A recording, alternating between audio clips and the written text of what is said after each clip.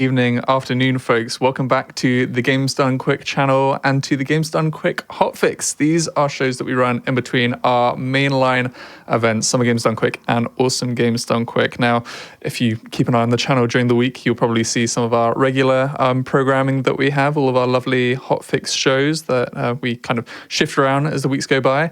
But we also have one-offs. If you are in any way tapped into Sonic speedrunning, you'll probably know about this event.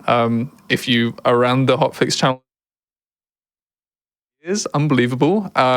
This is the annual Sonic Hotfix. We have had a whole host of different events, usually some kind of stipulation that involves Sonic. So way back, 5 events ago, 5 events ago, 6 events ago.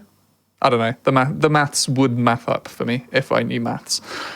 We had Sonic and the Shiny Things. Since then, we've also had Sonic and the Sidekicks, Sonic and the, I was about to say Creature Corner, that's a completely different hotfix. Sonic and the Sidekicks, so many sides, Sonic and the Glitchless Gauntlet, Sonic and the Parallel Universes, and then Sonic and another one in there somewhere. But we have finally landed on an expansion. We have discovered that there is so much more that can be seen when it comes to Sega. So we thought, let's branch out. Let's add some of the other series under the belt of Sega. And we have already had an amazing day 1 because this is day 2. This is a whole weekend of action that I think day 1 was a lot of fun.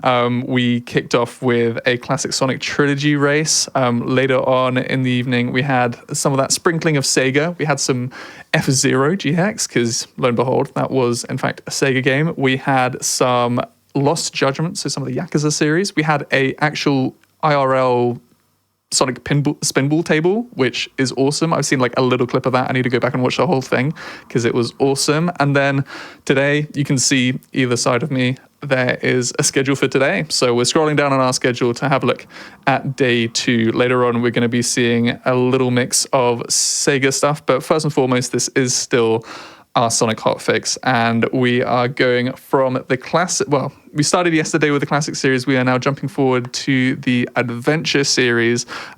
Once again, another game that we are going to be seeing at Summer Games Done Quick. Will we be seeing these group of characters or a different group of characters? You'll get to decide in the middle of July when that goes live. But we're going to be throwing it live, not to Minnesota, but to, I'm not going to dog Sid. I don't even know where specifically Sid is, but Sid is with us, and he's about to show us Sonic Heroes. Sid, how you doing?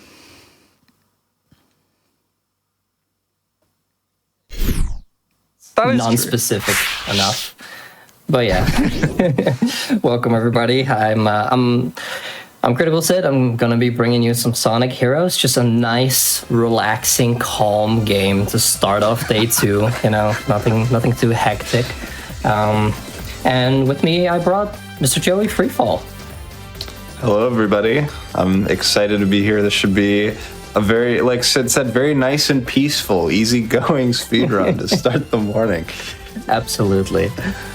All right. I'd say we're ready to get going. We're going to be doing some Team Sonic today, unrestricted. So no, just doing anything that I feel like doing, any glitches that I feel like doing.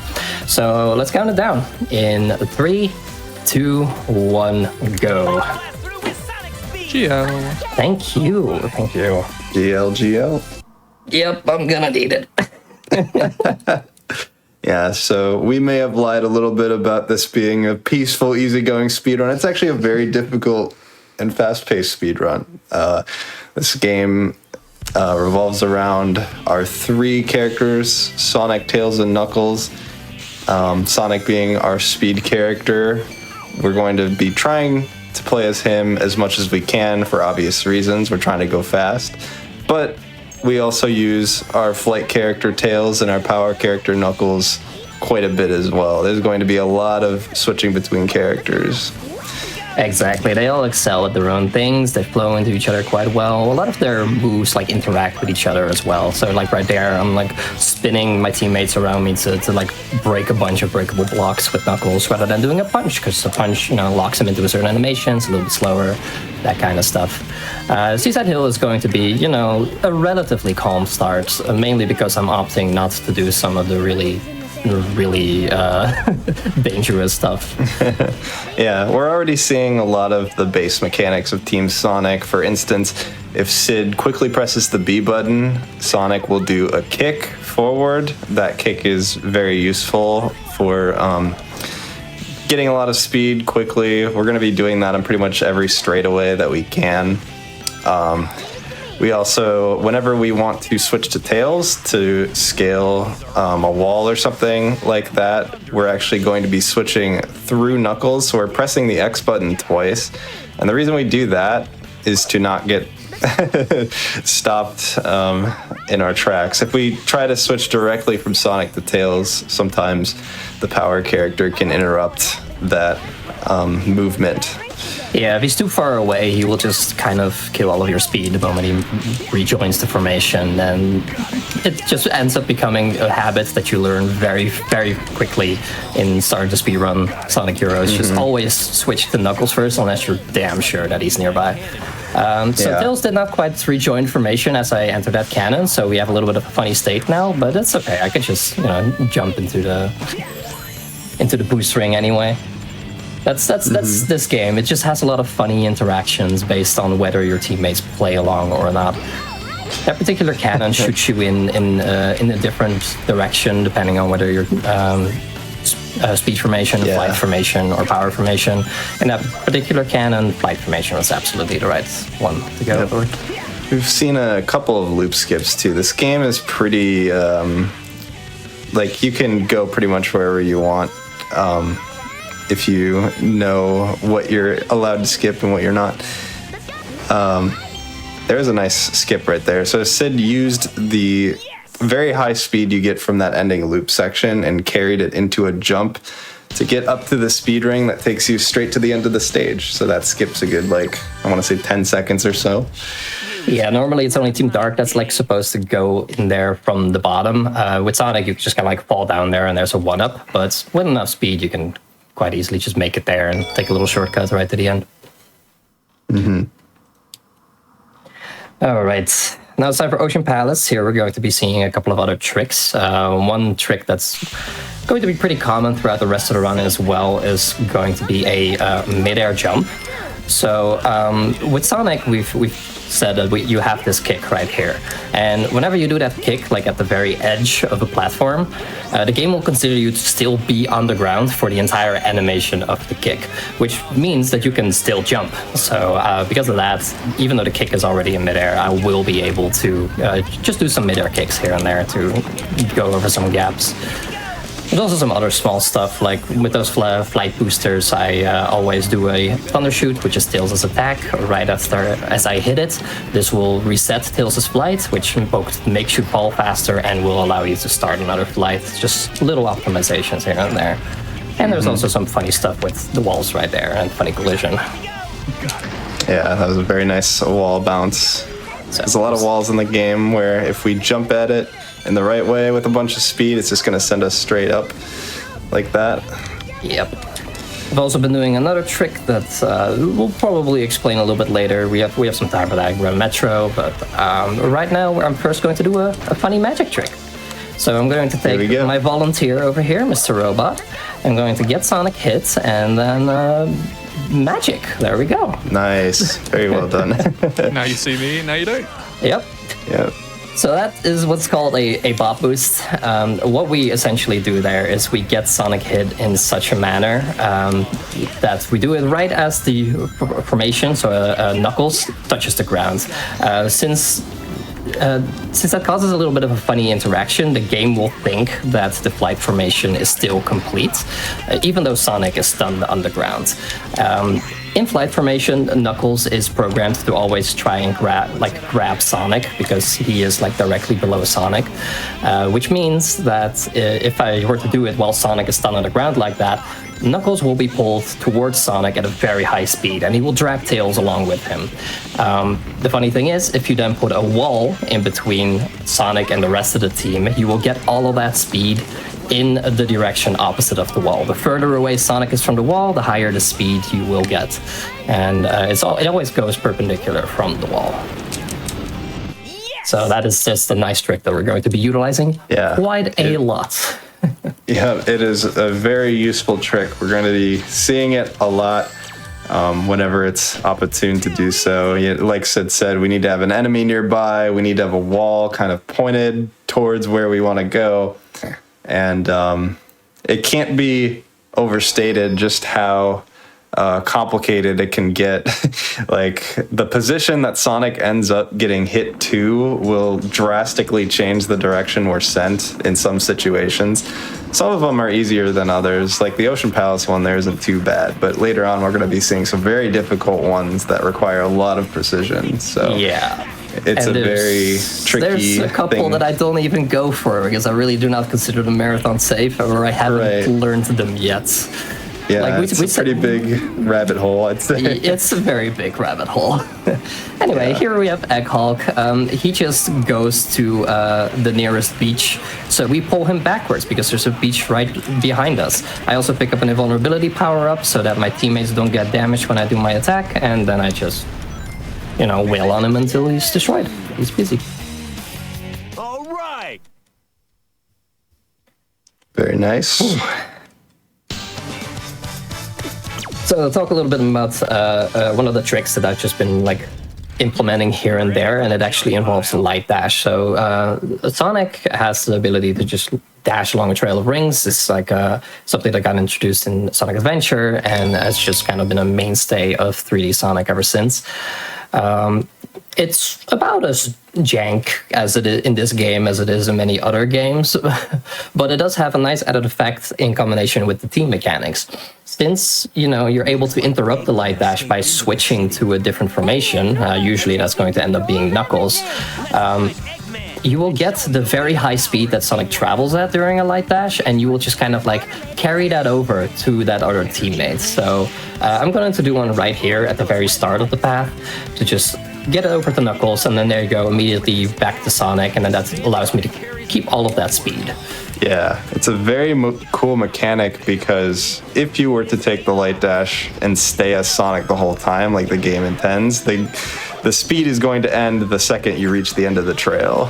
But one added side effect to switching characters and interrupting the light dash is that you just keep the speed beyond the trail. And so we use that to our advantage a lot. Anytime you see a trail of rings and then Sid just kind of take off really fast forward, that a light dash cancel was involved. Yeah, and you can also chain it into Knuckles' glide, which carries a lot of momentum. Exactly. Something else that starts coming into play starting this stage is the level mechanic. So as right now at the top right, you can see there's 2 of the 3 little icons for Sonic that are lit up. That's because I got 2 level ups for him. It just kind of improves the attacks of the various characters. So what I'm looking for in this particular case was level 2 so that I could destroy some of the enemies a bit more quickly, because with every level for the first 2 levels, Sonic's homing attack starts doing a little bit more damage, and then with level 3 it gets wind physics, allowing me to instantly de-shield that particular enemy.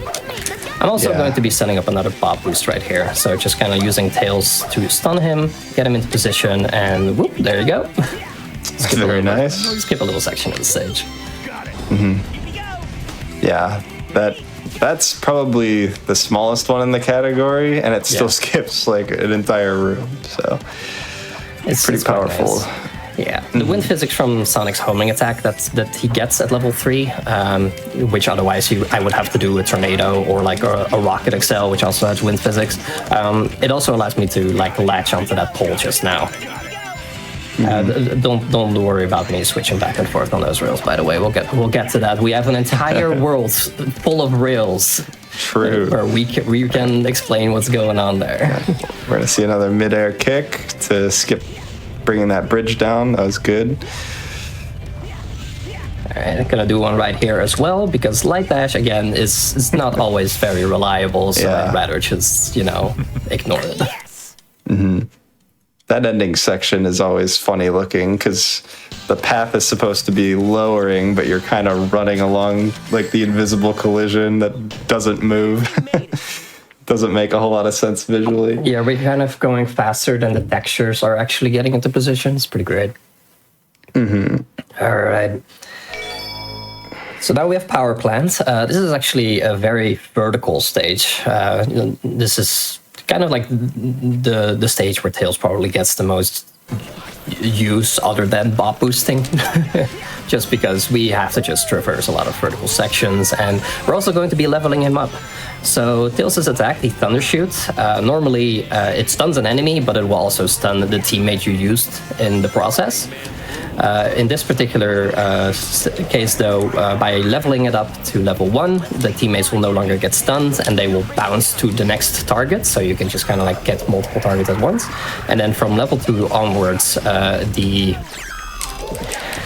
Thunder Shoot will start doing damage, and it does enough damage to destroy basic enemies. So I got 1 level up from that fixed pickup right there in that cage. That is always a flight level up. And the other one I'm going to be getting from a checkpoint. You just kind of get the level up for whichever formation you are in. So I just quickly switch to Tails there just so that I can get that, and then immediately switch back to... Yeah, so Sid was going for a light dash cancel there. We're going to set it up for it again. There we go. That's better. So you don't always have to switch to Knuckles out of a light dash cancel. You can also go to Tails like you just did there, and that's useful whenever we need to... We're not quite going to make the jump, and we need to fly the rest of the way. Exactly. As long as you know that Knuckles is nearby, it is safe to just switch directly to Tails. All right. We have to not Thunder Shoot at this door, thank goodness. Yeah. So the door to the elevator, you can actually end up closing on yourself if you Thunder Shoot at it, and it's basically a soft block. I don't think there's any fast way to back that up. Yeah. So that's like the beginner's trap in this category. Absolutely. I'd say I've seen it happen more times than I care to admit. No. All right, so some other stuff has been going on here with the elevators. The reason that I got level 2 Tails is to get rid of the enemies, because the faster you get rid of the enemies, the faster the elevator will keep moving, and in my case, it just never particularly stopped. Also, towards the end of the elevator was that little turtle enemy. Normally, you're not supposed to be able to destroy the turtles with Tails, but if you hit them directly on the head, so you just kind of like make sure that you're on the exact same height as the floor where they are, then you can actually set it up that you can destroy them with level 2 Tails. It's only their head that is vulnerable to that. Alright, nice little ramp jump right here. Gonna go for another light dash cancel into a Knuckles glide this time. Very nice. Nice. And those are so satisfying. Oh, they are great. Yeah. You have to do the inputs really fast though. It's like normally I just hold my controller with like normally. For that I switch to overhand like this, so that I have more fingers to my availability. All right. Then we have another elevator. Ooh. Nice. Yeah, the light dash input and then the switch character input have to be basically right next to each other. So yeah, you have to kind of get creative with your grip on the controller to be able to do that. Exactly. Some other trick that I've been doing is doing like this light boost where Tails goes wee, like right as I land on the ground, which will then give me the boost but also reset my flight so that I can do another one. And that if I time those right, that allows me to just kind of like exit the elevator just a little bit earlier. All right, did we get it? Nah, no. Oh, close. Close. With a very well timed kick, you can kind of skip that entire last green globe. It's possible on all of them, but that's the only one where it's particularly useful on. Alright, so now many casual players is bane of their existence, this particular lava rising segment at the end. Just stay as Tails. Make sure Tails is level 2 and stay as Tails, and then there you go. Problem solved. You can just kind of like destroy everything that you need to destroy, and always have your fly to your availability, and it's no problem. Yeah. I find it funny that the lava will... Oh, we're going for this. I didn't get it. Oh, dang. Yeah, so what Sid tried to do there, he Thunder Shoot Sonic at the spring before he took the spring himself. What can happen is that you You Does it essentially open the door or close it? It closes it, opens right? essentially. Or it closes it. It closes it, exactly. It's like normally you just kind of like fly up into the air over there, and you have to sit through a little animation. But by triggering that early, you can you can just kind of land early there. But in the meantime, we are reaching our first team battle. And the nice thing about the team battles is that you can just kind of manipulate them into doing whatever you want. So, Joey, do you want to explain the very complex series of inputs that I'm doing right here? Yeah, so basically what we're going to do... Oh, and they're gone. Cool. So yeah, he just held right on the controller, and they saw themselves out. That's all you need to do. You just have to hold right, and in this particular case, that manipulates them into jumping off, because all of their actions are based off of your actions. So in a lot of these fights, you can just manipulate them into doing that. Not all of them, though. Not all of them. Very funny. That took longer to discover than you might think it did. Oh yeah, like that's like relatively new discovery. Yeah, that's something of the recent years, honestly. Yeah. Amy sure doesn't give up that easy. What is this? Anyway, now we go to the casino stages because we love pinball. Why do I keep running games with pinball? We're about to have so much fun. You don't even know. Well, I'm just going to go ahead and reset the capture card because it crashed again. Unfortunate.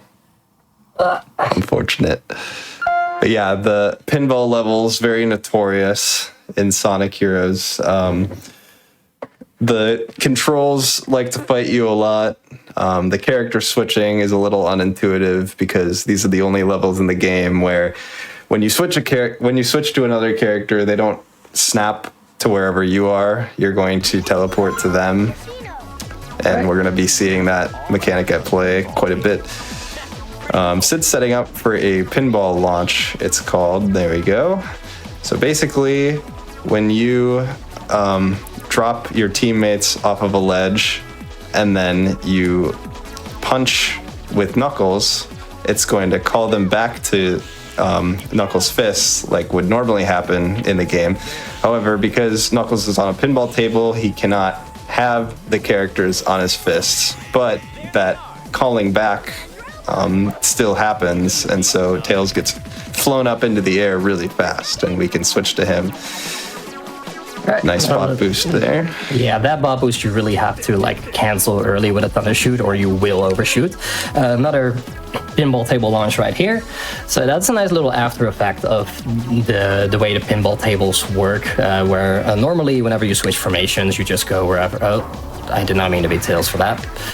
That's. Wow, really? Another capture card crash. We've been having some tech issues. Apologies for this. I'm gonna continue fixing it, but by just resetting my capture card.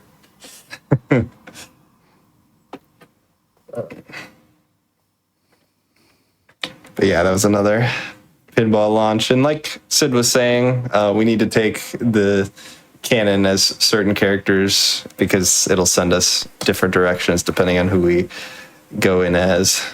So we normally take this one as Sonic.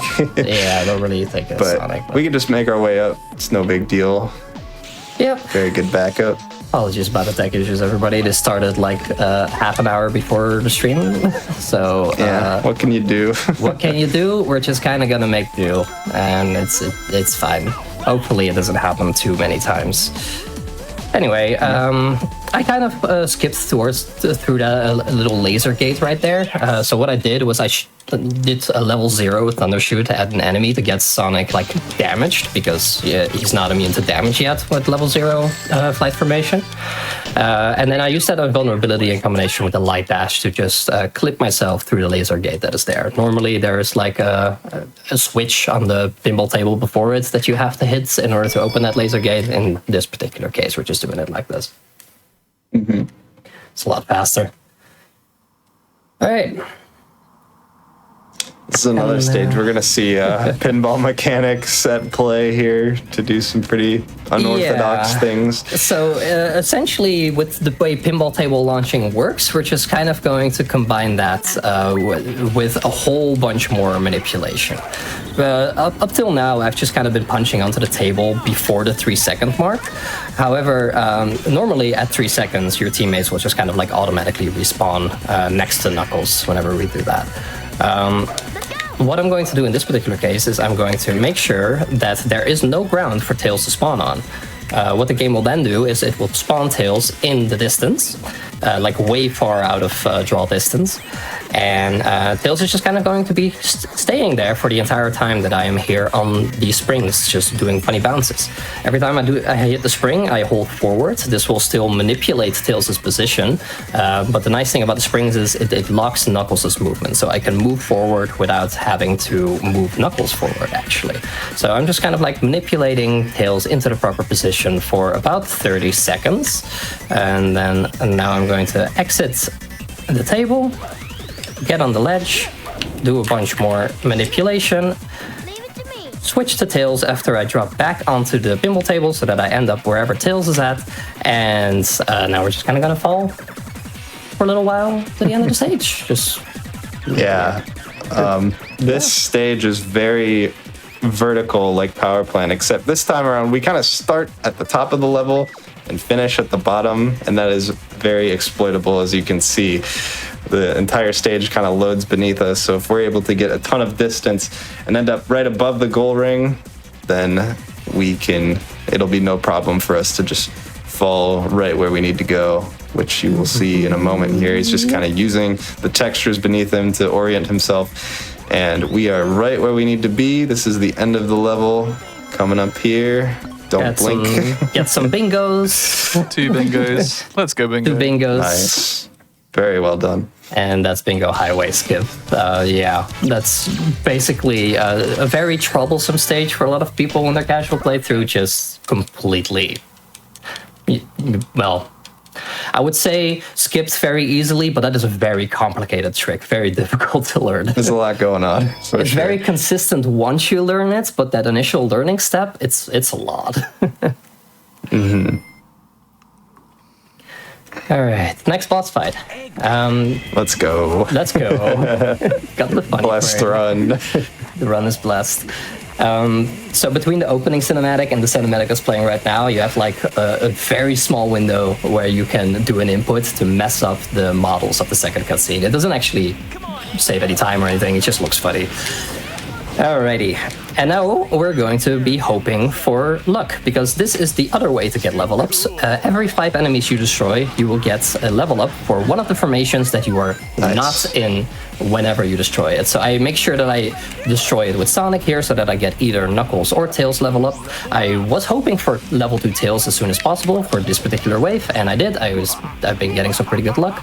So yeah, this is great RNG so far. Yep, now I just need level 2 Knuckles. Which I'm hoping this next wave will get me. Yes, there it is. There we go. Just Nice. in time. And with level 2 Knuckles, I get this nice combo finisher that I could just place in the center, which will reach just about the entire the entire arena. Also, I can place it here for these turtles, and it just kind of stands wherever the turtle spawns to immediately flip it, and that way it is vulnerable to Knuckles' combo as well.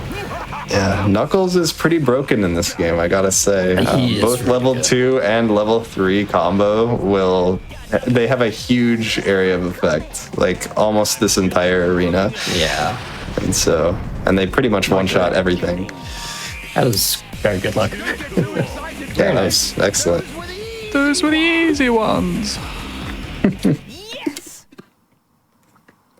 Yeah, I'd say it's pretty much a toss-up between Knuckles and Biff, who's the most powerful power character.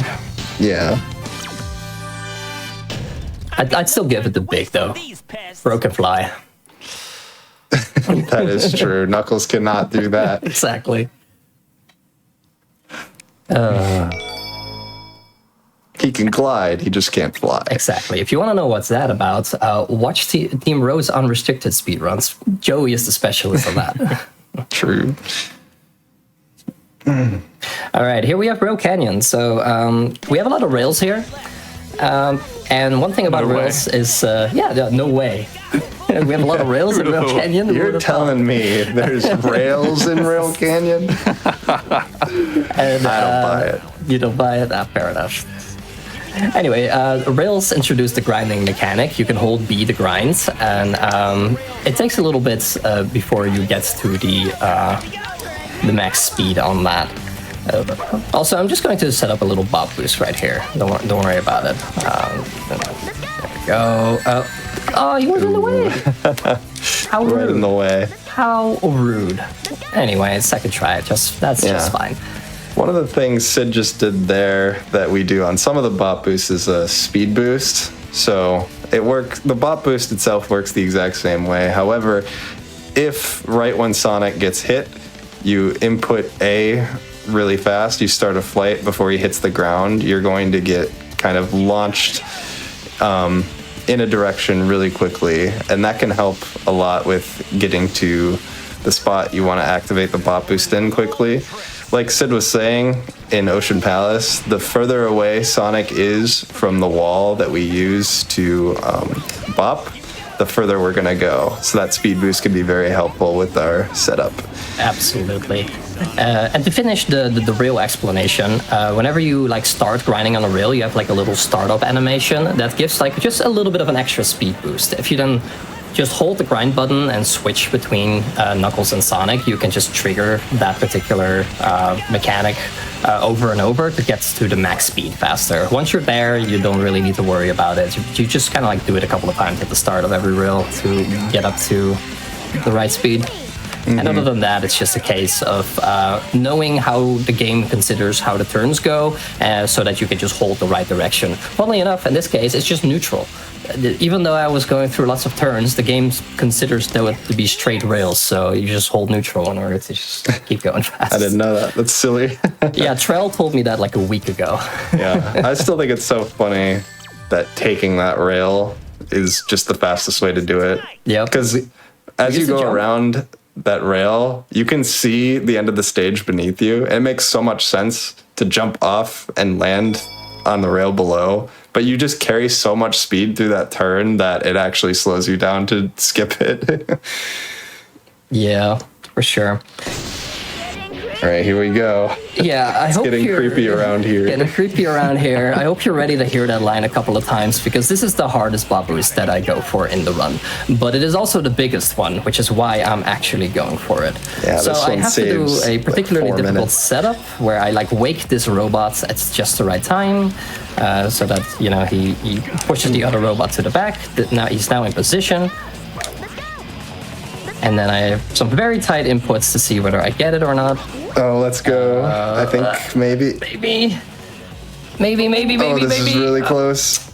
Nope. Oh, come on. Smooched it. Just smooched it, dude. It's getting creepy around here. It's getting creepy around here. Creepy. Nope. Oh, just that could not have been any closer. Yeah, that was rough. Rougher than the rest of them. Alrighty. Let's just keep going for that a couple of times. If I don't get it, I'm just going to play the stage normally. But we'll see. Oh boy, I went too far to the side there, so I got a sidewards bop boost instead. Creepy around here. Yeah. It's getting creepy around here. This is definitely the most difficult bop boost you're going to see today. Yeah, this one, for sure. I was talking about how precise they can get earlier. This is one of the more extreme cases of that. Because it involves, luring an enemy to the right spot. It involves bopping Sonic to the right spot. It involves a speed boost, wrapping around the wall. I think we have two different areas we can land. The rails being There one of we them. Let's go. Nice. Okay, I'm just going to take this checkpoint so that I don't have to do that again, and then just try and clip through the door. The door clip's not very consistent. We have another way of getting past this, but for the sake of making sure that I don't have to do it again. There we go. Stops being solid eventually. So that was a flight clip there. If you switch to tails right as you hit the wall or the door, you can sometimes go right through it. Third try is very good. That still saves a lot of time because this skips the entire stage. If you get it first try, that's like 2.5 minutes of time save. So even getting it like third try, that's still like 1.5 minutes or something. Yeah, that was still really good. We were joking earlier, like, how long are we going to be in Bullet Station for? We don't know. It could be any amount of time. I am very happy with a third try. Third try is good. Mm-hmm.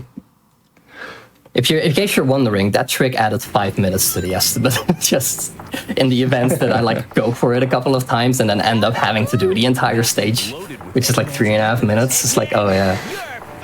I'm happy I got it because I haven't done this stage normally in a while. Yeah, thank goodness. Surely we're going underestimate now. Yeah, well, maybe. It depends on my capture card at this point. I suppose so. True. All right, similar trick to an Hedgehog here. We're just kind of going to keep calling him back to where we are and then just keep punching him with Knuckles in order to destroy Egg Albatross right here, which is just Hedgehog with 2 bonus additions. Yeah, this is a pretty simple boss fight in the speedrun overall, because it's funny. I think when people play this game casually, they don't realize that, one, Albatross is low enough to actually hit with Knuckles. A lot of people will try to homing attack him, like all the way down to 0 health. Takes a very long time, and you end up having to chase him around the entire arena. And then, like Sid said, also the other thing is that if we go far back enough, he will just rubber band back towards us. So there's never any need to go onto any of the rail sections or anything. You can just stay on that first straightaway and deal damage pretty quickly. Exactly. It's pretty good. And while it is like pretty easy in concept for being able to do that boss fast, it is also one of the hardest ones to optimize. My goodness, some of the shots on that That boss is true. are wild. All right. Frog Forest is one of a lot of people's favorite stages, so I'm going to preemptively apologize for what I'm about to do here. Because, Bob Boost, as we've discussed, is very powerful, and this one is huge because the walls in Frog Forest are kind of slanted, which means that the Bob Boost also goes up, so I get a lot of distance and height to just kind of go way further into the stage. And this one is honestly not even that tight either. It's a lot easier to work with than the one in Bullet Station. Yeah, I think the trickiest part about this one is just orienting yourself after the bot boost itself, like actually putting yourself in a position to land on the stage. Exactly. But once you're familiar with that, let's go. So with our good friend Speed Shoes, we racked up enough speed and a well-timed glide to just kind of go right to the end of the stage. Love that glide. That was a really good Frog Forest. That was amazing. One of my favorite things about Unrestricted, it's like, oh, you like this level? All right, well, it's going to be around for almost less than a minute. Exactly. Sorry. So, funny thing about Speed Shoes, by the way, that Speed Shoes did not actually help me rack up ground speed. I just used the loop and kicks for that. But what the Speed Shoes do actually have as their effect is they actually make you go faster in the air, which makes no sense, but that is how they work. So that allowed me to very easly get to the end of the stage. Hello? Yeah. All right. This is probably my personal favorite level. Buddy, fine. Come on, buddy. Thank you. Okay, very good. It always sucks when you take those vines early. You have to wait for them to completely come to a standstill before you use them again. Oh, yeah. Troll game. Absolutely. But I feel you. This stage is amazing. It's just full of tiny, cool little optimizations. I recently learned a whole bunch of them. I'm probably going to miss half of them. Yeah, but we got another slope jump there to skip having to go around the tree. Yeah, I don't go for the funny way to skip the rest of the bonus climb because it's very tight with Team Sonic. It's a lot easier with bigger power characters, but Knuckles is small. He's an inhabitant of Smallsville, unfortunately. Yeah, it's okay. It barely saves time with these guys anyway. Exactly. All right. I think I misaligned myself. No, still missed it. Nice. There we go. Very good. So Sid made sure to Yeah, I respect it. So I made sure to take the very left side of the ramp there to avoid the spring on the other side. That was quite good. Another slip jump. Really hold out this jump. Barely reached the vine. That was good. We've got some cool glides out of this loop if we time them well. There's one. Yep. Yeah. Oh, Sure, we're good. Yep. Landing up there is fine because that was too much height and not enough distance. So it's like, it's whatever. It was still epic-ish. Yep. So nice. We are also level 0 Tails. We haven't taken a checkpoint with Tails yet. That's very intentional because similar to the end of Casino Park, we're going to be doing a laser clip here by thunder shooting Sonic into this hammer enemy. That gives Sonic some invulnerability.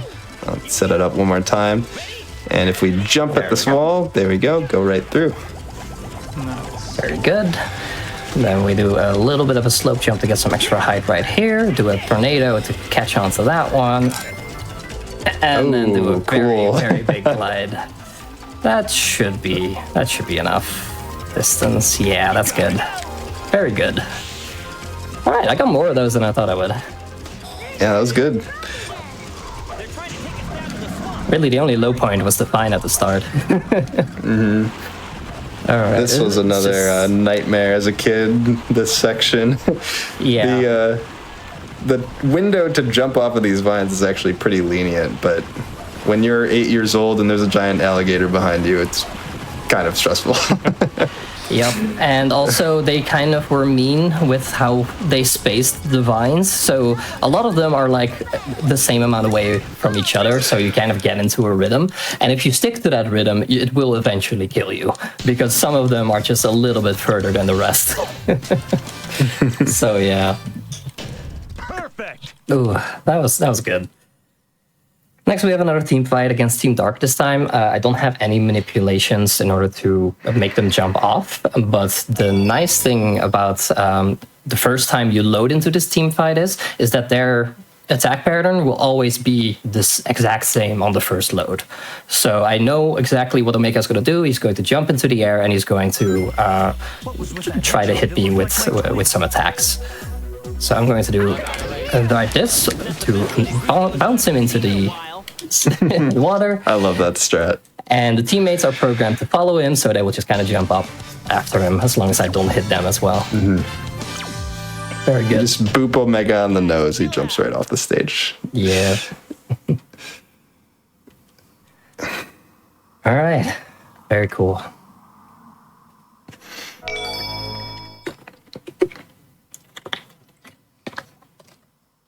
So it is once again getting creepy around here. A lot of creepy stages. Yeah. We're in the spooky stages now, Hang Castle and Mystic Mansion. Also a lot of fan favorites due to the vibes and the music. And the music changes depending on which section of the stage you are in. And it just kind of like warps you around all over the place, flips you around. All that stuff is very cool. Stop it, Knuckles. Very good. Shoutouts to this game's voice acting. Honestly, iconic. They never shut up, but in an iconic kind of way, you know? This game is just like full to the brim with amazing voice lines. Absolutely. It's so good. Alrighty, so these switches kind of turn the stage upside down, and what it actually does is it warps you to a different section of the stage that is like, textured in the right side up. Also, there's a door right here, which allows me to skip a very big section. That is more difficult than Sid made it look.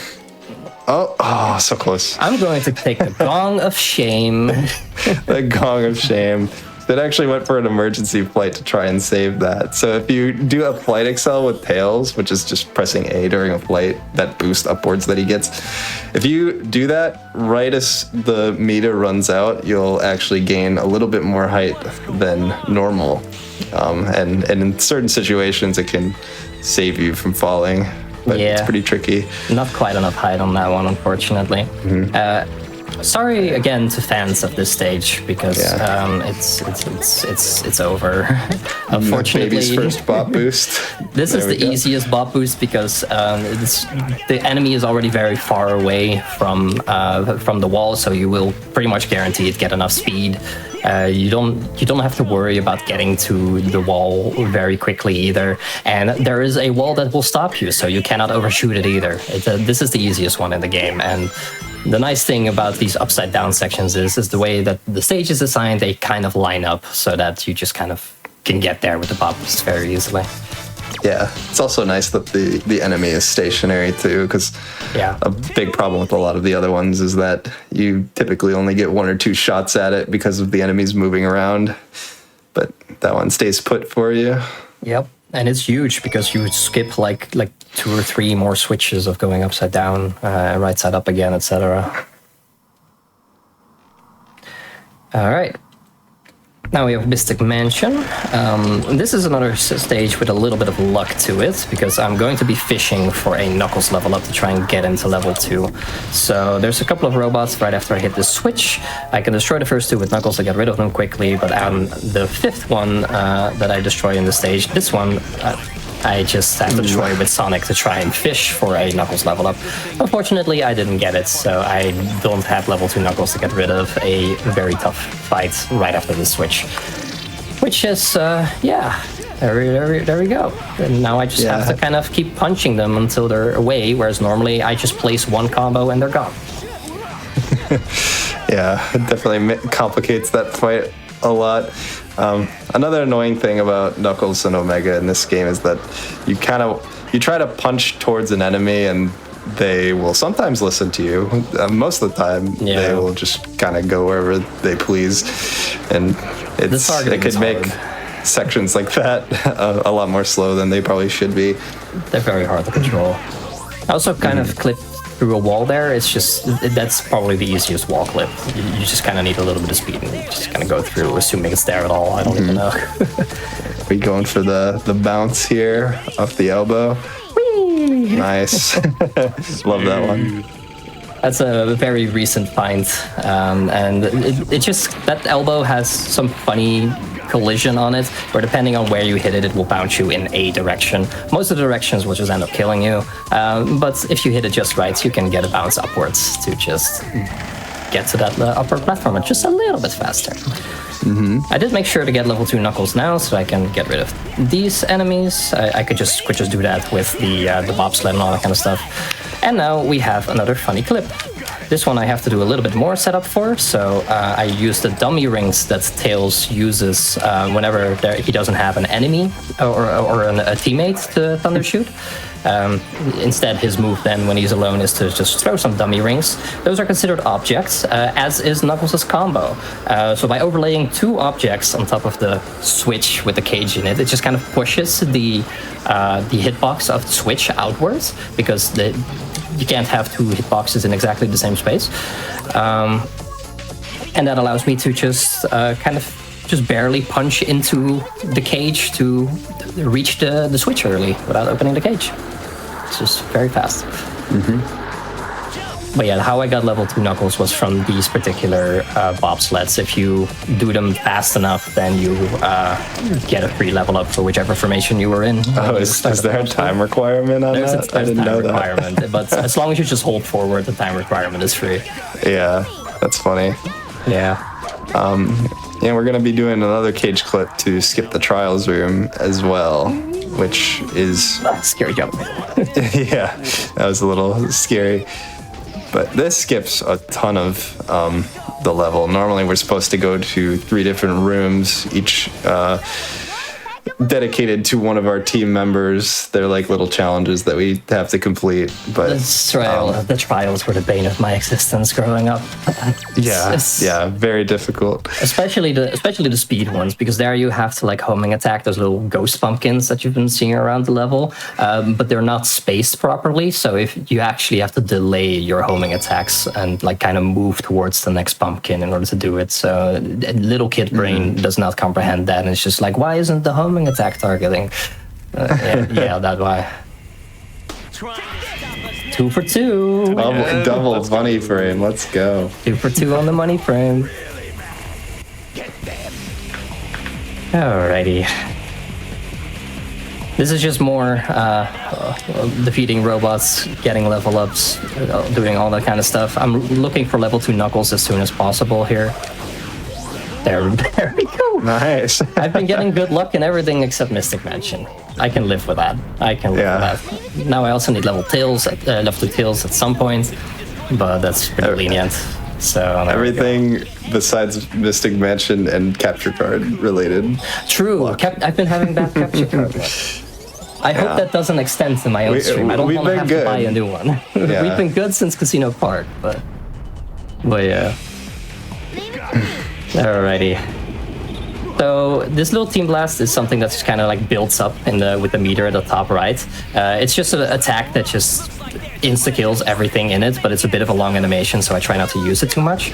Team Sonic's one, though, has a very nice after effect, where while the Team Blast is cooling down, you have that blast away attack, the light speed attack that I just did, which will just kind of keep continuing to target everything that is nearby, even if the meter has already run out, and until everything is destroyed, essentially. And the targeting on it is, it's interesting. It will just kind of loop around a lot of the robots.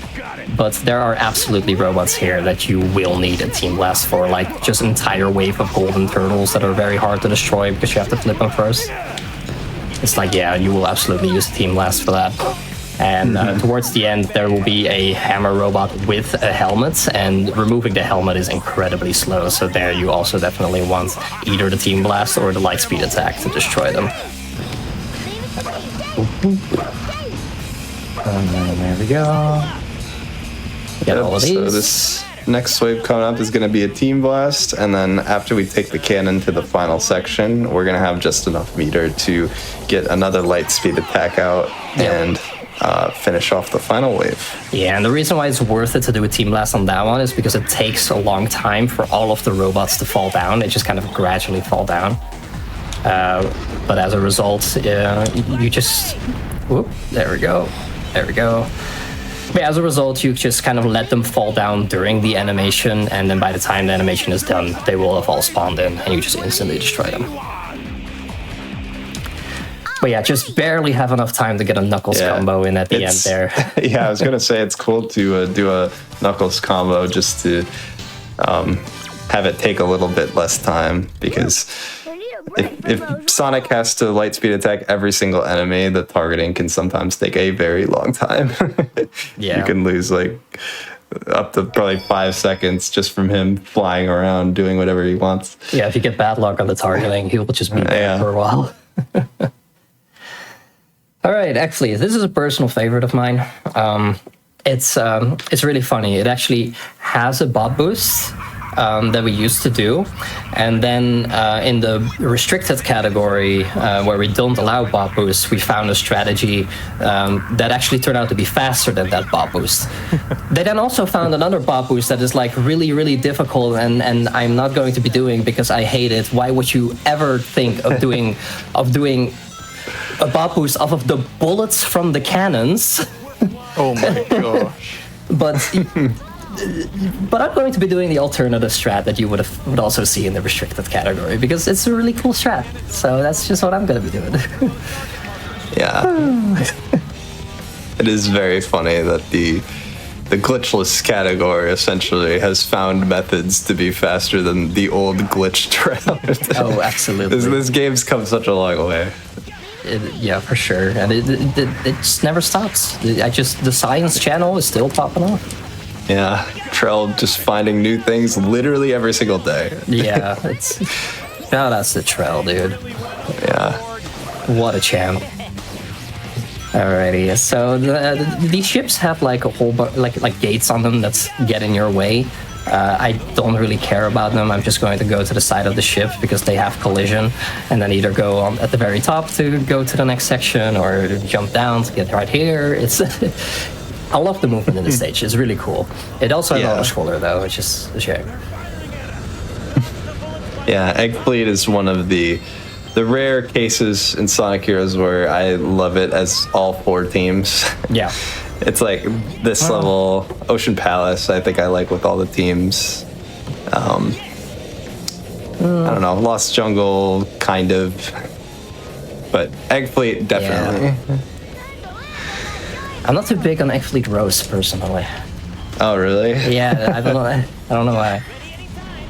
It's just something about the way it flows, but that's mainly an LTS problem, I think. That's but yeah. Anyway, we're just kind of gonna be climbing this here ship. We can use the tornado targeting to target the cannon up there to skip a little bit, and then we have this conveyor belt right here that I need to get through very quickly if they actually give me rocket excels. There we go. Yeah. You can get a very clean rocket excel there sometimes. Like, looks like there isn't even a conveyor belt there. Yep. Do a little glide to get right here because taking the rainbow rings is slow animation. Jump from the rails to jump up here. And coming up is going to be the strat that will allow us to skip the second auto-scroller and ends up doing that in a faster way than the Bob Boost that we used to do, because the Bob Boost has to do half of the auto-scroller still. You just kind of fall halfway through it and start it up from there. But what we're going to be doing is we're going to be making use of a warp trigger that was just kind of left in the game. It's like way far into the middle of nowhere, so it takes a little bit of effort to get there. That is not fast enough to actually get there, so we're going to go for ult reliable. Yeah, and by ult reliable, I mean here. Unreliable, because my teammates do not like this surface. That is the problem with that backup, but he gets it anyway, and this looks good. So we'll reach this out of bounds area. Our debug trigger is right out here. If you know exactly where to go, it's going to look like a magic trick. There we go. That skips the entire second propeller, which is like a 45-second auto-scroller. Yep. That is literally just because the devs left in a debug trigger just out in the open that we found a couple years ago. It's like, we can get to this out-of-bounds section and just touch this trigger and it's going to warp us straight to the last part of the level. That's pretty cool. It's one of my favorite tricks. It's so cool. Yeah. The cannons got both of my teammates. No. That's so unfortunate. That's a problem. Oh goodness. Still, that was pretty good. Yeah. So shout outs to this stage having the only unique ending screen. I always liked that. That was tight. It's super cool. Yeah. Whew. All right, we have one more stage, one more boss coming up. Things have been going pretty well, so I'm going to try some new strats that I learned, which is the bottom route. It might go poorly, we'll find out. Dude, bottom route's so sick. It's I'm really excited. sick, but it's difficult. It relies on, in order to actually like make it fast, it relies on some light dash cancels that are very tight, like right here. Yeah, so normally you would take that rail that's above us right now. Yeah. But you can use the platforms below and make it very, very fast. Oop. There we go. Glide, light dash cancel, glide across the gap. And I do this last part a little bit safe. Just to get we right get here. over to the side here, and using a mid-air kick, we can make it over. Very nice. All right, second try. I'll take that. That's good. Whoop. There we go. Nice. And nice. Yeah, we take that half there. pipe as tails there, just so that we can start a flight as soon as we get into the air. Because normally, if we take that with another character, we go like very high into the air, and it loses a lot of time. I was trying to skip the animation that happens at the end of the pole, but if you do it too early, then you just don't get any height, and you can't then jump to the rail. So that's what happened right there. Stand on the collision right here to skip that particular pole as well. Here we take the bottom route, because the bottom route is fast. It just kind of gets you where you need to go without having to destroy any enemies. Use tails in order to fly up here. So, and I'm going to purposely get Sonic damage right here so that he can walk through these lasers.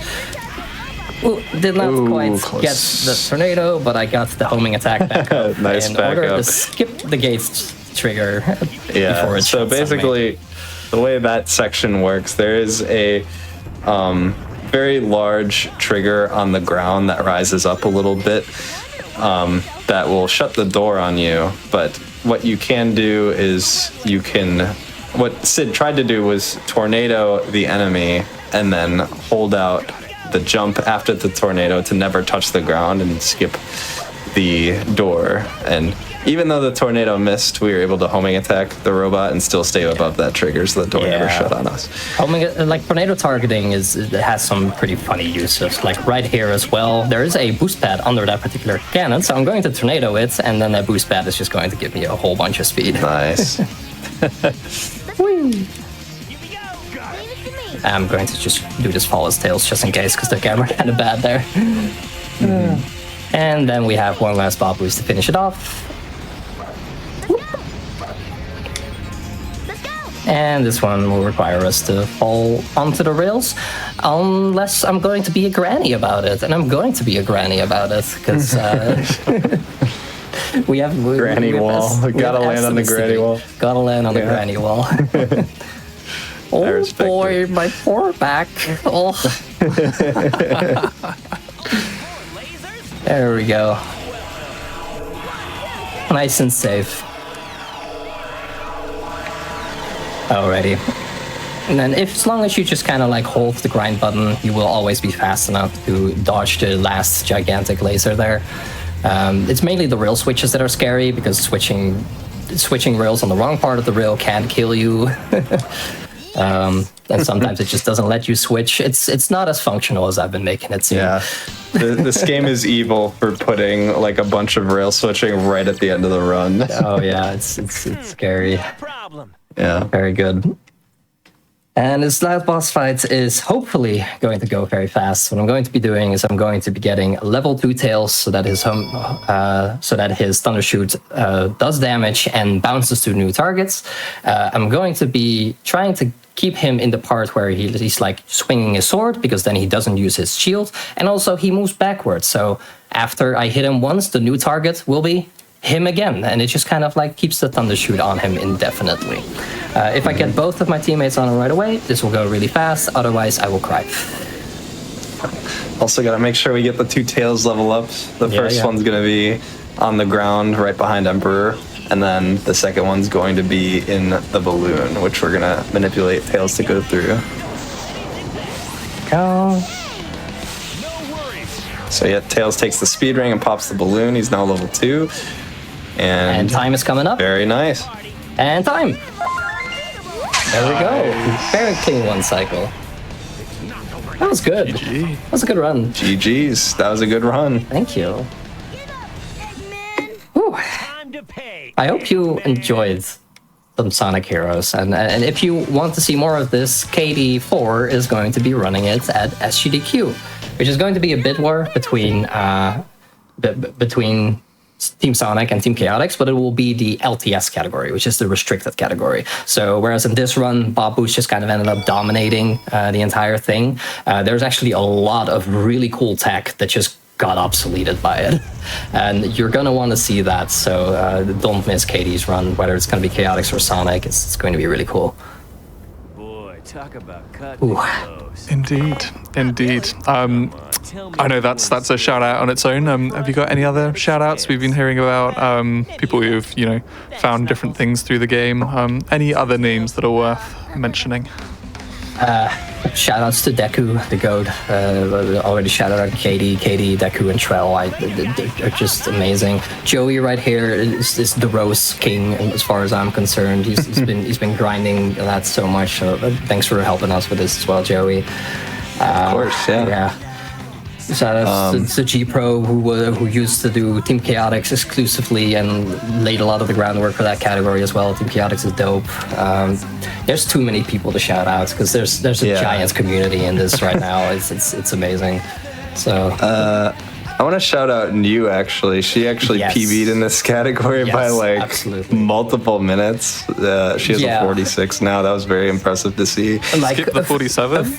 She skipped the 47, yeah. A few days ago, she was like 1 second behind my PB. Then I got like a small PB to make the gap a little bit bigger. And then she just said, I don't care. I'm going to skip multiple minutes and just go further ahead of you than you can keep up with. Shout out to you. They're amazing. Awesome. And then if Shout out to Big the Cat. go on, keep going. Shout out to Big the Cat. We can't. Real. We cannot go without us. Shout out to Big the Cat. Anything else from you, Joey? One more shout out for me. I talked about it on the SA2 run, but I'll mention it again. You guys, if you enjoyed this run or you enjoy any of the Sonic Adventure era games, consider following twitch.tv/Sacer_events. That's SAESR_events. Basically, they just make a whole ton of speedrunning content revolving around the games of this era. And for Sonic Heroes in particular, we're going to be having a Team Chaotix LTS tournament in August coming up. So that's going to be a whole lot of fun. It's going to be a ton of high-level gameplay. And if you enjoyed this run, I am positive that you will also enjoy that. So and next weekend, there will also be a relay race of all Sonic stories at Adventure 1, Adventure 2, Heroes, and 06. And that is actually that is one of the reasons that I pulled this run off the shelf to begin with. So that's going to be a cool event as well. Yep. We're always cooking stuff up over on that channel, so definitely consider following it. Yep. Awesome. And then real quick, where can folks find you guys? Critical Sid everywhere that I'm on. If you can't find me, I'm not there. Yeah. I'm Joey Freefall on Twitch and Twitter. Very good. Well, folks, that was Sonic Heroes, and you've heard their names. I don't need to repeat them, but a big thank you to these two for showing off a fun run and kicking us off for day 2 of Sonic and the SEGA All-Stars.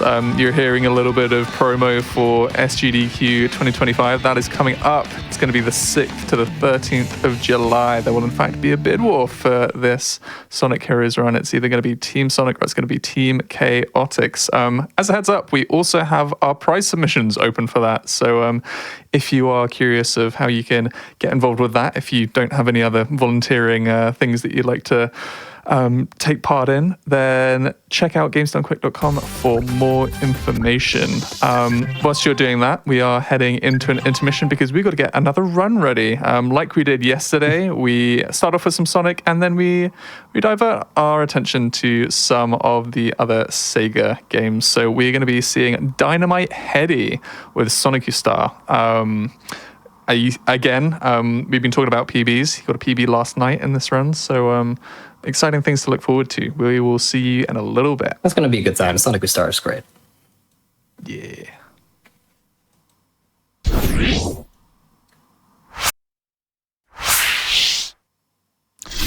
Alrighty, folks, welcome back to the Games Done Quick Hotfix. This is Sonic and the SEGA All-Stars, the annual sort of premiere Sonic event that you're going to be seeing on the Games Done Quick channel.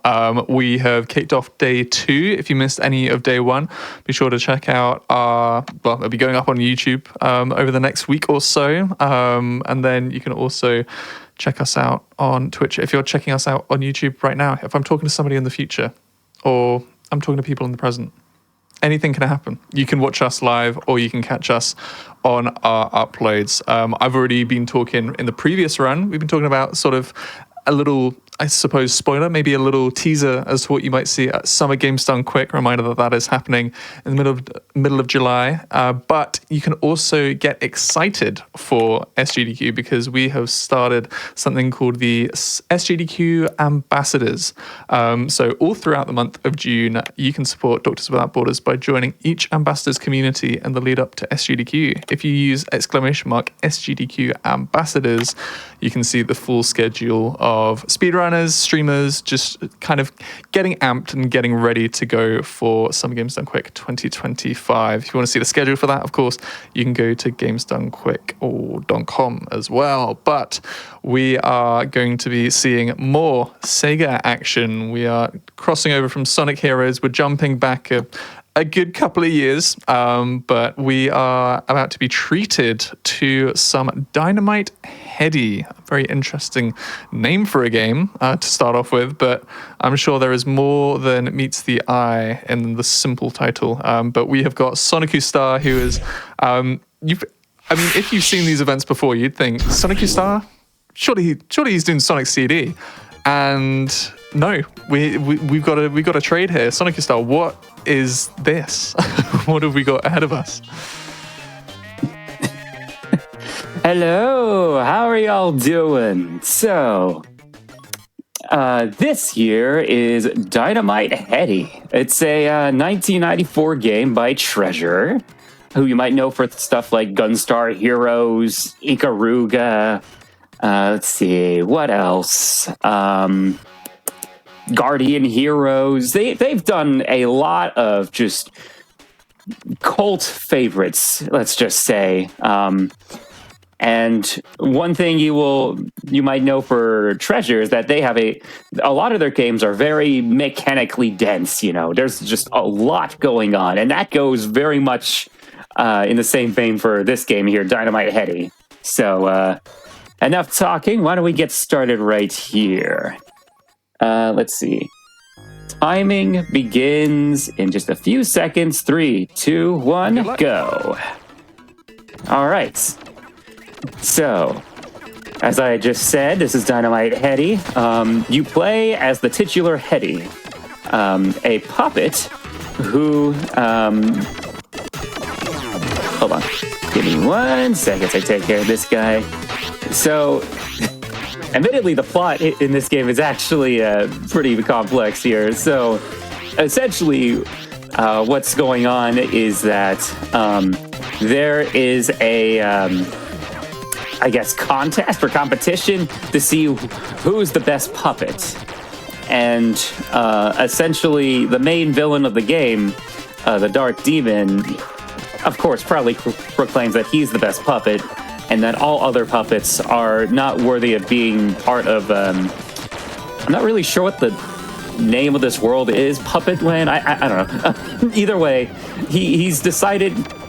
he doesn't want the quote-unquote bad puppets, and has decided to instead just whisk them away somewhere else, you know. And Headdy here is one of said puppets who, in the intro cutscene, actually escapes, from captivity. So that's why he was running in the intro there. So, yeah, we are on a quest to defeat the Dark Demon, essentially. And in the midst, we get lovely characters like this guy, Trouble Bruin. He's kind of just the introductory boss fight here, just to show you how bosses work. Pretty simple boss, just takes 2 hits. I do some slight little damage boosts as he's making his way along the ground here, just to make sure that I can hit him as soon as I possibly can. And with that, we have stage 1 done.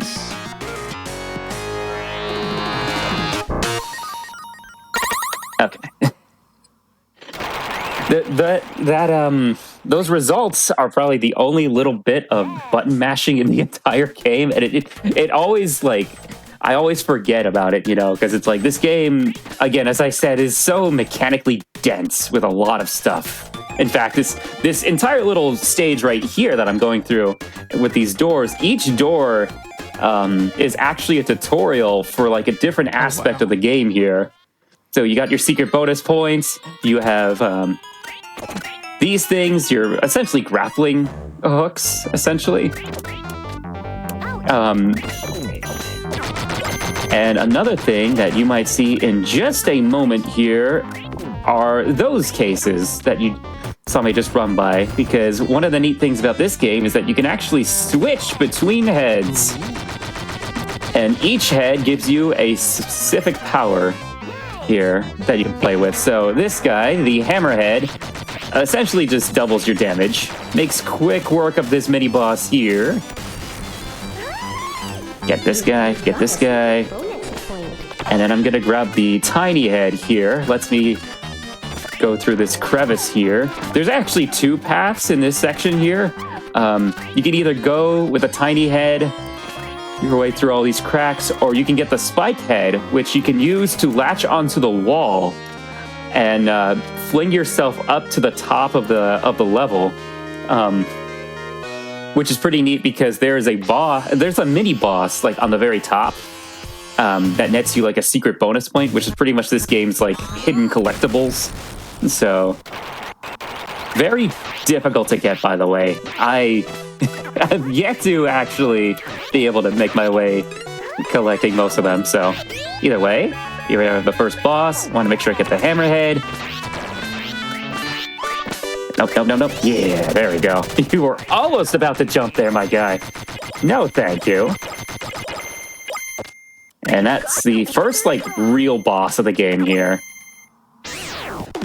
So, with that is stage 2. Those little, like, projectiles, pieces of debris that I was collecting, that's to net you an extra continue in this game, which, if you haven't played this game, it can get very difficult later on, so definitely good to keep that in mind. Anyways, here we have a little cutscene. I think her name here is Heather, and she, I don't know, what's the GDQ Hotfix's policy on spoilers? I'm not quite sure. I mean, how long has this game been out? Good.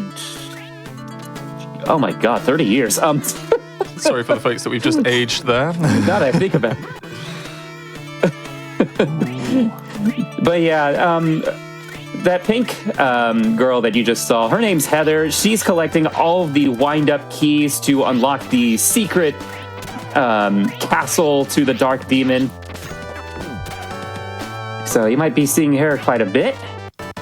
Anyways, I'm just gonna get this safety, health, and 1-up.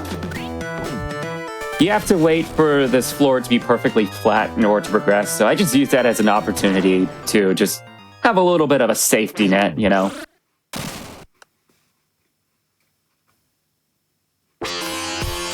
Alright, and here we have a pretty neat fight here. You have no ground movement, but using the wing head here, I can shoot twice the distance that I normally can to take care of Trouble Brewing here. Let me just concentrate.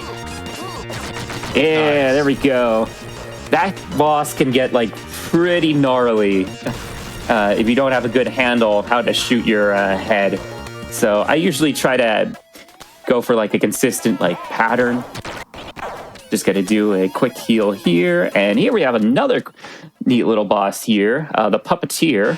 And this is essentially like 2 bosses because you have the Puppet and the Puppeteer.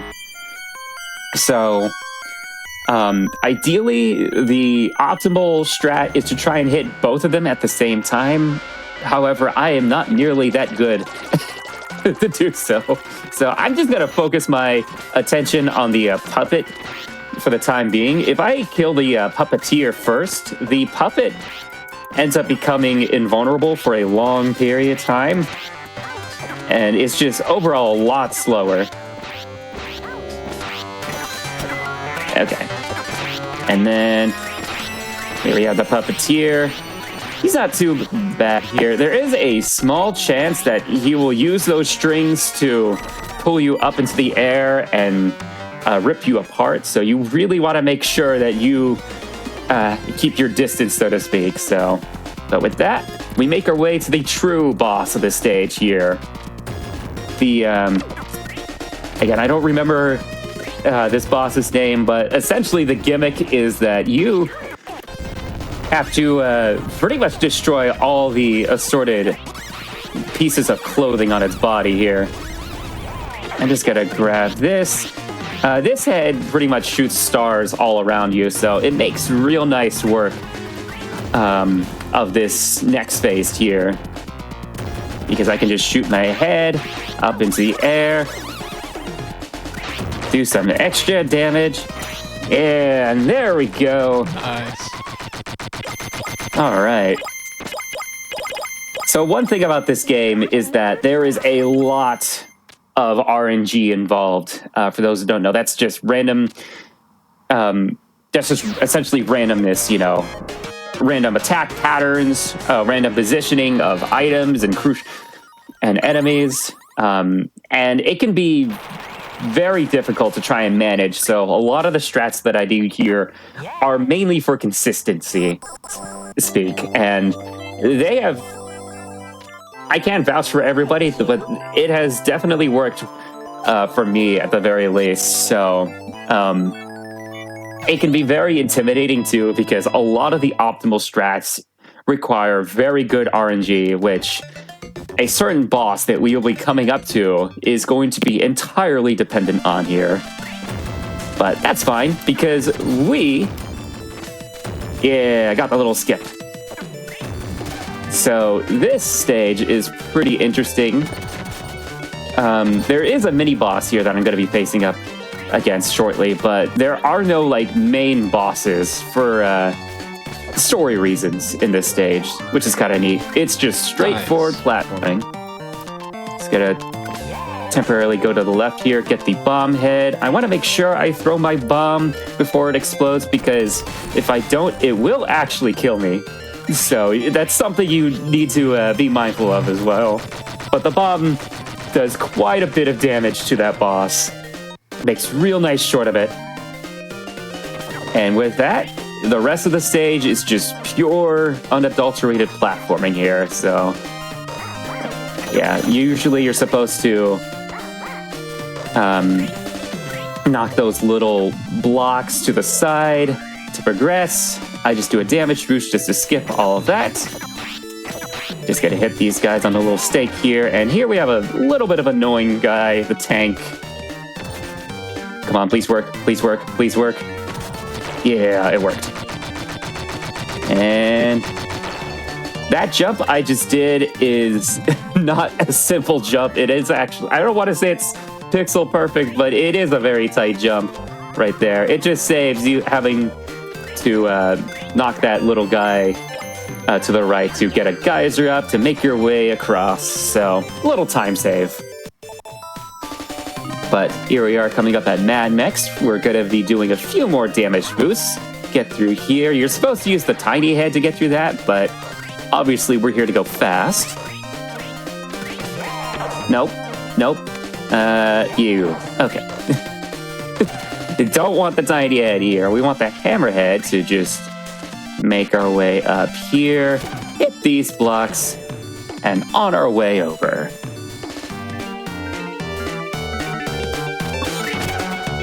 And we got Mamex too. This one has a little bit of a neat little gimmick here. You have these essentially gears that you have to flip around. So just gonna take you through that. Pretty simple stage. And that, my friends, is stage 4. Here's just a little cutscene just saying, hey, where's the boss? I guess Heather must have already gone by here. Oh well. That's nice of her. And with that, we make our way to probably the most notorious boss in the entire run. Yeah. So, for those who have played Dynamite Headdy, you know him. I know him. You know what this stage is about. It's time for Stair Wars. Oh boy, where do I even begin? So, Stair Wars, pretty simple stage, at least conceptually here. So, you just have to hit Trouble Bruin, who's going to be showing up on the right 8 times. He can either swing by letting you hit him, or he can do this attack, where he essentially sweeps a little bit of the tower away. The problem is that which attack he decides to do is completely RNG dependent. So you can spend upwards of 3, maybe 4 minutes on this one stage just waiting for him to be vulnerable. Now, there is a way to manipulate him by just standing still, because RNG advances whenever you are in the idle animation. So you can potentially manipulate him to be vulnerable, but you can also manipulate him to be unvulnerable. So it's not exactly very consistent, unfortunately. The 3D effect too, it's really cool, but it's also quite disorientating. So, I mean, you're used to the game, so, I imagine playing it at first, you'd be like, oh my gosh, am I gonna land? Oh yeah, absolutely. This game is just such a visual feast for the eyes. The line of clouds that you see, I thought that was like an emulation error or something, or some weird graphical glitch. No, it turns out that is like the theater set lines that you see for like background props. Because essentially, again, spoilers here. Essentially, the whole conceit of this game is that this is actually like a giant play that's going on. So, you're essentially a theater actor. That's pretty much. That's so cool. Which is pretty neat. Okay, I have not been keeping track of how many hits I've been doing, but it looks like we're doing. No. Okay. Okay, we're good. We are okay. Nice recovery. Oh my goodness. Now, there is a secret bonus point on this stage where you have to essentially survive for at least 2 minutes, I think. I call that the secret bonus point of shame because it's neat, but it's... Yeah, there we go. There's the secret bonus point. So... Awesome.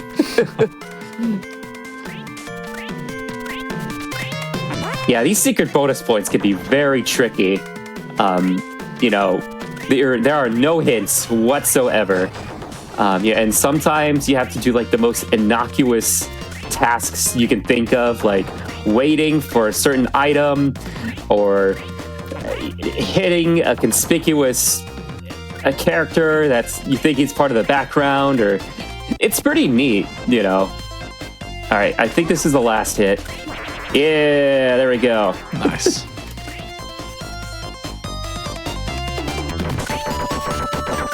I see a question in the chat asking if this is the American or Japanese version. This is the American version. So one neat thing about this game is that between the American and Japanese version, there are actually like a lot of unique little differences. Overall, the Japanese version of the game is a lot easier. I think bosses take a lot less health. Certain sections are just overall easier. There's a secret bonus point, by the way. Just making sure you don't get hit by that side mini boss as you were destroying him. But yeah, one of the main differences is Stair Wars in the Japanese version is not completely RNG dependent, so it's all set on a like specific cycle. So it actually ends up becoming a pretty relaxing stage. They don't know how good they have it. Anyways, just taking care of that little mini boss. The head that I grabbed obviously stops time. So it just makes it really convenient to get all the hits on that boss here. So, and speaking of bosses, we have Spinderella. This is probably one of my favorite bosses here. Give me one sec. So essentially the idea... Oh man. Essentially the idea is this boss grabs the foreground here and spins you around to the background after a while. So you end up having to face the boss while in the background, which is such like a unique mechanic here. Again, there's just a lot of unique little mechanics that add up over the course of the game, which is very neat to see.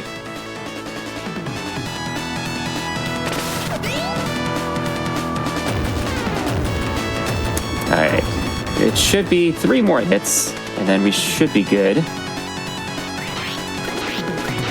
Yeah, there we go. Alright, that's Spinderella. Nice.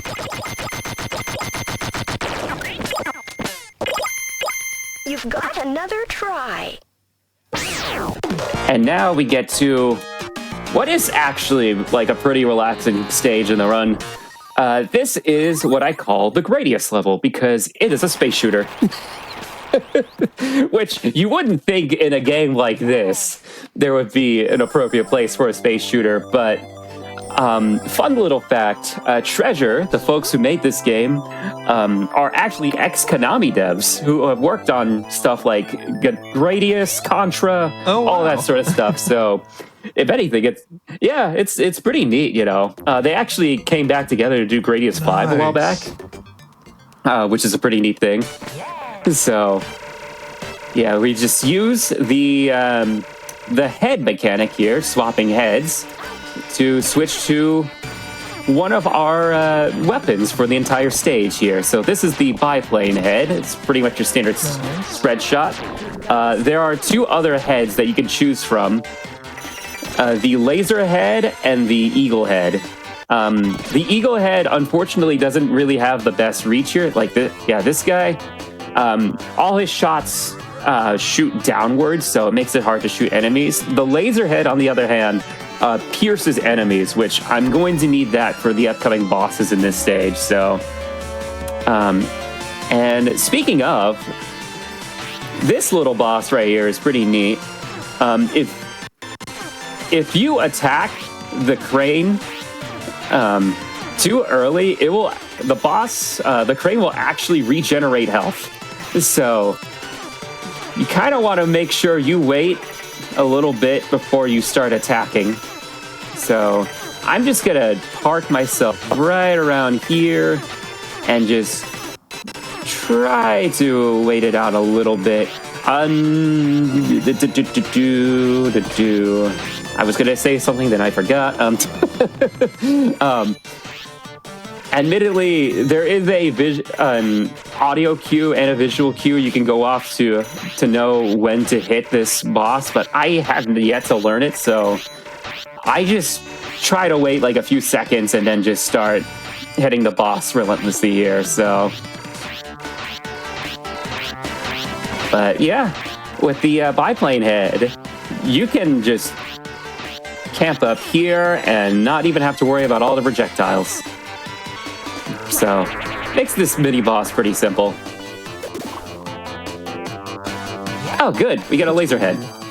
So, here's the laser head. Obviously, he moves a lot faster, and the laser shots, like I said, pierce enemies, so it makes it much easier to get consistent hits here, especially for this boss, since this boss can be very tricky to work with. So, the idea is that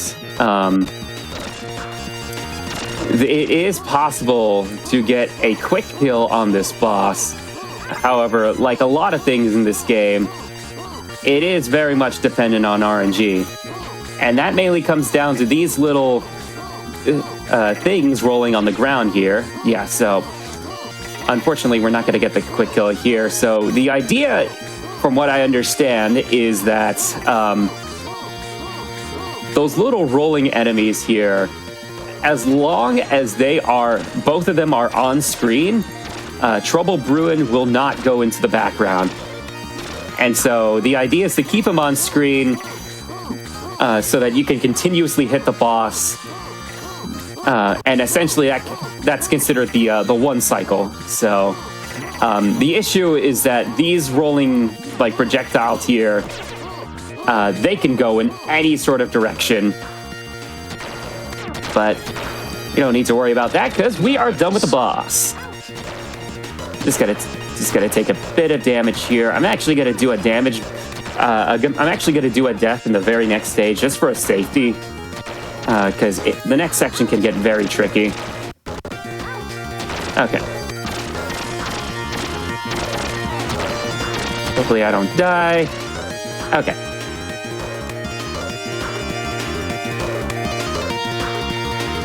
All right. Bye-bye, Bruin. And then bye-bye, Headdy. So that's just to get me up to full health here. Again, it's more of a safety precaution because, again, this game can get very tricky and difficult, especially with all the RNG involved here. But Fly Hard 2 is a simple, more Gradius action. It can be very overwhelming on a first-time playthrough, considering just the sheer amount of projectiles on screen here. Especially at the very end, where you have to contend with enemies that cannot be damaged. But thankfully, I have a consistent setup to go for that makes me go relatively unscathed all the time here. So, we're almost at the end of the stage here. And you want to be right around here and just go up, down, up, down, up, down, up, down, up, down, banana. And That's there what you I go. always say. Just up, down, up, down, up, down, banana. Like, you gotta live your life, you know? Hey, we here, we speedrunners support potassium, all right? Actually, it is the secret to being really good at speedrunning. I hear it from runners. This boss looks horrifying. All right. I'm just gonna say it. Oh, yeah, so this is Babyface. Yeah, so Babyface here, he has multiple forms, each one based off a phase of your life here. So here's the baby phase, here's the child phase. I'm gonna try and go for a quick kill on this phase.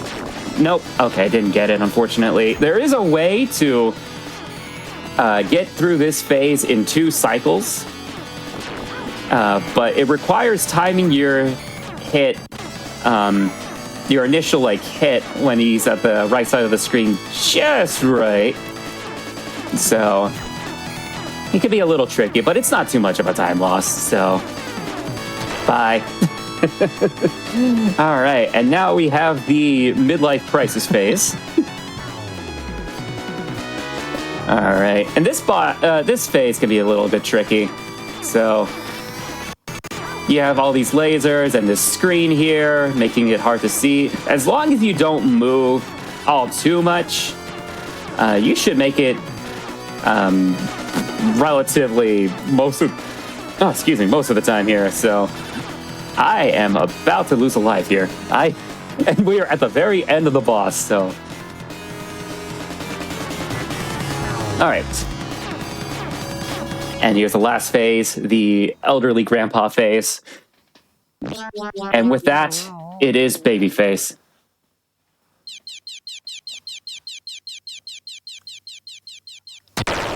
Yeah, honestly, when I first saw this game and saw this boss, I had a little bit of an existential crisis. But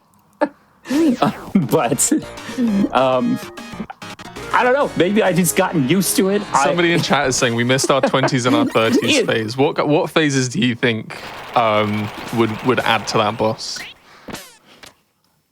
Yes.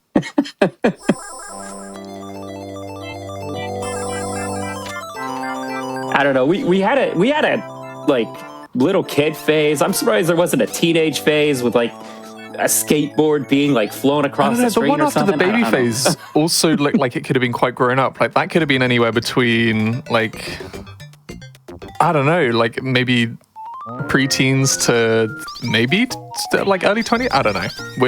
We're micro analyzing this. I mean, yeah, there's so much more deeper insight than what I'm getting into, you know. We really have to get into the id I love these of cows. treasure, you know. Sorry, I love those cows. Those cows were great. All right, so this boss is the Gatekeeper. And as the name suggests, this boss is guarding the entrance to the secret castle to the Dark Demon, which Heather is currently unlocking for us by throwing the keys that she has gathered in other stages into the little boss basket here. This boss, it is RNG. The amount of times it can hop around is very much random. And again, you can have things like that happen where she just completely misses. So, all right, there we go. And And joke's on you, this is actually a 2-phase boss, because that was just phase 1. Phase 2 is a lot more gnarly and chaotic. So, and with the keys, we see the Dark Demon's castle in the distance. Help me! And here we have phase 2. Again, this second phase is a little wild. It can be very scary if you're not careful. I'm just going to shoot over here and get the bomb power up.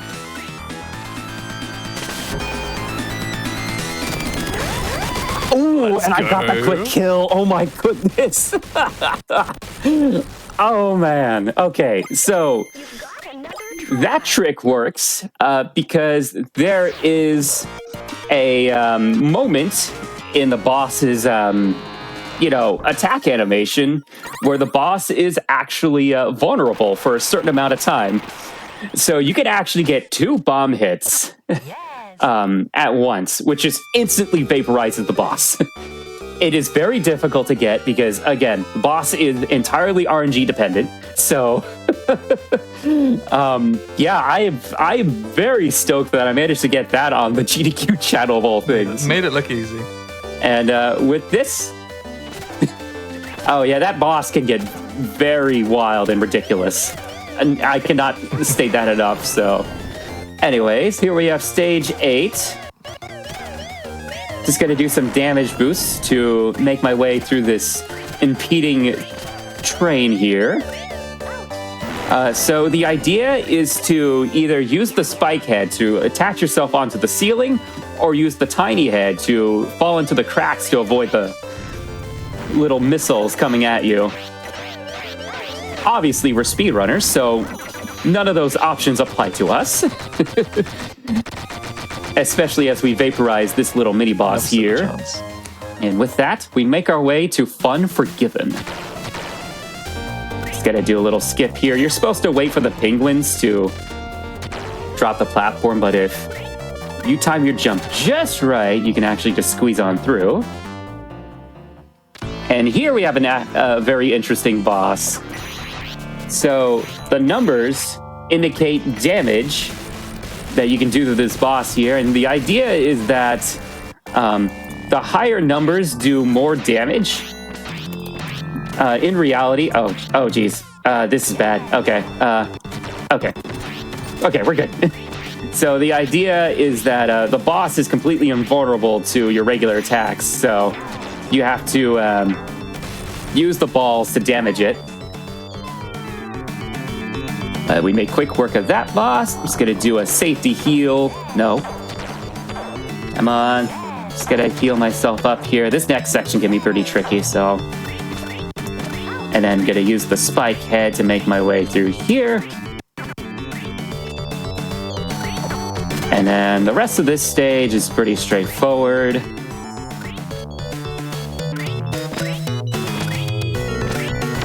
Little secret bonus point right up there.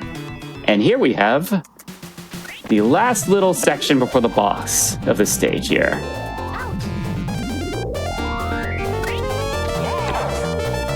All right.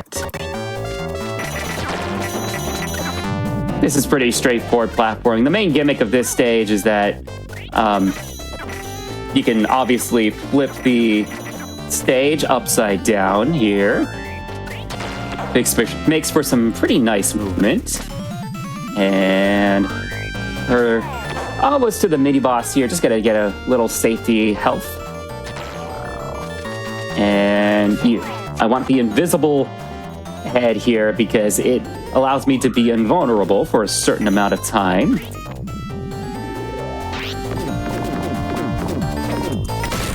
And this boss here, the idea is to flip the screen in such a way that the balls will land directly on him. Now, there is a faster way to do this. Unfortunately, I do not recall off the top of my head. But no matter. This boss goes down pretty quick either way, so Nice. there we go. And with that, we are on our way to another notorious boss, Twin Freaks. Shoutouts to Twin Peaks. That show is great. So Twin Freaks here. He's pretty interesting. So he has two phases that he can shift between. You have the green phase, which is where you can do damage, and the red phase here where he marches much faster across the screen and is completely invulnerable. So I'm actually going to lead him a little bit to the right here. That way I can attack him sooner. And then... Come on. Yeah, there we go. That was very close. No Cronoon was in this game. Oh yeah, big shout outs to Cronoon. He's done a lot of work for this game. As well as Wugah, that's Wuggah on Twitch. He is the current world record holder, I believe, in this game. So big shout outs to him. And also Umaro. Yeah, that's his name. Big shout outs to him as well. They've been super supportive. And their runs have been incredibly helpful for me during my time running this game here. So either way, we actually have a nice bit of a reprieve because these next two sections here are auto-scrollers. So the idea is that you have to make your way all across the screen here. I'm enjoying the fact that this is really reinforcing, just reminding people that we are in fact, this is Sega. You know, you can see the logo there. Oh yeah, you want to talk Sega fanboys treasure. These folks are the ultimate Sega fanboys, you know. Like their game Alien Soldier, which came out a year after this, was made by one guy, and they made it specifically for the Genesis, even though the Saturn was out at that point, because they loved the Genesis that much. So You know what? Fair play. big respect to them. Yeah, when you mentioned Treasure earlier on, I was like, I recognize this name. I'm like, but not specifically for Sega stuff. But then I remembered some of the stuff that they released for the PlayStation. And I was like, that's where the name is coming back to me. The kind of stranger, like Stretch Panics and Rekiga Showtime. And yeah, what a catalog. Awesome range of games. I cannot believe you would mention Sony on a Sega marathon. The audacity. I'll just head off. but for real, like all of their output is just absolutely fantastic. And one of my personal favorites is actually Wario World, because that's the game that actually introduced me to Treasure. Awesome. So. All right, either way, we have some actual plot. You know, Trouble Bruin is trying to stop us with a super finangler here, but obviously it has gone out of control. So our only option, dramatic pause, is to run away.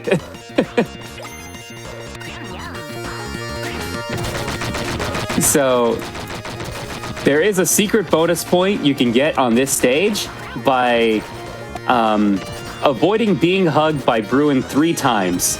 It is very difficult. I have never been able to get it. And I don't think I have it in me to try it, to get it at any point, you know. But it is a thing for those who are itching for completion. And I guess I will take this moment to also shout out a few other folks. Big shout outs to Winged Zyre and Mecha Richter, the OG like runners of this game. You know, without their work, I don't think this run would have nearly been as consistent as it is now. So big shout outs to them. It seems like there's a curious new enemy on your screen. It looks awfully like a PC cursor. I don't know. could just be the game trying to wind me up. Oh no way! It disappeared. Sorry about that. That's all right. I'm just poking at you. All right, I'm just gonna take a few damage boosts here just for safety in the next stage. Because our next little boss here is the Dark Demon himself. And this is by far the hardest boss in the game for me. So I am going to just do a death here again, just to make sure I'm at full health. And one of the main things about this boss is that it's his little crystal orb, as you saw there, displays different colors, and each color corresponds to a different attack. So you only have like a split second to anticipate each attack here. Okay.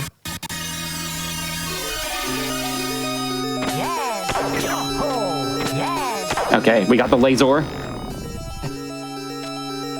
Not the best start, but...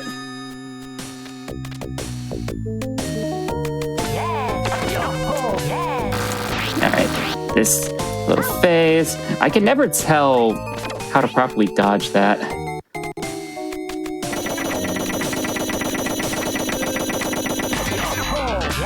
Alright. Pink, so a sort of enemies. Just gotta take care of that.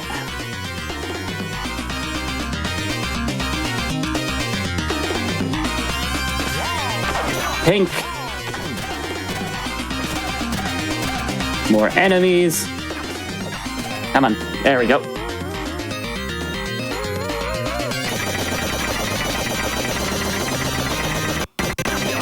Green. So we have these spikes coming out.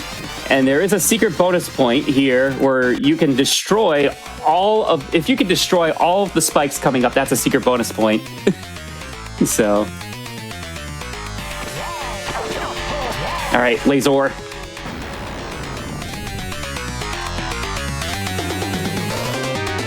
Okay.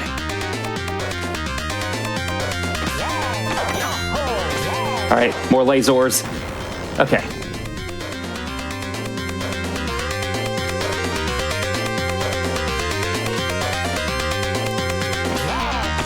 Okay, one more hit.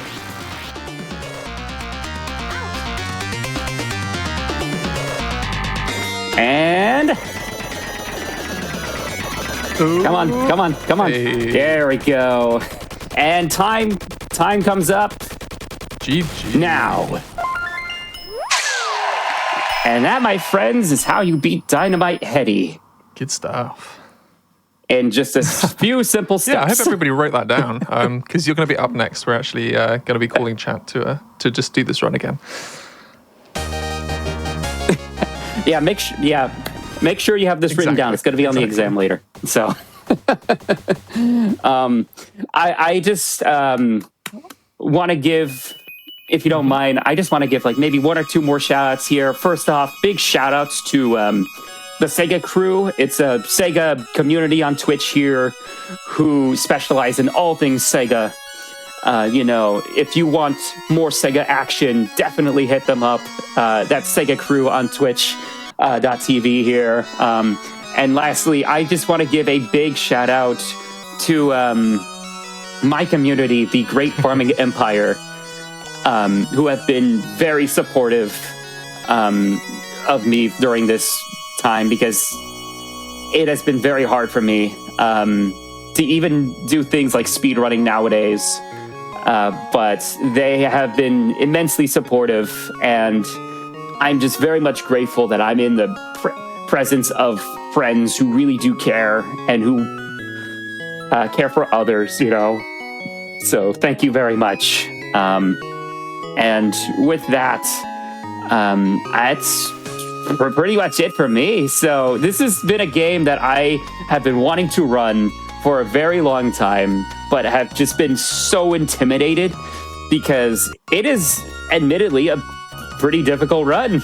So, the fact that I can even do this here is such a big, you have no idea. It's such a big moment for me. So thank you, GDQ Hotfix, and everybody for giving me the chance to really do this on here. So it means a lot. And with that, that's pretty much it from me. So again, my name's Sonic Star.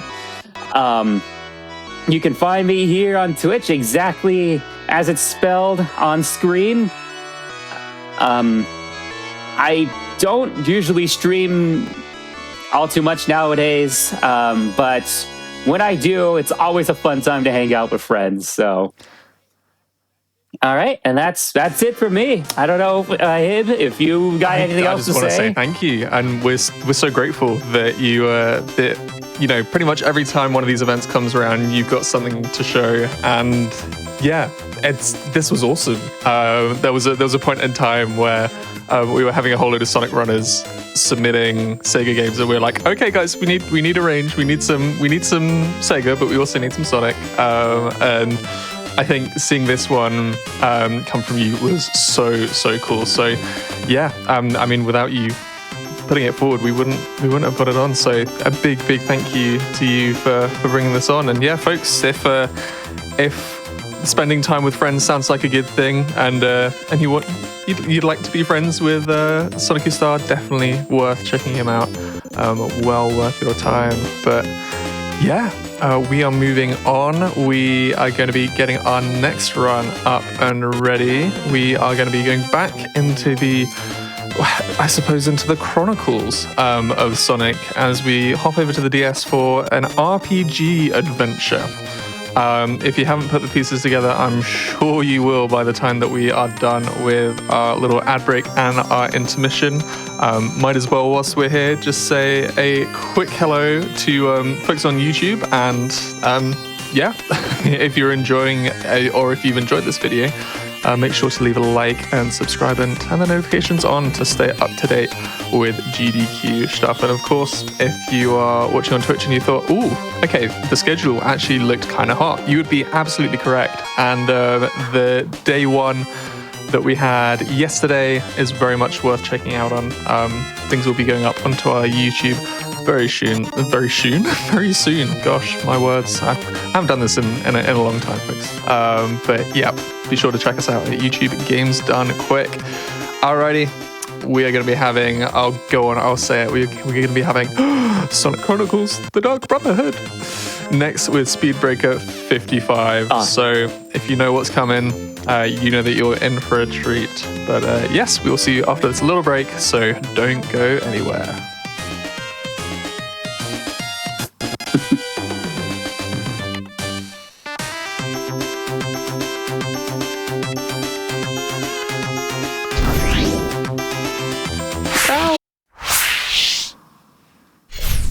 Alrighty, folks, we've got some quick turnaround times. We are back. If you've only just joined us, then welcome along to the Games Done Quick Hotfix and to Sonic and the SEGA All-Stars. This is the Sonic Hotfix is an annual hotfix that focuses, lo and behold, on some Sonic the Hedgehog speedruns, but different stipulations through the years. We've shown glitchless runs, we've shown kind of category extension runs, fan games and mods, as well as the sidekicks last year. I'm glad that we finally got that one doing, but we are, of course, expanding our horizons. We are looking towards some of the other Sega IPs as well as part of this marathon. We will be seeing more of them later on. We had some Dynamite Headdy just gone, but we are now going to be throwing it back over to Sonic.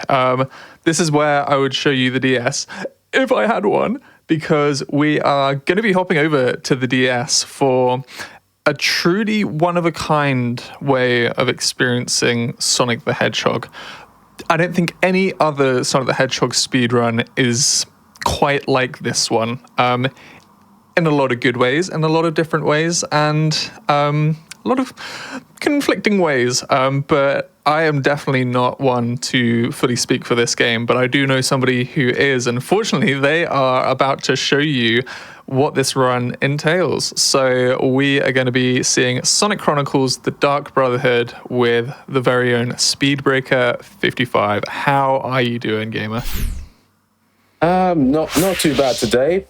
So yesterday I had a bit of a mock run on this, and it went quite a bit better than predicted, especially with some new findings. So we'll be excited to show those off today. Nice. Sounds good. Looking forward to it.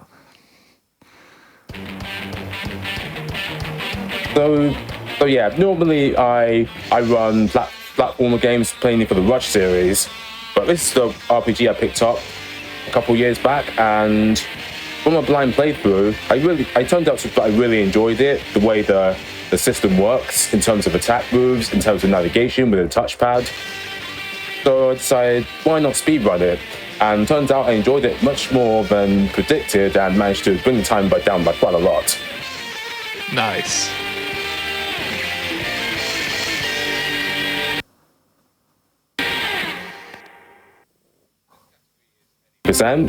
Which is pretty much just beat the game as fast as possible from a completely fresh save file, and while NG Plus is a counterpart of it, any percent can be quite a bit different than you would remember if you've played it before, because normally you would farm and fight certain enemies, but in this run we won't be doing that, so some fights maybe look a bit more tricky than you'd remember, because we're doing it with a much lower level character. Interesting. Well, we're ready to see how it goes when you are. So count us in. Right, sweet. So yeah. The middle file is where I would start the NG Plus file, and the bottom is where I would start a special chow file, which we could see during the run. But the top one is what we're going to be starting with. So we're going to be starting in 5, 4, 3, 2, 1, and we're off. Good luck. Thank you. So this is Sonic Chronicles, pretty much the only RPG Sonic game made by BioWare. And right now, Sonic's just arrived back from pretty much a self-taken holiday, and now the world is in crisis because Tails contacted Sonic, telling him that the Chowards are missing. I mean, Tails Samuels are missing. Not Chowards, what am I talking about? Chowards are important, we'll get into that later. So each mission you complete here gets you XP. I'm doing this Idled Woodsman mission, and yes, that is what the mission is called. Gets you 50 XP. The Sonic to reach the next level he needs 200. Okay. There is farming in the speedrun, but it's extremely minimal. That Tidal Woods mission is one of the 3 farming strategies we'll have. So this is the first fight in the run. As you'd expect, it's pretty straightforward, as we just do straight attack. Okay. Oh, so close to being the 1-rounder. Just need 8, and yes, it is possible. Right, so now we've got another 50 XP. As you see in Sonic's on the control screen, the yellow bar underneath his icon is the XP bar. Right now we've got 100. Yeah, Jesse Lockhart, thank you for the good luck.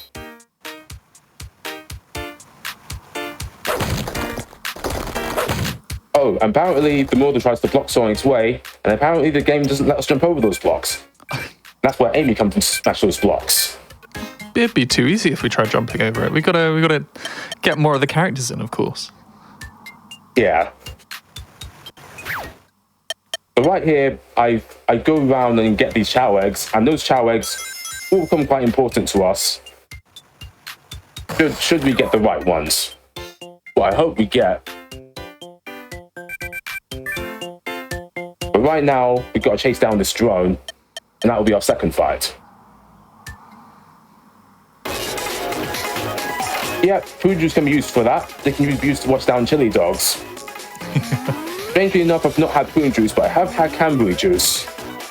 Oh yeah. Unfortunately, it's chock full of sugar, so I gotta keep that minimal. Oh yeah, I don't want to overdo it. Yeah. So, like with the first fight, we attack straight away. And right here, Amy's literally done all the work for us. Thank you, Amy. Ultimate in the battlefield. So in these early fights, I get Amy to attack the bees because it's like her, what's it called? Her hammer acts like as a fly swatter. Nice. So this is the second farming strategy of the three. And the reason we take this fight is so after this, Sonic gets to level 2. Because the previous fight got us 50 XP, and this one gets us another 50. So then now we'll have over 200 XP, which gets on to level 2. When the character levels up, they get 5 points, which they can use to spend on power moves.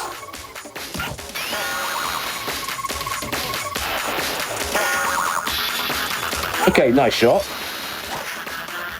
So this round can really vary.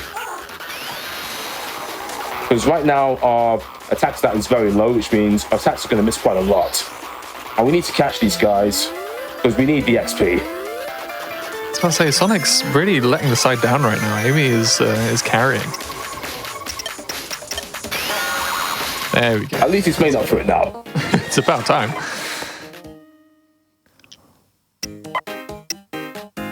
And right here we get fastball, because fastball is by far the most powerful move we can get in our set. Because the others aren't quite as powerful, either lot aren't as powerful. I'm going to grab these rings, and that way we can use it for more purchases later, because yes, we can go shopping in this game.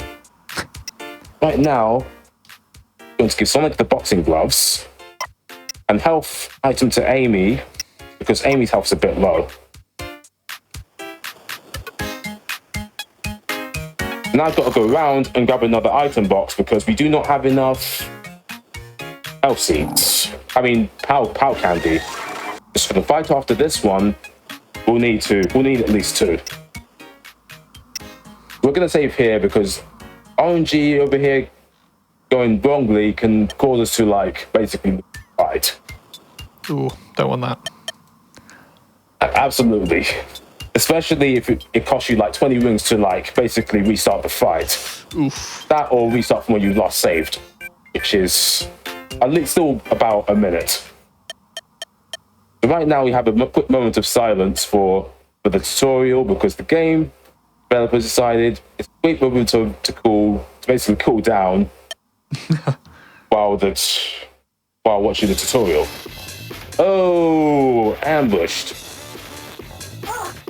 Oh. So if we're ambushed, that means the enemy team attacks our team. Okay, please stay alive, Amy. Okay, she's still alive. Nice. Oh, that's a shame. If Amy was still alive, that probably would have been a wrong rounder.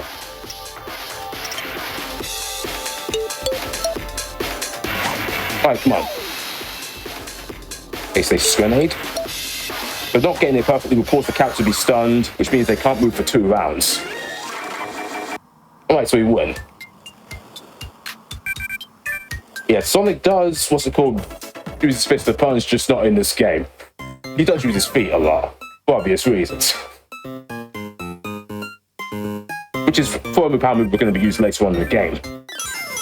Right now we've unlocked a new zone, which is Central City.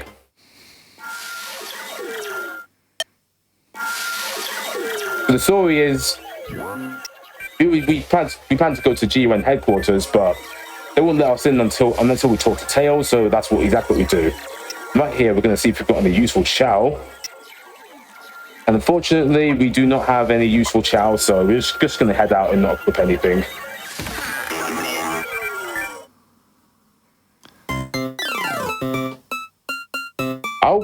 I'll say still, with the music, some of the music, the looping could be better, but at least from my perspective, the music is quite catchy.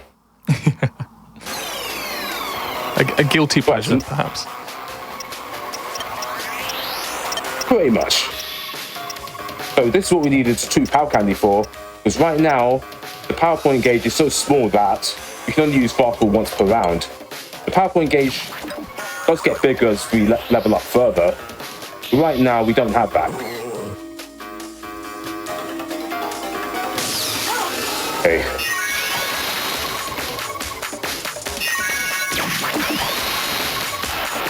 Okay, so now we've got enough power points to do fastball again. This time we go for the swap bar, then attack the drone, attack the drone, attack the drone. 1, 2, 3. Nice. Okay, nice. Amy's alive.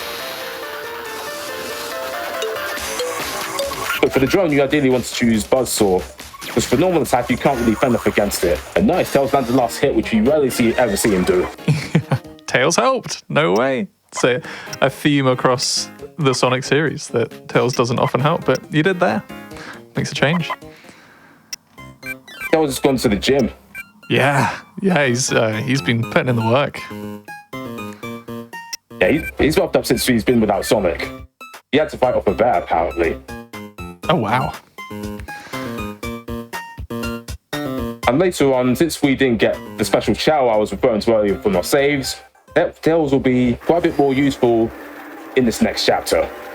But right now, this is the end of this chapter. Knuckles jump scare. Oh yeah, Knuckles is in this too. Thank God. I I believe think it's one of the only games that... I think it's the only game I've actually speedrun that Knuckles is actually in it. Because I pretty much only run the Rush series. It's good to play it in once in a while. Well, I used to run Sonic 06, okay. but not really like taking it seriously. I know that he do the appears in Colors DS, unlike the console versions. But yeah, like you can't play as him, can you? No, you... So this is our first puzzle we do. And right now we got to get this missing piece in place. I'll get Sonic to hook it on, and then Rouge take the missing piece and put it back in place. Yeah, Devour Mistress, unfortunately that was the case. Right now, I up Sonic Speed and take Blue Bomber, which is a Sonic Tails combo. Probably wondering why we're taking this, even though Fastball is more powerful. And the reason for that is because these next upcoming fights we'll be facing not one but two swap bots, and they're a lot stronger than swap bots we faced earlier. We need something that could be used in twice in a single round. Fastball unfortunately takes one too many power points for the time being. Right now is where the counter dodges really matter here. Nice. Because now we've got to dodge these bees.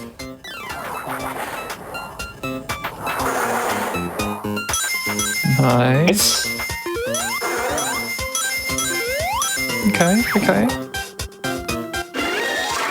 Now I'm going to take this treasure box and one of the rings. We'll just go right here, go to Ross, go and mount it, into this gate, one more to dodge, and we're in. Nice. Hey, easy. Took some time to come up with the setup. But these boxes, I normally didn't get them before, but given the new findings, we will be getting that box. Because they have items that we can sell for rings. About 9 rings worth, and we do this 4 times. Right now, because Sonic is always faster than Amy, the only way Amy gets there in time with Blocus is Sonic uses an item first, and he uses the Blue Bomber combo that we got earlier with Tails. Right now, they're both attacking, which is a good sign. Nice. Because if they're defending, the Blue Bomber, which we just got, will not do enough damage. Amy's Blocus speeds Sonic up, so he can do more damage. 1 and 2. And you've got the other one to take care of. Using the same move again. And 1. I'm going to deliberately drop the last input, and that way we don't get the perfect message at the end, which lingers. Nice. Same that time. If it's the last move.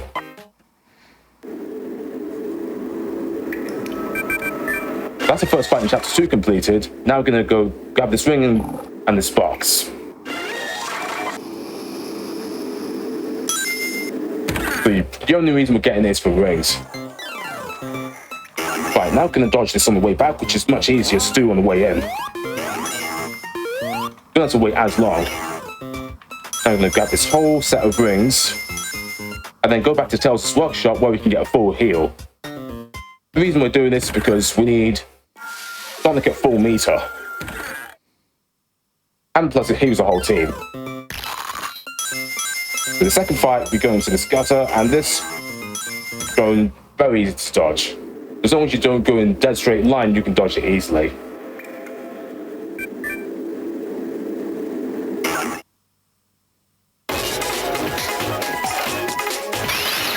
Okay, so ideally we don't want ambush, because pretty much our power move does all the work for us.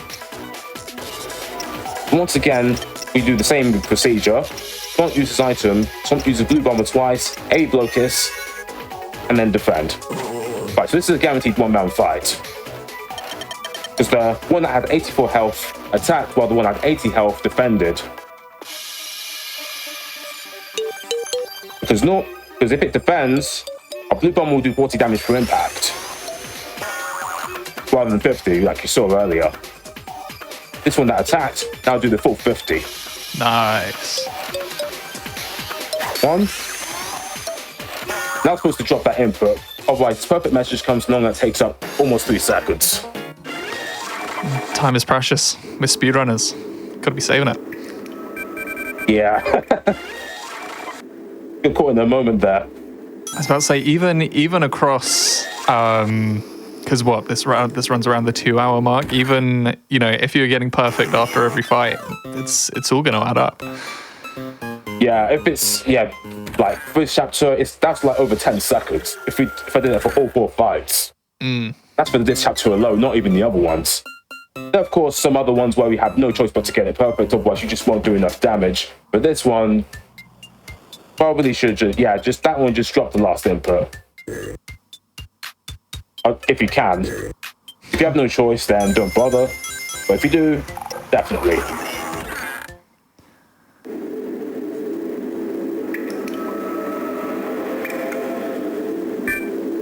Alright, I'm reading the chat, so if you've got any questions, feel free to ask.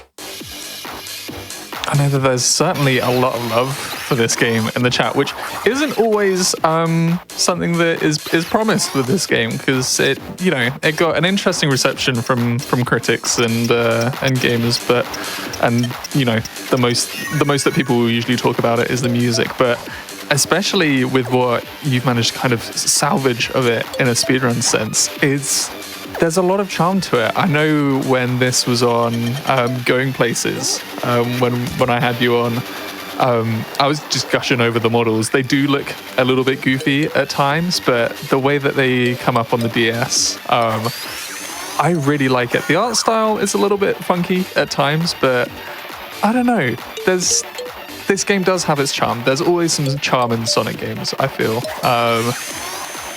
I feel I've kind of warmed up to it, even if I have actually just never played it before. But I feel like it's something that I can get behind. I can get behind this game. It's the same for me as well. I mean, similar. I played this like years before I did like a blind playthrough, but I never really got like far with it, but I didn't touch it again. I decided to touch it for like a blind point perspective, because it's been so many years since I've barely even got very far. Okay. Right now, we just let these guys escape. This dodge is impossible because the robot is literally right outside the gate, and it's so fast that the map doesn't even get a chance to load. So we just gotta take this one on the chin.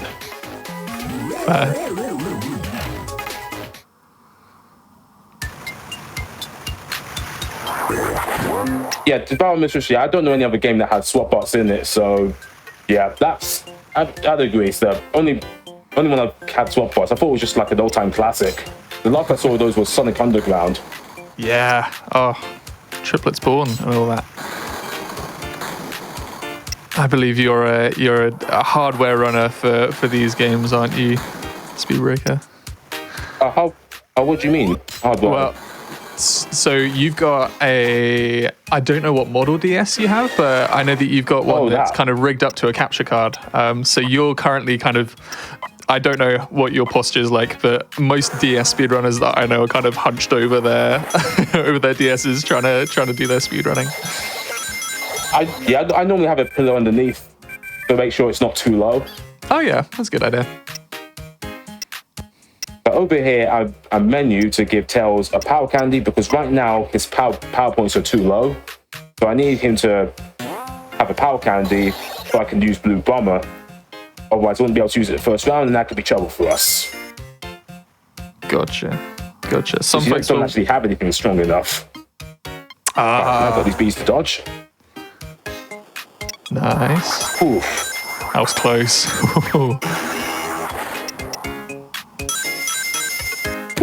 Oh, the Getting rings, I managed to get it. all the rings there as well. Wow. Okay, so now we go to the final swap up fight. And now Sonic's a bit stronger. This time it doesn't matter if they defend. Right now, Sonic will do 56 damage per impact rather than 50, like you saw earlier. Okay. In procedure, Sonic use item, Sonic use Blue Bomber, aim blow kisses Sonic, and defend defect.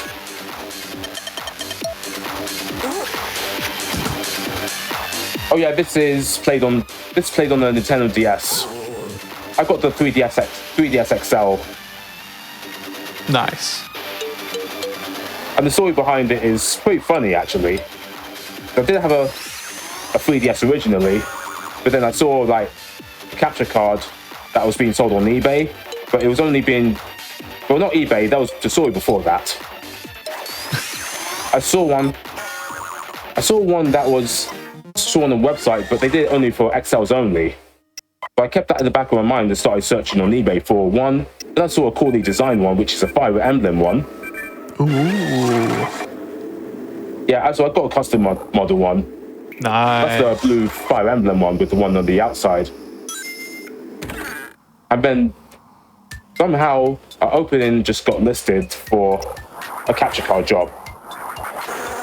Nice. That's cool. Oh, and by the way, that was... Oh yeah, go on. Oh, I was just gonna say there was somebody in the chat wondering about whether there were like specific stats for the characters that you were looking to, get leveled up at certain points during the run. Yeah, what's the approach for those? I'll say the main things are speed and luck. Sonic and Amy, I get the speed. I'm focused on the speed stat. For Rouge, I'm also focused on the speed stat, and Tails for luck, because we don't really need his speed. Gotcha. Okay. Amy will matter on for later on in the game, because there's a certain character we unlock, and we need her to be faster than that character. And the only way we can do that is to constantly up her speed.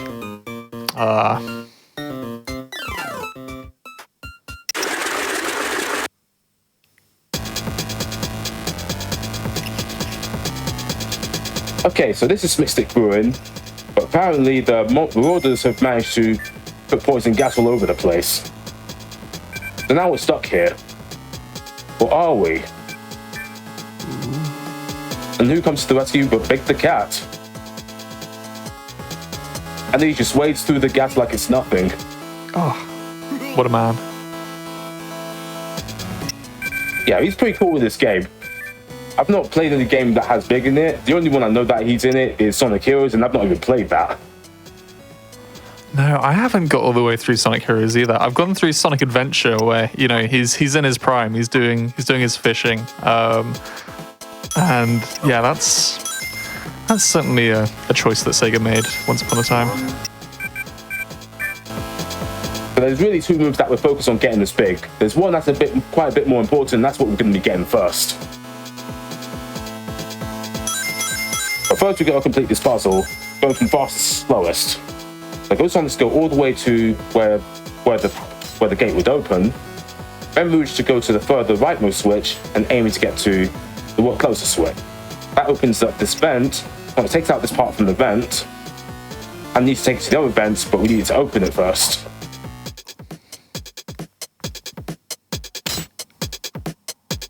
Huh, interesting. Now I gotta go there, put it on,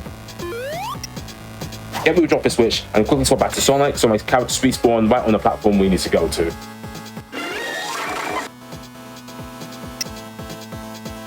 Now we need to take Froggy Rain too. Very important we take this, because that will impact us later, and same with Blocus too.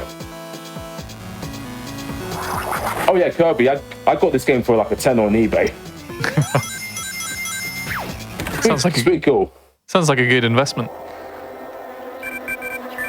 Oh yeah, but for a new game in my collection, absolutely. And go. Oof, I almost got clipped there. Too close for comfort. There's Knuckles. So we went all the way to Mr. Bruin to find Knuckles just to see him free himself. And just as he's freed himself, someone's nicked Angel Island. How does that happen? Shocker. Yeah, it shocked me too. I don't know how. I've not seen it happen before in any like show. I've seen Angel Island fall many times, but I've never seen it like go completely gone. Yeah.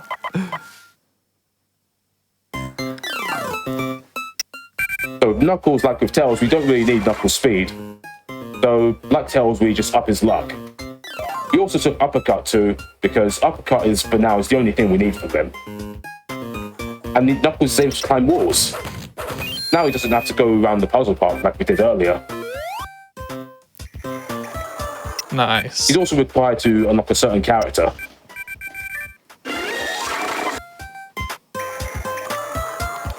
Right now in this chapter, we're hunting down Eggman. And right now we need to find 5 Eggman devices in order to deactivate the force shield that he's hiding behind. So that's one of them where we talk to that forgetful SWAT bot who forgets his mission. Now we go to the shop and see what we can get. Okay. So right now we sell literally everything that's not a rock salt and 1 PAL candy. Okay. Oh, almost enough for 20 rock salt. Gonna cash out as much as we can on rock salt. Managed to get 19, so now we can do pretty much any strategy, pretty much all the new time-saving strategies we come up with. Yeah.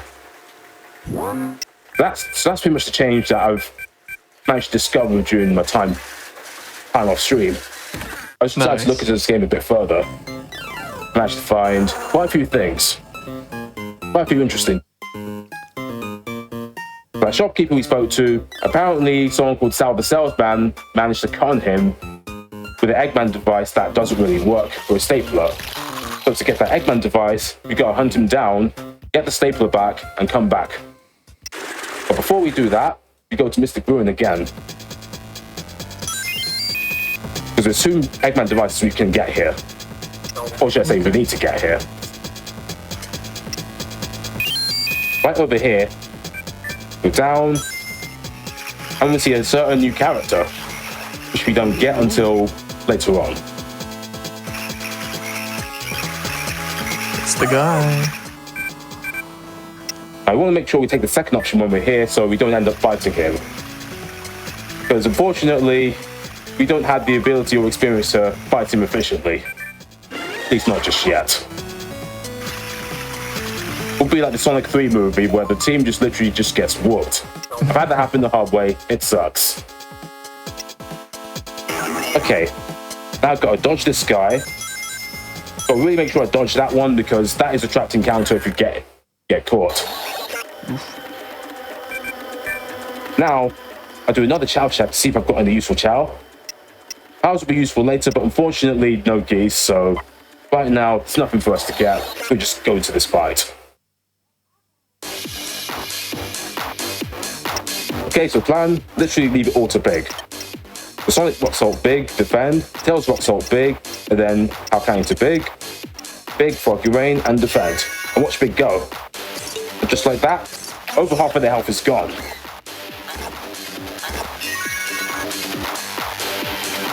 Round 2. Basically, everyone defends except Big, and Big takes the win for all of us. Let's go.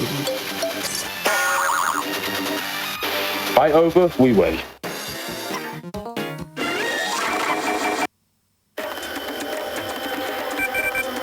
Okay, now that this fight is over,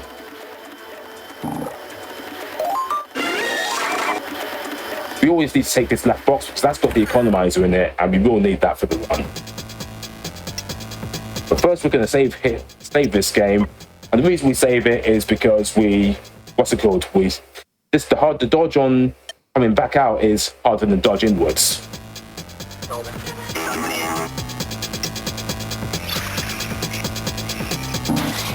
And as I mentioned earlier, that's a trapped encounter. And the trapped encounter, you can't flee it like you saw me do with the impossible dodge. Yep, you said it, Flake Blood. Plague of Frogs, right there. We'll see a bit more of that later. At least once anyway.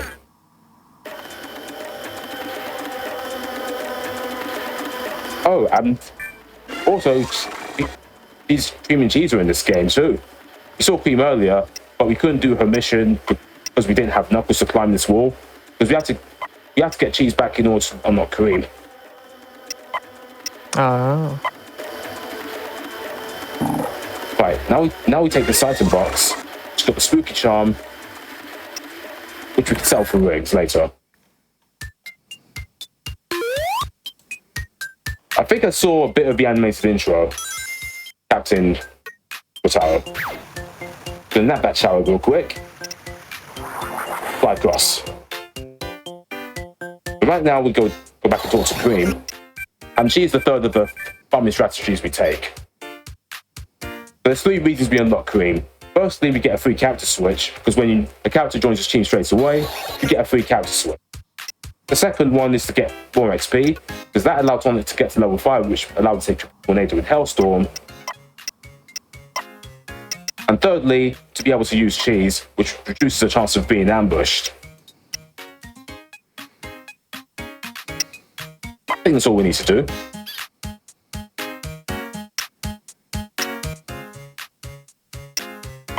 Because this fight could be quite iffy on RNG, I'm going to save it.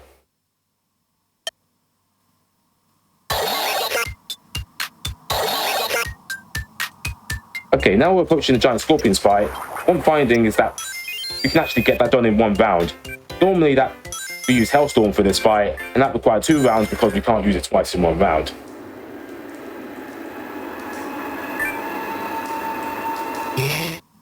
Right, let's go. The only thing is it requires 2 extra rock salt. Unfortunately, with the extra rock salt, we can do that. Like Sonic's rock salt itself, then use fastball twice. Tails gives Sonic a rock salt, defend. Knuckles also gives Sonic rock salt and defend. Okay, please don't take out Amy. Okay, we're still alive. We're still okay. Let's go.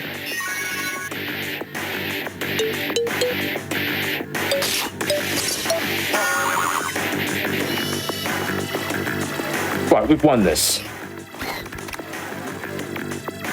That Scorpion can't do anything anymore.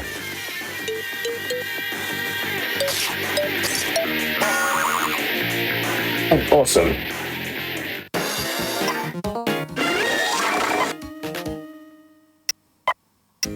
Okay, now Amy's level 5. She's the same level as the rest of them.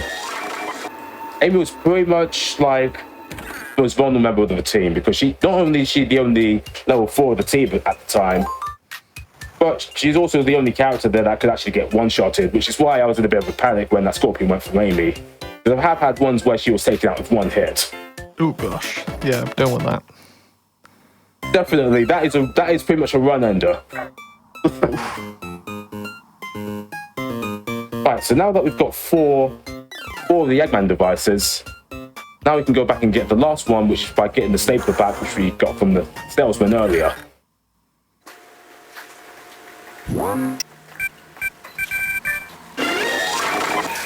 But yeah, doing a battle heart, I would say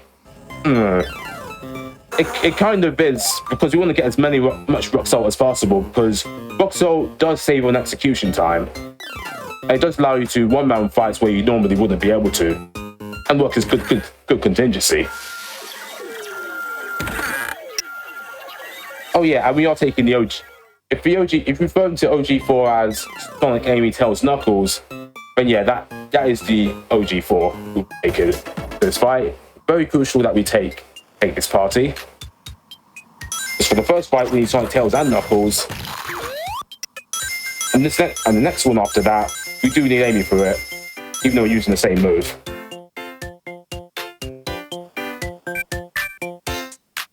That was the force field I was talking about earlier. And you need the 5 Eggman devices to be able to deactivate it. Oh yeah, thank you, Grandibolus. Right, nice, we didn't get ambushed, which means insta win for us. Like literally, just watch the magic happen.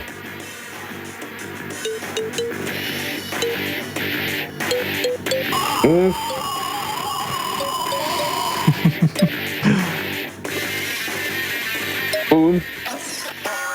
And we win.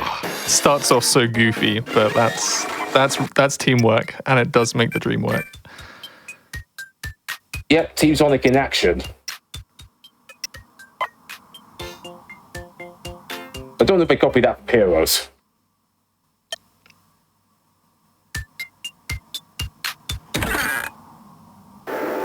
Right, that move that you saw earlier was Triple Tornado. And that literally that's a very powerful move that we can use. These guys are a lot stronger, so we will need a stronger variation of it. And that's where Amy comes in. The first thing it's Sonic to rock salt himself, then Amy to blow kick Sonic, defend. Tails to rock salt Sonic, not defend, move on. Because you will need them to have a move free in order for Sonic to use Triple Tornado again. But Amy does her blow kiss. Very important that this is at level 2, otherwise the strategies will fail.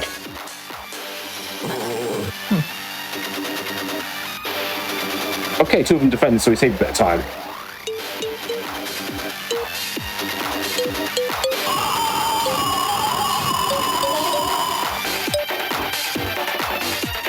Go. Boom.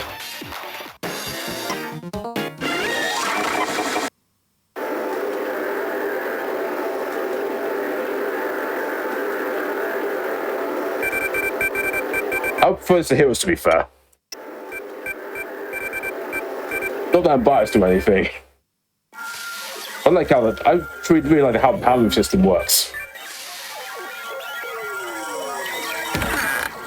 Now we take Team Hellstorm or the OG4, whatever you want to call them, because you will need these guys again when you face the next 2 fights. These 2 fights can be pretty much a run ender if you're in a record run, but both completely different reasons. Okay.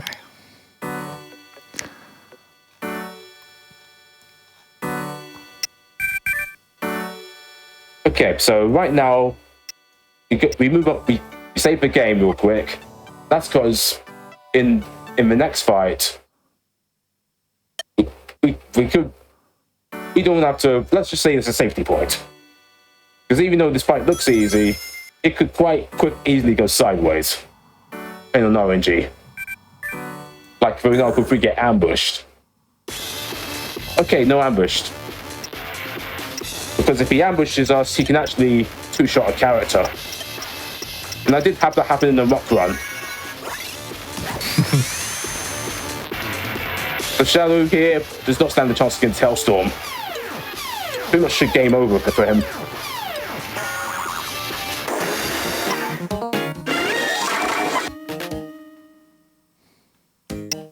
Right now, I've made sure that I take Axe Kick, because right now Sonic challenges that Shadow on his own as he tries to escape.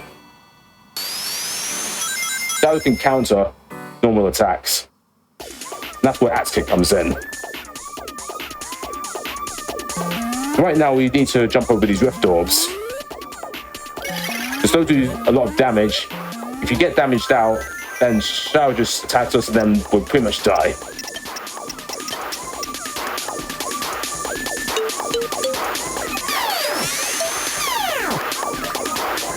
Again. Oh, that's not good. He's just mogging you right now. That's not supposed to happen. I was not supposed to miss that. That's what's That's supposed to happen. better. Nice. I took off the Silas suit quickly.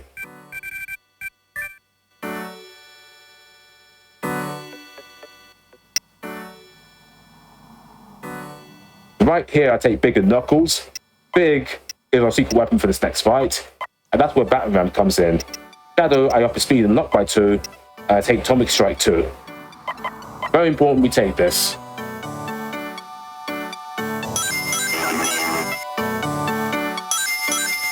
Take it round. Somebody was saying that Shadow was aura farming, and I think they're right. Or farming. Yeah. Pretty much. Nice dodges.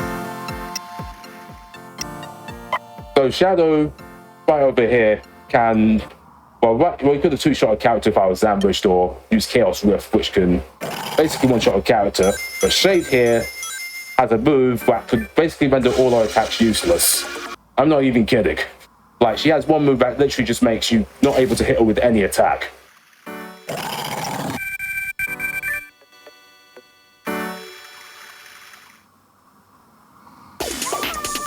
Oh, ambushed. So yeah, the opposing team just get a free shot. Okay, so right here, I get Sonic to use Rock Salt on Shadow, then attack. Shadow uses Atomic Strike, defend. Big does Battering Ram, and Knuckles give a Rock Salt to Big and defend. Okay, she didn't phase. We're okay. As long as we get these two right.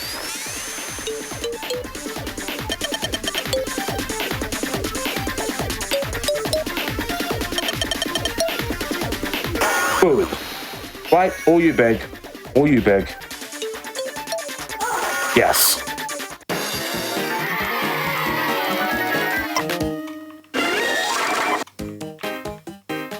Right now we up Knuckles' luck and we don't take anything with him just yet.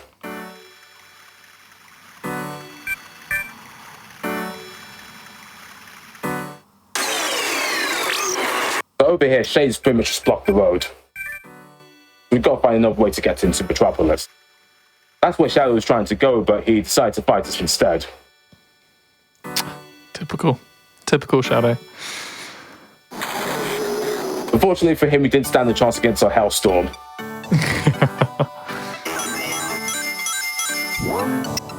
Right now, we've got a big go to the secret puzzle.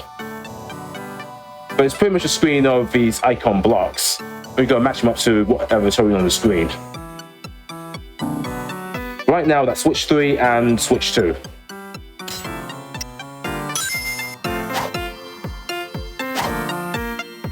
Okay, so that is, I think, switch 2. But it goes 2 switches, then 3 switches, then 4 switches. 5. And that's 4. Right. 4 again. It's not 3, and it's not 2. That's pretty much every other one.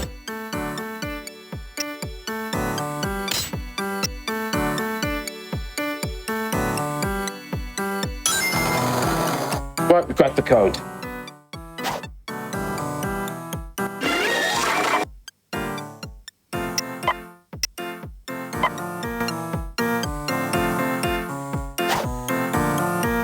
So right here is literally our first point of no return.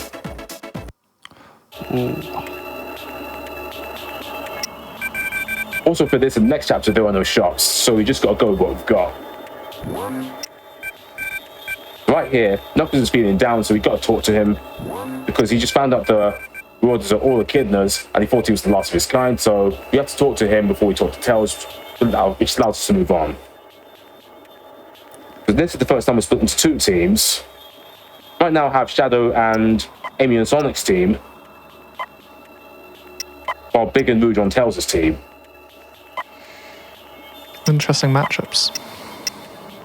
As much as I would like to have Shadow and Tails' team speed up the overworld, we're pretty much cooked without Atomic Strike, which we took earlier on Angel Island. So that's why we need Shadow and Sonic's team. I mean, we also know how Tails and Shadow get on in Sonic media. They've had a tough history, haven't they? Sonic X, yeah. Sonic 3, and I think Sonic Prime as well. Like, oh, they can't catch a break. Nah. There was one time where Tails actually defended against Shadow successfully in this game. That's as much close as he gets. Okay. At least he gets some. He gets one W, a lowercase W. Yeah. Nice dodging. For some reason that works. Well, if you go there straight away, then the drone just catches you. But if you go all the way up to where that grate is and go back in, for some reason it just doesn't see you and you just run past it. Huh. We've not seen the last of that drone, but we'll come to that later.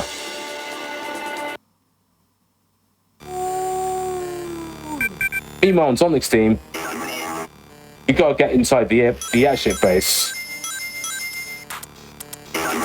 We can easily zoom past all these robots. And here's the moment of truth. Right here, I'll wait here for about 8 seconds. That allows Snock to be set up for a quick climb. Okay, let's see. Get it? Yes. Nice. Down he goes. Indeed. Right. Back on Tails' team, Barouge is pretty much the fastest character besides Sonic and Shadow. So in this chapter, we'll be using her a lot.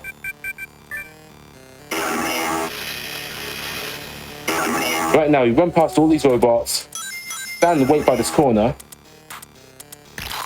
and for some reason the drone just goes away. Great.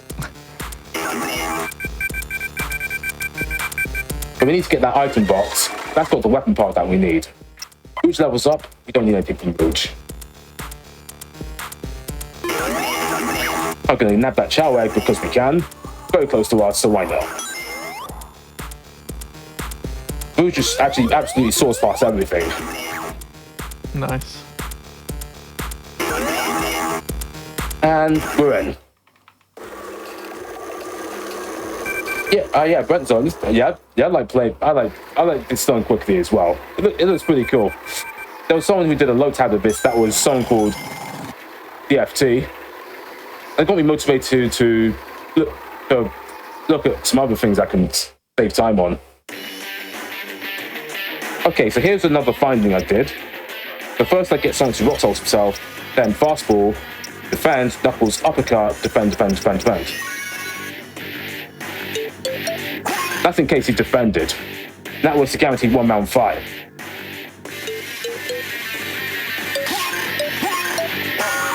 Boom. So that wouldn't have been done enough damage if I used double fastball. That worked out well for us.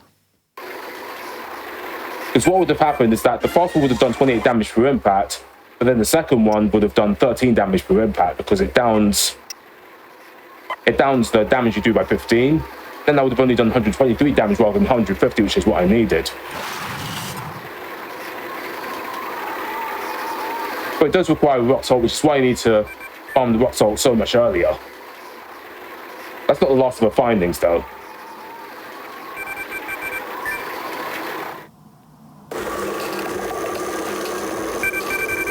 So while Sonic and the team were fighting off the captain, Tails and Eggman have now built the weapons to defeat the Marauders with.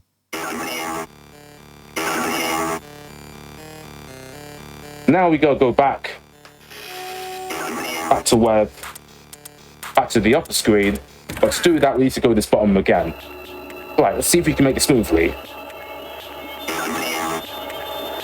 And we do, yes. Nice.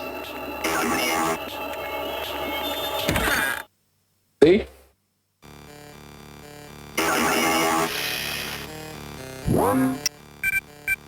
Right now we gotta talk to this old man to activate the puzzle. Because we need to complete this puzzle to activate escalators to get to the top of the tower. The top of the tower will get us to the anti-aircraft cannon, which we need to help Sonic. Okay, so that's 2 reds, a yellow, and a red. first I get the character not involved in the pattern to get to their position straight away. Then Rouge, who's the first one that the pattern actually means something to, and get her to put her inputs.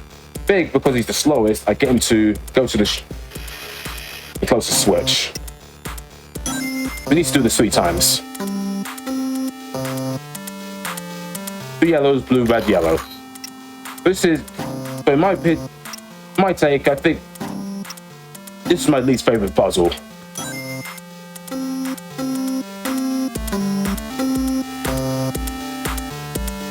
Okay, that's 3 reds.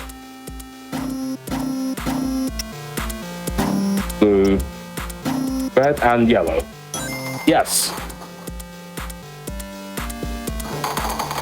Oh yeah, Amber Cyprian, yeah, Eggman does have a funny run. There's a whole cutscene with him having the funny run. Can't believe actually made that as an unskippable cutscene.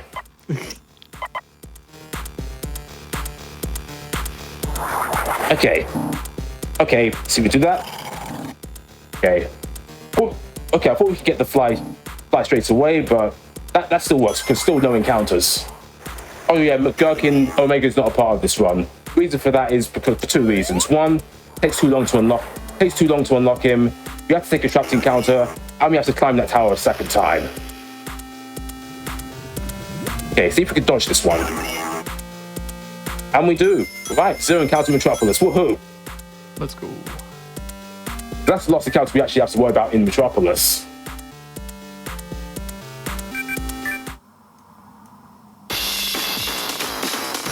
Okay, so this might. So but first we get Tails to give Rock Salt to Big, and get Eggman to sabotage. Then Big, Rocky Rain, and Rouge give a Rock Salt to Big, and also Power Candy.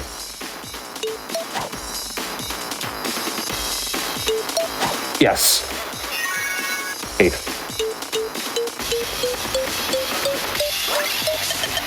These work. Yes. Now it's down to Big to take these guys out. Boom.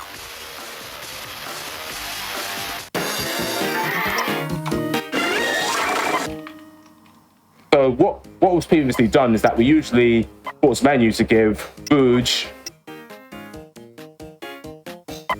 the economizer, and pause menuing takes about 8 seconds. Plus Rouge's Dual Storm takes 7.5 seconds, and normally we have to use it twice in this round. That's like 23 seconds minus the time to give him the Rock Salt, which is about less than a couple seconds. That saves a ton of time, plus makes the menuing unnecessary. Right, Angel Island.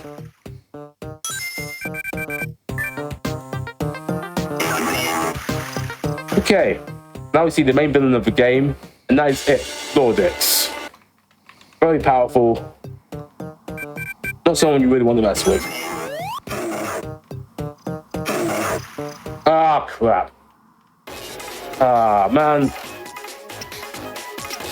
So what was supposed to happen is that I'm supposed to, like, touch the treasure box, then open it and again get an item, but managed to run into it before I managed to grab the treasure box. Happens. Need to get back to get the sparkly gloves.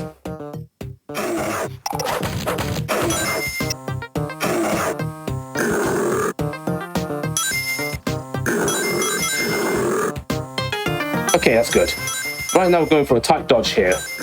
Right here, easy switch knuckles quickly. Ah, nope.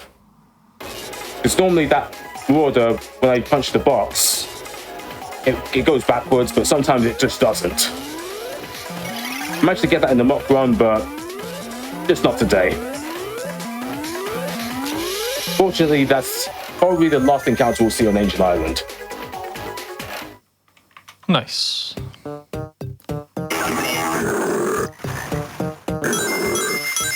Okay, that's the last one. Okay, now you just need support menus to give appropriate items. Okay, interesting bunch. Okay, I'll give cheese to Knuckles for the fun of it.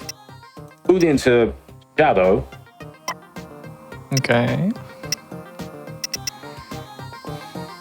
Spartoy to Amy, because why not? Instant Ooh. KO for regular attack.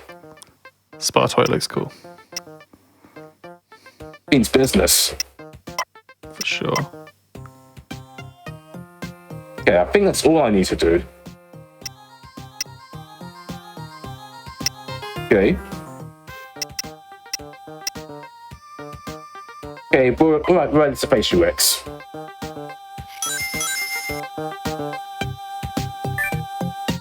Fortunately for going into this fight, only Sonic and Shadow matter. Okay. And you'll quickly see the reason why.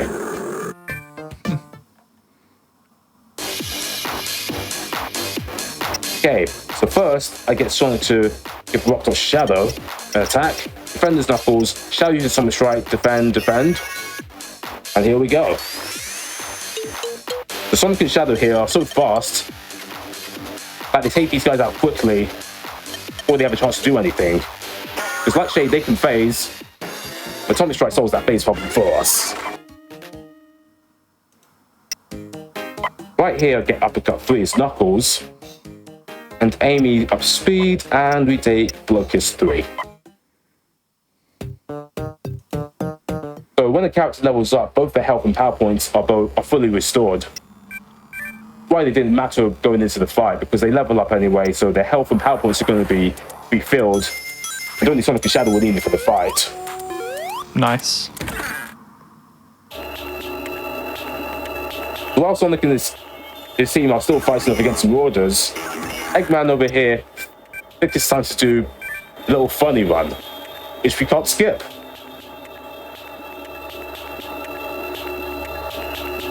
It's a nice close-up of Eggman's funny run. That's what we're Like here games for. where he does funny run too. Sonic games can't be too serious. You gotta throw in a little bit of whimsy in there somehow. Yeah. It made me laugh too. Okay, no, I've done something wrong. So this time I'm supposed to get Shadow to give himself the Rock Salt. Because right now, the Atomic Strike isn't powerful enough on its own. And that's where Amy comes in.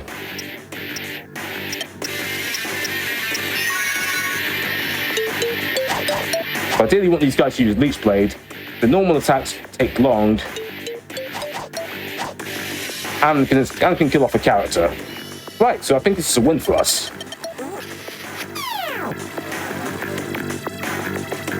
I was going to say Ginyu Force. This one's so funny. This time we do have to get it perfect, otherwise it doesn't do enough damage. Because two of them defended, which saves time.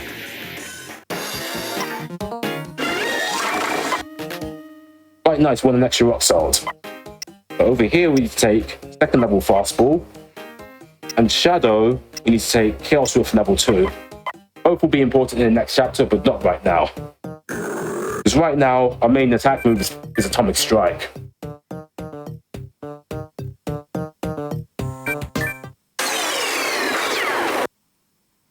Okay, here we go. So Tails is here to save the day. Now he's here to save the day. We get a new fresh character selection, which means you get all the health and power points back. I take the same, pretty much the same team I had with Sonic. Okay, so right now, I go straight to Amy, get her to block his Shadow twice, Knuckles uppercut X twice. I bet it's his favourite fight, because he actually gets to punch something. Similar to the Sonic 3 movie. Nice. He just loves punching stuff. Yep, it's his thing. At Sonic's speed.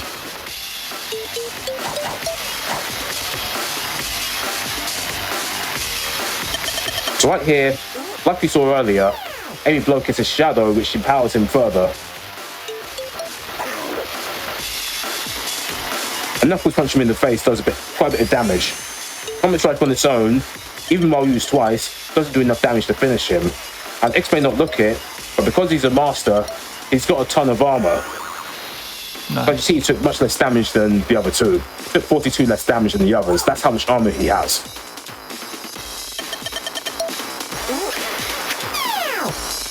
But most of the time, the second blow kiss is unnecessary.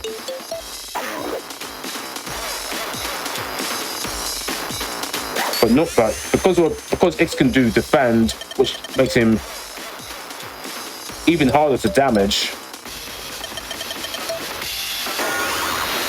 We take that as precaution, so to guarantee one-round fight.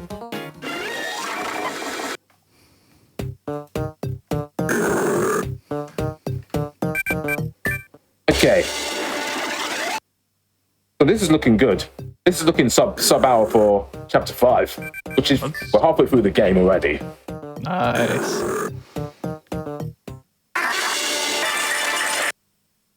Right over here, X just nicks the Master Emerald. Sonic's pretty much too exhausted to chase after him, so he literally has no choice but to sink down with Angel Island.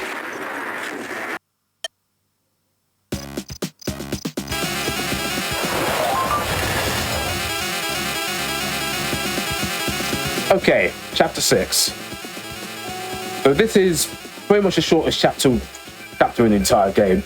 Really short, but yet can be kind of dangerous because one specific boss can be really annoying.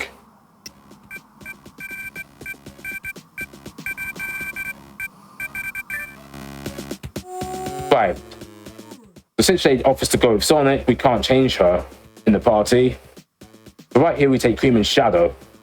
Cream, I max the speed up to I put all on speed and take Demoralize 3. Probably thinking why I'm taking Demoralize 3 instead of Refresh, which is what she's most known for those who have played it. But for this next fight, it'll be really important.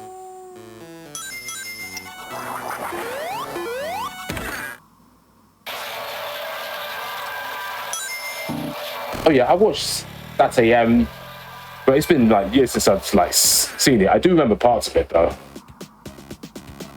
Thank you for the good luck, Nadia. I do reach out when I can. Right here, I go right into this room and do a little glitch. Because normally we can't change shade. But with a save glitch, we can actually get to change her once we save it in the stronghold. Now these slots open up. And I can take these characters now. The reason we want to change shade because we want to use both Cream and Amy.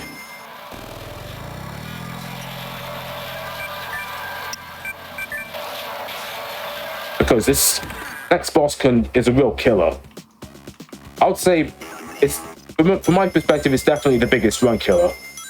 I decided to say Cream as a safety precaution, using her Demoralize ability. Yes. Nice. Thankfully, that dodge isn't as difficult as you think. As soon as you see the big, well, from now, as soon as you see the robot walk away when he's visible on the screen, you can just run past it, either front ways or out ways. Oh. Got caught. Unlucky. Yeah, that's not happened in a long time. Normally when I run into that corner, it usually just flies away. But this time it just caught up. Some strange reason. Good quick escape though. Yeah, at least escaping isn't too difficult.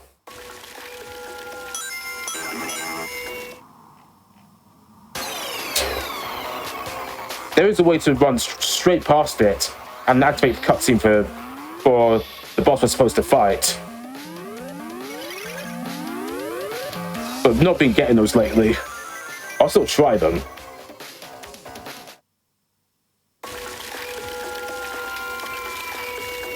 Okay. This next boss we're going to face is the Eggbot.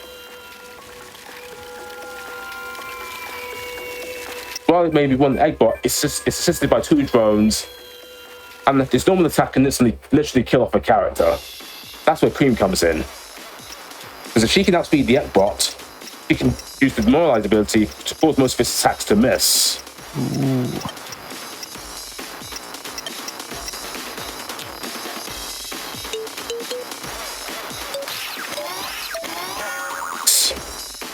That's if Shadow's Kill Swift doesn't work first try.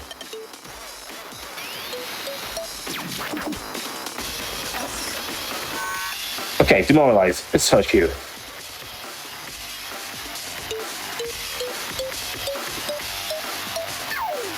Okay, good. They're all very distracted. Ah, that's unfortunate. Because if the Black Druid evades, normally that would have killed off Sonic easily. Ah, okay. Because now we've demoralized it, most of its attacks are going to miss.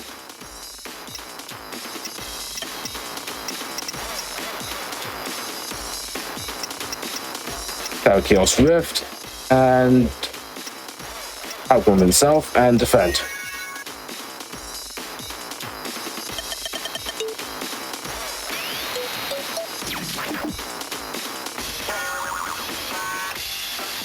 Okay, so that Uber's going to get back up. But it's got self-repair.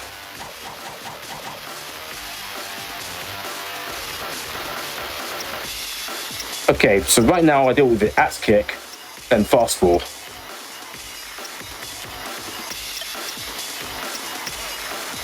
The reason I use Axe Kick instead of a normal attack is because its defense is so big that you literally can't hit it with that unless you use a power move.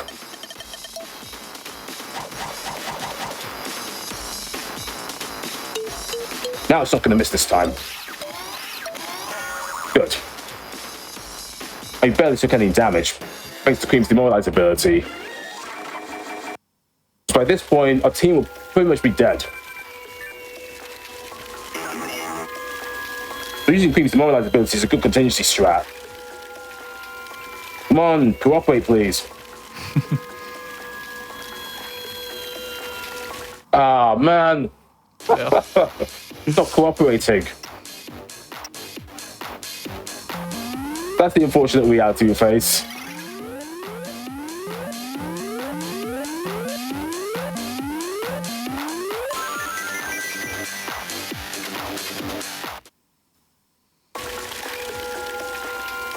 Right, so now that we've got the interdimensional buffer that we fought this boss to get, we can now head back to Tails and then get him to fix his ship. Yeah, McGurkin, you're not the only one. I've lost many runs to that. I've even had marathon runs where I've had quite a few runs where I was literally basically killed twice. Multiple times. And it's the only boss at that. So I was like, you know what, enough's enough. So I decided to find a contingency for that.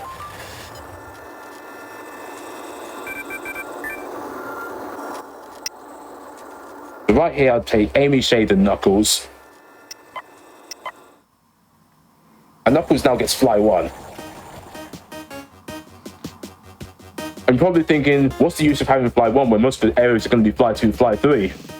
Well, see for yourself. I thought the same thing too.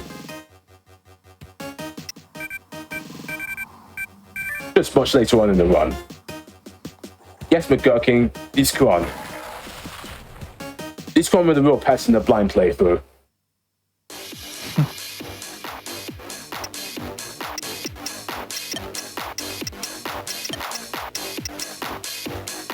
Hey.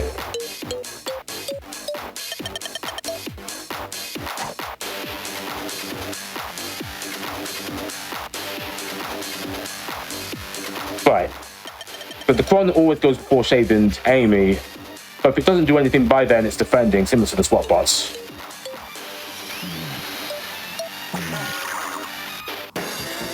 Right, nice and easy.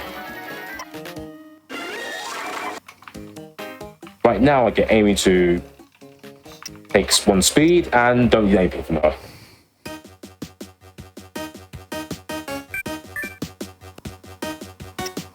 Glad you got this far. Right. Right, let's see what we can do. What we can do, what can we get? I think I'll give Sonic Pyraz.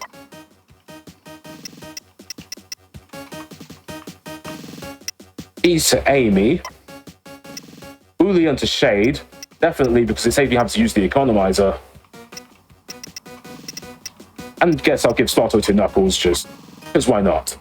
I just realized that I forgot to repower Shade and Knuckles. Ooh. And give items. I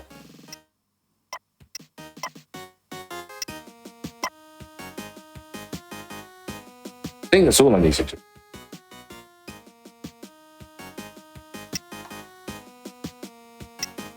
One power candy to Knuckles. One to just go, because I have to give a power drink.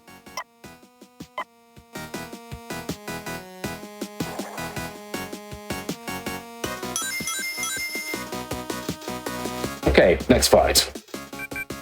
This time, exactly the same as the other one.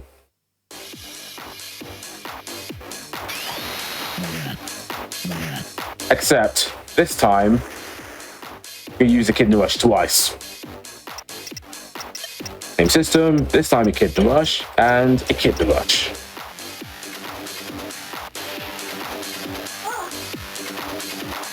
Okay, the right one is defending, which saves us time. And the Kid, oh yeah, by the way, Kid Rush is is a huge armor piercing move. Ooh, it is. Let's go. Which is why it's going to be heavily used. Not only is it armor piercing, but it's heavily overpowered. My goats, let's go.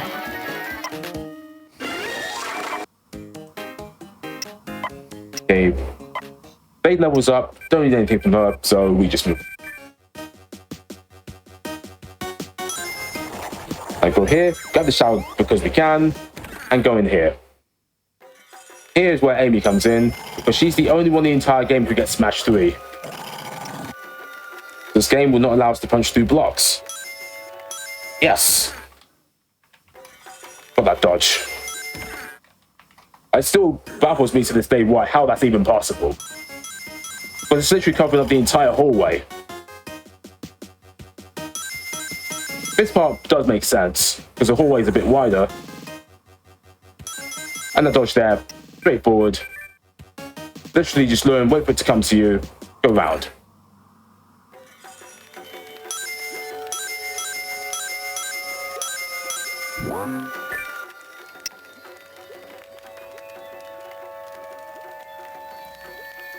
Okay, back here, I need to take one Earth Ring.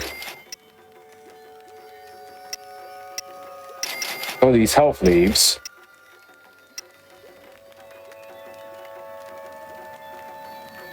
Power candy. Right now, I'm literally selling anything that's not a rock salt.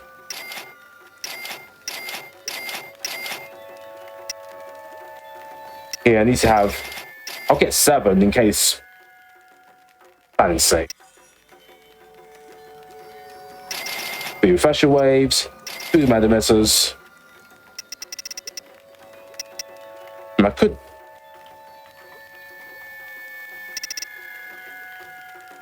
know what? I'll leave this for now.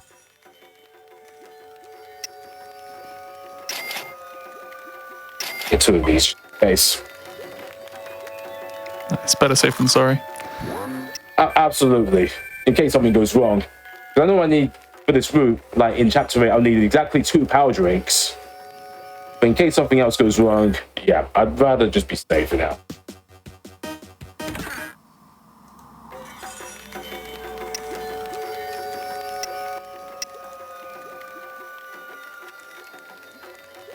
Oh shoot, yeah. Think about who heart, you're absolutely right. I did sell the Earth Ring back. I was not supposed to do that. Thank you for pointing that out. I was not supposed to do that. Thank goodness. Oh shoot.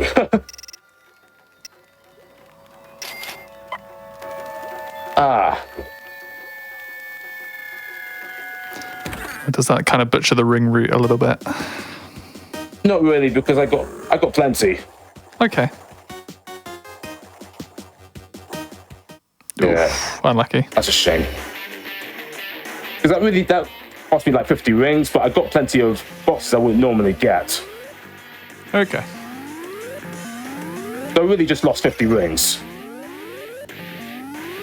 And the Spooky Charm box, which I don't normally get, that accounts for half of it. But because I got most of the items that I would normally save later. Like some of the Meta Missiles and the Pressure Waves. No, Pressure Waves I'll get 3. 2 I need, 1 in case of emergency. Yeah, thankfully, I had enough rings to buy it again. I don't know how I did that. I was not supposed to... Yeah, I know what happened. I usually sell my stuff first before buying, but I bought the Earth Ring first. Now, that's what happened.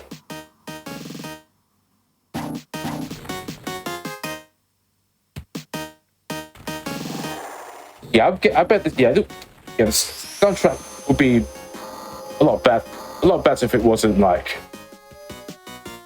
If it wasn't very compressed. But it's still catchy for what it is. Sonic level 1, and don't take anything from him. Right here, this fight used to be difficult. But by waiting in that corner, we could just dodge that easily.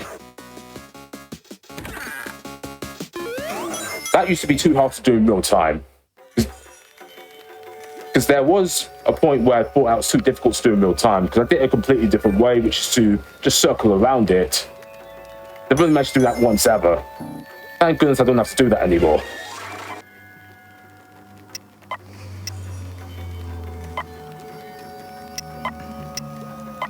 Okay.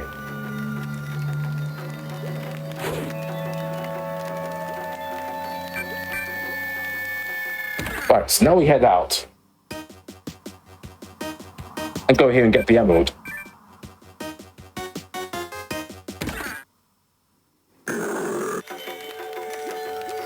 Yeah, that's speedruns for you. You can just literally just miss something just by like turning away.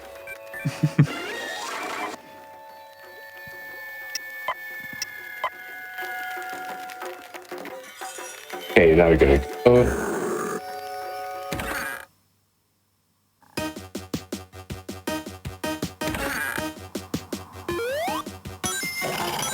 Not even going to try to dodge this one because, like, similar to the Gizzoid we dodged earlier, it's very tight. It's a very tight circle you have to do around it, even though it is possible. Right now, we're going to let these guys escape.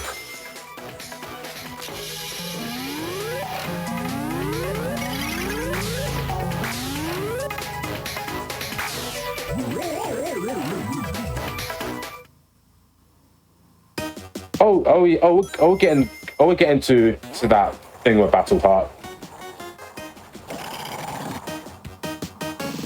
But in this chapter, we only get 1.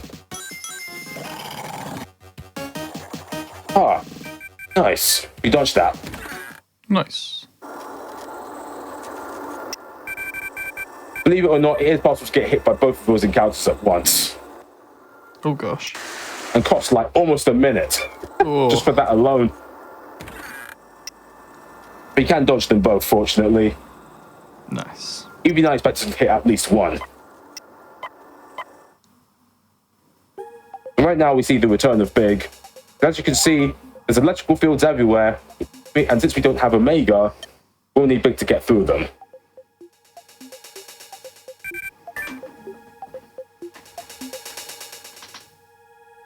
Right now, these slime-looking things try to start eating our ship.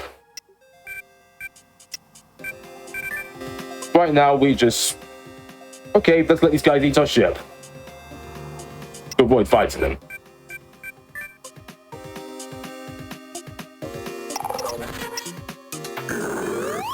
I go down and talk to the Queen. Because right now, they're in war with the Zoa.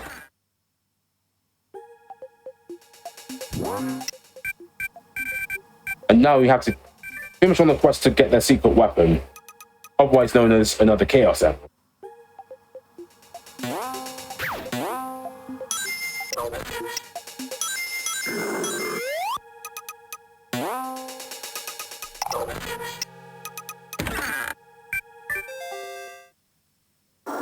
Oh, that just happened. Normally we can't activate a door before that cutscene. Oh, I've never seen that before. Okay, now I take pretty much the same party I did on the Crown Planet, because we all need the Kid Rush a lot here. Yeah, if only... Yeah, if only that was a thing here. That was the chaos when we were doing the shop, and then we had to get rooms to get them, similar to Sonic 06. Because we had to buy gems, which look quite similar to emeralds.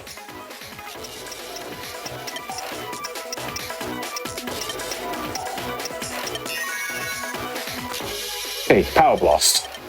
Want to avoid this at all costs. Especially if it's pointed at Shade. The Shade, we needed to do damage. Oi! So just about one hit, half of enemy's health is gone. Fortunately, we've used it for everything we need it for.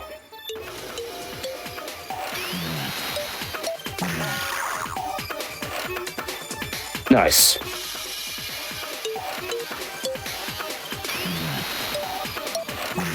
Beautiful. lovely damage. The damage gets insane, especially with Amy's Blocus. Makes it like almost 200 hit per damage. Oh, another thing we take as Knuckles is Quake Punch. We don't need that until the final chapter. But it's good to take it now because why not? Oh yeah, Lunan, yes. I was exactly looking for this Chow. That allows us to skip a certain menu. Ooh. Okay, so Sparto unfortunately is on the sidelines. But, oh yeah, actually, not quite. We could take it as Shade. Shade's the only one that doesn't have any Chow that are important. Oh, by the way, almost forgot one thing. We power Shade. And give her the Earth Ring. Nice. Okay, and we're off. I'm gonna go down and round, do this tight dodge. Ooh, got it. Oh, one thing, need to heal Amy. Because you don't want her dying.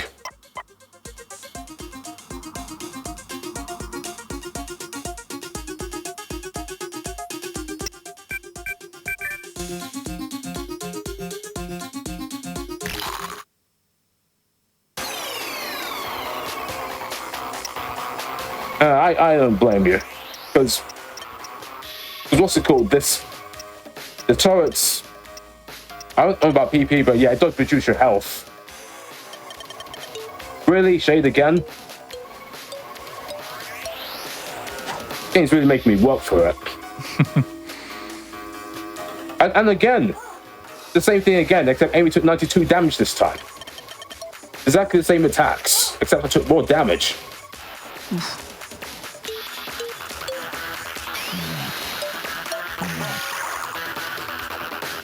It's still no match for us.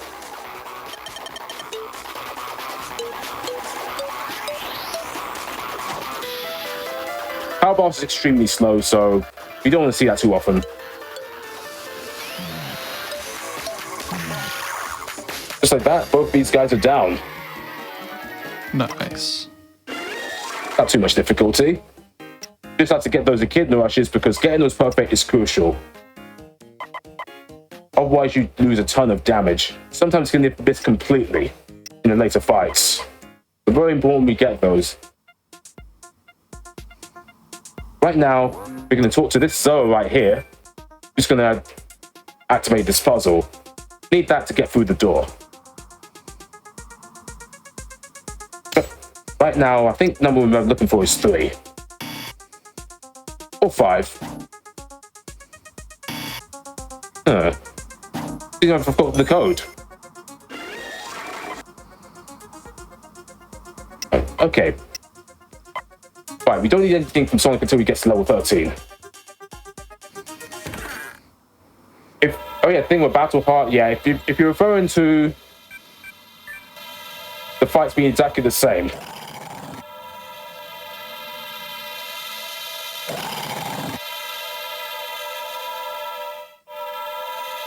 Dodging this can be a bit iffy.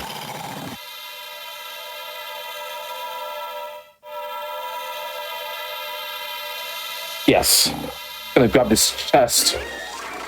Not that we need it, but make up for the rings we lost earlier, given my mishap at the shop.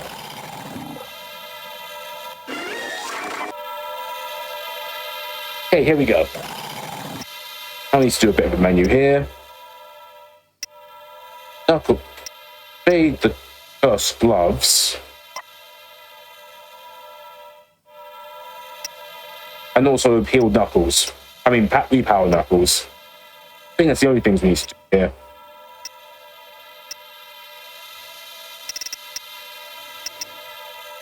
Oh yeah, also need to give you Earth Ring to Sonic. Here we go.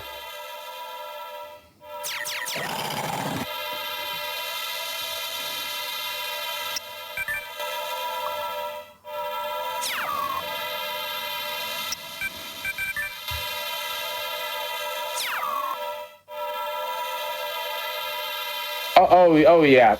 Oh yeah. The game knows Shade is the biggest threat. Absolutely.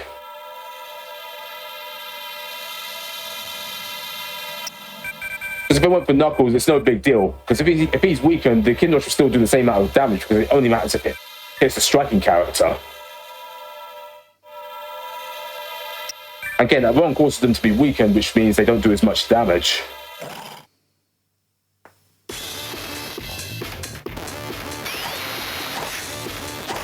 Okay, Shade hit, please. Oh. I wanted Shade to hit because she had Spartor, which could instant KO. Right now, I need to use a Refresher Wave.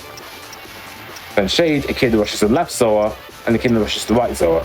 So for this fight, we need 3 Echidna rushes. This is going to go into round 2.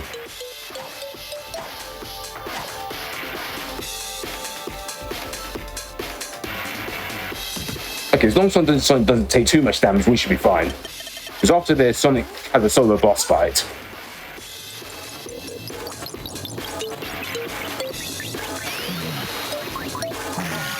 Good.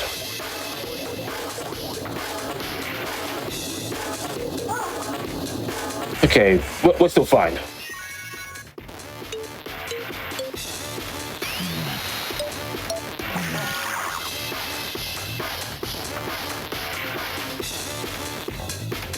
Okay, that's good.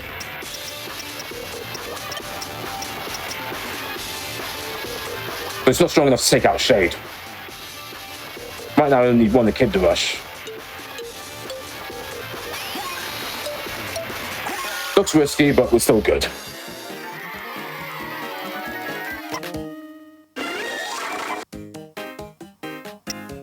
But Amy, we still up her speed, even at this point, and Knuckles we still up luck even at this point. Because attack and defense, we don't really care that much about that. Right, 1-on-1. Oh.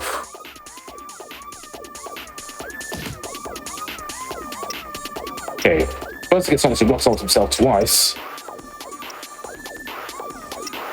And then Nat's kick.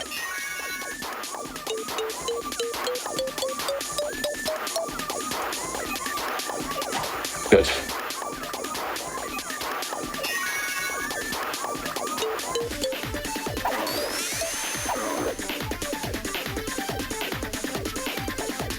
Right, round 2. Don't think I get to act it twice again, which finishes him off.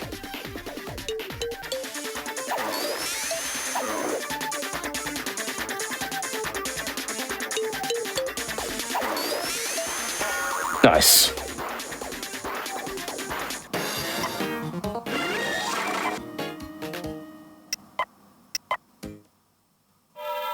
Okay, now this fight is over, right now wins the second Chaos Emerald. Because to get the Emerald, we have to challenge the General in a 1-on-1 showdown. And of course Sonic takes it, why not? Yeah, stuff. I get hyped for those one-on-one fights as well, since we haven't had one since we fought Shadow. Right now we up Shade's luck and we don't take anything. I'll take the quick way back. Nice, now double rings. Get it, strap the side leg and jump down.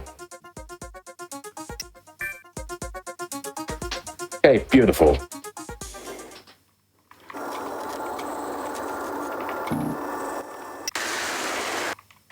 Okay. Now go back to the Nurgle planet and take the exactly same team as before, because this time we don't need to navigate here. The Queen comes to us.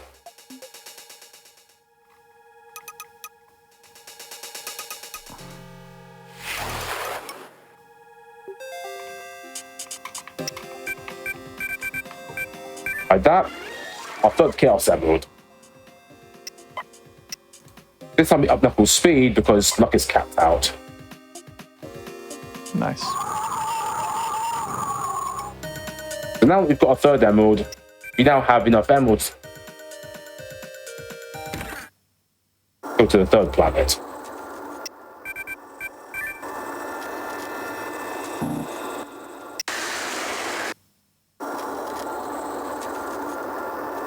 Okay, now we exit and take exactly the same party as before, and this time the order does matter, as in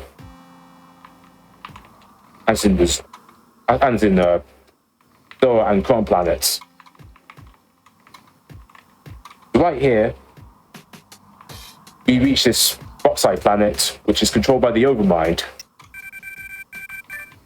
And with the emerald that was given over by, surprise, surprise, Ix, they can now fully take over their body. We have to go there, and we have to go to challenge the Overmind to stop them. They're pretty much gone rogue. Oh yeah, Brent's on. Yeah, Shade's amazing in this game, especially with the Kid Rush.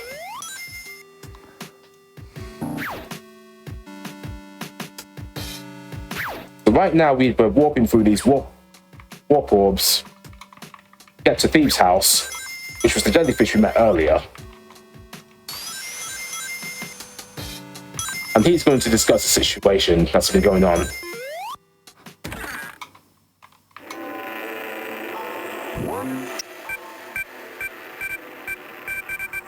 Nice.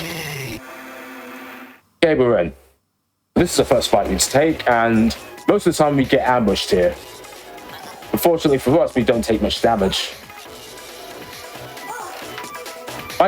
Mind control would be far too dangerous to power, if you ask me. It's true. It's true.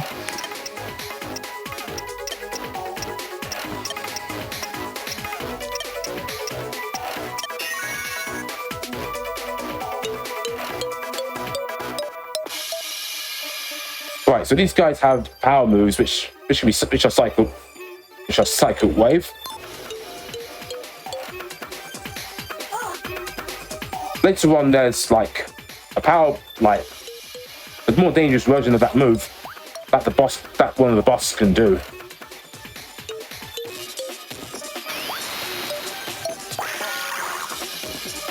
And that can actually stun the character. Fortunately, we're at one of the baby stages.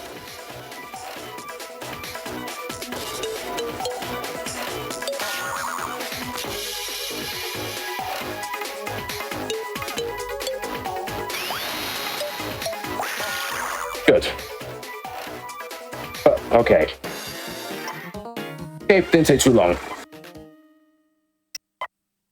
Okay, so up Amy's luck because her speed's capped out, and up Shade's speed because her luck's capped out. But now they find our location, we have to act quickly.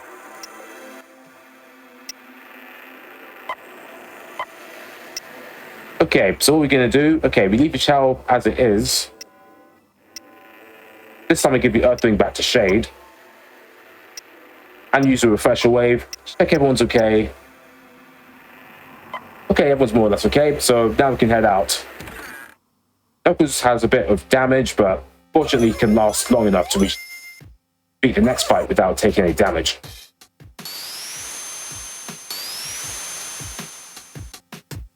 So with those pink jellyfish things, you can't be encountered by them, but the red ones, which appear after you talk to thieves, they do appear and you can get encountered by them as you join the fight.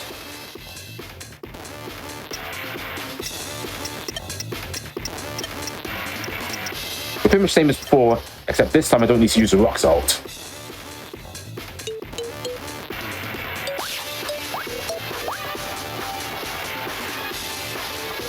Okay.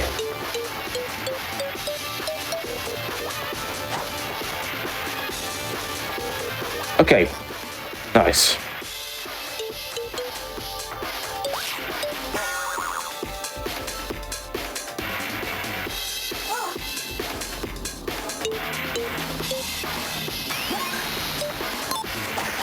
Oh, crap. Oh, it's not good. Oh no.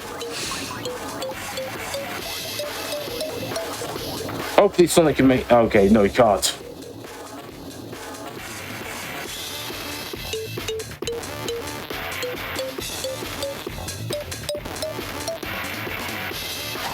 Oh.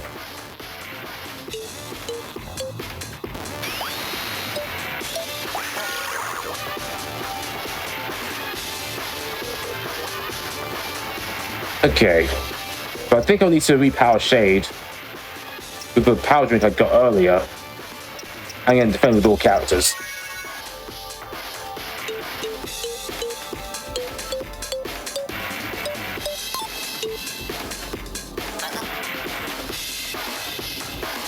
Okay, I'm not stunned.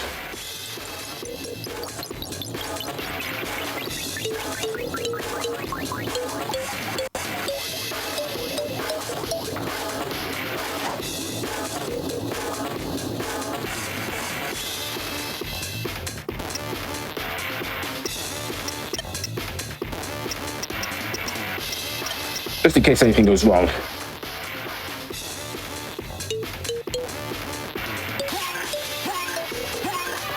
Oh, really? Not enough damage.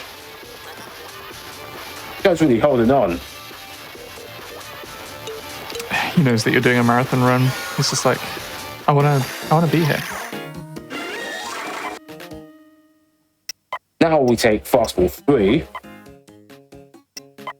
low blow 3, and point punch 3.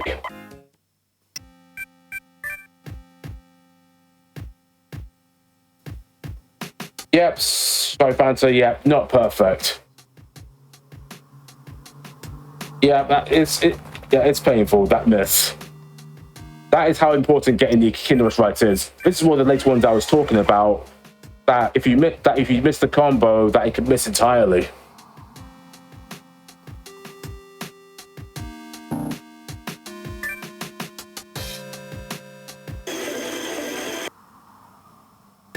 Now we warp over to the next planet over. And that's where the Overmind is.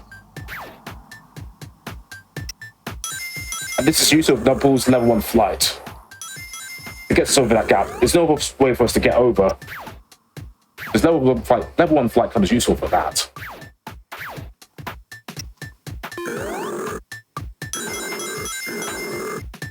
Okay, that's right.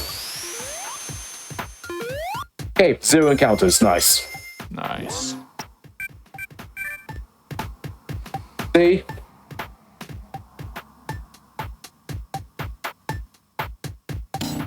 Now we've got to deactivate this force field when our team comes in. But if it flashes once, get that character to hit it. But if it flashes twice, we leave it.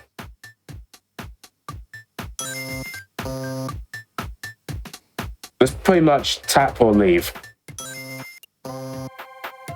Give him a lot of leaves.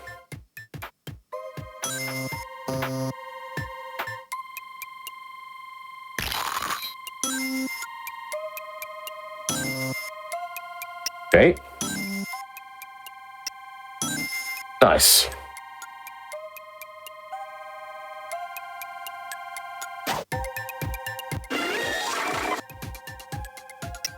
Nice. Page speeds up, and we get Cloak 3. Not that we need it, but it literally cuts down the menu.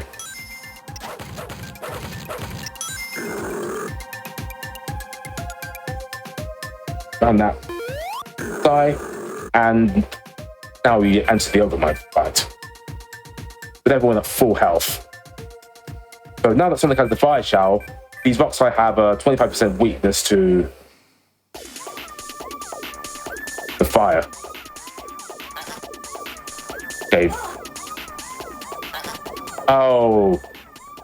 So now that Knuckles has taken bunch of the Force, I'm forced to heal Knuckles. Then I give Roxor to Sonic. Then I use Fastball on the green Roxai. Actually, no. First I give Health Root to Knuckles. Then I need to get Amy to use Blow Kiss on Shade. And the order of it does matter. If you want Shade, you want Amy to go before Shade and use a first turn to use Blow Kiss. That way she gets there in time to empower them. Fortunately, the power moves of the two bosses right side of it don't work. The other one is the one we need to worry about, because that one does actually work. And if you miss any of the inputs, it stuns the character.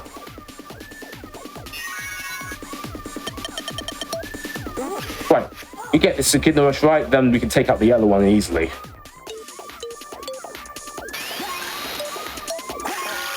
Boom, the other one is no more. Nice. Fastball is not quite as powerful.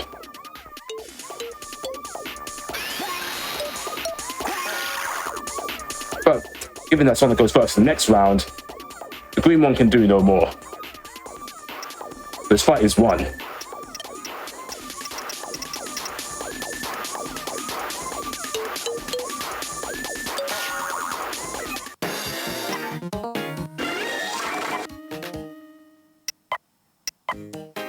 Okay. Right, now the planet is saved and the Roxai and the Overmind is defeated, we now have a celebrated victory of all the other Roxai, and we get both the 4th and 5th emeralds. Nice. Good progress. Right. Nobody's forgetting where the last two are. Last two are in, you guessed it, inside the middle planet. Oh, Nocturne. typical. If it were outside, then Super Sonic could just destroy it easily. But of course, not going to make it that easy for us.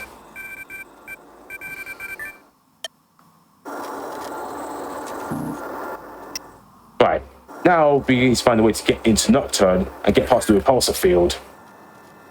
That's where the other party come into play. Not the, what's it called, the Kron,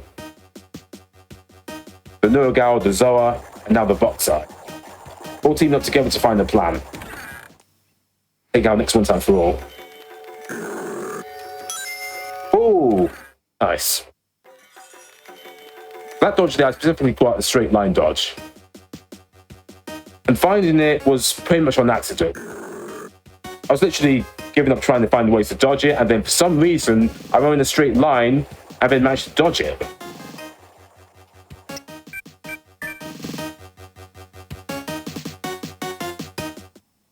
Now we need to go to this meeting point that the Gon Captain has given us. But right here, we need to do some shopping.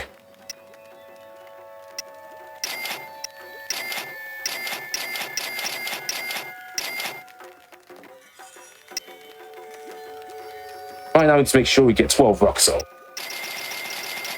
At least.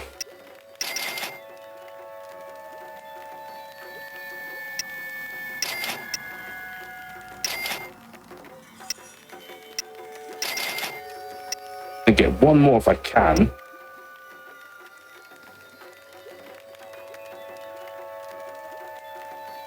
But you know, I'll sacrifice one Mediment and get one on the planet, because there is a one in the box.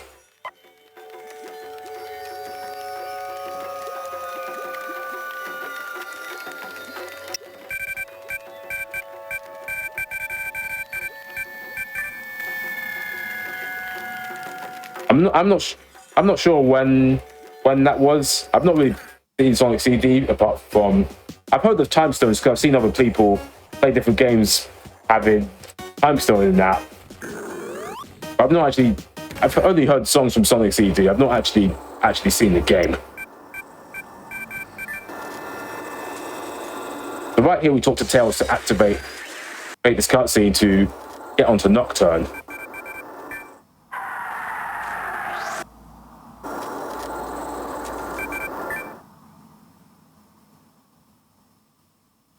There it is, fellas. Nocturne.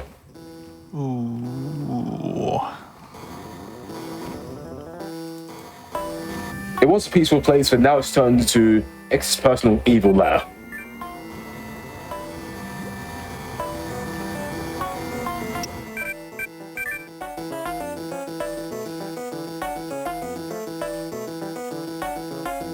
Yeah, as well as I play Rush.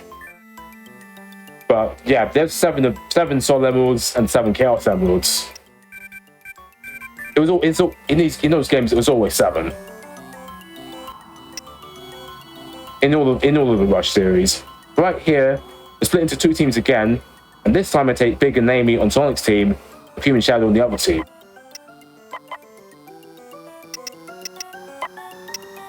Right here, might as well get those max levels because I can. Cream, we up with speed and luck. Get max refresh because we can. The Shadow, we up with speed to the max, and get with 3. Common Strike 3, which we're never going to use again, but why not?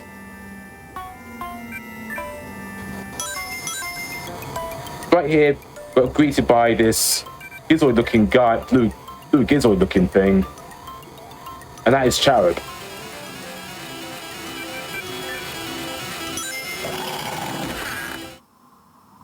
Right now he hits an alarm, and then we need to hit a switch to open that door.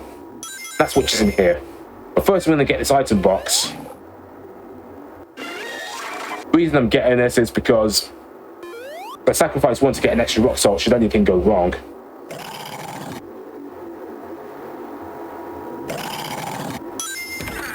Okay.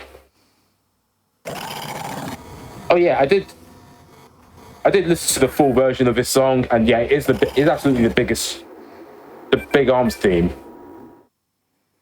I even heard of it when I played Gens 3DS. And Big Arm is in it. We love Big Arms.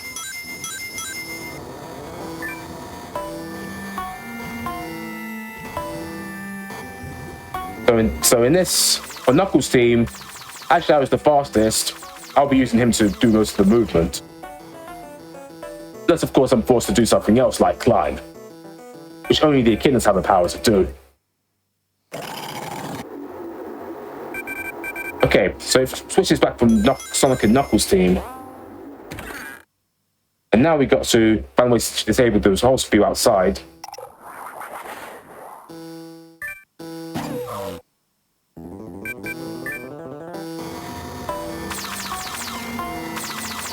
And that way, the ships outside can shoot down this turret and Knuckles can make progress.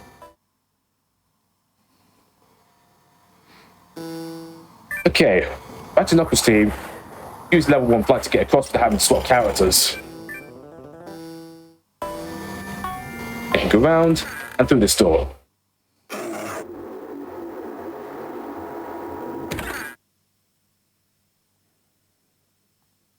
Right up here, you meet this Gizoid, which is an advanced model, and they're called Gizoid Centurions.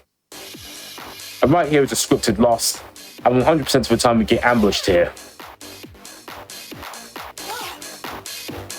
That's the scripted loss. We can't win this fight, but the best we could do is get Knuckles to plate punch them. That causes them to be stunned and lose all their turns for this round and the next round.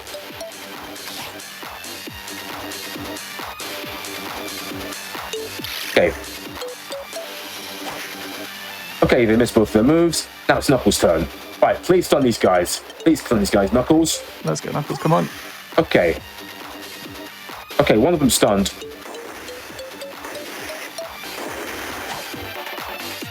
Okay. I can try. Yes. Now these guys can't do anything for the next round. That's easy win for us. Knuckles power drink, red emitter, and defend. Just like that, it's like the second round never even happened.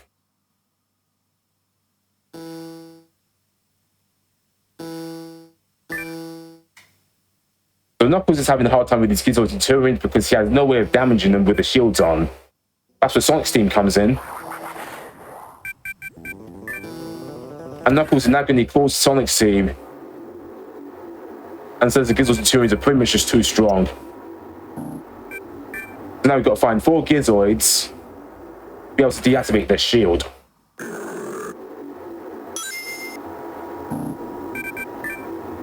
That's 2 down.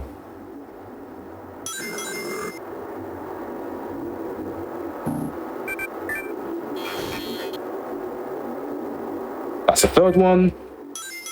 And the 4th one is just down here. I think there's a shorter way to get there is a shorter way to get to it, but this way is guaranteed to be pretty much guaranteed to be encounter free.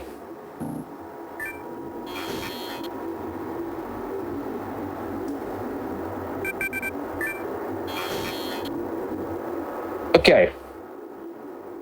Now the shields are gone, we can now fight them for real.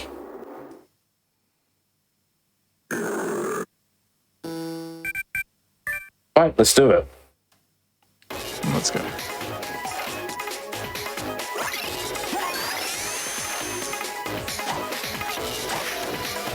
Okay. Right. Alright. First I go straight to Shade, and the Kid rush both of these two. Defend Scream, and Shadow, I use Chaos Rift. But I am going to gamble this. Because if it works, it's instant KO before it could do anything. Yes, we did it.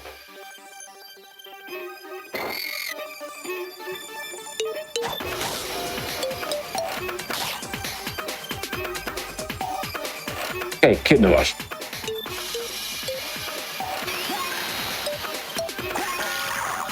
Awesome. Oh yeah, the shield. Yeah, that would definitely would make it not even OP, just it's pretty much flat out undefeatable. Just to be capable of taking damage. First needs a pause menu and use a refresher wave. Check everyone's okay and move on.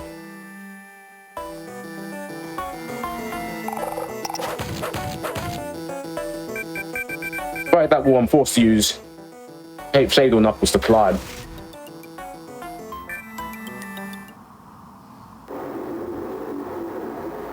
Alright, so back to Sonic's team. Before Knuckles' team fights Skiller, Sonic's team needs to find Cherub.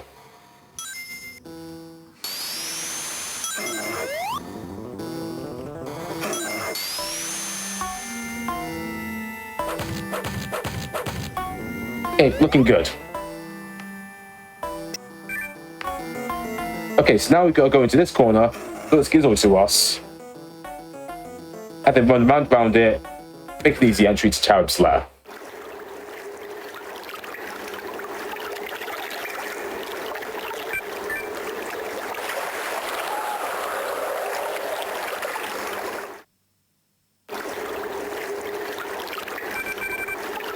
Oh yeah, if you beat Shadow, you beat Shadow fighting ML, like pretty much the Gizoid thing on the Ark. I really really saw that in the trailer. Now first I need to get Fire Chow off Sonic because these guys are resistant to fire. So I might as well just give him Cheese Love for the heck of it. Because he don't seem to have any resistance. Any resistance will be quite devastating to us at this point. Cherub doesn't play games. Similar to Skiller.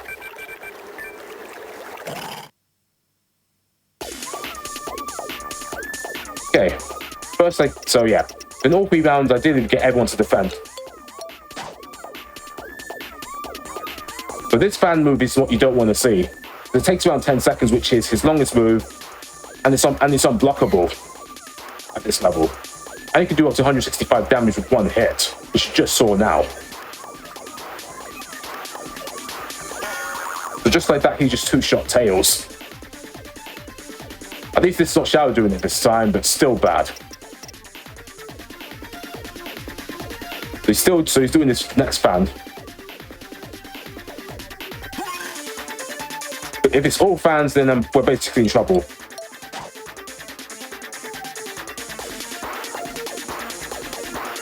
Because the team can take about 8 fans. Okay, so we're good here. Don't need one surviving character to win.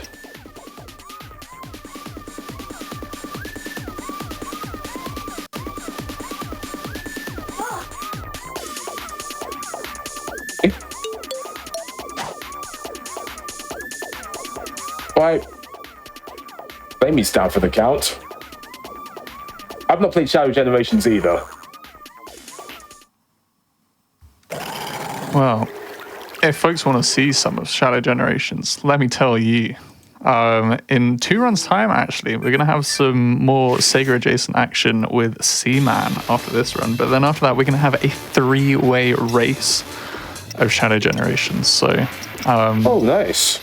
Yeah, I too haven't played Shadow Generations. I'd love to, because it looks like it's, more steps in the right direction for the series, which, we're always fans of after things have been tough through previous years. But yeah.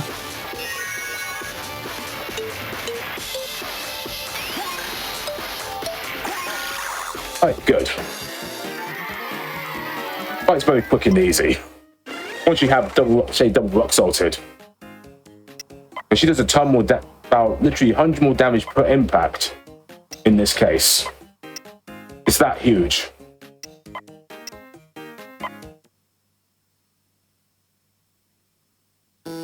There's no pistol damage. I need that full health for next fight, which can be quite dangerous. And this, and exit.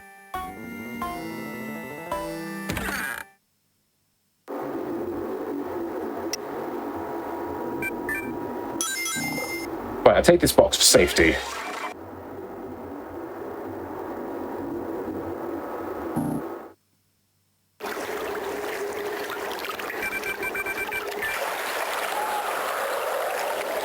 That's the case we need to use a health item.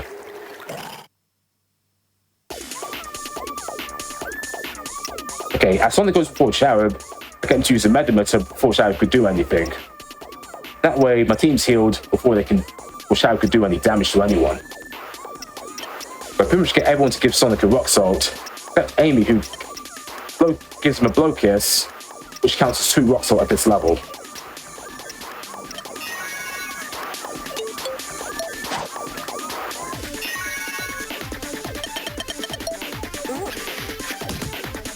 Okay. But right now, Chab's not much of a threat anymore. Now he's no longer underwater.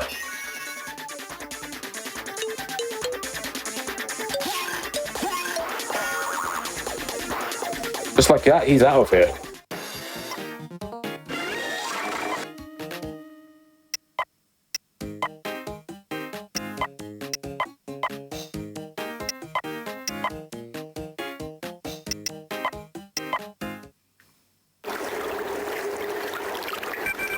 Okay, nice.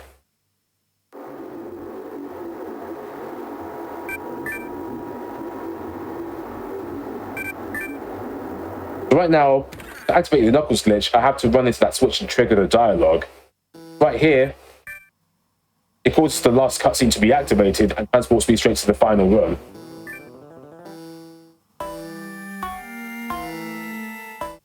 Just like that. Skip the whole final section and get transport straight into this room.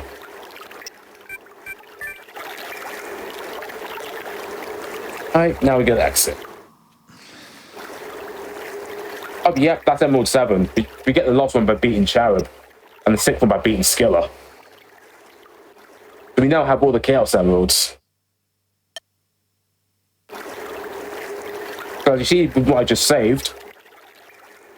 Actually, no, it doesn't show you here. I thought it showed you. But doesn't matter. We'll see them soon enough. Oh yeah, also these guys in the lair, if you get encountered by any of them, it is a trapped encounter and you can't flee it, so you have no choice but to fight it out. It's a bit scary, but fortunately, it's pretty easy to dodge. It's a pretty easy setup to dodge that.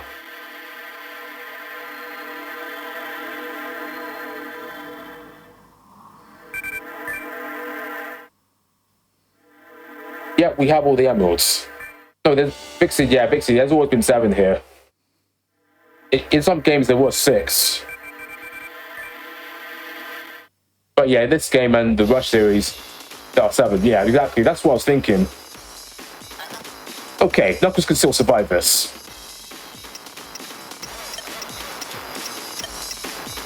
Cream, Rock Salt, Spade, Shadow, Alpha Knuckles.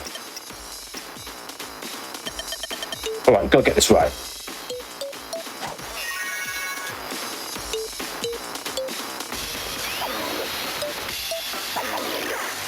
Sometimes it can glitch out and the two can be misaligned.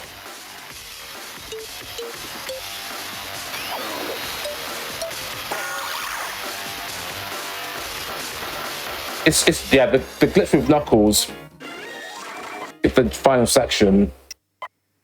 Pretty easy setup once you know what you're doing, because you need to, after that Sonic fight is over, you just need to run into the switch and then trigger the dialogue and then run straight out. Okay, here we go. Fox team. Oh no. Okay, I thought it was going for Amy. Okay, we're still fine. We're still okay.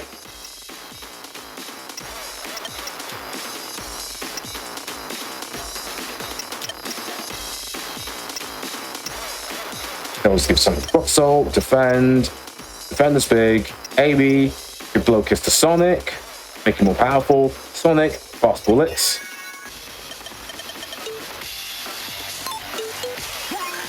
Okay, oh, go Big's asleep. Okay, we're still okay. Fortunately, I don't need Big for anything here. Big's fast asleep. Because if we get any inputs wrong, then the character is either put to sleep or just flat out knocked out.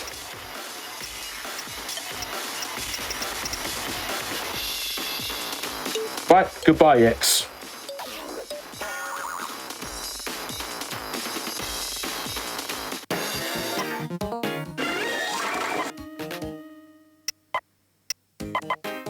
Right now, we're just taking Actic 3 because it's faster on inputs.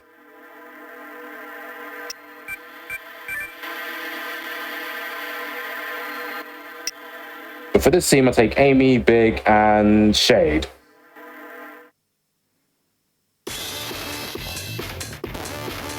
So Amy, for obvious reasons, so Sonic can use his most powerful move that he can use without Tails or Knuckles. And that was the very first move we took. Now we have it at max level.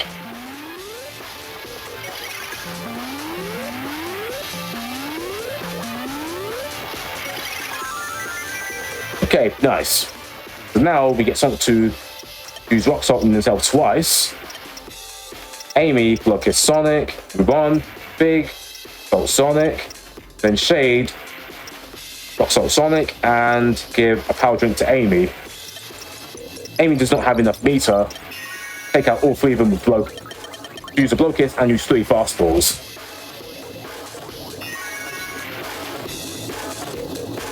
Okay. Nice. Now just needs to fastball the other 2 guys. I mean, despite its history.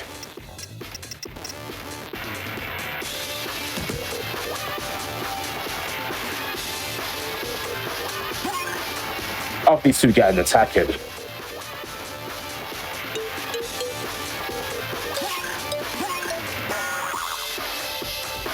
And again.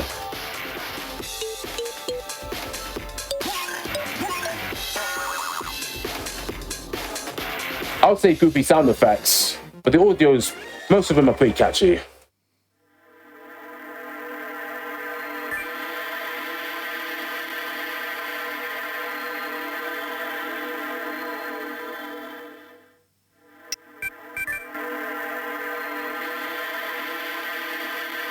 Okay. This time, Sonic uses all the emeralds and turns supersonic. Let's go. Absolutely. Oh.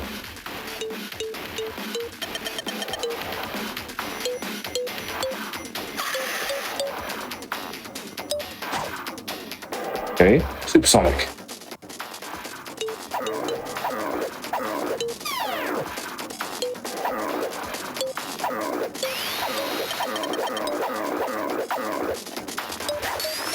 Yes.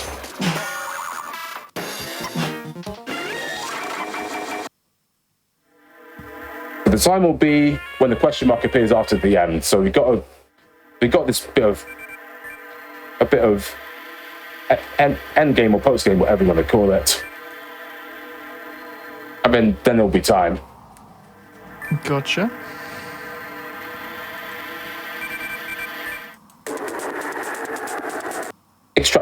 X tries to, in a last ditch effort to try to stop us, tries to trap us in there. It managed to hop onto the ship quickly and escape. But surprise, surprise, Eggman has just taken us over. Gee, didn't see that coming, did we?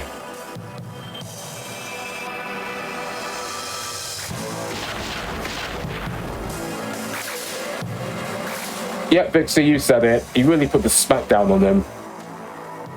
He wasn't playing games. One attack and he's down. Okay, time is about to come up. And now. GG.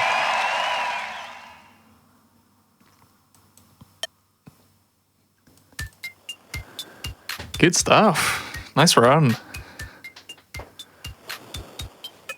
This one did have its ups and downs. But yeah, this fight was pretty cool. This one was pretty cool. Yeah. Actually, get within the rest of it and managed to make it just under 205. Yeah, we got on our end, it was a 204.58. So it's a solid run. Exactly the same for me. I got 204.58.28. So it's very close to what you got, 204.58.2. Oh my gosh, yeah, wow. Well, shout outs to our producer Ray, who was staying on the ball with the timings. But yeah, no, that was awesome. SB, good job. Any sort of closing remarks that you'd like to give? Yes. So yeah, I do like to thank 9K4 for coming up with the initial route. I don't think I would have gotten the time like this fast, this quickly without his route. So thank you to him and all of you other runners out there that took interest in this game. I just seen like not too long ago there was like another runner who submitted the time. I do thank you. Forgive me for forgetting what your name is on speedrun.com, but yeah, I've just verified your run quite a while ago.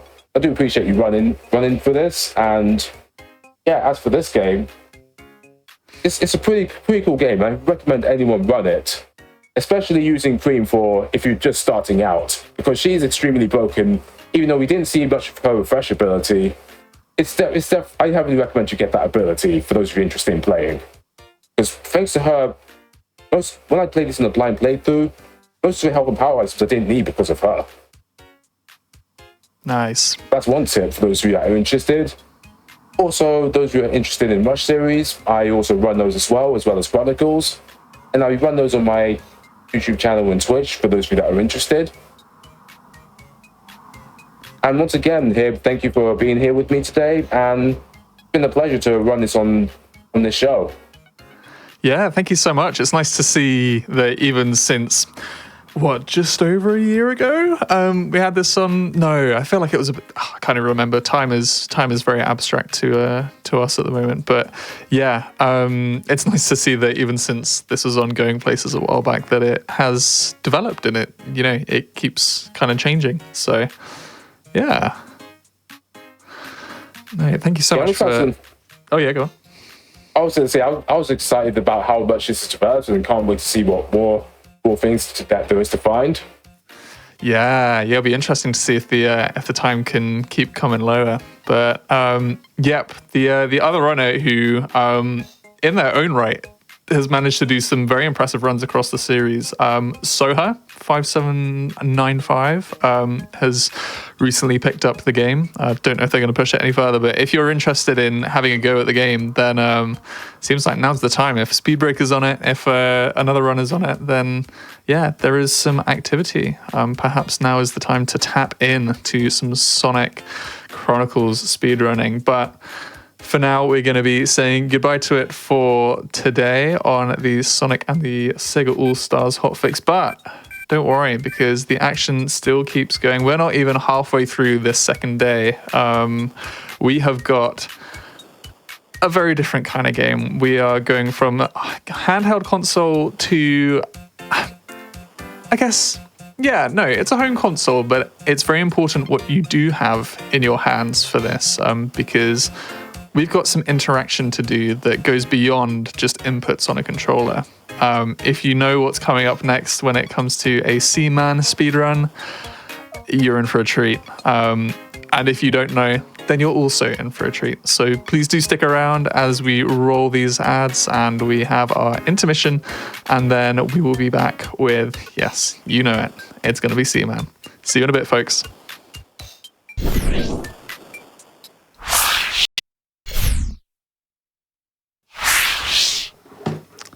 Hello, folks. Welcome back to the Games Done Quick Hotfix channel. Well, the Games Done Quick channel. This is the Games Done Quick Hotfix, and this is Sonic and the SEGA All-Stars. You can see that I'm trying to do something whilst I'm doing this intro, because we are heading over to a different console. I tried to show you a DS earlier on.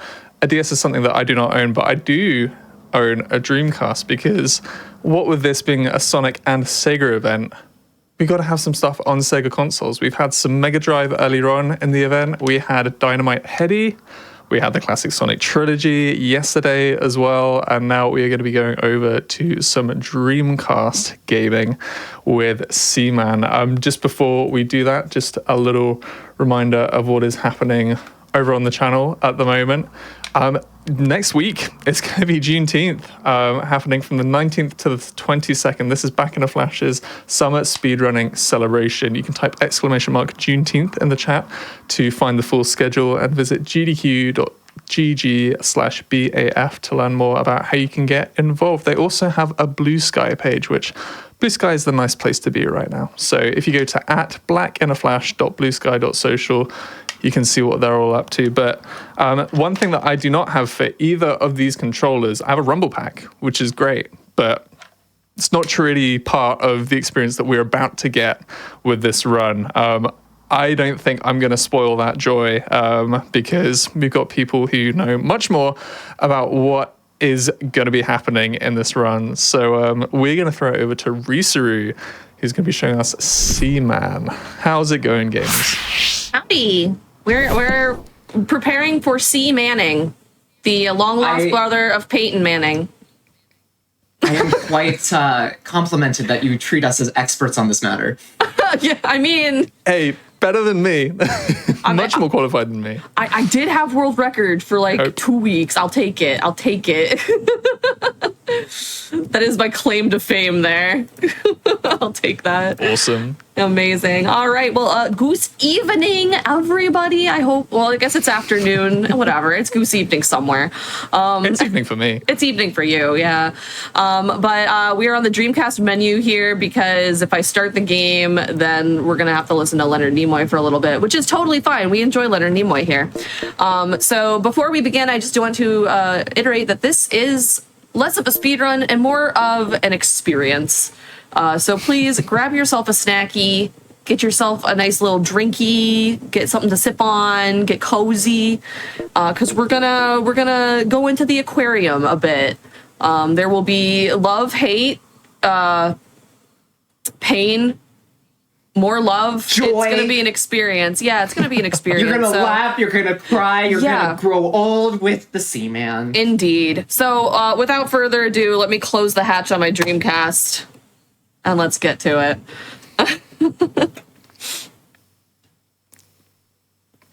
Come on, check that disc, girl. All right. Let's go. We're so back.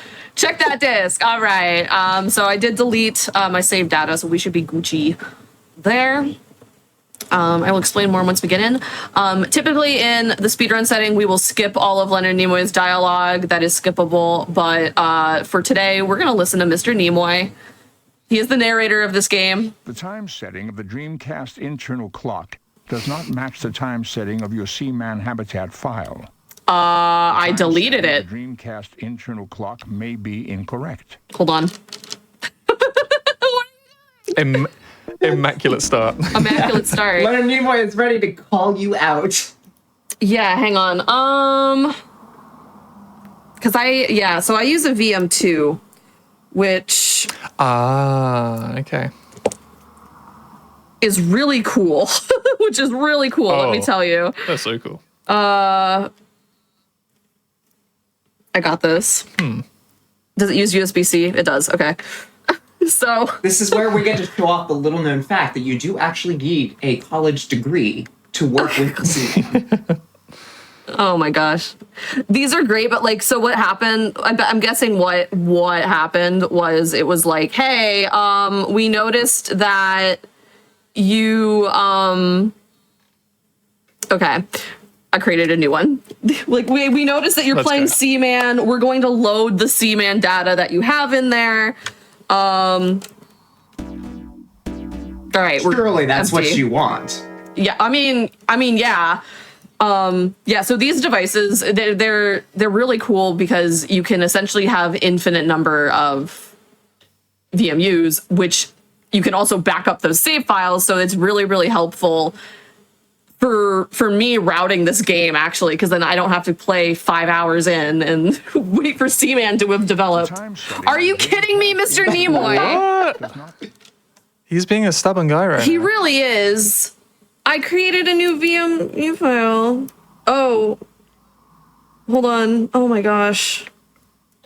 Why is it like this? It didn't load the new one. Oh my god. I'm so sorry, chat. And folks, this is the reason why Sega no longer make consoles. What do you mean? The Dreamcast is a perfect machine. It is, and I hate that it was the last thing that they did. Yeah. All right. I'm just My gonna. sweet prince. I dropped my microphone. Awesome. I'm just gonna go and load a regular VMU. All right. We got Illbleed. Yeah, this is probably fine. I don't know what's on this, but all right. Sorry, Seaman. We'll keep Illbleed 07 though. for the old file. Illbleed, though. Thank you. All right. If that doesn't work,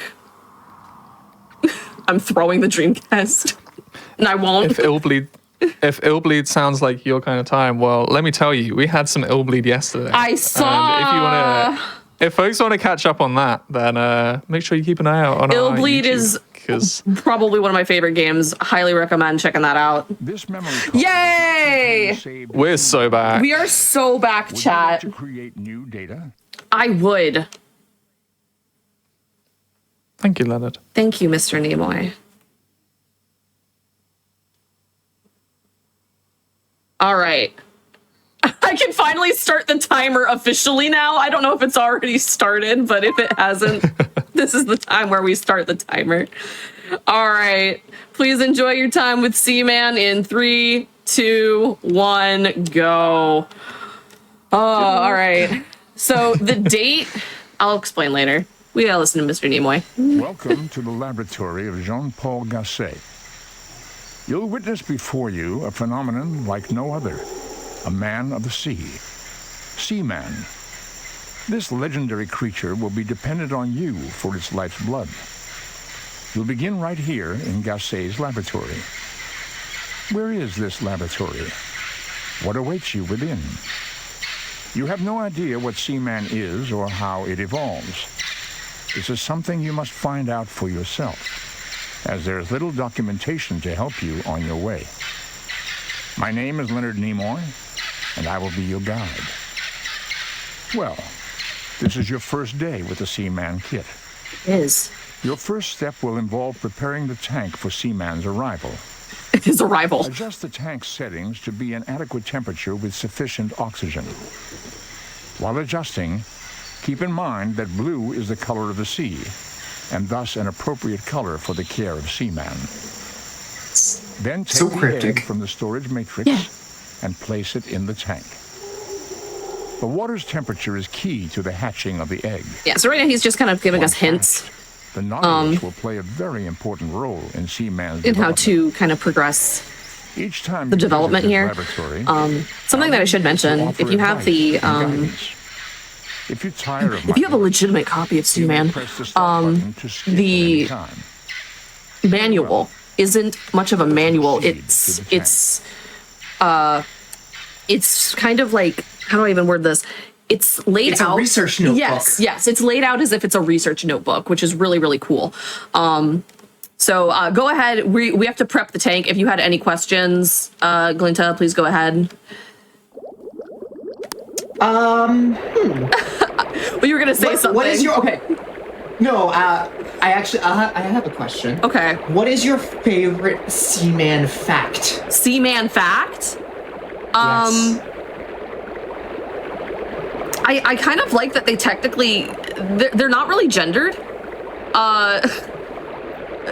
While Seaman is called Seaman, Seaman doesn't exactly have its own gender there. So I think that's really neat. I don't know. They can adapt to make themselves what is desired or necessary. So There seems to be some confusion on what kind of game Seaman is. Can you give chat members who may not have experienced Seaman a little overview of the game? So it is TLDR. It's a pet simulator. As you get later on, it could possibly become a dating sim, but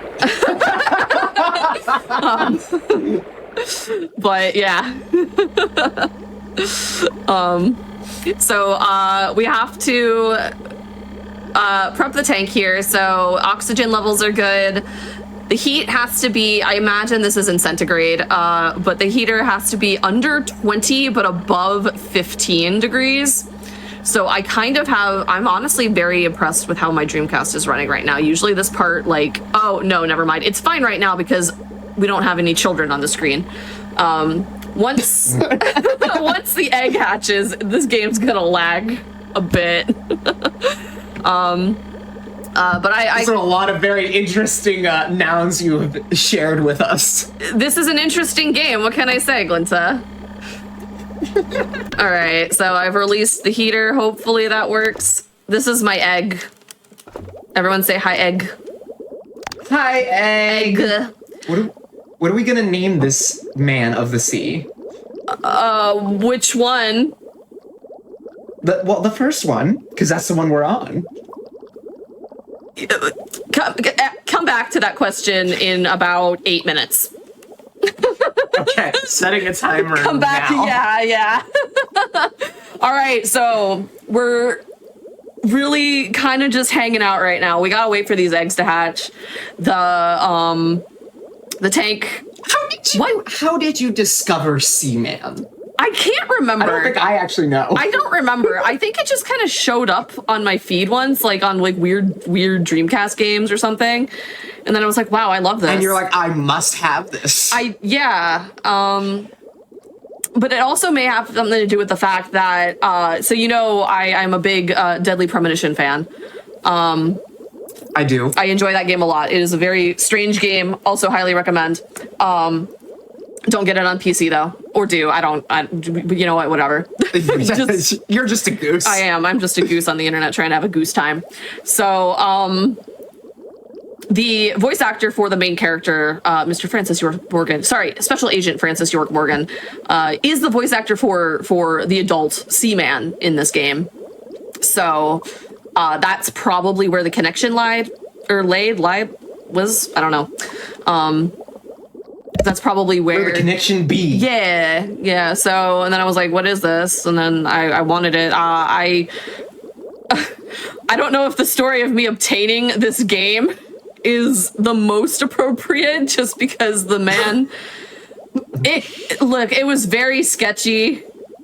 It happened in a Sheetz parking lot. I'll leave it at that. I'll leave it at that. What a perfect way to obtain Seaman. Yeah. For anyone who's unaware, Sheets is a convenience store, the East Coast, Midwest area of the United States. So our eggs are doing egg stuff. We're doing all right. Mitosis. Yes. The separation of cells. Indeed. I'm actually very impressed that it shows this. I don't think I've seen the pre-hatch. Oh yeah? Okay. There will be a noise when they do hatch, so just as a heads up. I also completely forgot, like I was just so happy about getting into Mr. Seaman here that I didn't even introduce myself. Hi, I'm Rizuru. I play really strange games. If you like that,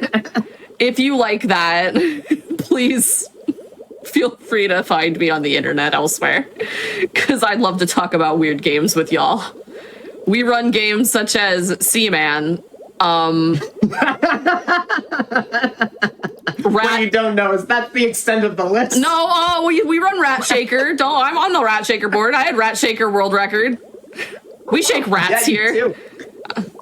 We shake rats affectionately. What other? Chicken Foot? I haven't run that yet, but that's a game I like.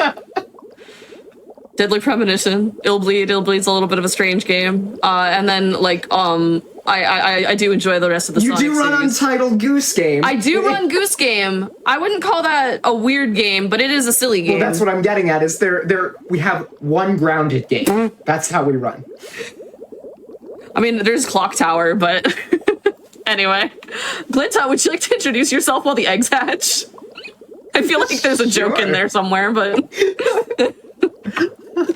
Hi, everyone. I am Glinta, a hint of Glints online.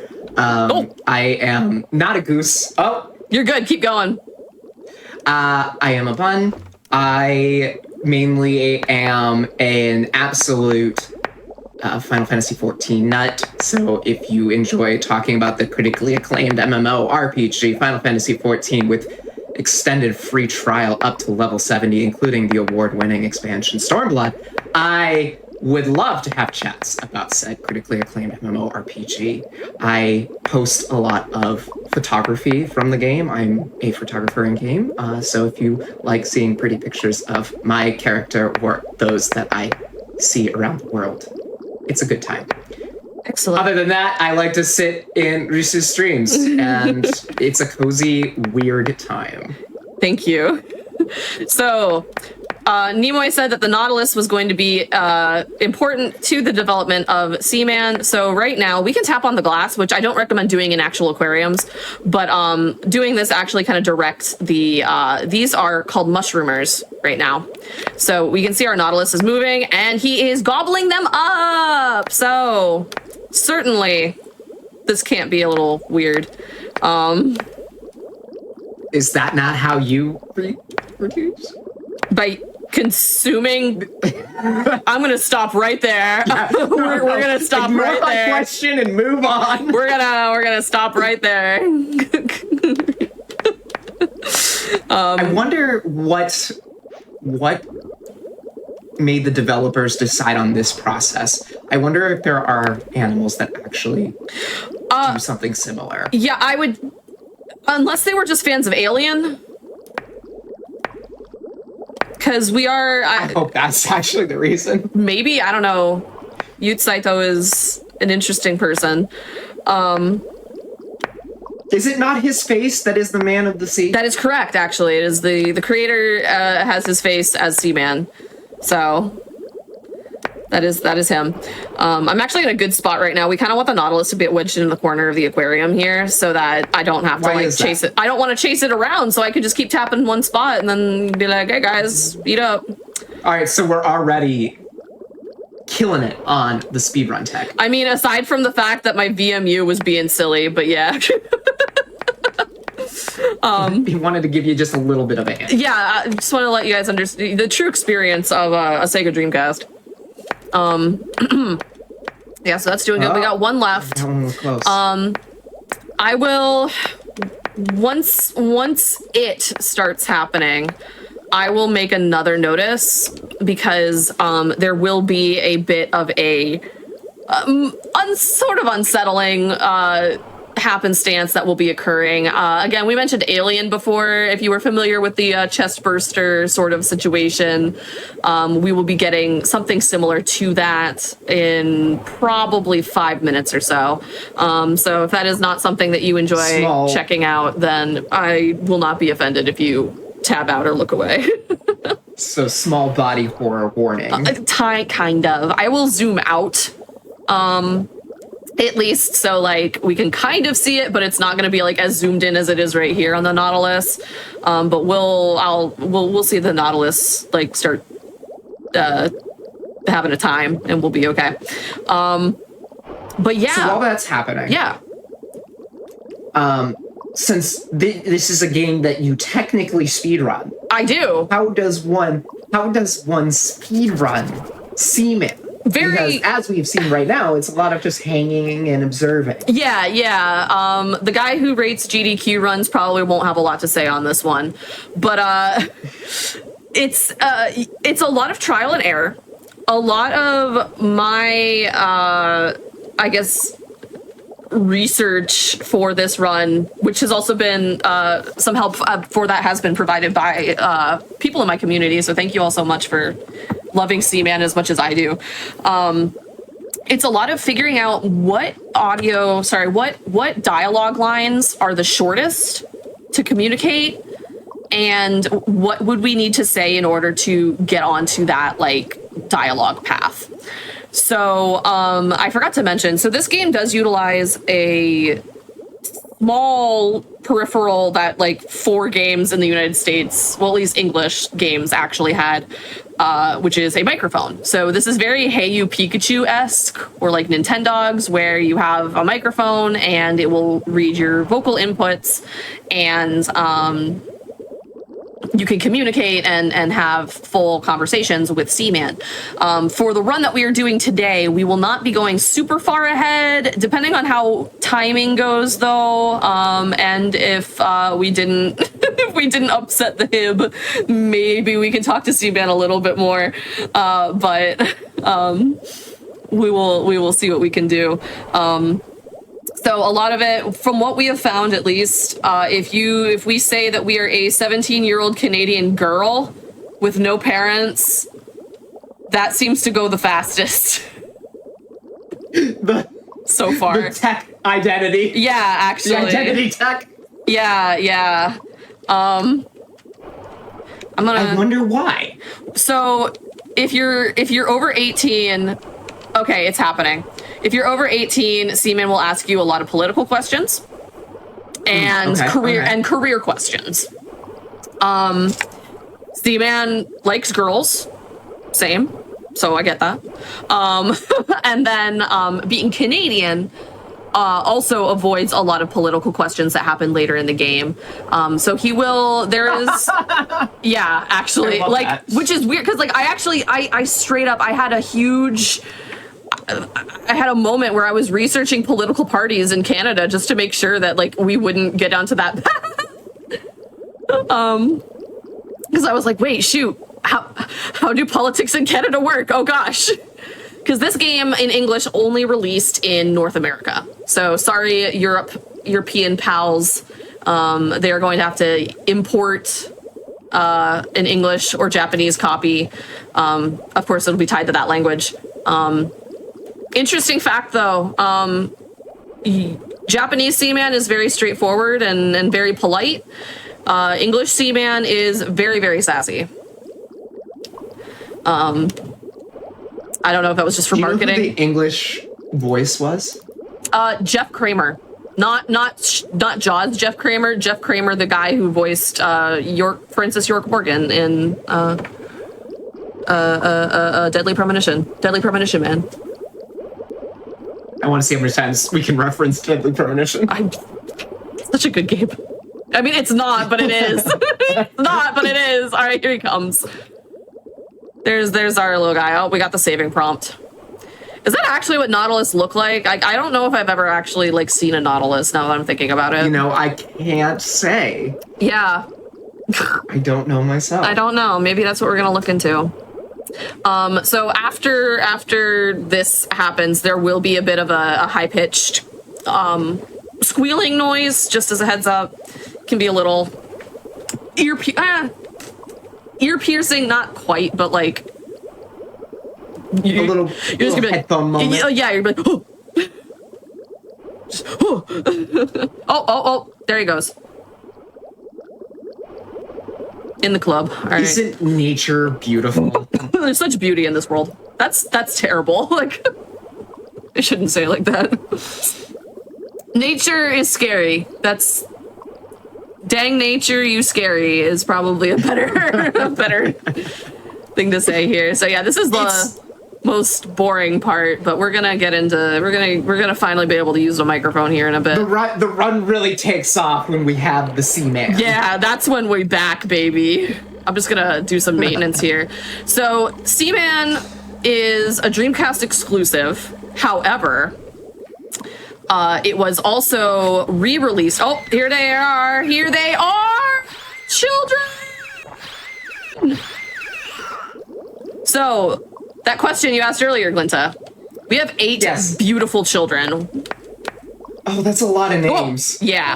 So we're just gonna not worry about that. So, all right, Shaq, give me your best Seaman names. I usually, once we get to a better part of the game, I usually stick with male wife or baby girl. I'm so glad I'm back. Welcome back. I was gonna say welcome back. Welcome back. You said to get some snacks, and I got some pizza. So well, you came back at the best part. Did I understand the assignment? We have 8 beautiful Seaman children. So these are called Gilman. This is the phase that they're at. I'm gonna give them some tickles. I didn't actually explain what our speedrun category is. So this game is long. So I've kind of developed a route where we can kind of get a good taste of what this game entails and not take a million years. So our goal is we're going to help Seaman learn language, and we're going to say, I love you, and he's going to say it back. So really, it's just say it back %. So we can tickle them, we can hypnotize them, we can pick them up, but that's bad. They don't like that, so I'm not going to do that. Maybe Are you the one who developed this category? Kind of. It's not an official category. It's more of an adaptation so that it can be shown in marathon settings and not take forever. I would love to do a full run, but that's like 4 hours, and I still don't have it developed enough to be like, yes, this is exactly the range that it can be, because current world record's like 3 hours, 45 minutes. And then my world record when I had gotten it before was like a little over 4 hours.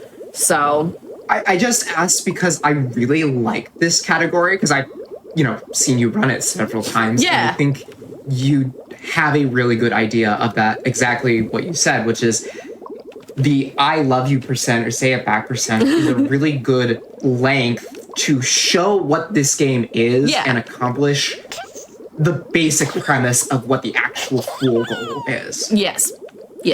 All right, I am going to start using the microphone to speak with our children. Chat, spit out your best Seaman names, and once I reset the day, we will go over our best Seaman names. So, all right, let's see. So there are some terms that we can use that kind of help Seaman develop.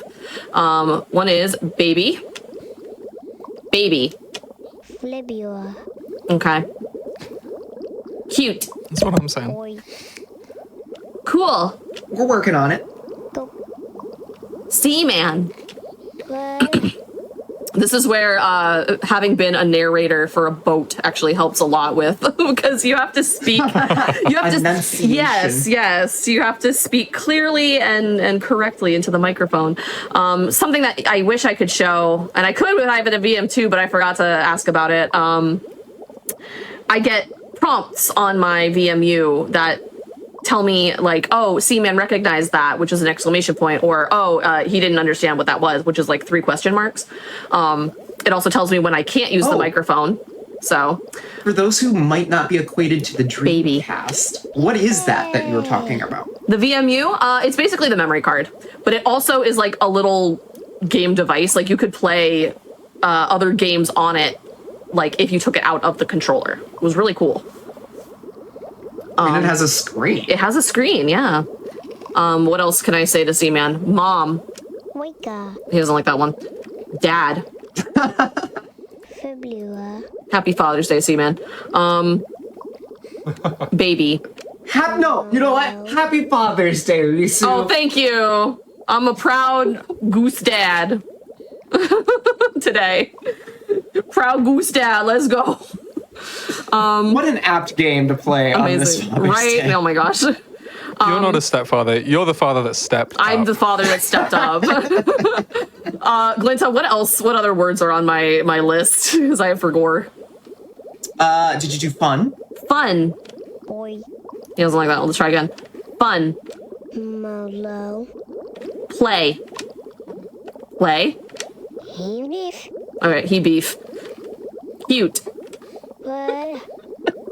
Baby. Boy. Okay. So do you know what the Seaman means when it makes certain noises now? No. I don't know what they mean. I just imagine it's baby being babies. So let me. Oh, I didn't mean to hit the light. Ooh, Spooky. evil baby. Little scary. So I'm going to adjust the heater just a little bit here. Okay, that might have been a little too much. Air's good. I'm gonna do a quick save where if you just change anything in your item matrix, it'll save. I do get a saving prompt on my VMU. Once that's gone, I can soft reset. So what we're gonna do now is we're gonna go into the system settings and change the day. Woo! Yippee! Why are we doing this? Because Seaman Seaman's development is time dependent. So once you accomplish so many tasks, Seaman will develop each day. The idea of this game was like to check in once or twice a day and see how Seaman develops. But we have found 2 visits a day is fine. I usually do 12-hour intervals. And then usually between like 8 a.m., 8 p.m. or 9 a.m., 9 p.m. seem to be appropriate. Let's listen to Mr. flashbacks to Welcome to the laboratory of Jean Animal Crossing. Exactly. Summer. Yeah. But let's listen to Mr. Nimoy. He will update us on everything of what has happened. Back so soon. Let's see. Did you see it? The Nautilus has become prey to the parasitic mushroomers, and thus the gillmen were born. Gill stands for the gills of a fish. So a gillman is a being who breathes underwater. Gillman has learned human words. Oh? Try speaking to him, if you haven't already. I want to go on a At the moment, the tour habitat contains hosted by Leonard Nimoy. gillmen. He's got to have They're done suffering like from the cold. Please. other narrations. I mean, you could also just play Kingdom Hearts. So let us head over to the tank. Who was he in Kingdom Hearts? Eric? No, that was Mark Hamill. Jens, was he Jens Sid? I don't remember. I don't remember. Oh, what were those Seaman names that we came up with? What? Do we see had any? a Joel in there. Joel? I know. We had a Chad. Let's have a look. Fishculus Cage. Ooh, I like that one. We had a couple of glorps.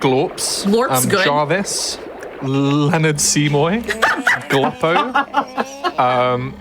Plenty of Peter Griffin. Wait, no, Peter Gilfin. Sorry. Oh my gosh, that's amazing. That is great. So Y'all are rocking yeah, plenty it. of names there. Plenty of Phenomenal. names to have a go at. Very good. So I hate to say it, but we can't get too attached to all of our Seaman friends here, because we do have some parasitic tendencies still present. So one thing that we can note, one thing I can see that I have made progression is Seaman is no longer opaque. He doesn't look, I can't see through him. So at least I can't see through him as much. So development has happened. We're a little bit more, he's a little bigger too, but let's see if he knows any words now. Baby. Squeena. Okay, no. Squeena. Squeena to you too. Squeena.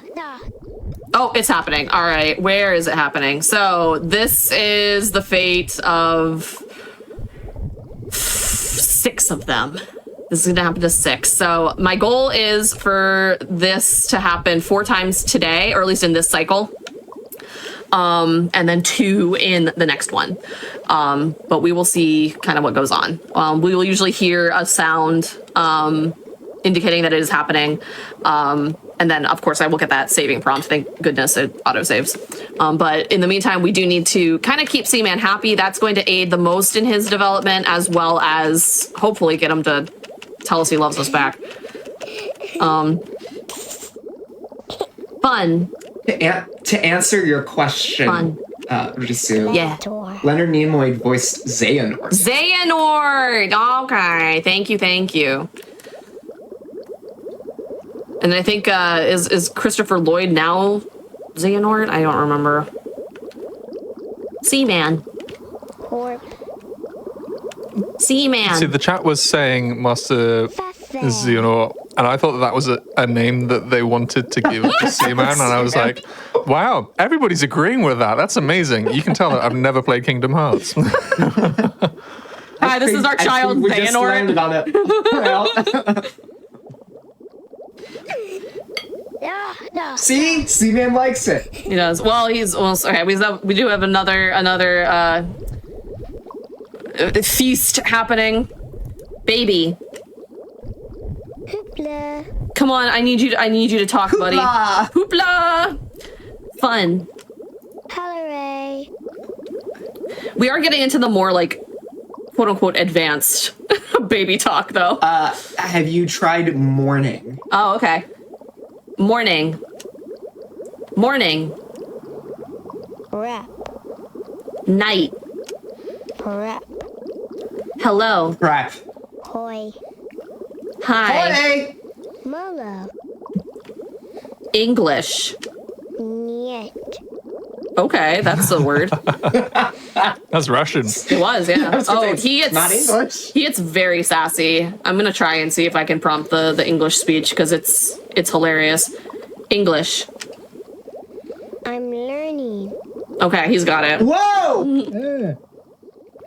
Yeah. Another thing we have to be careful of is if you repeat too many of the same word, he doesn't like that. So I have to be a little bit more diverse and rotate those phrases often. So I have to. I always go to baby because he usually responds to that pretty quickly. But baby. Oh. Okay, I'm gonna go over here. Sorry to disturb you. Baby. Baby. Let's go! All right, we're getting somewhere.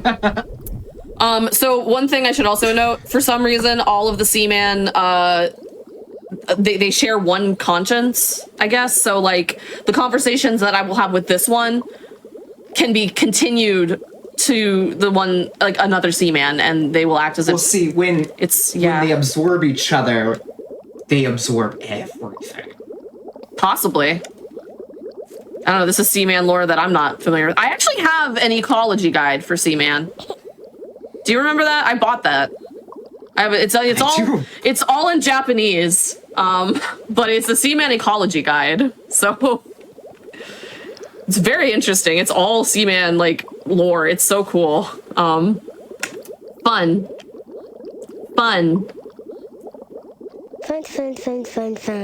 All right, we're getting somewhere. That's what I'm saying. Libya. All right. Mom. Floy. Dad. Yeah, what? Seaman. Work. English.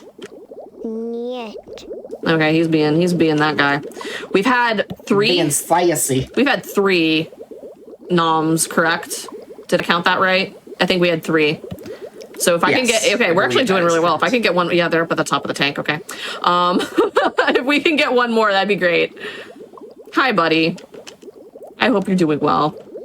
I love you. I love you. Always. Oh, you. It gets funny because later it'll be like, oh, I love you. He'll be like, thanks. I'm like, We've got somebody with absolutely no heart in the chat saying, I would not want that thing to recognize me as mum/dad. Do you have no heart? This is our child. This is our collective child. I want you to look in Xehanort's face. Yeah, look at Xehanort's face and tell him that. Baby. Baby. Okay. Fun. Fun. Play. Number. Okay. Morning. Glator. Glator is probably my favorite response. It sounds like a rejected like Decepticon or something. Glator. English. English? I'm learning. Okay. He goes on a rant sometimes. I'm gonna see if I can do that. All right. I have no idea. I don't want to waste too much. Let's see. Have you done cute today? Oh, I haven't done cute. Cute. Fibula. Cool. Fibula. Bagua. Cute. I also could go for a Burgwa. Yeah. Fun. Fun.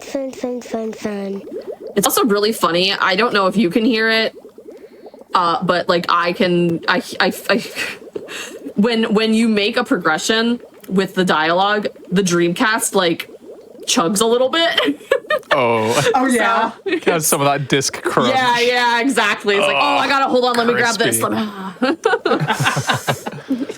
Oh, I'm feeling really nostalgic for that though. Play. Yeah. You could hear the computer working. Yeah, you're like, oh, I'm doing something. Baby. English. 9. 9? I've never heard him say 9 before. Feedback. Sonic Prime and Giant. Cultured. 9, yeah. Dang, in the year 2000, he knew it. Yeah. Fun. Fun. Seaman. Yeah. Yeah? English. Why do Americans think Oh. Oh no! I wanted the T. Yeah, we'll get that again later. But we already got our 4th, so it's happening up there. We will progress to the next day, and hopefully he'll have a little bit more linguistic ability, and we can continue this English conversation later. But yeah, the line is, why do Americans think everybody speaks English? It's like, you're so right for that. You're so real for that, Seaman. He gets it. He gets it. Oh god, my Dreamcast does not like all of this. It wasn't even budging with the heater of it. Yeah, so we can see, like, with more stuff on the screen, the game is like, it's gonna take me a bit to get this done, so excuse me. Is that gonna go? Okay, those bubbles hit something though. That texture is just. Mm-hmm. Oh. Yeah, it's pretty good. It's pretty good. They just don't make them like they used to. Yeah. Bye. Squeena. Okay, I'm gonna say that says goodbye. I'm gonna give him a little bit of tickles. Oh, Ooh. Okay. Oh, okay. Would you like? Hold on. I don't want to end like that. Can't end it like that. So those are food pellets. I try to conserve them as best as I can because there comes a point where you can run out if you don't get a certain thing. So, gonna try to preserve that as best as possible.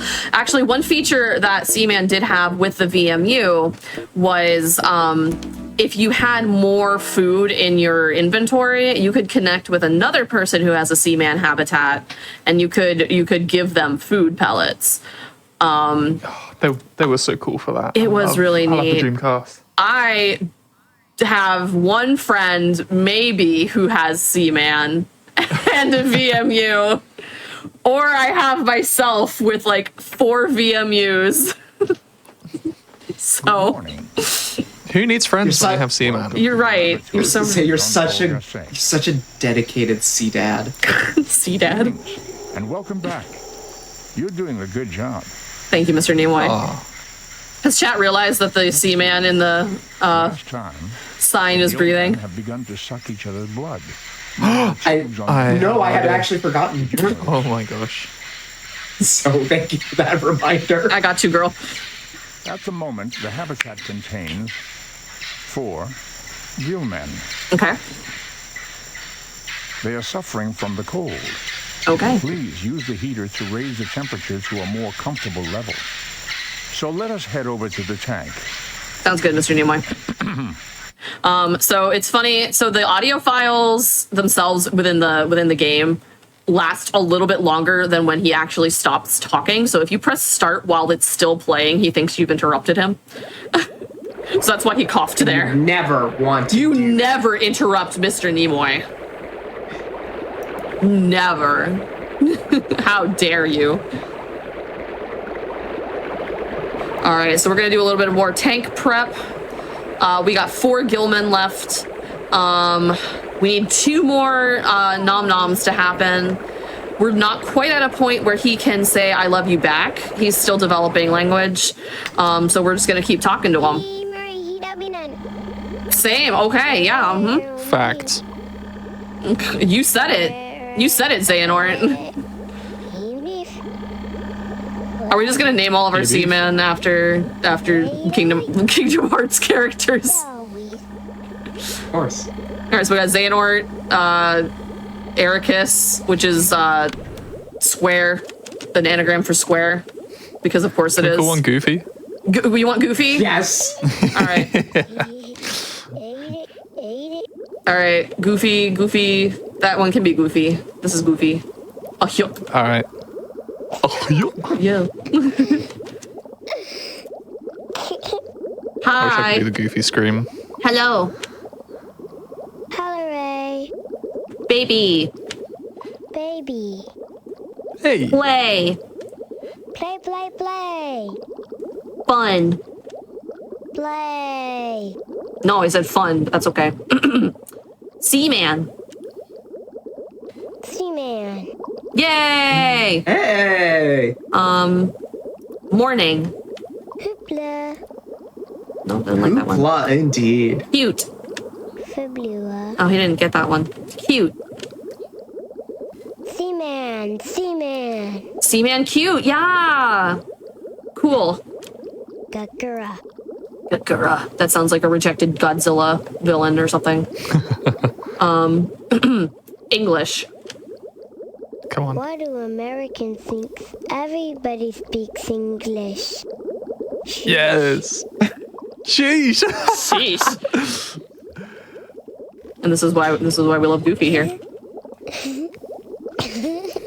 Man, I hope you make it. Goofy with the hardest face. I'll do it again. Baby. Baby. Fun. Fun, fun, fun, fun, fun. Okay. Play. Play. Hungry. Fun. What does that mean? Are you hungry? So what's- Fun. What is your favorite Seaman word? What do you mean by that? Like what he responds with? Yeah, He beef is mine. He beef is really good. He beef is really good. That's like it's if really strong. that's Hibnotix's cow counterpart. He beef. True. My evil cousin. Evil cow cousin. Yeah, he beef. Baby. Baby. Okay. Seaman. Seaman, Seaman, Seaman. I love this silly little fish so much. It brings me such joy. So this actually increases happiness. What I'm going to do here is this is called hypnosis, and it kind of puts them in a silly sort of state. I don't know, but this from the research notes, it does provide a positive effect. He's not dead, I promise. He's just vibing. All right. Very good. Proud of you. Oh. Nothing more rewarding than the sound of laughter of children. Baby. Okay. Cute. Molo, okay. I'm not sure if I might need to go another cycle before anything else happens, so I'm just gonna do a few more terms and then Do we have move on. 2 left? I'm sorry? How many No, Gilman do we have left? 4. Wait. Yeah, we have 4. Actually, something that I'm not doing that I should be doing. You can tap on the glass to like kind of bring them together. Group them. Which will decrease the distance between the other ones. It's kind of really messed up if I'm thinking about it from a different perspective, but Seaman. Seaman. Okay. Cute. Bamboo. I didn't say that right. Cute. Warp. Yeah. Cute, cool. Hello. Oh, hello. Oh.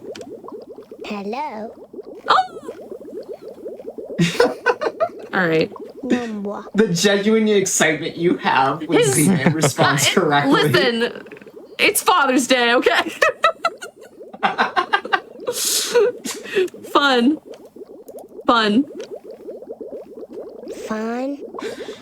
Why do you have a question mark on that? All right. We're going to probably say goodbye to Seaman for today. Bye. Coo. What does that mean? Goodbye. Gakura. Bye-bye. Hi. No, bye. Good night. Night. Okay. We're getting somewhere, though, actually. How's the temperature? Oh, good call. It's not too bad, not too bad. I'll crank that a little bit. So this is... The temperature is vital. You can accidentally... Oh, sorry. Ooh. You can... Oh no, you pushed him up with the bubbles! Yeah, he went up with the bubbles. You can freeze or cook Seaman if you don't do the temperature right. And you could potentially suffocate them as well if you don't do the oxygen right. So... Yeah, you have to take proper care of your Seaman. Yeah. So we're gonna move on to a next cycle. Yeah, I prefer the term cycle because if we get two visits in per day, next visit's probably a better, because like it's 9 a.m. right here, so that's 9, yeah. Because like a day, most people used to do a day, but I don't know. I think if you think about it, I'm a little bit more. I feel like I'm cared for a little bit more when someone visits me more times per day, you know? So I think that actually has something to do. Quality time. Yeah, with my kids. Welcome to the laboratory of Jean-Paul Gasset. This is your second visit today. It is good to have you back so soon. At the moment, the habitat contains 4 gillmen. They are suffering from the cold. Please, they're chilly. To raise the temperature to a more comfortable level. Same. So let us head over to the tank. Perpetually cold. Perpetually eepy.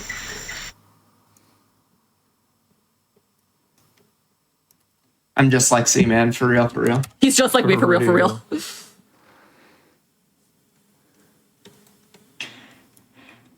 I am very astounded by the depth and complexity of this game. Yes.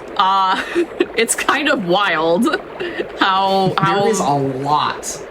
Yeah, so if somebody has extracted the audio from this game, it is collectively 12 hours of dialogue long. It's a lot, and okay. It did get chilly. Yeah, and to go through all of that to find the shortest dialogue trees and figure out what you would get there. it's a little time consuming. So I'm very thankful for the people in my community who have gone through and like kind of like played with that. Oh no, I went to excuse me. All right, he is actually, I know it's too warm. I goosed up. I don't like this. I'm sorry. Oh God, I'm sorry. I'm sorry. I'm sorry. I'm so opinionated. sorry. So he's currently like at a teenager phase, I would say. That's why he's so sassy. Yeah. All right, now we're good. one like fraction of a degree cooler, and he's gonna be fine. Hello. Okay. Hi. No, fine. Oh, I don't know what he thought I said, but that's okay. Hello. Hello there. All right, I think he's developed a good amount of language here. Baby. Baby. Seaman. That's me. Oh, Hey. that's so fun. Look at that little smirk. Oh, Goofy, we love you. Goofy, what a good boy. Or girl. Funny. As we mentioned before. Funny! Side hurts. Oh, okay. I was like, wait, why does your side? Oh, because I'm tickling you. Yeah, that's a form of torture in some countries, actually. So we have Xehanort. We have Xehanort, Goofy, Ericus, and we don't have Riku. Riku, okay. Riku. Okay. Hungry? No, but there's other stuff. Oh, okay. Oh, we're going through it, chat. No, what's happening? Goofy, no! No! Goofy! Donald didn't heal him. This is what happens, Donald. Goofy, we appreciate your sacrifice for the betterment of seamankind. Goofy will not be forgotten. He will live You forever. really now do need like a Goofy scream sound effect. I don't think I could do it, but I don't even know, man. Goofy. All right. Certainly Xehanort will survive. surely. Surely. The real end of Kingdom Hearts. English. Oh, wait. Oh, wait. What? Hungry. Oh, wait. Okay. Cold. Just right. So now that he has... We're comfy. Yeah, so now that he can speak English probably fluently, we can start asking him about his preferences. So, like, are you too hot? Are you too cold? Are you hungry? You can kind of get an idea of what the Seaman is looking for. What else is there? Oxygen. Nope. Air. Oxygen? Yes, yes. Okay. Fun. I'm good. Okay. I love you. Yeah, we're just chilling. Love you. You're so nice. Cute. Thank you. I'll just butter you up. I mean, not cool. Cold? No, cool. I mean, you know, you're not wrong. That's kind of the same thing. I love you.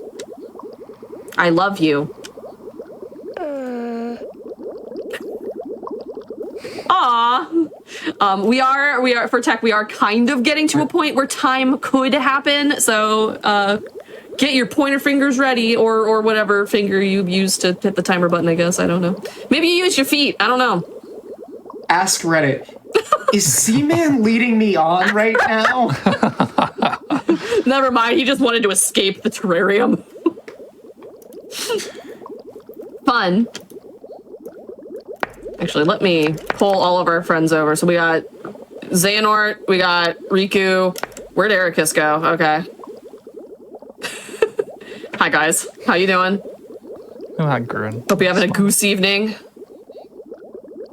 Hope you're having a goose day. All right. Oh, you're looking a little sus. I'm gonna be honest. All right. I love you. You think they're... You're so nice. He's gonna be that guy. Oh, dang it. Oh, no. We still need, we need one more to happen. Oh, he's up there. All right. Baby. Is he okay? No, he's Goofy is gone. I remember. Goofy is no longer with us. Hungry. The incident was years ago. Need coffee? What? Thank you. You're too young for coffee. That will kill you, sir. The amount of caffeine. Just one. Just one sippy? I don't know. Chat, should we give Seaman one sippy of coffee? A little cortado. Maybe. Yeah. Like, no, I want Monster. That's when we knew our Seaman was going to be a gamer. What kind of monster would I was about to ask. I don't. I feel like he's a default monster guy, but I could also see him with like whatever the blue one is. I don't think he's a white monster guy though. No. Not yet, at least. He could be. Not as hardcore. Yeah. I'm just gonna give you the tickles. Tickles. Oh yes, the Java monster. The coffee. Oh, there is one. I forgot about that one. Yeah, I don't like coffee, so I probably wouldn't try it, but I respect anyone who does. Daddy doesn't allow Java monster in the terrarium, but Mommy might. Okay. Is this the lore now? Yes. Okay. Just don't tell your father. Okay, I guess. Baby. Feed me first. You know. Oh, he's hungry. Fine, you get one food pellet. Come and get it, friends. Come on, they also share a stomach. Eat it up. Okay, that's good. Yeah. Which also means they probably share one brain cell. Oh my god, he actually has a chewing animation. Ooh, I'm a fat boy. Excuse me. Awesome. Amazing. You're not fat, you're just fluffy. Husky. Yeah, husky Seaman. You're our husky little Seaman. Stop it, make me pee. Gee, oh my god, you are just spewing all of the good lines today, Seaman. I'm so proud of you. I mean Riku, you're doing great. What? Oh. Ericus, no! Actually, no, this is technically good, but you know, all right, let's. Yeah. But Ericus, no.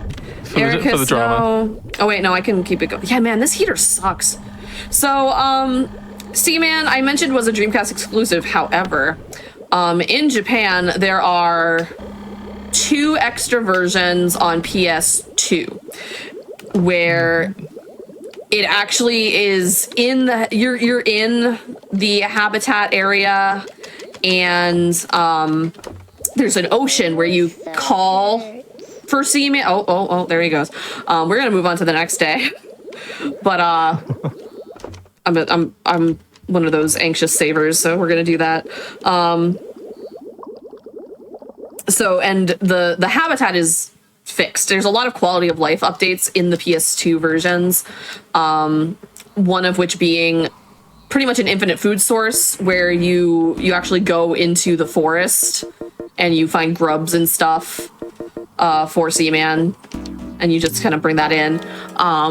The heater is, you don't have to do any maintenance aside from maybe oxygen, but the heater actually works and it doesn't die. It's really nice. And then if you have to go away for a while, you can actually place Seaman back into the ocean so that he doesn't die. So those are all really nice. I don't know enough Japanese to really get super far into it, but they added like extra evolutions to him as well towards the end of the game. As you can see, he's developing. It's really, really neat. They also added a female presenting Seaman. Ooh. Which was in a special edition one. I have every edition of Seaman. Let's go. As well as the sequel, which is another game. Natural selection. All right. It seems cruel, but survival of the fittest is an integral part of their lives. I see you, Mr. Nimoy. Thank you. At the moment, the habitat contains 2 gillmen. They are suffering from the cold. Please use the heater to raise the temperature to a more comfortable level. Seaman is still like me, for real, for real. Let me divulge the highlights for today. If Seaman wants a name, then we have an adult I'm not sure, Gilman. but it seems that Seaman wants a name. Pay close attention to what he says. So let us head over to the tank. So that tells me we have an adult Gilman. So Seaman's voice is going to be different. And you do have the ability to name him. I don't know where that information is stored, but you record it, of course. And of course, he won't tell you what his name is. So you have to remember.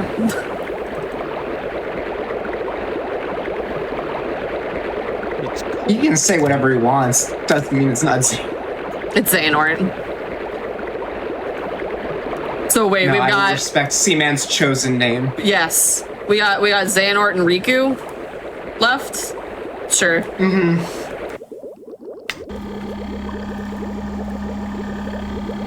Yay! Proud of you. All right. It's about time. Don't be like that. Now he's gonna be really sassy. So. Yay! This is grateful. All right. Hopefully we can get him to say it back now. Hi. Hello? Shoulder. He's come on. No. What? Damn. Hello? Hey. Buzz off. Oh. Excuse I must sir. say, you've taken very good care of me up to this point. Thank you. That's correct. That's the correct words. It's almost there. Yeah. Almost there. Amazing. All right. Stop it. Stop it. Stop it. Okay. I love you. Listen, I don't know if our relationship can handle this, you know. Besides, what would the neighbors think? I have neighbors. He has neighbors? Talk.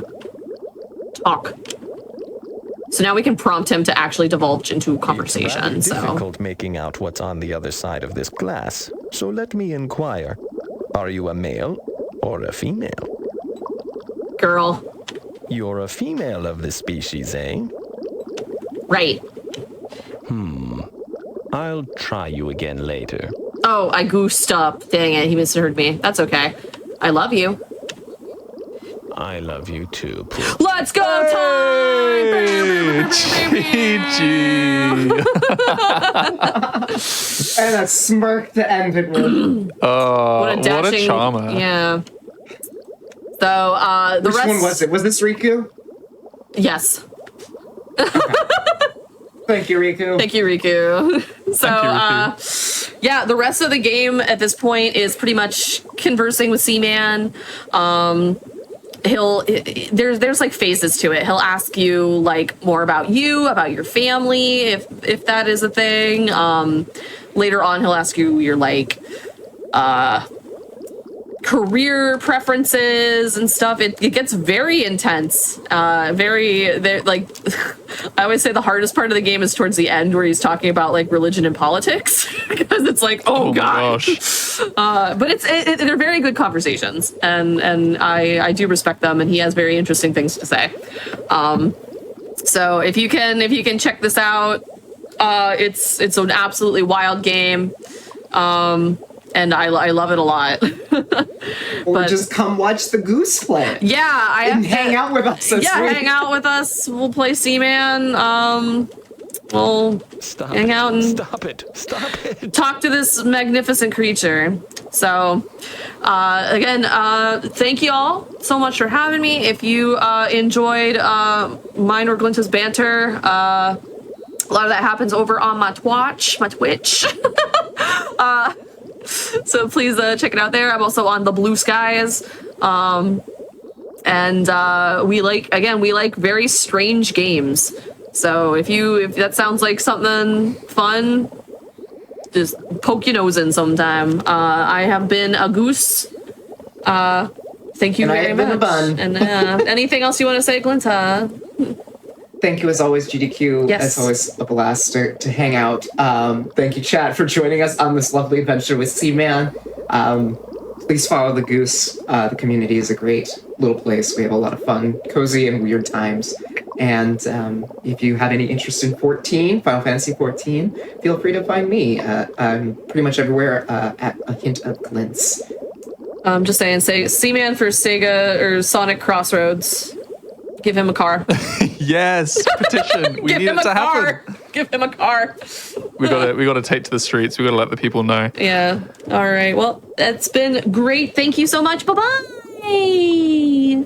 Thank you. That was awesome. Chat has been reading from this. They absolutely love it as well. So, yeah. I mean, I would trust Seaman as my therapist. It sounds like you have some true DMCs, some deep, meaningful conversations. But you finished it so quickly. I'm going to ask, because I've been seeing it on the aforementioned Blue Sky, what is Rat Shaker?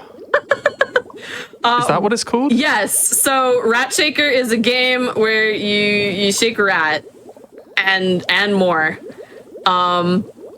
It's like awesome. $3 on Steam. It just got a PS5 release.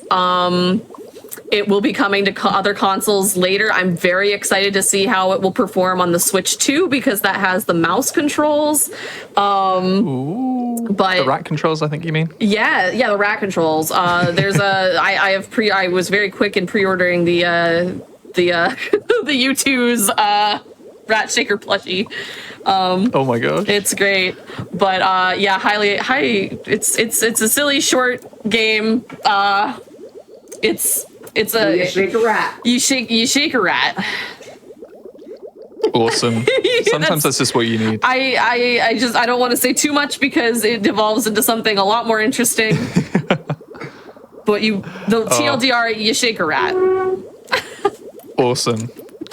Well, folks, if you're a rat shaker and a goose appreciator, you know where to find Risu. But we are going to be going from the calm, sort of slightly slower pace of this showcase onto. Apparently, it's going to be manic. It's going to be a bit of chaos. I've been told by the runners and commentary that as much as they will try and keep it, below boiling point, it could get a little bit wild because we are now jumping forward back onto the theme of Sonic and actually to the most modern release. I'm making sure that Cross Worlds hasn't come out yet, and it hasn't.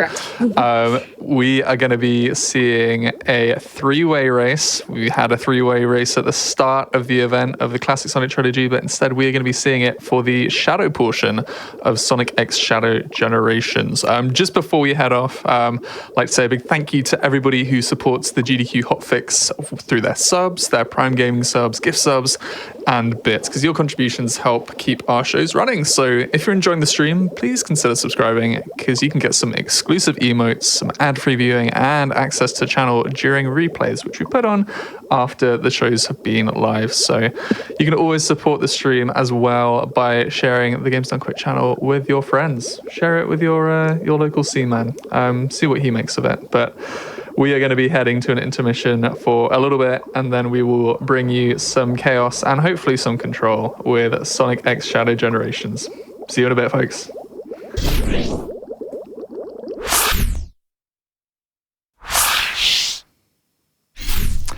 Alrighty, folks, welcome back to the Games Done Quick channel and to the second day of Sonic and the SEGA All-Stars. This is the annual one-off hotfix that we do, and that kind of contradicts itself.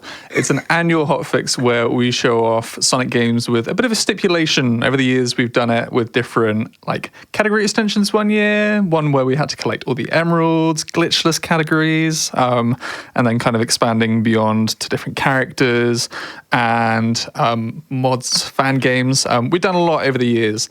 And in fact, if you stay tuned right until the very end, you might get a little glimpse as to what we will be doing next year, so that you can get your submissions nice and ready when it comes to the 7th installment, good heavens, of the Sonic series.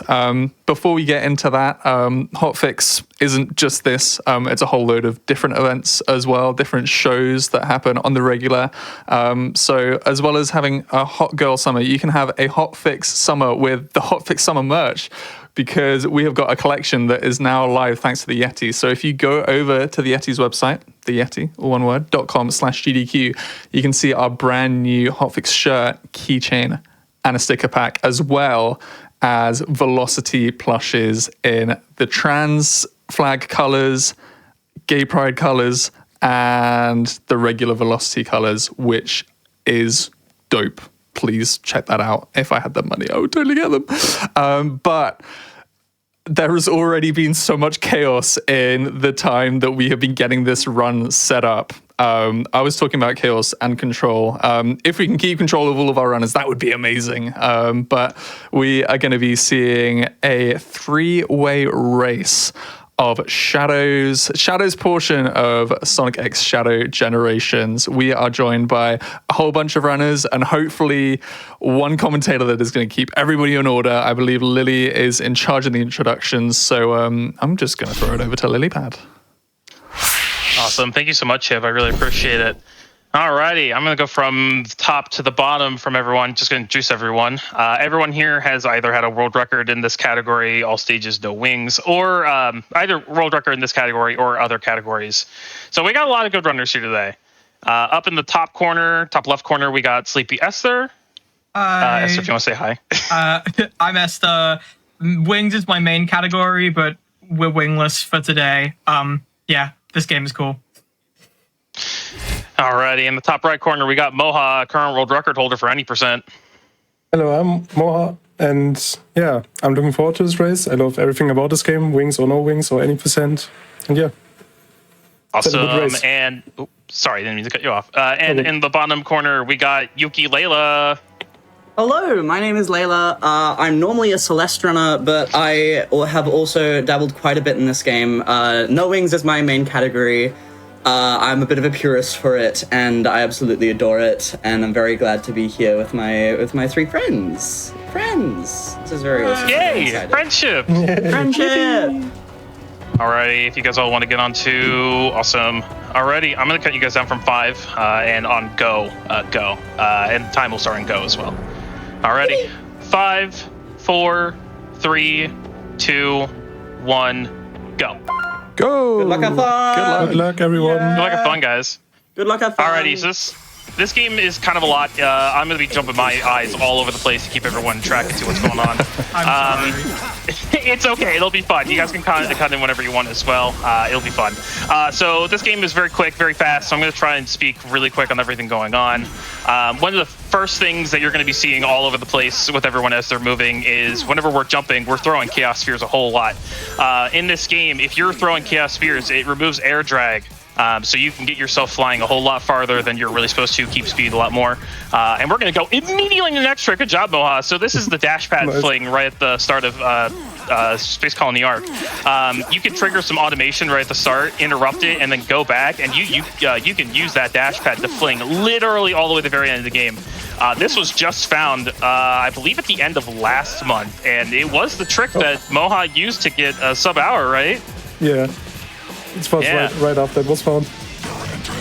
Oh my god, I'm already losing track of everyone. Moha got a first try, Esther got a first try, Layla, I think you got a second try. Ooh, you're getting there. Yeah. Hold on, gotta fall all the way down there. Ooh. Yes. Oh, wait, there you go. Fantastic. That was awesome, guys. Good job. I have been having so many issues with that. also happened. Layla, is you that gotta a hang out restart? for a good. No, Is that a You restart? gotta hang out Okay. for 20 seconds. There they are. It's fine. It's fine. Oh, I've been having so many issues with this strat. I am just glad to get it out of the way quickly. The thing is about that trick is that we skip into the Radical Highway section, which is normally a very scripted section. And the thing about scripted sections is that they don't like you going off script.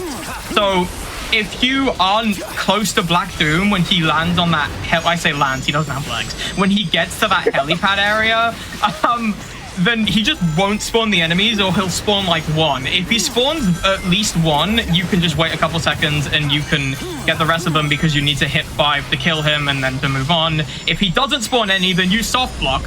So you know, we're lucky that didn't happen. Yeah. Oh my god. I'm actually so happy all of us got it really quickly, because like that's like the most scariest trick in the beginning so far. Like we found very recently. Yeah, absolutely. Can we talk about, in preparation for this run, just how much we were troubleshooting, me specifically for that strat, because I was having so much trouble with it. Yeah. Oh, you, Layla. The game just decided to hate you. It sucks. Oh I do want to mention about Chaos Spears. What you might be seeing is that all of our spears are a different color. Just for the sake of looking cool, we wanted to use a... Ow, okay, I just got hit. We wanted to use a slight mod for this race where we all have different spear colors. So I'm on pink, Moha's on like a dark blue, and Layla's on cyan currently. I say currently, it's not going to change. So they're normally yellow, but yeah, different colors because I like pink. And they look dope. They genuinely look so cool. I know. I'm so glad that we got this going. I only got this set up like about half an hour before the run, so Oh my gosh, this is my not first even. time It was like using 20 minutes. This is my first time using it, and oh my god, I love it. I love it so much. They're very pretty. I really like it. It's a very nice physical like appearance kind of change. Yeah, we kind of just skipped over. Just kind of skipped over all of Scott too, honestly. I mean, there's not much to it. It's a tutorial. There's not a whole lot. This is the level where you're supposed to get wings during any percent in like a normal playthrough. But in no wings, you don't get it at all. So you actually have to traverse this level kind of around in like a half circle in a way that not a lot of people may actually even see if they just play the game like one and done. Shoutouts to me entering every single any percent runners chat being jump scared by the wings cutscene in this level. Yeah. Being jump scared by Pete Cara. No. This is so true, and that's why I play wings. Moa getting that jump all the way over there. Yeah, everyone's already leaving out of Space Call New York 1, or Space Call New York and going to Rail Canyon. One of the things about all stages that is really neat that we aren't really showcasing super much in today's race is you actually can't run any level in any order if you want to. So you can take that time to take out some really hard levels right at the start of the run. But for simplicity, we're just doing everything in vanilla order. Yeah, just story order is, I find, a good marathon order just because, you know, I meant to say this, but the run isn't 100% pure, always active, and there may be some slightly boring points, and going in story order manages to split them throughout the run pretty well. Especially bosses have a lot of waiting time. Yeah, exactly. Oh, yeah. In a normal run, you dump all the bosses at the end and just have like an 8-minute long victory lap. More like 10 or 11 minutes, but that is not fun to watch, so we won't be doing that. But when grinding, it is a very nice anti-tilt feature, being able to choose the order. Oh, anti-tilt, you know, yeah, sure, yeah. For me, I do it as a consistency measure because I want to get all of the hard stuff out of the way early. But then you're just resetting at the very start for about like 2 hours, which I'd say I'd still probably prefer that. But at the same time, anti-tilt is a little bit generous. Black Doom is back. We're in Radical Highway. Happy Father's Day for everyone in the United States. Happy Father's Day. We're spending our Father's Day beating up our dad. There's not much to these Radical Highway sections. The first one we skipped. This one we can actually skip. there's a trick called quad dive skip.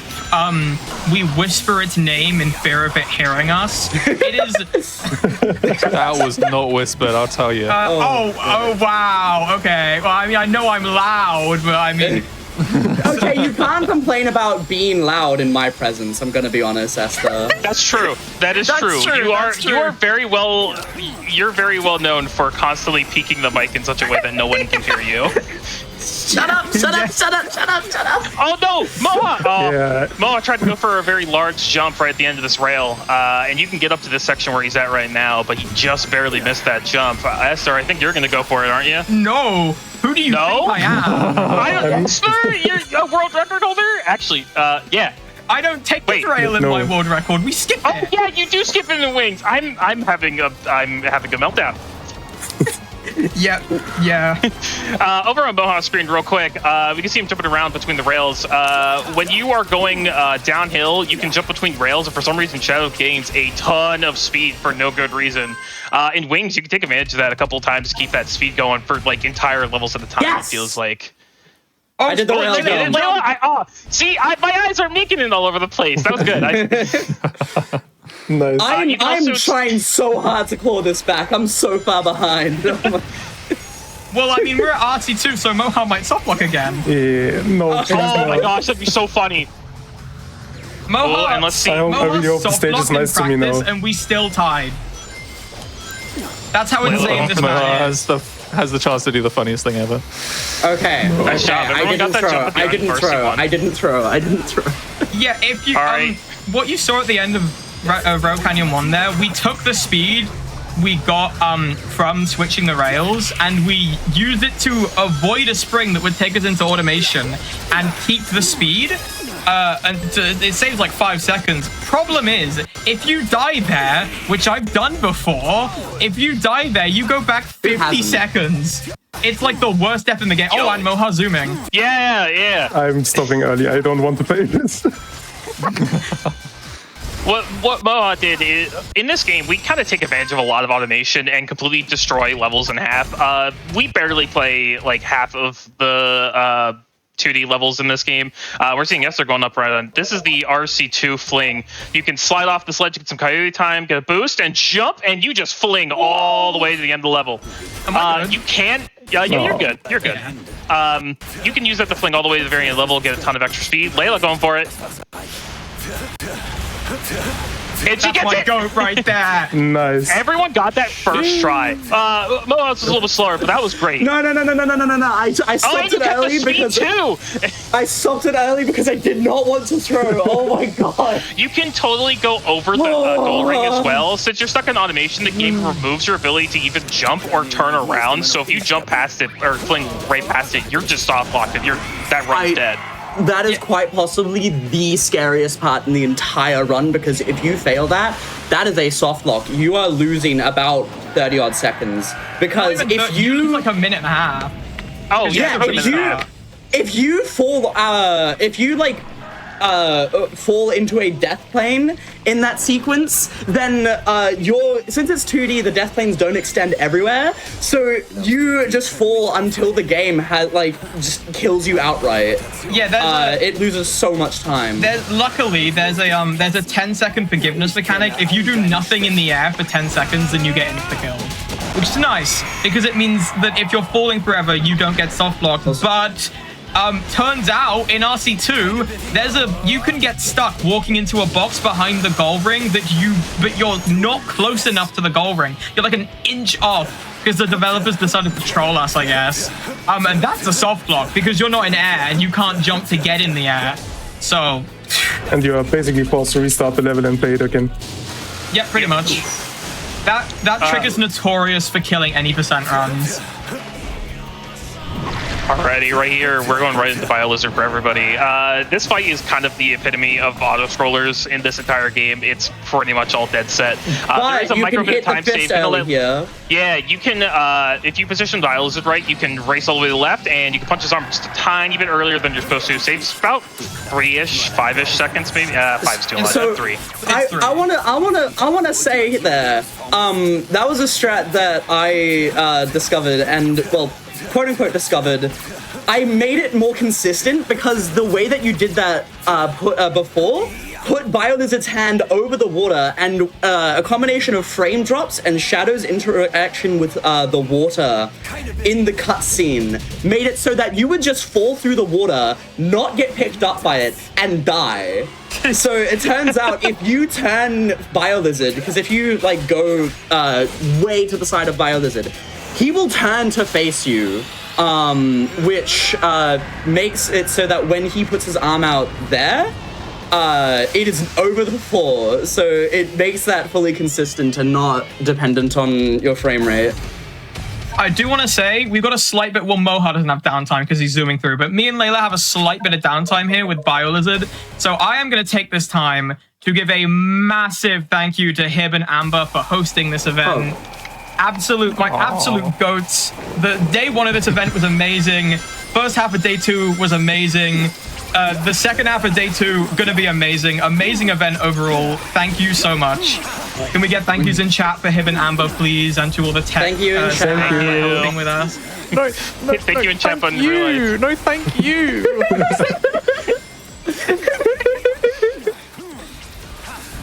Now Kingdom folks, Valley Act 1. Thank you so much. I'm gonna take it real quick and just say thank you so much for submitting this. Like, seeing this not just as a one-person gig, seeing it as kind of a community collective is all that I'm about for this. I love being a chance to get a group of folks on to just show their love for the game. So yeah, no, big thank you. And everybody else who submitted, even if you didn't make it in, we always appreciate everything that comes our way, and it makes it fun and at times not easy to make a schedule, but it's all what goes into making a good event. So thank you all so much.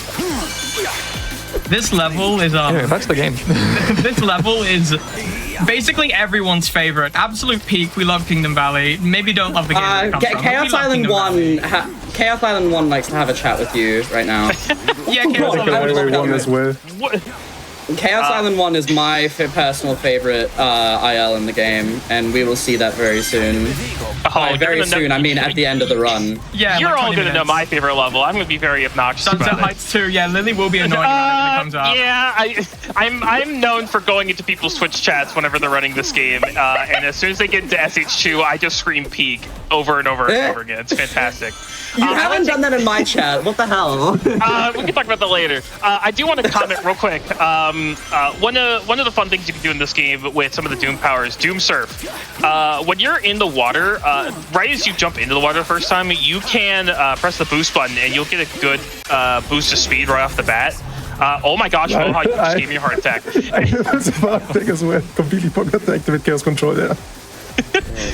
One of the things about Doom Surf is it kind of slowly loses its speed over time as you go. However, you can maintain that speed by either jumping, spinning, or jump and spinning, and you can keep that speed going way farther than what you're supposed to. And you can see everyone just sped through that first water section before I even got a second to say anything about it. Oh, thank God. Okay. KV1 has, I think, quite possibly 3 of the most brutal skips in the entire game. Yeah, it has some of the worst deaths in the game. I think KV1 has the worst deaths in the run, so you do not want to fail these skips. Take a home attack. Oh my God. Okay, thank God. It seems as though we all got through it unscathed. Yep. I was Everyone really gave me a heart worried about attack this. in some way, but it's okay. I'll be fine. Yeah, heart palpitations What are normal. Oh, okay. I wasn't prepared to see you hit the wall like that anyway, Layla. I'm gonna totally what is happening? Wait. Don't ask. Yeah, don't worry about it. Don't worry about it. We're fine. Oh, that's put me pretty behind though. We're pretty close. We're like 10 seconds. 10 seconds next to each other. I don't know the words. Okay, I didn't get uppies. Are you okay? No, I'm Esther. Anyway. Okay. Hi, Esther. Hello, we're Esther. moving to AB2, which is also peak. They make good 2D levels. It's crazy. I didn't know they could do that. I didn't know that was a thing. There's the main thing about Esther, you're not playing Wings. Why are you doing that? Oh yeah, why am I? Don't worry. Wait, about yeah, why? Wait. I was like, what is that route? The cool thing about 2D levels is the well, in 3D, without wings, you tend to, even without wings, you tend to be like skipping around the geometry a lot. There's a lot of out of bounds geometry that that still has collision. Like you saw in KV1, we were able to stand on some of the castles that you're not ever meant to actually go to. You'll see more examples of that later on in the run. But with 2D, without wings, you can't really break it very much. So it is just like pure skill expression in terms of like the micro level, you know. The 2D levels are very focused on your small movements, your second to second decisions, and it's just it makes it very fun to optimize. I want to say, you said, I really want to interject because you said even without wings, and then you continued, and I really wanted to scream, I can still fly from Sonic Riders. Oh, nice. I got this right here, Moha's going Sonic for, fans. I don't even know the name of this trick anymore, but you can use the automation. KV2 Fling, thank you. You can abuse some of the automation right there with that loop. Same way you do in Rail Canyon 2. Get a little further ahead, get flung up, and then you can jump a little bit further, and the game flings you right back up, and you just land right on the end of the level. Uppies! Yeah, I love uppies. You're going to see a lot of uppies in this game. It's fantastic. Sauceless Heights. All right. Yeah, Sunset Heights 1 is notorious for having literally nothing. It's like, I'm sorry, it's like Shadow Bread. How am I tied? Shout out to Maple, by the way. Maple is shout out to really... Maple Syrup in the Discord server. They have been I'm so spending confused. like genuine decades, right? Like lifetimes trying to break this level, and they've got nowhere, and they're still going. Genuinely so much respect. It's always a pleasure to wake up every morning to some new potential theory with this level from Maple that unfortunately doesn't go anywhere, but it's always really cool. Maple found out you can actually skip all the way to the sewer section of this level the other day, just barely with wings, but it doesn't save any time, and it really upsets me because it's so cool. First try, oh my god. Yeah, we all got first try KV2 playing. My eyes, I can't even focus. You guys are killing it, for the record. By the way, I'm sorry, I mismenued. Oh my god. I'm sorry, can I just comment on how neck and neck this race is?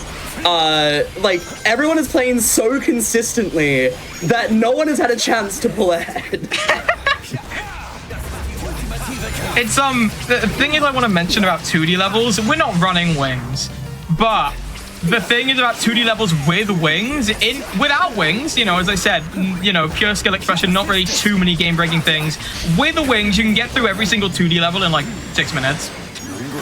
Like it's broken. It's so broken. Yeah, you just ran that category extension, all the 2D levels with wings, and what was it? It was barely even 5 minutes, was it? No, it was a 6:59, but with new discoveries, it'd be like a 5:30, or like a 5 flat. I mean, like it sure looks like you don't have to play half of the best levels in the game. It's so cool. I mean, it looks like Wingless is also developing in that way. CIT is also like 30 seconds long now. Well, Moha has just recently developed a huge optimization in Chaos Island 2, which we are not going for because this was discovered quite literally like a week or two ago. Like literally last week. So we're unfortunately not going to be showcasing it, but what you can do is you can go and watch, are there any world records with it right now? Yeah, my any percent record has it. It's like 28 seconds, isn't it? No, I don't have the IR record, but I did it. Oh my god! Oh, okay. Oh my god. It's way over. A minute, I think, a minute and a half. It's crazy. Oh, is it you literally, you want to know what you do? You go backwards, and then you fling to the end of the level. That's it. You go backwards. You go backwards to go forwards. That is also the case in Radical Highway 2, but we'll also not showcase. Nice, I got zoomed. Oh my god, what happened? Because I keep seeing you try it. There's a really funny glitch that you can do You can do a really funny glitch here in these tubes, where if you jump into anything that does damage in these tubes, for some reason Shadow gets zoomies where you just fling all the way to the very end of it, or just get a ton of speed. You could do it at like about 3 or so times, and you could just get to the end of the level way faster than you're supposed to. It's like the only like major time save you can get at this level. Besides like routing. It's not really consistent on 120 Aside FPS. from that, this is still sourceless heights. Yeah. Hold on, but we got Peak. Moha's going into Peak. It's the best level. Oh my god. Hold on, I gotta pull up in my set. I don't have audio on. Hold on, let me just. Much better. I did not change the song specifically for Lily. I love this level so much. It's so cool. Just don't ask Savok about zoomies, okay? Don't ask Savok about Don't ask Savok about Double Doom either. Shout out to Savok, by the way. He doesn't run the game anymore, to my knowledge, but he has had such a massive influence on this game's community. Love that, man. Yeah, by losing runs in the dumbest ways possible. Yeah. Shout out to this game's community as a whole, by the way. Everyone's really cool. Everyone's really fun to talk with. It's just always great seeing a lot of faces going around. And you can also join this place too. The Discord server's on the SRC page. Come say hi. Yeah, come say hi. I'm really annoying in there sometimes. We're gonna get a micro. Oh my god. Yo. Really close. There's also a micro adjustment you can make on that rail at the end of that section. Oh my god! Moha, no! You can jump off the rail in such a way that you can keep a lot of downward speed and just rocket through that first couple of jumps. Yeah, it's also combined with neutral sticking, which is like there's a really weird way to keep speed on rails in this game. If you just neutral stick, you will just keep all your speed you have from any dash rings or dash pads on rails. Yeah. I'm sorry. I know that my audio probably isn't used on the stream right now, but I have Westopolis playing right now. All rise. Yeah. All rise for our Lord and Savior. That's another micro thing I like about this category. In this game, you can set the music for the levels out of like a curated selection from release and some DLC too. You don't really get to see some of the special music or like the extra music in any percent. Since it's from a fresh new save file, you just have to stick with what's default.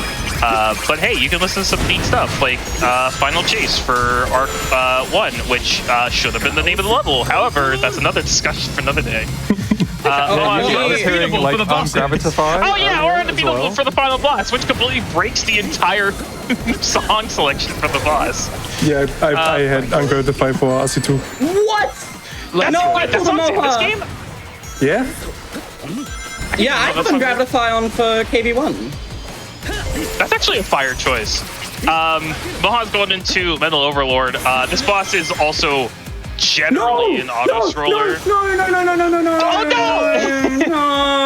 Layla got bottom routed. That's not that bad. It loses like. Yeah, hit that. No, it's a lot of time. It is so much time lost. No, Moha. No, I think that's gonna. Moha, can you alt F4 real quick? Wait, I didn't do enough damage. Oh, I think that cemented my play. Oh, you just barely got that. The thing is about Metal Overlord is that the thing is, Metal Overlord is literally just like HP optimization, right?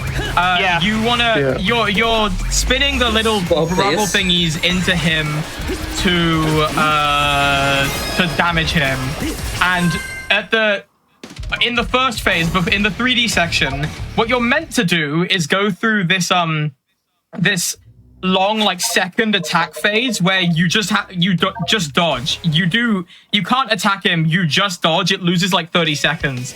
But luckily there's just enough rubble in the first section before that where you can, if you are able to hit everything, you can skip it. It's like, it's very tight, and if you fail it, then oops, bye-bye 30 seconds, but it's possible. Yeah, luckily I was just one off here, so I was able to not go into the next session. Yeah, there's just a couple extra bits. Oh, I think I'm missing it. I think I just missed it. Oh, whoa. Oh, Moa's gonna go for the cutscene skip.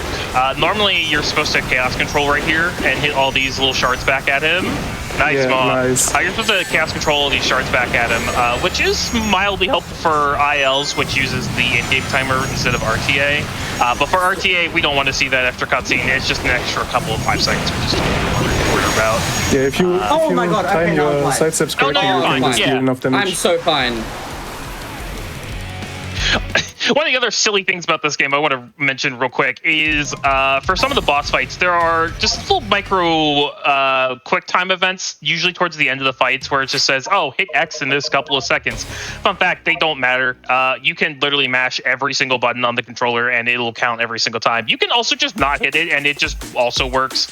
But if you don't hit it, goodbye your extra second. Who likes smashing E on their keyboard, by the way?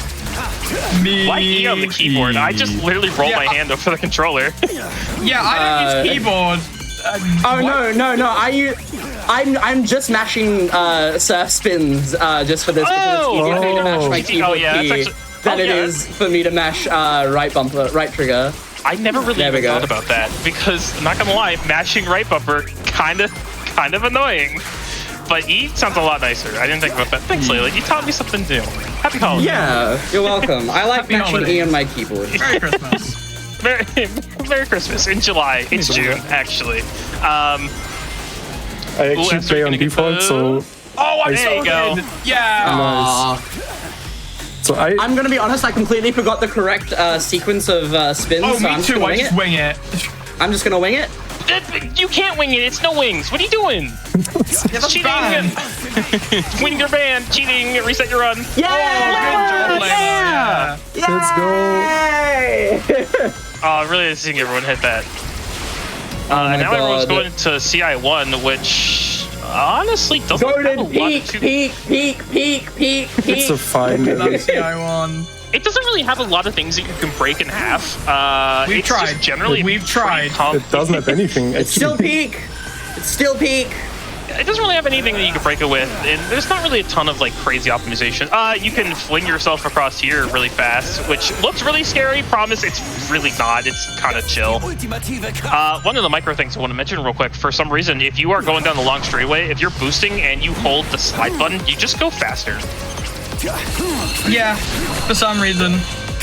It's just kind of funny. It's only really useful in straightaways because otherwise it's hard to control, but like... it's still Wait, what happened? Where'd you go? We don't talk about that. Panic. Nightmare.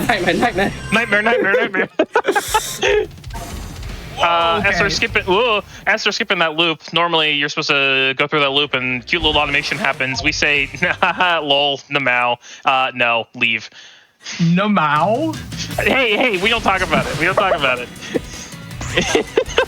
Thing is about the Chaos Island 1, should mention, this is where we get introduced to Splatoon, also known as Doom More. I love Splatoon! Yeah, it's literally just Shadow playing Splatoon. Like, I'm fine. Esther, what is choke, sorry. It's literally just Splatoon swimming. Oh no! I got hit by a boulder. I can't believe I have to play this stage again. Yeah, I can't believe we have to play the game I paid £55 for. Well, Esther brought up the Doom Warp where you can Splatoon all over the place. Your boost is not like an immediately actionable thing like it is normally. Instead, Shadow kind of like revs up for like a quarter of a second and then really far. We can take advantage of that little boost by jumping, and you can just get some insane distance and insane speeds. We've already seen it a couple of times throughout the level. You're going to be seeing Moha do it a couple more times, I think. Actually, just going to jump over it. Saw a lot in CI1. You're going to see a lot during the final boss, and you're going to see it during the next boss, Mephiles, as well. Moa's going to fly down there and take that damage boost and skip that entire gondola.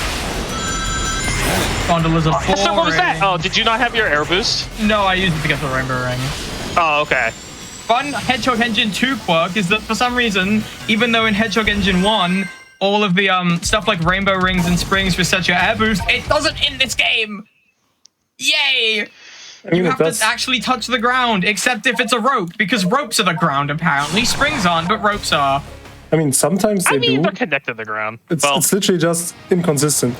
Okay, now I'm gonna do what I did yesterday and win the race by skipping Chaos 2. I had a little bit of a hiccup. I might have done a little bit of a cheating thing. Wait, did you skip that yesterday? I didn't even catch it. No. Yes. Not in the practice race, was it? Oh, okay. All right. No, not in the practice race. It was in a stream that I did yesterday.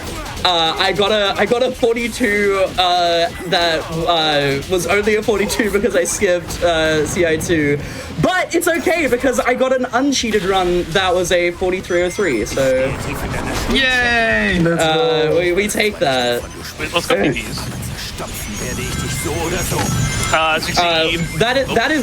That is one thing about this category that is really easy, because if you just forget to play a level, you can go back to it before Devil Doom, because like there is nothing illegal about that. Yeah, and you forget really quick. I almost skipped Mad Low Water as well earlier. That was really funny. It is really easy to forget. I'm gonna remember the PB I had where I actually went into Space Colony Arc, won 4 times by total accident when trying to select. Oh my god! It was really funny. I'm so sorry for whoever had to verify the run. It was really entertaining. I didn't think that was me. No, it wasn't. I think it was Severo. Maybe I'd have to go back and look. Shout out to It was like way right when I started playing this game in January. Oh yeah, I wouldn't have been verifying back then. Back in the olden days. Back in the olden days, you weren't a purple name. Speaking of purple, Bethless. Straight up Why is he Urple? Why he Urple? One of my friends always likes to point out, like, how do we reconcile the fact that Nephilis isn't canon anymore? Oh, we make him just cope and seethe about it. Yeah. Oh, it's fantastic. He's really mad he's not canon. What? Oh, I got juked by this man. I'm gonna let Esther take this over right here. So in this battle, what you're supposed to do is you're supposed to use the oh god, I already forgot what it was. Doom Blast. You're supposed to just punch him a couple times, kick him up, and then smack him into these purple orbs in the sky.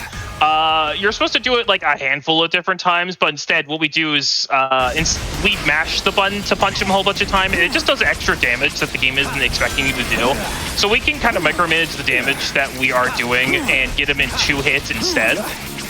Ooh, Moa going for nice. the... Oh, I forgot the name of the trick already. It's just cutscene skip, but there's no cutscene here anyways. Alright, we got Super Mario. I forgot about it. Moa going into Radical Highway 1, one of the most insane levels of this game. This is the level that made me say, oh yeah, this game is insane. This level... Do you want to go for the end of level fling? Should I? Do you want to try it? Do you want to try it? I can try. Oh yeah, I guess you're so far ahead that it wouldn't even matter if you go for it. So there are 2 versions of this fling. One where you go straight to a building with a very upright, lenient boost angle Moha, and one where you just go straight to the end of the level. No, I'm way too low. Oh yeah, you're too low. Yeah. I give it one more try. Okay, no, I'm good. Oh no, you're fine. You're fine. So yeah, the thing is about this fling is that the fling was discovered when we had wings, which we can use to stop. We can use to cut our speed and then fly back into the level. So the angle is with wings. The angle is pretty chill, but without wings, you can't do that. So you have to make sure you have the perfect angle. Luckily, the fling to the building is not as hard. Don't! Oh my god! Yes! You're scared. So, okay, for context. It's lenient Moha. It's lenient Moha. I will die on this hill. I will not take criticisms. And she says that because I soft blocked in practice. Because of her. Yeah, so yesterday when we were doing a practice run, Moha went for the building, and Moha went way too far to the right and got soft blocked, and it was insane. I thought he was going to do it again. It genuinely gave me a heart attack. I entered Rad 1 with wings accidentally. Wait, what did you do? Oh. Yeah. when you enter levels, you have a choice between wings and no wings, and normally that doesn't actually matter because you can just choose not to use the wings. But if you have wings, entering with wings will force you into a cutscene. Oh no! It'll force you into a cutscene that gives you wings. So for no wings, and specifically in Radical Highway Act 1, you have to enter with no wings. What me and Moha are doing, we're on a save file that doesn't actually have wings because you can skip them. But I guess somebody forgot to do that. Shade. Damn, the shade. Please, no. Oh my god, come on, man. I should not be struggling with this. Esther getting it? Is Esther getting it? I think so. Yeah, you're fine. Oh my god. Esther's getting it. Okay, but don't hit the building. Okay, cool. Yeah, I was gonna have a meltdown if you smacked right into a wall and died and had to do it again. I'm not gonna lie, I didn't realize those purple building things were meant to damage you for so long, because when you normally play this level, you have wings, which gives you invulnerability, so you can just boost right through them. It took me like dozens of hours to play this level wingless and then go through those purple things and be like, wait, those damage me. But I mean, you're meant to dodge them wingless, but they give you wings, which lets you let you not dodge them. I don't know why they did that. Yeah, a lot of Radical Highway 1 and 2 are designed with the idea of you winging through the entire thing, and it makes the idea of running these levels without them kind of daunting. But we generally can take advantage with spear gliding. We could generally get into a lot of those areas anyway and just keep on moving. Oh, you're a little... no, you're fine. Okay. I didn't even get to commentate anything about Moha and Radical Highway 2. One of the crazy things about Radical Highway 2 is right off the bat, you can take this out of bounds right here that Esther's going to go for by jumping on this building on the side. Yeah, just jump on this for any reason. And then we're just going to fall on this highway, and we're just a little bit above the level. Normally, you're supposed to wings through the section right there below the highway, and you're going to even see the enemy just pop in right there on the side. There he is. Hello. Bye, enemy. Bye, enemy. Wait, no! No, Esther! Oh, no! Oh, no. No! I go greedy! Yeah, this level is okay, no, that is my least favorite strat in the entire game, because at the very start of the level, it is just a minute and 5 seconds straight of trying to get this out of bounds, and you have no checkpoint, and it is so easy to die here. And as you just saw, Esther literally died right before the checkpoint. I was inches away from the homing attack that would get me to the spring that gets me to the checkpoint. And you don't have any good opportunities to get more boost back either, so it's really tight with your boost too. Yeah, you have to meter manage perfectly. I'm gonna be patient. Hi guys. All right, let's go. Hi chat. Hi chat. Oh! I've hired this hedgehog to stare at you. I hired this shadow to stare at you. Whoa! Oh dear. It's fine. Oh no! I missed it. Oh no! Anyway, Moha's trying to kill Dad. Wait, what? Oh, okay. All right, that's not fine. bad. That's fine. That's it. Moha's celebrating Father's Day by killing Shadow's dad. Thank God. Ooh. So, final boss, Devil Doom. It's pretty much just a reiteration of all the Doom powers with the game, just to show off all the cool stuff. First section, you could use Doom Morph and just punch a whole bunch of meatballs back at him and make him very upset, make him protein. In the Doom Surf. Oh, what did I say? I don't even know. Doom Surf. You said more. Oh, my bad. Sorry. Spreading this information, how dare you? My bad, sorry, I played Metroid before this. Anyway, in the second section, you get to use Doom Morph itself. I should have called it Doom Surf for the joke. But instead, you get to use Doom Morph, and you get to use a lot of those launches as well to kind of skip through the level a little faster than you would normally. You're supposed to just use like all these morph balls, Metroid. You're supposed to use them to, oh my god, Moha! What? You're supposed to use it to swing all the way in and get to Doom and punch. What are you doing? Why are you doing? I can spring again.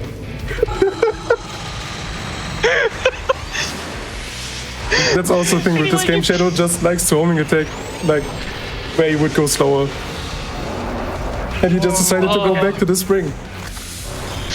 But you could use the do more boost jump launch and skip most of it. Do a little bit faster than you would normally. After it, you get to use wings for the first time. Run invalidated. Sorry, chat. Oh no. But the last bit's kind of an auto scroller. All stages one wing. Shadow Generations runners have one joke. Yeah, we do. Yeah, we have a single joke. No, we But have it's one joke. It is hilarious. Most of the final boss for Neo, I forgot it was called Neo Double Doom. I'm so sorry. Most of it is just flying through with wings and just spamming the right bumper and hitting all these little blue spaghettis at him until he says, "I'm sorry, Shadow," and then dies. And then dies. I think it's safe just a tiny bit if you hit those orange rings to get just a tiny bit more speed. Don't get hit by his long arm tentacle thing. I don't even know what to say. Neck. Neck. His neck. I like his neck. That's kind of funny, actually. No, it is his neck. It literally is his neck. I know, but It's it's kind his of funny neck. to think about it being his neck. It's a second head. It's his neck. Oh. Is it? So he's like a giraffe. Oh, it actually Yes, is. he's got one head on the front. He's got another head on the back. The head on the back. Wait, are you telling me that Devil Doom is the Sonic like equivalent of Giraffering and Farigarath? Farigarath might go. I was gonna make a dumb ability joke, but I don't remember which ability. It's a good one. Armatail. Yeah.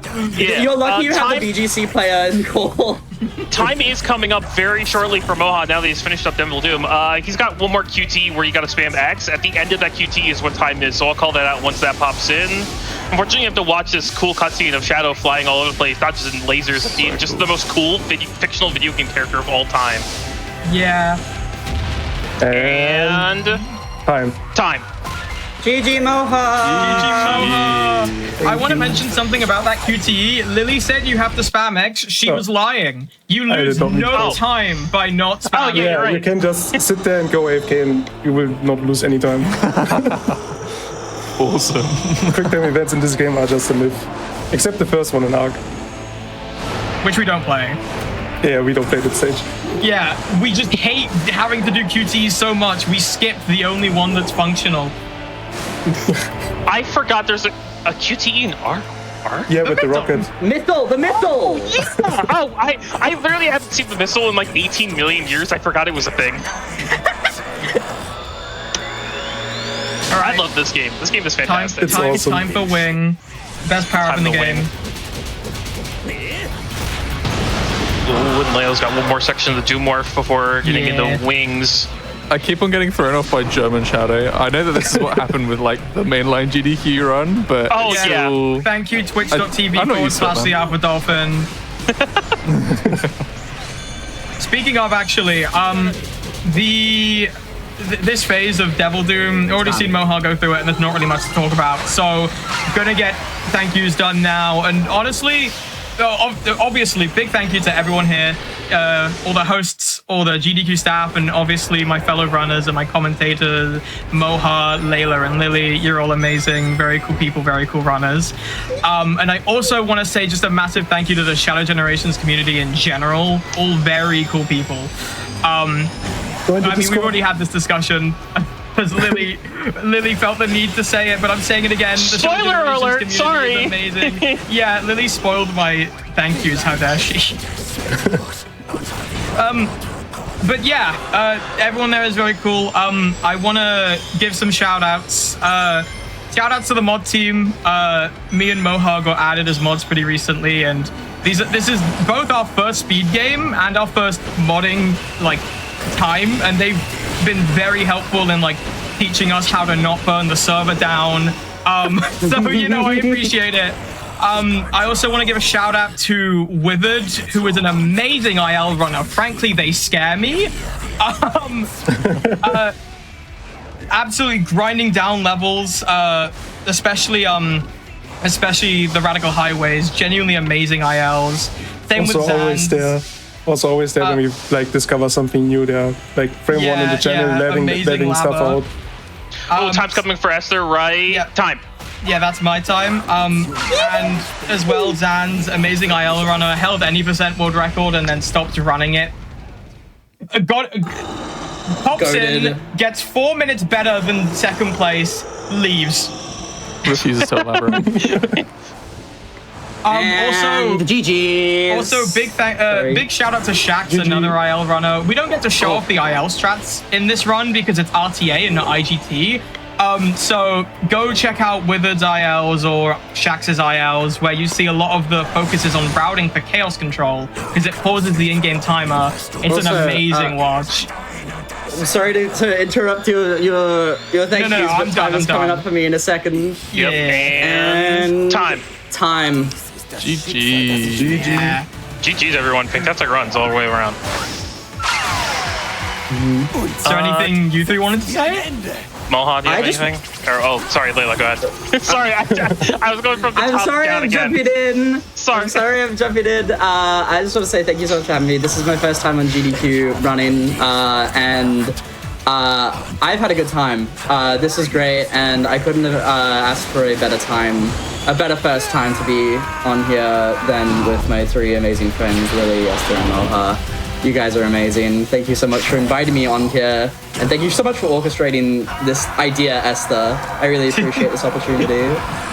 Yeah, I was like, wait, we could race. Oh, that's how I get everyone on by doing a race, and I was like, and now we're here. Anything you want to say, Moha? I can only agree with both of them. I love this game. It was my first time on the GDQ channel, and it was a lot of fun to just race and play the game. And yeah, I also wanted to shout out the Discord and the community, and Esther just did it, so yeah, that's it for me. Got anything, Lily? Or is that all of us? I kind of got the same thing. Again, shout out to all three of you, Esther, Moha, and Layla. I'm so sorry. I almost did the same thing where I just said and Lily for some reason. There's a joke where we can't remember any of our names. It's great. But shout out to you three. You all did fantastic with this game, showcasing it today. I really appreciate being able to commentate. It's always been an honor. Had a lot of fun. Again, shout out to the community. A lot of really cool people. Shout out to all the people that are labbing this game, figuring out the crazy stuff in this game, and snapping it in half even further than it already is. Shout out to a whole lot of my friends as well, supporting me in the background as well. I appreciate everyone. I appreciate all of you guys. You guys are awesome friends. And yeah, I think that's it for me. I think that's it. Anyone? Anything else from anyone? Want to say one final shout out to Stelmo, whose PO6 run is coming up. Soon.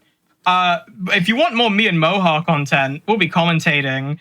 And also my first Shadow Generations race was actually racing Moha and Stelmo in this same category, where I absolutely obliterated them, did not lose at all. I destroyed. But yeah, I want to say a big thank you to Stelmo. Big shout out to Stelmo. He's great. His PO6 run is going to be great. Big shout out to everyone who has run in this event. They've all been amazing. And big shout out to everyone who's going to run in this event, because they're going to be amazing. Just literally peak after peak. Like,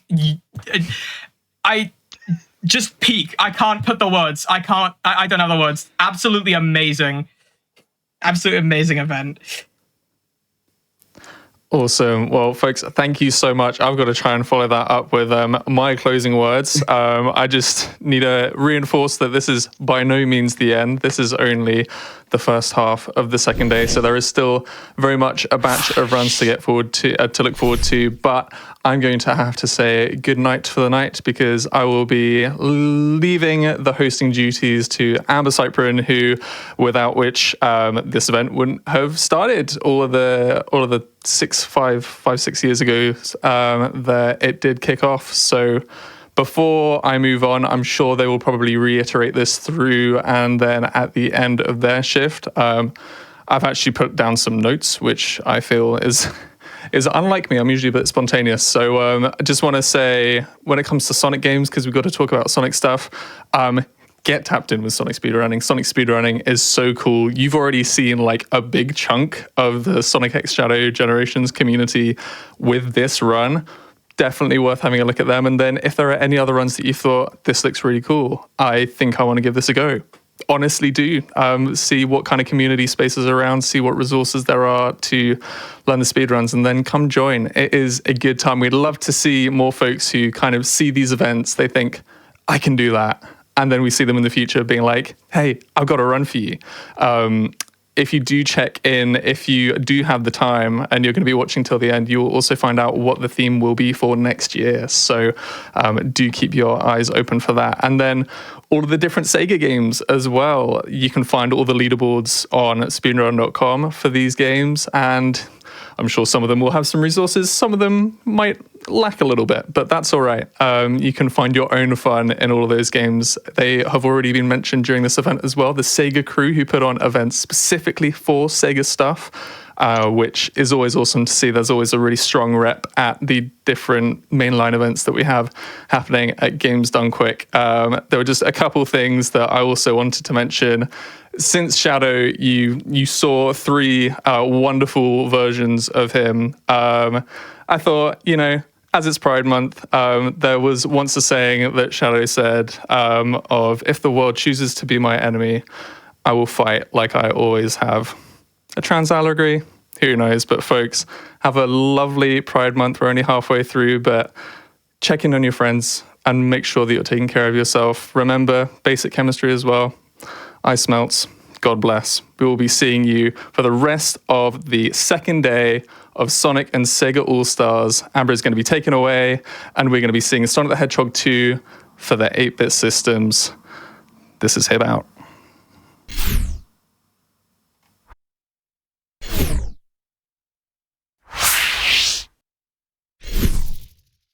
Hello, everyone. Welcome to the second half of Day 2 of Sonic and the Sega All-Stars. This is our 6th annual 2-day event in the Sonic and the series of hotfixes. My name is Amber Cyprian. I'll be your host for the back half of tonight. And this year, we're expanding beyond Sonic speedruns to include other iconic Sega franchises, such as the ones coming up later tonight, like Columns and even a Sega-themed PICROSS. But we actually have a lot of Sonic on this back half here, including the run coming up next, which is going to be Sonic the Hedgehog 2, but maybe not the one that you grew up with. But before we get started with the rest of tonight's runs, I just want to remind the folks in chat that our Hotfix summer merch collection is now live. I'm going to show it here on screen. This is wonderful. Head over to theyeti.com/GDQ to check out our brand new Hotfix shirt, keychain, and sticker pack. And if you're a fan of Sonic memes, you know what this keychain popsicle is referencing. And also, we have the wonderful Velocity Trans and Gay Pride and regular Velocity plushes that just came back in stock. The Pride plushies are brand new for Pride Month, and I missed out on these the last time we had them, so I'm definitely going to be ordering one. Go to theyeti.com/GDQ, and you can check out our full collection. Even our old Season 4 shirt for Hotfix is on sale right now at $18. So that is a wonderful shirt. Has Coop, has all our show logos on it from last season. It's going to be wonderful. Go check that out in between runs. So joining me right now is Final Flame, who ran this at PAX East, and I was a commentator for that. So now I'm just a host for this. How are you doing, Final Flame? Hey there, I'm doing well. Yeah, I tried to get Amber to run it for this event, and they just weren't having it. What can you do? I mean, I learned the other Sonic 2, the 16-bit one. The worst one. All right, I grew up with it. Get out of here. So what's going on, everybody? I am Final Flame. I run a lot of retro games, a lot of classic Sonic games. Primarily this one, I'd say this is my main speed game. As Amber mentioned, this was shown off recently over at PAX East, but if you missed that run, we've got a reprise of it here. This is not the Genesis Sonic 2, this is the Sega Master System version. I grew up with the Game Gear version, very similar to this, just some slight differences. And it is definitely the Sonic 2 that I prefer. So I guess we can go ahead and get this started, huh? Yeah, I think we can. I'm going to ruin the title screen for you real quick. Tails only blinks with one eye, and Sonic's fingers are huge. I had forgotten about that. So if I had to see this, so did you. Tails got something in his eye. He's like, something's in my eye. Go ahead and count us in, Flame, whenever you're ready. Why did you have to bring that up? I had forgotten. I'm just going to wait for it to go to the next track screen here. Otherwise, I'd do the countdown, and it would just go to one of these. All right, let's get this going in 3, 2, 1, go. All right. Look, have fun. Thank you. So Sonic 2, not starting with a green stage. We are underground. Now, this game came out pre-Spin Dash. I believe it was the last Sonic game released prior to the Spin Dash. We don't have that. We don't have the Super Peel Out. So our main form of movement is going to be what you see here. In roll jumps, you gain a lot more distance. rather than as compared to doing a regular jump. I am sorry in advance for this. The lovely score countdown. I'm used to it. My favorite letter of the alphabet. I don't mind it, but yeah. Now, I did do a trick there. I paused right after hitting the signpost. That was to keep the in-game timer going, actually. So I got a bit of a shorter score countdown just to try and help y'all out. Now, this category, I believe we're doing best ending. At least I hope so, because that's what I've been practicing. That is what we're doing. That's what I've got on the schedule. Yeah, better be. All right, so what that means is I have 6 Chaos Emeralds we need to collect. The first one's going to be right up there, which I missed. Can I go back? My jump didn't work the way I wanted it to. You know what? Just take the death and try that again. Yeah, dropped inputs in this game are unfortunately a very common occurrence. I don't usually have it there. I think it might have just been a little bit of delay on my end. So yeah, the Chaos Emeralds are located, with the exception of the last one, in Act 2 of every level. They're sitting out in the open. You don't need to do anything special to get them other than run up to them and collect them. So we're going to roll through here. We're going to jump that time to get up here. And there's the emerald. Nice. So one thing I'm going to point out, it's kind of a small thing, but you notice I walked into that emerald. You really want to walk into the emeralds for the most part, because if you walk into them, your movement stops the moment you run into it, and then you can turn back around. Now, if I were to roll through it, I would have kept momentum and, well, kept going farther than I needed to. That's not going to make it. All right, on to our first boss. It is the Ant Lion. This was this boss was horrible on Game Gear. Yeah, chat's talking about it right now. I could not get past it as a kid, but maybe once. I think that's part of why I came to speedrun this game. The Master System, it's not that hard. Honestly, I could probably do it blindfolded. Much wider field of view. So you have wider field of view. You do not have varying bounce heights. You do have a varying number of balls. You can get 6 or 7, although more than likely you will only ever see 6 in the Master System version. It is based on the time it takes for you to get to the boss. I don't know exactly how it works beyond that. I'll wait for a Robotnik to start disappearing. Do a little roll jump there. And then hit our capsule. That is the first zone. No. To the person who said I tried to hand over Sonic 2 Game Gear to Kuso Grande, which only cares about bad games, Sonic 2's not on Game Gear is not a bad game. It's a difficult game. It is not a bad game. I genuinely enjoy it. I think I actually do prefer the Game Gear version. We were just talking about this prior to the stream. It's just easier for me to stream it off of console. I am playing on a Wii U via the Wii VC for anyone interested. This is Sky High Zone. This is Hang Glider Heck, and unfortunately, we're taking the Hang Glider. I tried to do a very tight jump there to skip over the hang glider. Didn't quite get it, but it's easy to have a backup there as long as you don't jump off the hang glider. Done that plenty in my life. The hang gliders are actually really easy to use. You just tap the opposite direction from where you're going and you'll maintain altitude. I did not realize that as a kid, though. And now we have the worst emerald in this game to get. I need to do a very precise jump, hopefully right there, and we got it to get that emerald. And then skip that hang glider because, we don't need it. Nice, and got a 13. That's really good. I'm happy. Hibby, I like you too. You should do full runs of this game. I was just about to point out Hibby's comment. This game, I know it might look difficult to some people, especially I tried playing it. I find this speedrun very relaxing. It's at this point, I've been running it for years. It's muscle memory. I could do no runs for months, come back and still get a good time. I do recommend it to people. I'm dead. I jumped a little too soon prior to my visual cue. So, oh no, I'm at 1 life. What will I do? Good news, besides the fact we'll have plenty of extra lives coming up later. Collecting the Chaos Emerald does actually grant a continue, which hopefully I will not have to demonstrate at any point. Although this boss is a little tricky. Gotta take it a little easy because that's not exactly how I wanted that to look. That's fine. So we had those little mini birds we had to kill. Now we have those eggs. And now we're good because we've got it locked in. One thing I want to point out, it's kind of hard to notice, but when I am bouncing away from the boss, I'm actually holding right to get to the end of the screen quicker. That saves a little bit of time here.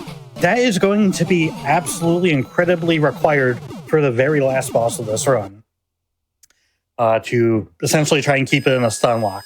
But if I were just holding left there the entire time to get back to the bird quicker, the bird would do attacks. I would probably die. We don't want that. Well, hopefully nopody here wants that. Onto Aqua Lake. Hey, I mean, look. I think it'd be just funny, roll but on the let's water. not. Yeah. So gotta... Hopefully I do this right. Nice ending to this. That's not how that was supposed to look. That's fine, though. I recall at PAX when I was watching the auto demo while we were waiting for the run to start. I was like, I never figured out how to splash across the water like that or skip across the water like that. And you just turn and look at me and very deadpan go, you hold right. Yeah, you just have to have enough speed. That's all it is. Nothing fancy. All right, long stage here. It looks a little bit different from Act 1. Pay attention right here. Hey, there's a false floor. That's going to be very important for later. I have a visual cue right there. Hopefully skipping. Good. We skipped an invincibility and a row of spikes and skipped a massive, massive amount of lag. You don't want to mess that up. I've done it. It's bad. We have these bubbles. We control them. Up, down, left, right. Up speeds it up. Down slows it down. Left, right. Self-explanatory. So I'm holding up to get through that quicker. I will actually have to slow down coming up in the next bubble, as you will see. Good, I didn't go too far left. Because we have this roof of spikes right here. You don't want to touch them, even though I got close. You also don't want to touch a wall because the bubble will pop. Onto what I call lag highway. This is horrible. It is the worst. You can really see that. Coming up here, at the very top left of this section, if I get in the bubble first, we have speed shoes. The only instance of speed shoes in the game, they're completely useless. We don't want those.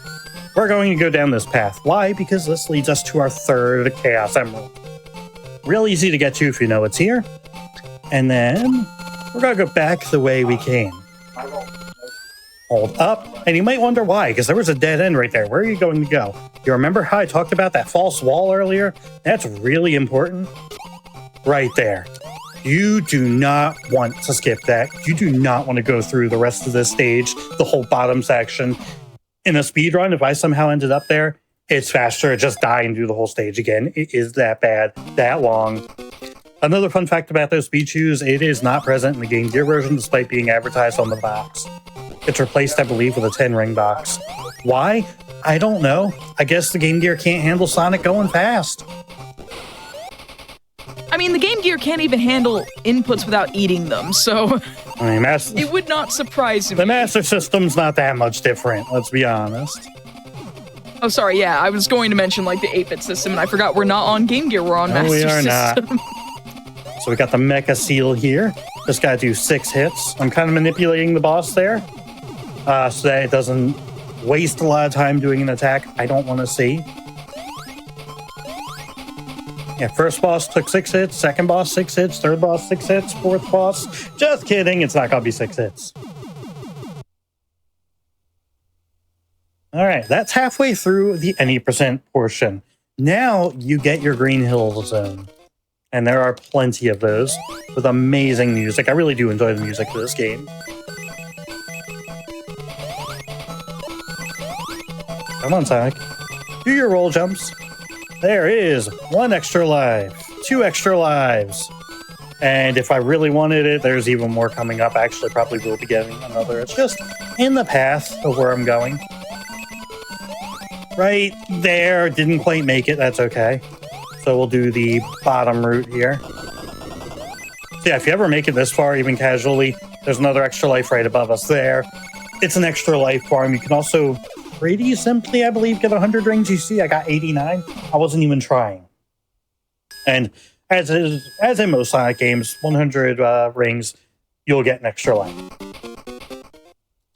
On to Act 2, our next Emerald Zone. Oh, I thought I had that. You want to jump right off the corner there. We're going to go, in this case, then right under another extra life. I don't need it.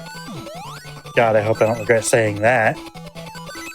This extra life can be a little tricky to get, but fortunately, if you miss it, it's really easy to just try it again. There we go. It's all the way up there. If you do miss it, just go backwards. You can jump on the springs again. It's fine. Oh, gosh. And now, this might be the worst stage, honestly. If not, it's really close. Green Hills 3. The boss stinks. The stage stinks. I kind of divide this into 3 parts. Here is part 1. Not quite how I wanted that to start. Part 1 is stinkening.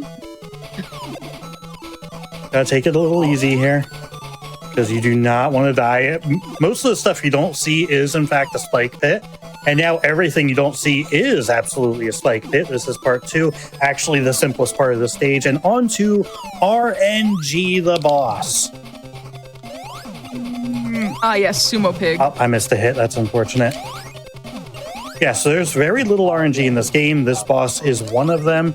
I can either get 1 or 2 hits on the boss, depending on the pattern he does.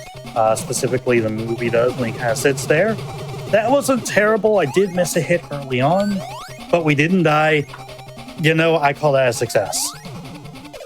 I would call it a success too, honestly. Yeah, that's bad. And yeah, the boss took 8 hits. Why? I don't know. Next boss will also take 8 hits. The following boss takes 8 hits. The last boss? Nope. All right. Gimmick Mountain. I don't know if there's much of a gimmick in this stage. We got these pinwheels here. Trying to climb up the pinwheel mountain there. And then going to take an invincibility box here. This is going to skip a large chunk of the stage. Not really in an intended way. You're actually meant to go all the way to the bottom right of the stage, then climb up to the top right, then take a minecart like that down to the bottom left. We're going to skip all that because that's slow. And instead, we're going to use that invincibility to get across all those spikes to the signpost at the bottom left of the stage. What? That's just weird. It's unheard of. Act 2, this is going to be the last Chaos Emerald we collect in this normal, what I will call a normal fashion. Want to grab a ring because inevitably I knew I would hit those spikes. I had no doubt. I'm like, let me just grab a ring. So you have to go through that false wall there. That's really easy to not know about. And this will take you up to the emerald. Yeah, the false walls in this game get me. And nice, we didn't roll into that because now we need to turn around and just go back the way we came. Yeah, I can see people easily missing that. I don't know about it. Oh, yeah. Well, I was going to try and dodge that bomb. Oh, I didn't want to fall down. That's all right. Hi, bomb friend. Bye, bomb friend. We'll just climb back up. And hopefully, nope, don't want to go through that false wall. Didn't want to get hit by those spikes either. I'm happy I'm not dead. Yeah. I think I picked up a ring at the last moment to not die to that bomb. Ideally, you want to jump off of them. I was not successful this time. And now on to everybody's favorite, an auto-scroller. Can you believe it? So this part's not really an auto-scroller, but the next part is. We are going to be riding a platform, not this one, but this one through the next part of the stage. We need to keep it with us. It's going to take us to safety, but first, it's going to try to murder us. Not today. Unfortunately, I have to wait for it through here and then onto the Mecha Pig, I think.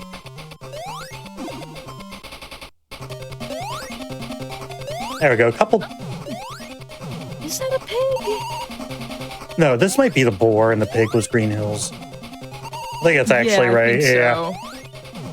A couple different ways you can fight this boss. I take it a little safe, simply because it's really easy to walk into the boss when you're trying to roll into it and jump, or get hit by these rocks, and you don't want to do that because, well, that stage was really long. So as a prior boss, we do need 8 hits. You can see if you hit it just at the right time, you will not get those rocks falling from the ceiling. It's a real tight window to do that. And you saw me standing there. I was kind of waiting on trying to time the screen unlock as well as I can. For whatever reason, the screen unlocks and allows you to go to the right at various times, depending on the boss. So you kind of just get used to the timing on that. All right, on to scrambled egg, because who doesn't like scrambled eggs? Sonic, that's not how you were supposed to do that. I take my moods with them. Yeah, I don't know what it is with the Sonic series and their eggs and their tubes. Oh my god, the 8-bit games and their tubes! I can hear Argic saying it all the way from across the pond. I mean, he picked that up from me because I just always complained about the tubes. I didn't know that came from you, actually. Yeah, he had never played the 8-bit games when he was finally getting around to them, I think, in the Super Play. Okay. And I was like, oh, my friend. I want to point something out real they quick. love Do you their see the tubes. spikes hit above my head? I'm actually going to intentionally damage boost into it. Why I did that is that forces this platform that was going to the right, it spawns it going to the left much quicker than it would otherwise normally be. And we do need that to get over here. And now the last part of this stage. Okay. A little bit of a rough start to the level, but better second half. I totally agree, Benny. The boss music is so much better in Game Gear. It's iconic in my mind, just from having grown up with it. Is it different instrumentation, or is it just a different Completely different track. Oh, interesting. I didn't realize that. Yeah, I used to actually have the Sonic 2 theme, boss theme, as my ringtone, or my alarm, when I woke up in the morning. And that kind of scared people back at AGDQ. I don't think my roommates appreciated it there. I'm not sorry, though. So this tube here, we're going through. That kind of looks like a waste of time, but that gives that platform a chance to respawn. Or not respawn, quickly move over to where we were. Because that has to catch us. That was the same platform that I rode to that tube. Yeah, I think the boss music is actually why I kind of prefer playing the Game Gear version. Simply because of that. Alright, this is the final level of the Any % run. Now notice we did not get a Chaos Emerald in the last stage. That is because we will be getting it in this stage. If you've collected all 5 of us until this point, the next boss will drop it. Going to skip a little portion there. We're going to not roll jump onto that spring, because if you do, you'll actually get so much distance off of it right here. You'll miss that platform. And now we have what would have been the final boss if this were any %. We have more RNG in Silver Sonic. Shout out to Sonic Mania including this in it. And I wish it was actually in the speedrun, but everyone likes to skip it for some reason. That wasn't too bad. Kind of get used to the patterns here. Sorry, go on. As I collect the last Chaos Emerald right there. I mean, like, the fight in Sonic Mania is pretty long. I have choice words about the changes they made to the Metal Sonic fight in Sonic Mania Plus. I personally did not enjoy the Plus update. Fair. Gameplay-wise. I loved the call-out to Chaotix, but I did not like the gameplay of the second phase of that. I didn't want to go to the bottom route, but let's go the bottom route. So welcome to Crystal Egg Zone. In case you don't like your eggs scrambled, how about crystallized? Don't ask how that works. I mean, I want to say I've played a PlayStation game that has crystal eggs, and it's not... What one was it? It's not Croc. Someone in chat will cover for me, I'm sure. So what's crazy is when I first started playing this category, I couldn't stand the music in Crystal Egg. Now, I love it. I've gotten used to it. We have, I think, the longest stage in the game up next. No, second longest, because Wacko Lake. Here in Crystal Egg 2. And then we have the final boss. Oh boy. Yeah, the final boss is something else in this this category. So first, let's climb up here. Let's grab these moving pinwheels. Oh. Let's hit the spike and try that again. And not get any rings, apparently. Oh no. We're fine. We are somehow fine. So you're kind of in the background-ish looking thing here. You heard me jumping. Those are not random jumps. Those were jumping over pits. I did not need to jump there. On to the final portion of this stage. Just got a short climb here to make. I take it a little easy there, just to avoid falling in the spike pit. That's like impossible to get out of. Nice. Haven't gotten that in a long time. And then we jump over the signpost. Definitely RNG that. So yeah, this last boss, this is a heads up, potentially a flashing light warning here. What you're going to see is hopefully me stun locking the boss such that it does not attack. That is the goal. It is very difficult to do. And here we go. All right, this boss is very obnoxious, and like Flame had mentioned, he is going to be. That's unfortunate. Able to get to. Oh man, this is bad. Because I couldn't go for the last hit. I need one more hit. I have to wing it. I don't know when to actually leave the tube here. Let's just try it. Nice. Okay. We'll take that. Yeah, those patterns seem to change, the attack patterns, based on how far into the plate you are, and I've never really understood it. So I kind of have a pattern if I were to not get the stun lock at all, but I don't know if I fail it partway through. Some flashing lights there. Yeah, hopefully the warning went up. Hey, look, we found Tails. Why did we just rescue Tails? Sonic is not sure. We're not sure. And that is time. GG. I'm okay with that run. I had what, 1 death? 2 deaths. Okay, I definitely remember 1 death. I don't remember. Yeah, Underground 2. That's a new one for me.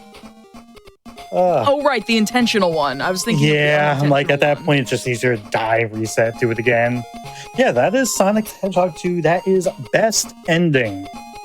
I really enjoy this game. I love seeing other people run it. I love, lately we've had so many ILs submitted to the board. That's great to see. It's a fun game. I wish more people gave it a chance. I really do enjoy it. You can play it on the Master System version or the Game Gear version. It's available in Sonic Origins, the Game Gear version. The audio's not ideal, but hey, the game's playable. I'm not sure the best way to play the Master System version anymore, because unfortunately the Wii VC is no longer accessible. Yeah. I mean, there's the Sonic Origins version, I believe, is Game Gear. Yes. So, for what it's worth, you can access that along with a bunch of other Game Gear versions of games. Tails Adventure is a favorite of mine on the Game Gear, and that's a Game Gear exclusive. Triple Trouble's also quite good, as is Chaos. Definitely check out Sonic's 8-bit history over on Sonic Origins if you have that game. That is the main accessible way to play them now. What was my time anyway? 22:17. Okay, it's about what I would expect. A couple extra minutes just in case something goes wrong. That last boss is really easy to mess up and die on. So even though I may not have gotten the quick kill completely, I'm happy to just kill it first try. That to me is success. Oh yeah. Do you have any other closing remarks that you want to make before we wrap up? Oh gosh. Just shout out to everybody that plays this game. I really do appreciate it. I like seeing all the submissions. And yeah, if this does interest you at all, I do have on my YouTube channel a guide on how to get through this game. It's probably a little outdated at this point, but I don't think there's been much in the way of tech since then. So it's still good to get through. Thank you, Amber, Hibby, Richard, Ray, everybody helping to put on this show. Really appreciate it. Everyone that submitted, really loved seeing all that. And yeah, thank you, everyone. Thank you for having me. And hey, look, the good ending right there. Tails now has a star in his eye. Maybe that's what's got him winking in the title screen. Why? Gosh, cut the break. Oh. Well, thank you so much, Final Flame, for that awesome showcase of an 8-bit Sonic game. It was our only 8-bit submission for that matter. And coming up next, and also thank you, Flame, for helping out with creating the schedule and doing some game selection with Hibby and I for this event and all the events that we've done the last 6 years. So coming up next, we do have, we're going to move to our Sega theme with a really interesting entry on the Sega Saturn. Now, I had never seen this version of Columns before. This is Hanagumi Taisen Columns, and we're going to be playing Cinderella Easy Mode. So we'll be right back in just a few minutes with Karaoke running a awesome Sega Saturn version of Columns. Be right back.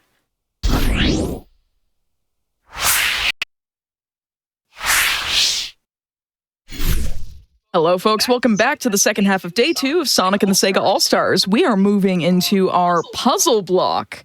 And you heard me right, puzzle block. There is more than one puzzle game in this marathon. As we showcase a version of Columns that I had never seen in my life before. And I was like, this is really cool. I want to have it on. So we're bringing on Karaoke with Hanagumi Taisen Columns on the Sega Saturn. Take it away.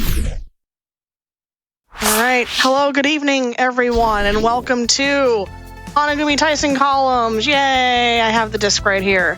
It is part of the long-running Sega series Sakura Wars, which I have my stack behind here of me. That includes video games, anime, manga, music, and live performances. One of the earlier series to do that in the 90s. It is also part of the long-running series of Columns games on the Sega systems that Sega was known for their puzzling edition. So if you've played a Columns game, you know what to expect with this, but it's got a little Sakura Wars flair to it. So we'll go ahead and get started here. We'll be playing the Cinderella mode, which is the story mode. A story mode of the game, the versus CPU mode of the game that you go through. There's also a story mode and 2-player and 1-player and puzzles and everything like that. So we'll go ahead and get into the mode here. And time will start when I select the character.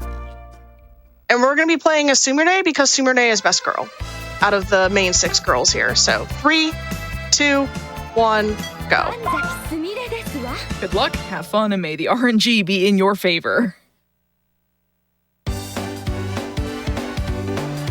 So the first 5 stages are going to be against the other 5 girls, and it's random what order you fight them in. So we're going to fight Kana first, which is appropriate because Kana is Sumire's rival.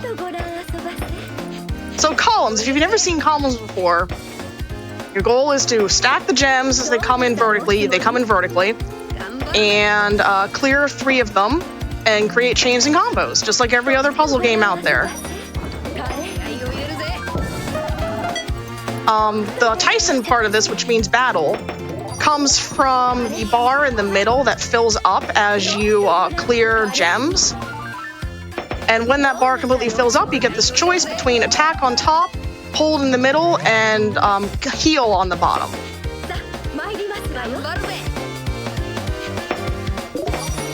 So once that bar fills up, you can choose, and you only have a certain number of seconds to choose what you want to do, or else it's going to automatically hold it. Or in the case of when you're level 3, if you don't choose what you're going to do, it's going to completely wipe what your thing is, and you lose it completely. I love the animations in the bottom center of the screen of the 2 girls. Yes, they're playing with the Saturn controllers and fighting over it and everything, and it's just adorable and cute. All right, we got level 3, so that's the maximum attack level, so we're going to go ahead and attack. And the goal is to top out your opponent by making it impossible for their next piece to drop in the stack. So Kana's playing kind of smart here, and her stat column was really low, but we still be able to beat her.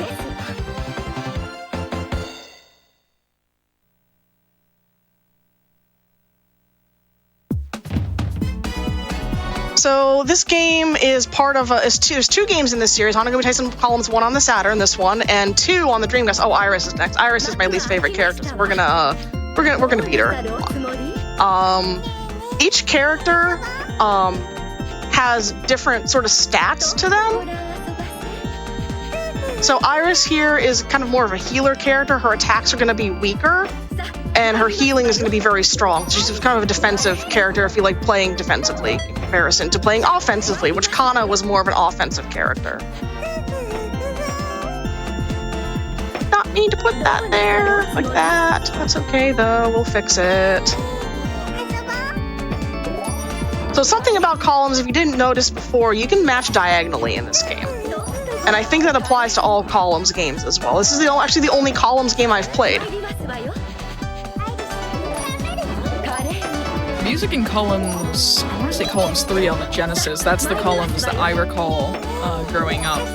And I think a lot of people grew up with that version. Like, that music is quite good.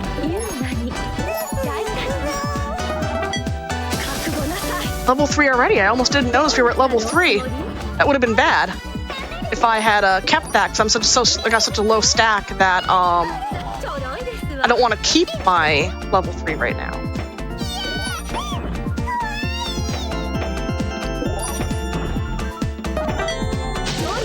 Head attack her again. She's clearing, of course, because it's Iris and she's annoying like that. And she's going to... Oh, she's going to store her attack. Okay, that's good. We're going to get some combos here once these... the dice blocks. Let me explain the dice blocks. The dice blocks are what you drop on your opponent when you do attacks. And they count down a certain number of what's on the face of the dice there. And when they get to 0, they turn into a gem. Or you can clear next to them, and you can speed up their clearing. When they turn into a gem after their countdown, if they're near gems that would cause a match, do they then match? Yes, they then match. Sometimes they cause a, depending on the timing and everything, they can sometimes cause a chain by themselves and everything, which is really neat to happen. But yeah, a lot of the matching is going to be done not only just on the gems themselves, but also to the dice when they drop. So Maria here is sort of a quick attack character where her gems are very low count, but she drops a lot of them on her level 3 attack. So if you get overwhelmed, she can easily overwhelm you if you don't clear her gems off really quickly, or your, like my stat column, right? My drop column right now is a little, high. It's three gems high. I would like to clear that down, please. Folks in chat are saying that this is quite a different take on columns from the Genesis game. Yeah, I've never seen these kinds of mechanics in even the versus mode of the Genesis columns, or even the Game Gear columns, because the battle system of like building up meter to get heals or attacks off is something entirely new, and the dice blocks I've never seen before either. So we'll see our first attack that we need to defend against here, against Maria's. And see, as her dice are very low number, we just match up against them and get off another attack pretty quickly.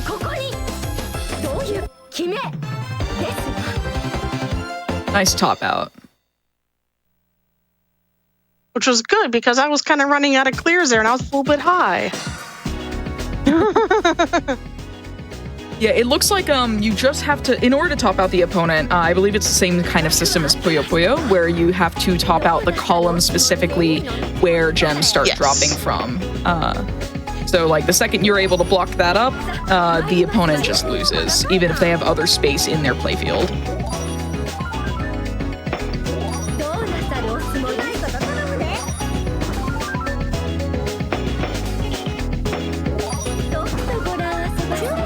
So Koran here is I call her also a technical character, because what her dice are like, they're very high in the countdown.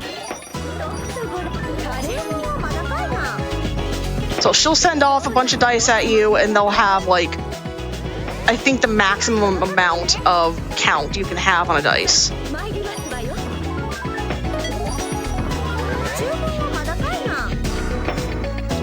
There. Check this out here. That there. It's here. That there.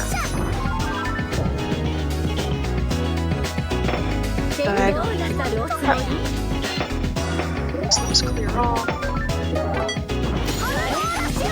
Alright, she's going for a two level attack. I'll go for my 3. As you can see, she's got a 9 count on her dice. So you really don't want to depend on her dice to clear down off of. And she topped herself out. Nice. Yeah, let's go. we like when they top themselves out.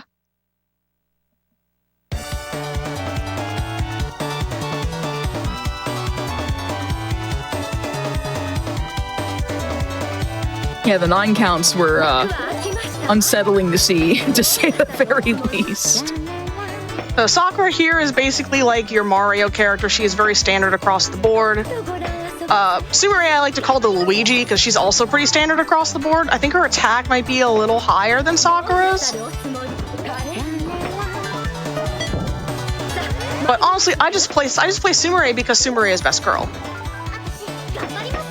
The record speedrun uses Maria. There are, I think, three times on the board because it is a very small board. And the record uses Maria. I use Sumire, and the other time uses Kana.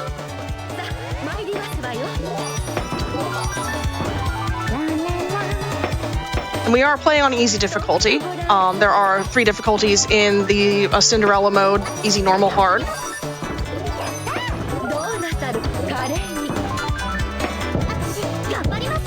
Do you know what the differences are between difficulties? Like what scales up? Basically, from what I've found, the enemies are just, in terms of their intelligence, their AI is a little bit smarter. They're gonna keep the earlier enemies are gonna keep their drop column cleaner sooner than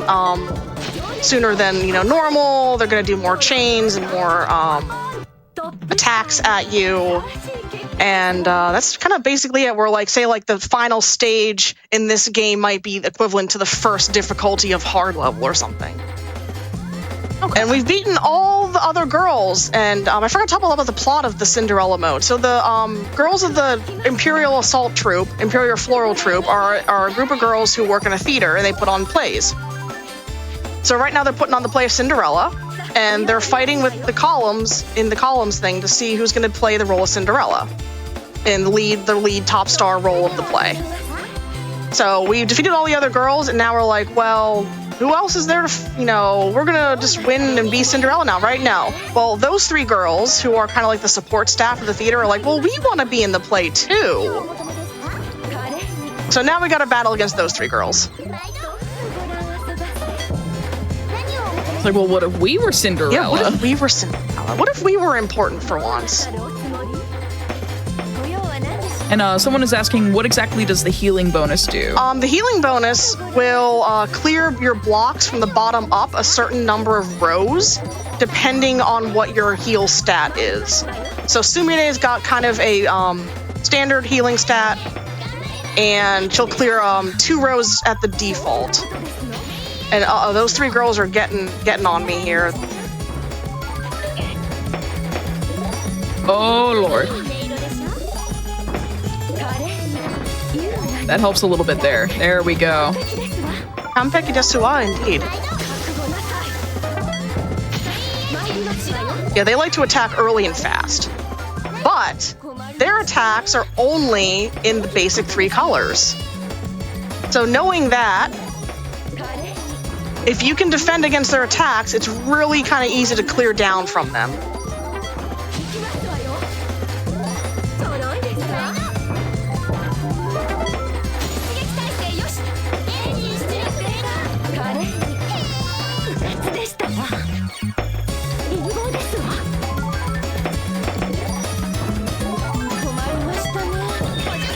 And there they go. There's an example of healing right there.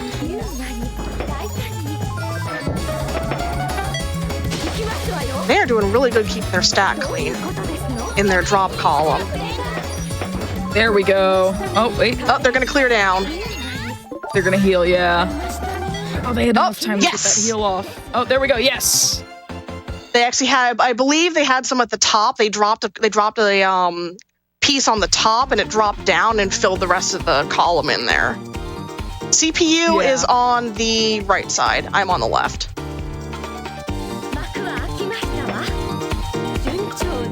So now, our second in command, Ayame, is like, I want to be Cinderella. So we got to fight against her now.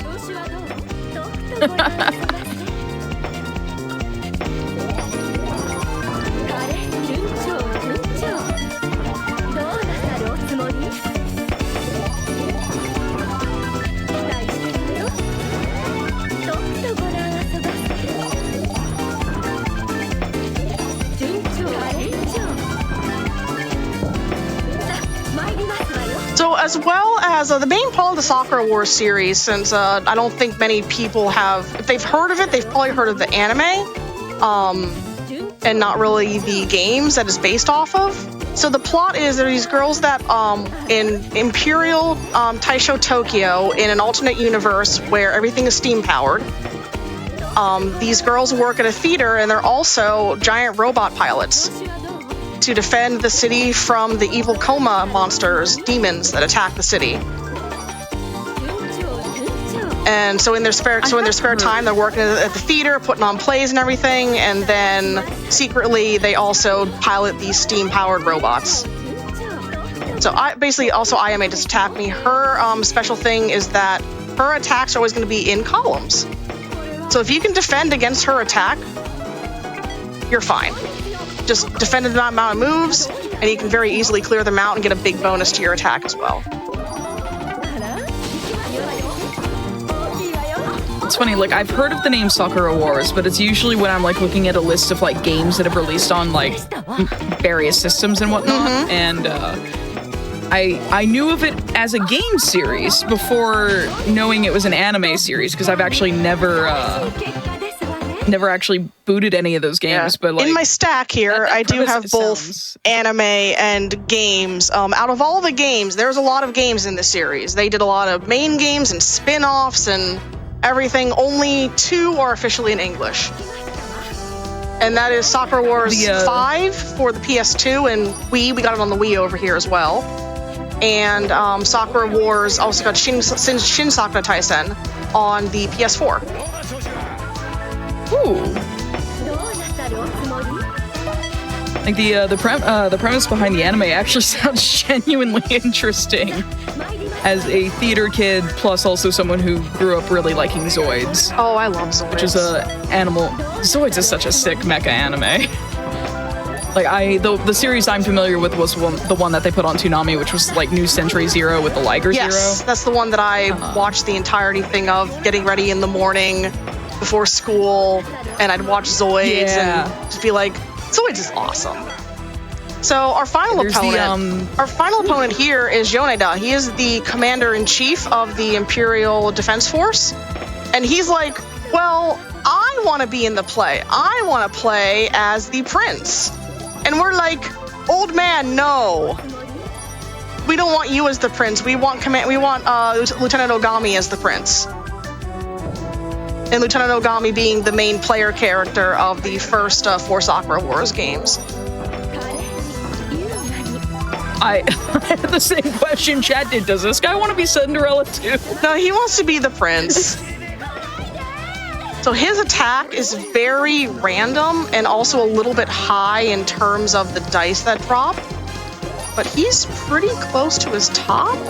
Oh, he's going to clear, of course. And he's going to...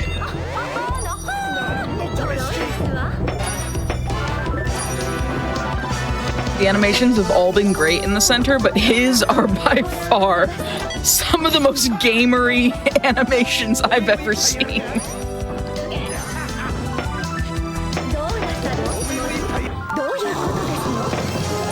Oh my god, he's playing with his feet.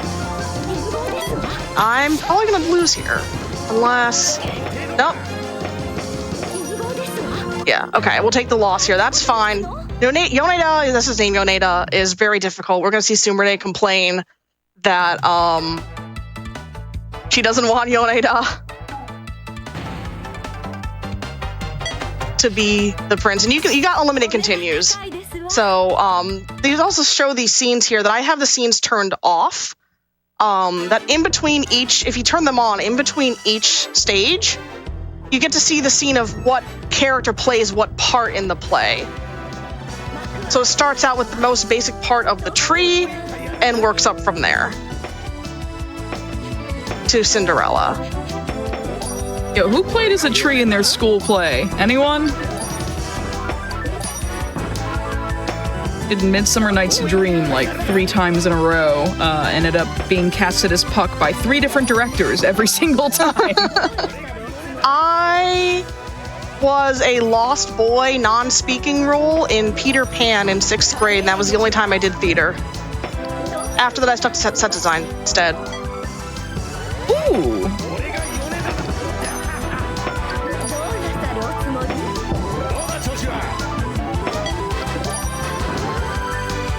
Found that I liked being, also I did some music playing in Shakespeare Club. Found that I liked being on the background more than the foreground. Yeah, like I did behind the scenes roles as well, including like some stage management and some lighting and stuff and some sound mixing for certain productions. I do like being on stage more, like because acting was a huge passion of mine, like just in general entertainment is. And like I did a lot of Shakespeare, but I would say like the importance of the behind the scenes roles cannot be understated. It often goes understated, but that's wrong.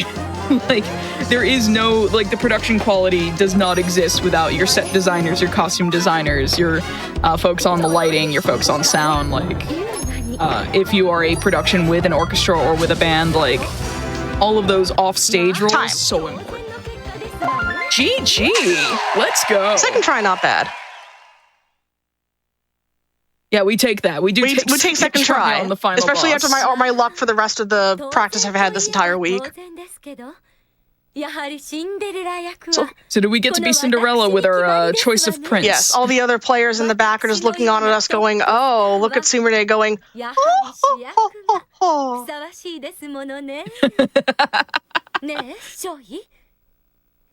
No, thank you so much for submitting this. I had never seen this version of Columns before, and it's actually a really neat take on the franchise, in addition to being a cool anime tie-in. I think that's so awesome. It's a very, if you haven't watched or played Sakura Wars, I really highly recommend them.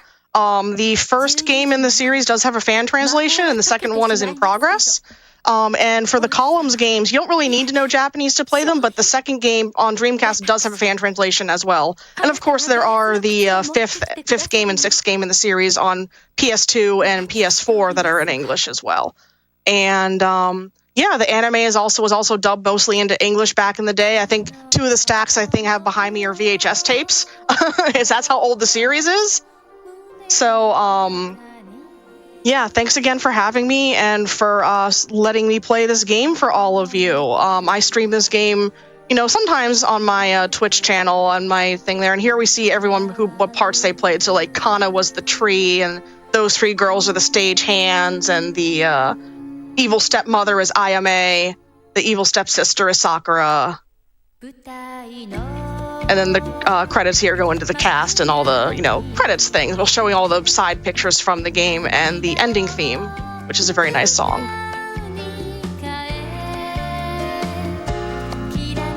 Again, thank you so much. Do you have any other closing remarks, any shout-outs you want to make before we wrap up and move to our second game in our puzzle block? Just some shout-outs. I'll shout out all the other Sega Saturn speedrunners out there, especially like Shentalk and a bunch of other people there that got me into Sega Saturn speedrunning. I speedrun this game. I speedrun Magic Knight Rayearth as well on Saturn.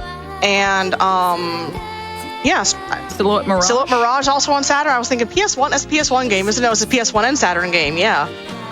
So got me into all of that, and yeah, I think Sega, and I'm happy for Sega's anniversary this year for all their games they play and make, and I think they need to bring back Sakura Wars, and they should have put that in the racing game that they have coming out instead of Hatsune Miku. And that's my hot take. Sonic Racing Cross Worlds is going to be quite the experience, because we've got Hatsune Miku, we've got some Yakuza folks, we've got Persona 5, we've got Minecraft. So no I'm definitely looking forward to the race of that. But no Sakura Wars. It's so true. But we're going to be wrapping up here on this run, but we're not done with our puzzle block yet. If you enjoy PICROSS, we've got Kirby Master who's going to be showcasing the PICROSS S Genesis and Master System game that came out on the Switch some time ago. And it's going to be a nice half-hour showcase of what is PICROSS and how fast can we complete the puzzles. So we'll be right back after this break.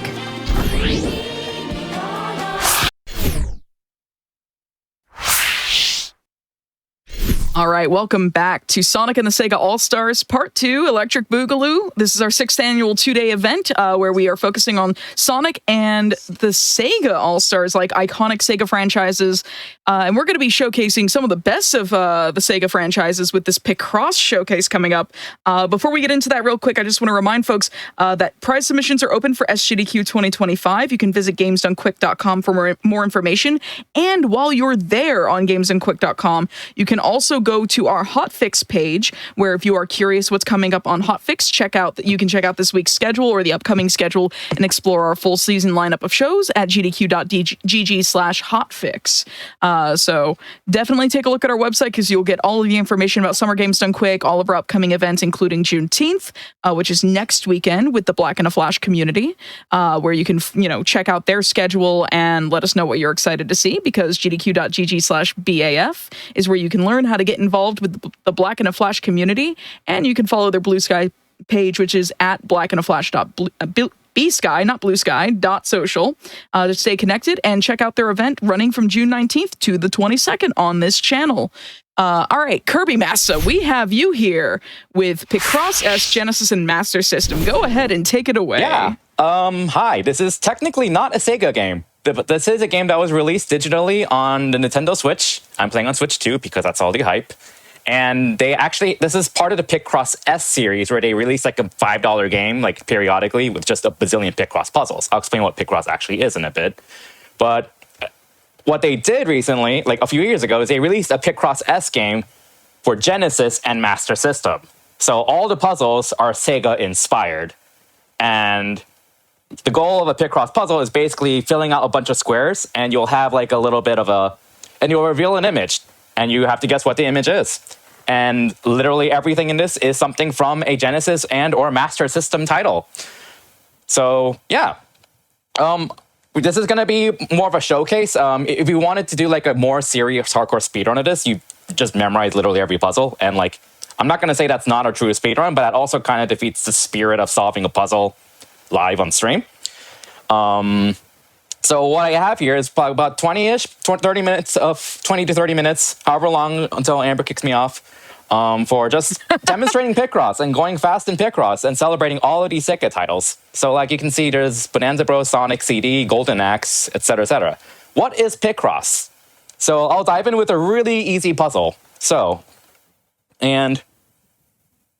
right, so what is PICROSS? We have this grid, and our goal is to kind of fill it out with squares. There's exactly one solution. Once you finish it, you reveal an image.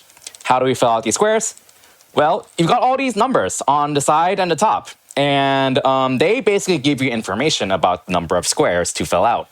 So if you look in the first row here, you have a 1 and a 3. That means there's a 1 and there's a single square, some number of spaces, and then 3 consecutive squares filled out. And in this case, this is the only possible configuration right here, 1/3. In the second column, we have a single 1, meaning we just have 1 square filled out somewhere. It could be here, here, here, here, or here. Also enjoyed outrun music. So basically the idea is to just use the numbers as your information to guide you and fill out squares as appropriate. So in this really small 5x5 puzzle, 3 and 1 is really straightforward because there's only one possible solution. So like if you look at the column here, you have a 3, some number of spaces, and then 1. And that's the only possible solution in this column here.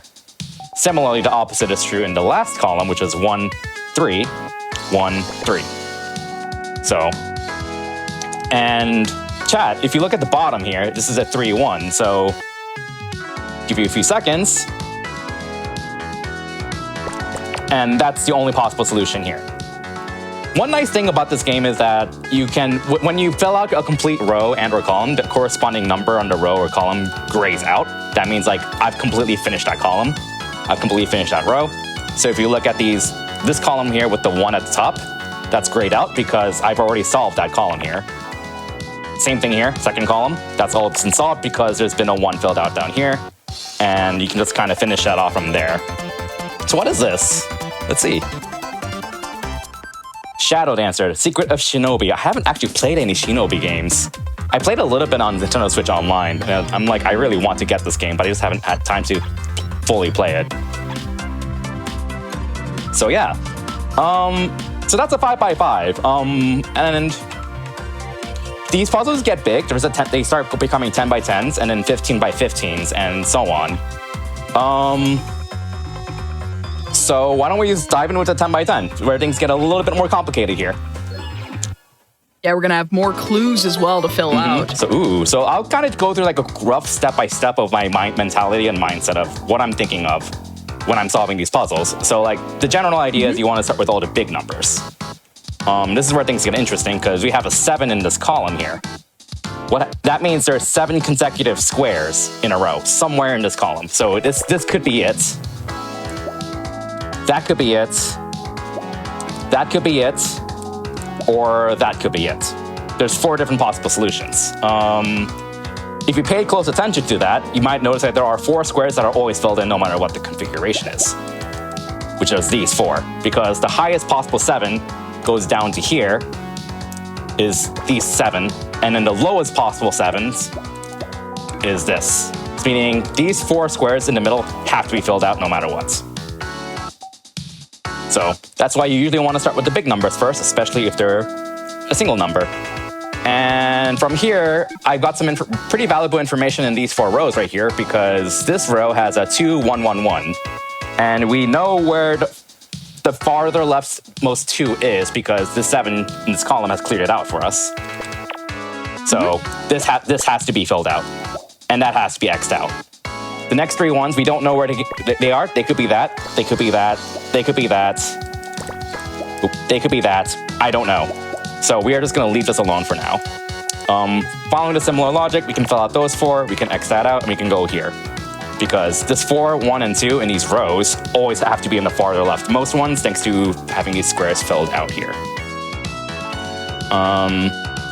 So yeah. And if you continue with that kind of logic, you can look at this 3 here next to the 4, where if you look at the logic I'm going to take here, those have to be filled out because the farther leftmost possible 3 has to be that, and the rightmost possible 3 has to be that. No matter where this 3 is, it has to be in this row, these 2. These 2 have to be filled out no matter what. And if you look at this 2, 4, 1 here, that's the only possible solution there, so we can fill that out in this row here. If you look at this row right here, this is a 1, 4, 1. So if you look at the farther leftmost possible solution, that's the farthest left. That is the farthest left the 4 can be, but the farthest right this 4 can be is that. So if you put that together, it has to be, these 3 have to be filled out.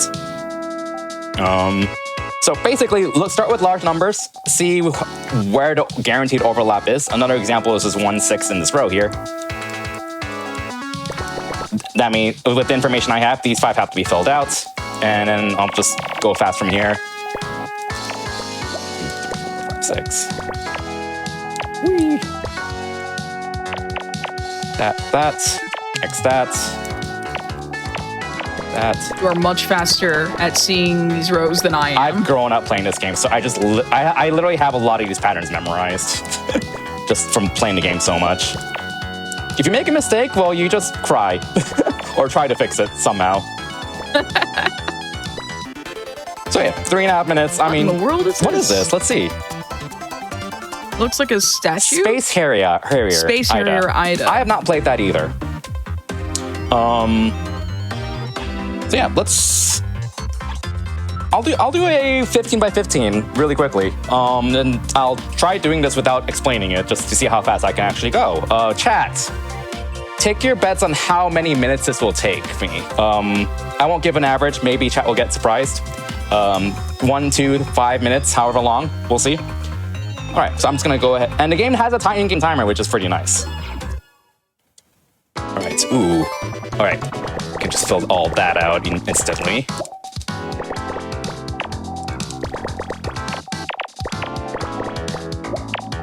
I love our R15s or R0s, or whatever the max number is in the grid, where you can just black out the entire edge or entire It row. is very nice. The submarine or toilet? Toilet? I could see that. All right, now that you're blocking out more, it looks more like a submarine or something.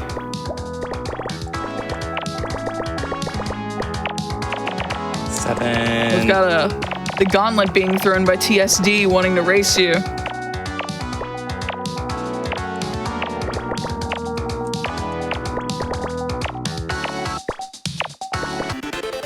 Oh, sub-minute, nice. Wow. Very nice. That looks like Crackdown, Ben Breaker. What in the world is Crackdown?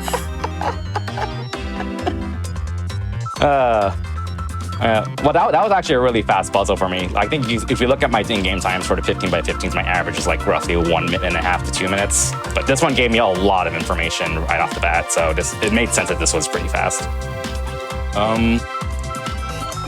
Let's see. I think we have a 20 by 50. We got a few here. Apparently, I've never actually done these, so. We're going in completely blind. Oh, by the way, hi Robotnik, how's it going?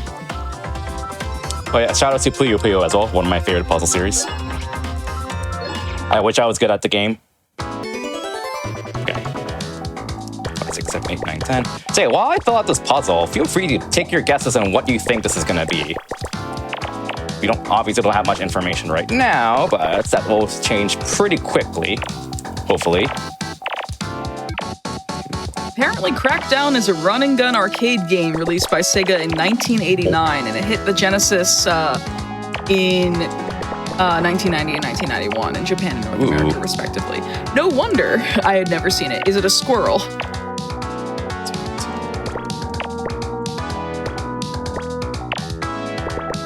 There's so many Genesis and especially Master System. I grew up with a Genesis, not a Master System or Game Gear. I am not familiar with the Master System at all. I will be changing that someday once I get my own Master System, eventually. Yeah, you recently got really into the Game Gear Sonic games. 7, 8, 9, 10. 8, 10, 12. That's filled out. Looks like, are these waves? Is it fire? It looks like it'd be some sort of particle effect.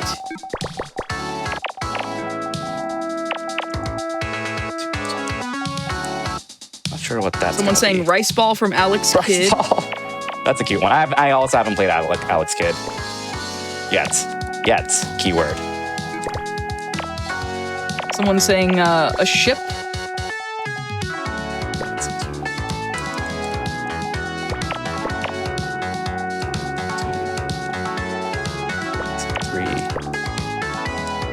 Over a minute and a half in, minute 40 in.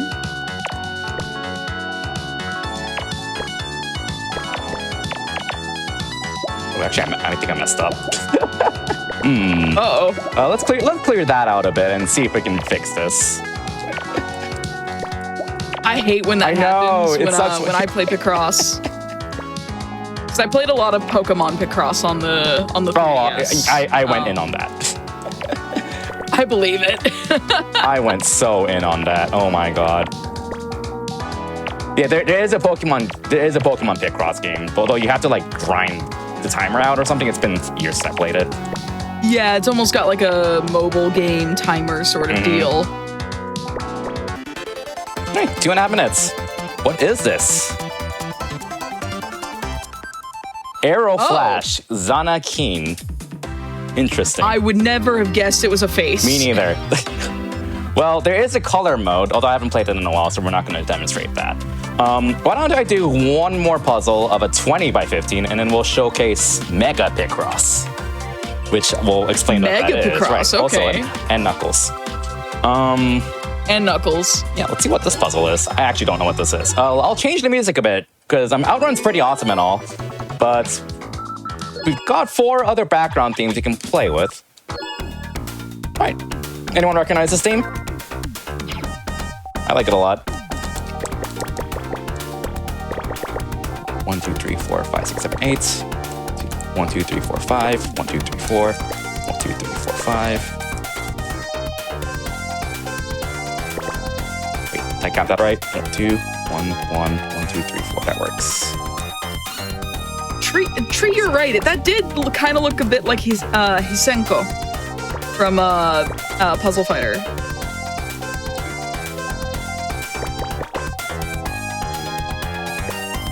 Arrow Flash is another Genesis shmup. I'm not too familiar with shmups in general. I do hope to change Neither that am I. soon, though, because I know the Saturn especially has like a lot of. It just goes ham with the shmups. Oh, this looks big time like a Sonic character 1, 2, 3, 4, almost. 5, 6. Hold on.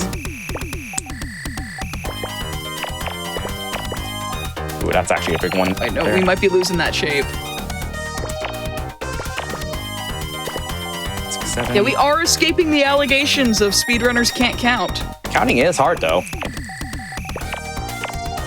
Yeah, you don't really need to know math in this game, but it's just mostly a counting game.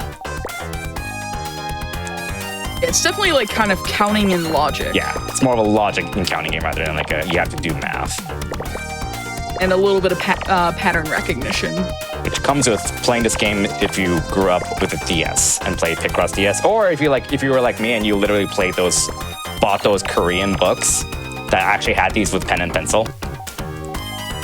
Ooh. Yeah. I didn't know that That's a thing. a paper form exists. That's a thing. And it is horrible if you make a mistake because you literally fill them out with pencil, and if you make a mistake, you're like, well, I guess I'll use an eraser on everything and start over. 3.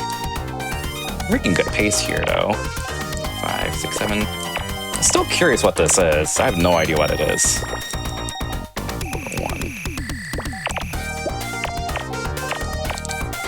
Get a little more information from the top of the image to even have a shot at guessing. Yeah, I kind of just vibe by looking at exactly where I am currently instead of like looking at all the existing rows. It's only I only start looking at like other rows that I'm not cursing over once I'm like actually stuck. Yeah, that makes a lot of sense. It's like I'm sure chat probably sees some kind of row I can fill out right now. It's just I'm not focused on that. 3, 4, 5, 6, 7, 8. 2, 1. That's filled out. Same chat. This would probably take me hours to solve 15 by 20. Oh yeah, my first ones took forever. Don't worry, everyone starts somewhere. And that is the golden rule in speedrunning, or anything really. Everyone starts somewhere. And that is perfectly okay. Oh yeah. That should be it. This looks like it might be another face. Okay, I almost made a mistake there. Menuing is hard, did you know that? This is why I've speedrun Fire Emblem for so many years, just so I can get good at PICROSS. The real motivation for speedrunning Fire Emblem. Any RPG game in general. That's... Right. Someone says, I remember playing a ton of PICROSS back in the days of Flash games. Amazed how many of the techniques and tactics are coming back just watching you play. Shinobi 3. Ooh. Byakushishi. That is that was definitely a portrait. I just wouldn't have been able to tell you that it was anything relating to Shinobi. Absolutely not, me neither. Yeah, okay. So I think we've had enough of basic PICROSS.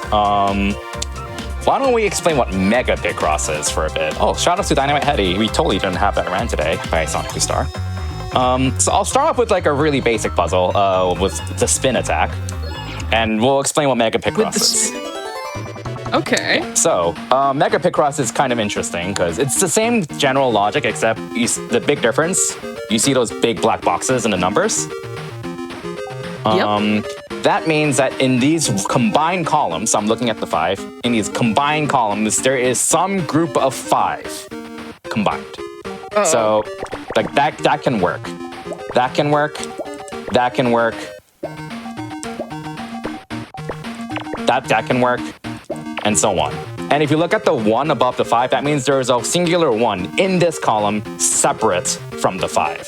So like, so you can see the 1 in the left column, and then in the 2 columns combined, there's a 5 here. So like all of these are possible combinations. That's a possible combination too. That's a possible combination. Another one here. So, and the big rule, the big gotcha is that if we see like a big black box, it has to occupy both columns and or rows. It must. So like, if you look at the 4 in these 2 rows, this is illegal. You cannot have this. It has to occupy both rows. So like, this couldn't work, but this will not work. And the other rule is that they just cannot be. If you see other numbers, they cannot be touching anywhere. Diagonals work, but otherwise, they can't be touching. So like, this 1 works because it's separate from the 5, even though they're touching diagonally. But like, obviously, like that won't work because like, if you're touching, there becomes a 6. So that doesn't work. So if I YOLO this a bit hard, and that should be it. Yep, there we go. So that's Mega PICROSS in a nutshell. There's a lot of interesting techniques that I logicked out. Because like the more you play this game, the more you just start recognizing patterns and go like, hey, I can just apply this instead. So like I can do like a quick slow run of this and explain some of the logic in this 15 by 15. While I explain it, we can also guess what this puzzle is because I've never done this one before apparently. So I'll start with like the big numbers as usual. So we have an 8, 2, 2 in this column up here. So 1, 2, 3, 4, 5, 6, 7, 8. So those are all filled out. Okay. Let's fill out some of the basic stuff. Okay. So one of the most basic things is that if you look at this double column here, it's 13, 2, 2. 13, 2, 2, 2. If you see a black 2, there's only one possible formation that can be, and it's that. It could be anywhere, but it has to be across because like that just doesn't work because it has to occupy both columns. So like that's like one possible combination there, for example. Or like you can have something like this too, because there's 3 sets of them. That works, and so on. So that's one of the more basic just. There's another pattern I wanted to point out, but I don't see any of those here, sadly. Oh well, that's life. We'll get another one later. Okay, I'm gonna do something interesting here because I want to show it off. So I'm gonna try to calculate this dual row here, where we have a double 6 and a double 13 on the opposite ends, and then a 3 in the top row somewhere. So what I'm gonna do is try to calculate how far left can the 3 be and how far right can the 3 be, and see if there's any overlap. So if I try to like bunch up the 13 here to be as far left as possible, so this is 13 tiles, and do that for now, then we can potentially have a 3 here. And I think that is the farthest left that 3 can be. And if you look to do the opposite with the 6, the farthest right possible 3 is that. So that means these have to be occupied. These must be part of the 3 in this row, which means I can X both of these out because there's nothing in this row here. It's not how I would directly solve this because like there's so many other big numbers that I can like finish off right now, but it's I think that's like one minor logic thing I'd like to explain. 5, 2, 3, 4, 5. All right, what are we gonna get here? Let's see. That's done. 1, 2, 3, 4, 5, 6. See, we can see right here we got a 2 in this column here, right, like that. Okay, yeah. 5. Another one there. And since we cleared it out, we can X this because it can't be touching anything else. It's a 2. That, ooh, convenient. All right, thank you, game, for demonstrating that for me. 6. Boop, boop, boop. 6, 4. Someone said all I'm learning is how many SEGA characters I actually don't know. Yeah, that's my reaction when I play this game too, honestly. I don't know what these characters are. I should check them out. And then, oops, here I am with a stupid SEGA collection, as you can see in my webcam. All right, that's an 8. Favorite SEGA series, chat, go. one that I grew up with. That's one that I did grow up with that I like a lot is Super Monkey Ball. Oh, besides Sonic for me, like I think Sonic is just a very free. That's a gimme. A very free answer there. I'm actually a huge fan of Phantasy Star. Like, but specifically, I started with Phantasy Star Universe and never got to play the online portion because I played on PS2 after the PS2 servers were shut down. Oh, so I played the single player campaign in it and really liked it because it was like, it was just, I don't know, it was baby's first Phantasy Star, baby's first MMO style JRPG. And it had like a really campy like anime intro and outro. Oh my god.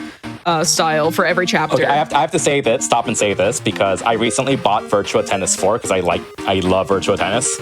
And I was testing it on my PS3, and it opened up with like a giant anime opening. And this is a game with actual professional. Yes. This is a game with professional tennis players. Not anime at all. And I was just checking to see if the PS3 game worked. And I'm like, wait, why am I hearing anime? What? Seriously, look it up. You'll hear like anime if you search for on YouTube, like Virtua Tennis 4 opening. Okay, so here's one thing right here that I can like dig through. So if you look at this double column here, we have a 13. We already have 10 filled out here, and we also have something filled out up here. So we know that this has to be inherently part of the 13, but this has to be filled out because this black square has to have a way to escape, if that makes any sense. Because otherwise, if this is not filled out, then this black square doesn't belong anywhere. So that has to go somewhere. This has got to be a skeleton. This is... Oh, I missed that actually. There we go. It's almost looked like the skeleton enemies from Mickey Mania. I have Mickey Mania on Sega CD. It's on my shelf. Looking forward to trying. I'm looking forward to trying it out. The answer to your question of like favorite Sega properties or you got it. You got it. It is a skeleton. Wow. It was a skeleton though. Someone said Monster World, which has gotten a few remakes on Switch in recent years. Karaoke says Sakura Wars or Valkyria Chronicles. Jet Set Radio. Besides Sonic, Crazy Taxi. Big fan of Crazy Taxi 2 and 3. There was a Crazy Taxi 3? There is on Xbox. Oh, okay. Someone asks, can we count Rise Star if it's only one game? There's 2 Rise Star games. There's one on Game Gear. It's a completely different game actually as well. It is, yeah. We've got a bunch from a T-Tree, Streets of Rage, Jet Set Radio, Yakuza / Like a Dragon, Megami Tensei stuff. I've never actually played Yakuza. I plan on playing Shenmue before playing Yakuza because like Shenmue is kind of a heavy inspiration. Yeah, that's what I'm looking for. Heavy, kind of inspired by that. Heavy inspiration for that. So Panzer Dragoon. That's a unique answer, and honestly, Panzer Dragoon is pretty cool. I need to play through both games. There's a third game because there is a third game. I forgot about that. On Xbox, yeah, Xbox kind of turned into a leftover Dreamcast game system in a sense, which is a little considering unfortunate. Microsoft had an influence on the development of the Dreamcast, because you can, if you look at the Dreamcast, all its labels, like at some point there's somewhere like powered by Microsoft Windows or something for its internet access. That doesn't shock me, but yeah, there's like a lot of Sega IPs on Xbox, which is, I mean, kind of pretty cool, but also a little sad because it's like a reminder that a lot of these games were intended to be on the Dreamcast, and then the Dreamcast kind of died. So yeah, it's interesting. Oh, someone also says, "What about Space Channel 5?" I have that. Rhythm games are my jam. Someone else says, "Echo the Dolphin." I have that too. I have not played it though. I have played a bit, myself and my partner have played a bit of Echo the Dolphin. We love the soundtrack. It is a bit of a frustrating game. That's generally what I've heard. Say the very least. That's the general gist of what I've heard. Like, it's really unique and cool, albeit having a lot of frustrating difficulty moments. It also has 2 different soundtracks. It has the Genesis one and then an enhanced Sega CD one. Both soundtracks are quite good, but the Sega CD one is very unique. Kind of similar to Sonic 3D Blast having 2 different soundtracks. One on Genesis and then the Saturn/PC version, entirely different soundtrack by Richard Jacques. This is a difficult one. I actually have to sit down and think instead of talk. I like the silly face we've got on the screen right now. Let's see. You see like the 2 little eyes and like maybe a weird nose. These 2 eyes here. Yeah, this is totally a face. Yeah. I have no idea what this is. And a smarmy smile. Got about a little under 3 minutes to go. And the real question is, can we solve this before we hit our 30 minutes on the showcase? We shall see. Putting me under the timer, I see. Well, I mean, it is kind of a speed run. Wow, I picked a hard one here. I'm probably overlooking something really simple, which, you know, it happens. Oh, I got that already. Let's see. You already got the 10 towards the bottom. Looking for other big numbers. I guess there's the Mega 12, but I'm not convinced we want to go after that. That can be filled out. Must have miscounted at some point. 1, 1, 1, 1, 2, 3, 4. That can be X'd out. 1, 1. That can be X'd. Okay, that's a little bit of information. I see a lot of smiles in chat. PICROSS, I don't know what the smiles are for. There's probably something I'm overlooking. But you know, we all understand that feeling. 4, 5, 6, 7, 8. Someone says this reminds me of Minesweeper. And sort of, I guess, with the Xing out things, but there is no danger of losing. There's only maybe losing your own time or patience. This game does have like assist modes to give you like hints and stuff, but the game also like marks down if you've used them. Yeah. To like challenge you to try to not rely on them. And there is one mode where like there's like one option where like if you toggle it, then you try to fill in a square where there isn't, it'll like correct you and give you a big X. But it also feels really bad when you do that, especially if you like typo, like if you misinput something on accident. Yeah. 1, 1, 2, 1. Yeah, shoutouts to the Knuckles Minesweeper minigame in Sonic Battle. I remember when I streamed Sonic Battle, that was an experience because I would go and play Knuckles Minesweeper occasionally while I was playing through the story mode. And my viewership would suddenly just shoot up while I was playing the Minesweeper mode and then immediately go right back down as soon as I went back to story mode. And I'm like, all right, chat has their priorities on straight, I guess. That's actually really funny, not gonna lie. I had to teach Argic how to play Minesweeper a couple of years back because we showcased Knuckles Minesweeper and did a competition between the 2 of us as part of like our collaboration month, Ring Springs and Dumb Things. And oh, that is such a good. How have I not known about this? Ring Springs and Minesweeper. Dumb Things. That's such a good name. Wow. It really is. It captures the true numpty vibe. All right, that's a 5. Still not getting much information. Let's see. Didn't miscount anything here, right? That's a 10. We got the 7 there. 2, 3, 4, 5. I mean, technically we have the 2. Actually, no. The 2 wouldn't work very well. That's a 10, thinking 11, of the Mega 12, 2. 13, 14, 12, 13, 14, 15, 16, 17, 18. 19, 20, 21, 22, 23. That has to be X'd. Okay. Space looks significantly less sure of itself. It's like, what am I? It really doesn't know what it is. Oh, we don't know where this 2 can go, though. 4, 1. Oh, I really picked a hard one. Can't fill anything out there. I'm sorry, chat. There's a Minesweeper roguelike.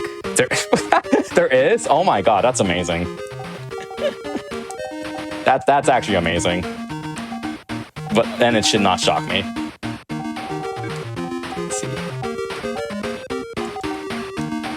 see. feel like while Kirby's focusing to solve this puzzle, I just want to remind folks that if you're looking to get more involved with the GDQ community, you can join our Games Done Quick Discord, our official one, and add the Hotfix Enjoyer role to stay in the loop on upcoming events like this one or Juneteenth or any of our Hotfix shows and more. And you can use !Discord and Twitch chat for an invite and more information on that, because we would love to have you over in that community. And especially if this is your introduction to Games Done Quick, welcome. This is part of our Hotfix series of events. We do Hotfix shows. It's more than just, one-offs on the weekends. We do regular shows throughout the week. I am personally a host of every other Friday, most of the time. I host Passion Project, which is a variety gaming and speedrunning show where folks like Kirby here can show off their passions in gaming. This is absolutely something that would fit on my show, because it doesn't have to be a speedrun. It can be speedrun adjacent, it can be challenge running, it can be competitive gaming, it can be, hey, I just really like teaching people about these puzzle games and like how to get better at them and maybe get faster at them, that sort of stuff. And if you ever want to submit to any of our Hotfix shows, you can go to gamesdonequick.gg/hotfix or gdq.gg /hotfix and check out the top of the screen, top of the page there where there's the how section. That's the how can I get involved section. And there's a link that'll link you over to our submission form. So if there's anything you want to showcase on one of our shows, because we have tons of different themes. We have randomizers, we have the variety show, we have Out of the Box, which is hosted by Teatree, where it focuses on games like this, where you can just pick up, play it, and be able to speedrun it out of the box with no special tools or New Game Plus anything or unlocks needed. So definitely check out our variety of shows. Is this a bird? It is starting to look like a bird. It's looking like something. It stopped looking like a face. It's definitely looking like something. I have to use some little bit of a more complicated logic here and combine it with the possible rows here. But that's kind of what got me to move forward a bit. A lot more forward. Let's see. We definitely have a lot more progress now. 1, 1, 2. This is a bubble shield. It's a... And then someone else follows up, oh, it's squares. Well, yes, it is. This is all pixel art. It's all columns, You remember that game that was a speedrun? All these columns. Gotta love them. We gotta get you that game. I want to play columns, I just haven't gotten around to it. That's a problem. Just way too many games to play. My goodness.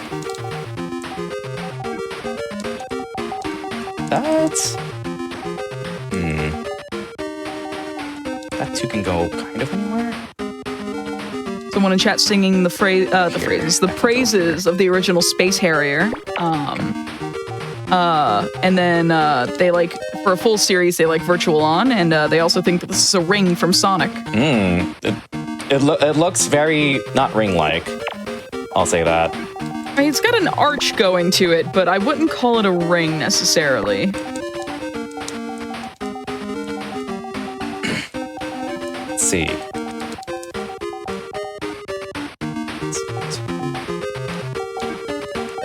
That's done. Also, chat, I hope you savor this showcase, because this is our last Sega showcase, because the rest we've got Sonic coming up next after we finish this puzzle and wrap up on PICROSS.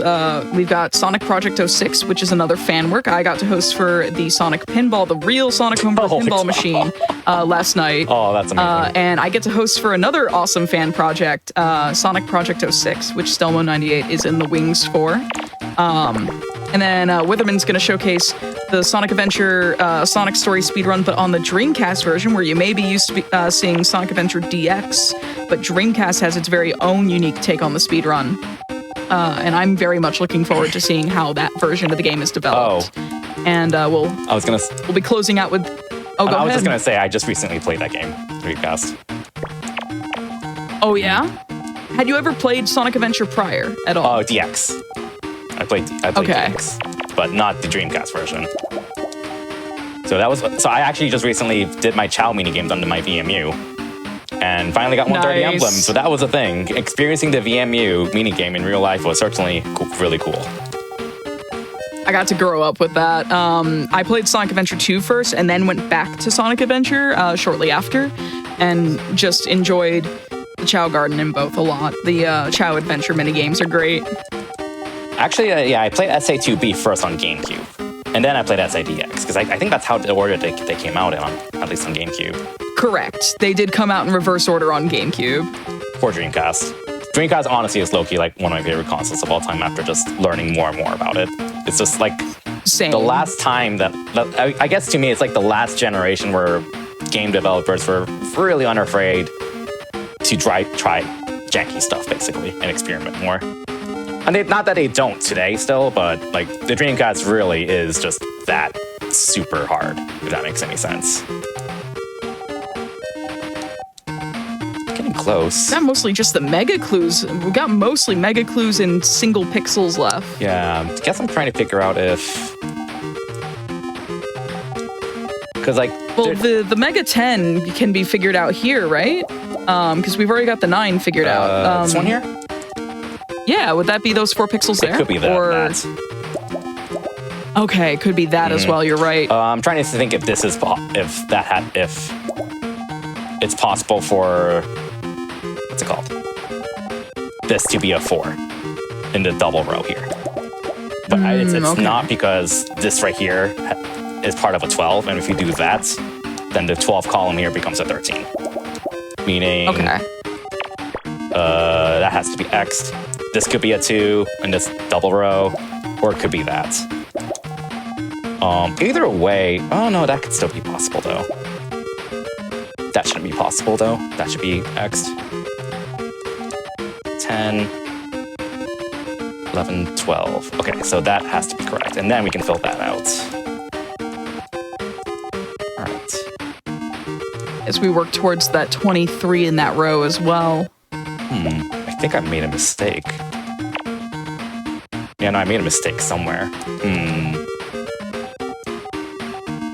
This is a 12. That has to be a part of 1, but there's not enough space for the 7. My favorite part, trying to fix mistakes. I think the 7 and the 23 are probably part of the same block. 7 and 23, probably. It has to be something like that, I think. Because there's 20 tiles in here, and 25 total tiles in here. Yeah, and I think I messed something up in here. So we'll just X that out for now. And start that over and see if I can resolve that. 4, that. It's possible that this doesn't actually fix it, but we'll see. Yeah, I might have X'd that out on accident, and then that should work out. And that works out. There we go, now we're cooking. Okay.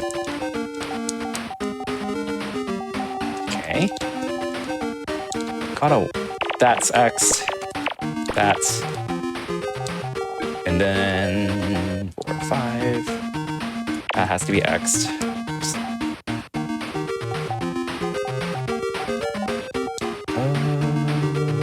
That's part of a 1.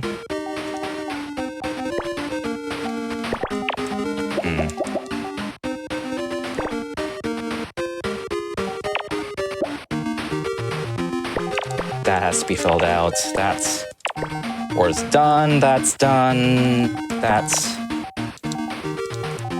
Oh, we're almost there, chat. Almost there. Almost there. We're gonna call time on when we get this puzzle resolved there. That has to be a 5, so that has to be filled out. That has to be filled out.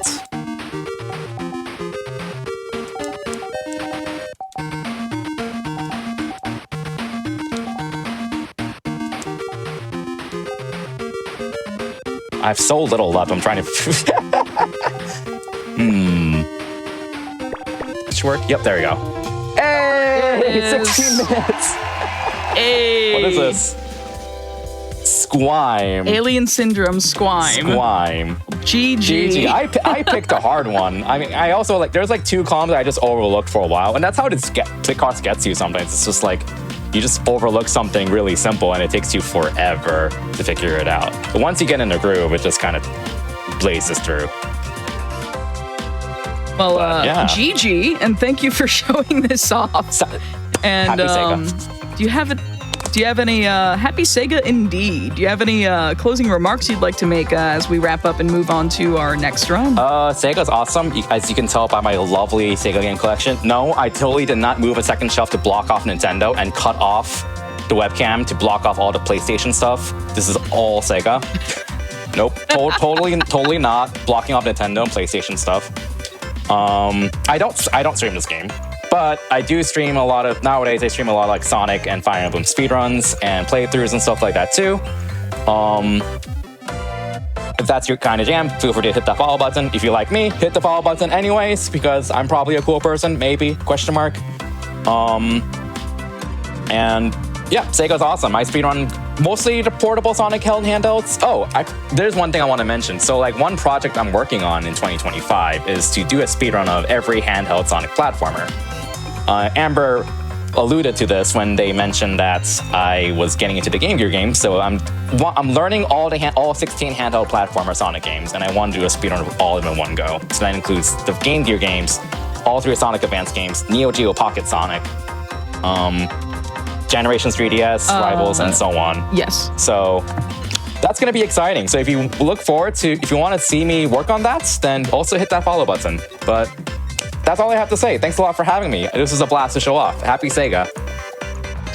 Happy Sega. Thank you so much for showing this off, Kurt.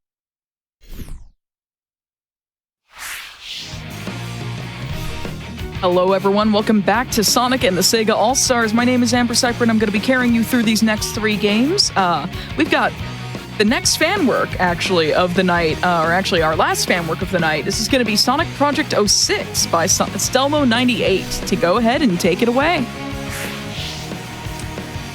Thank you, Amber. Welcome, everybody. So, you don't know what Project 06 is? This is a fan-made remake of Sonic the Hedgehog 2006, releasing, of course, in 2006. This remake here is a fan project started in 2019, just releasing 2 stages, and now we're all the way here in 2025, where we have access to all 28 individual character stages from each story, excluding the end of the world. I've got 2 commentators with me, Esther and Moha, who were in the green room when I showed up.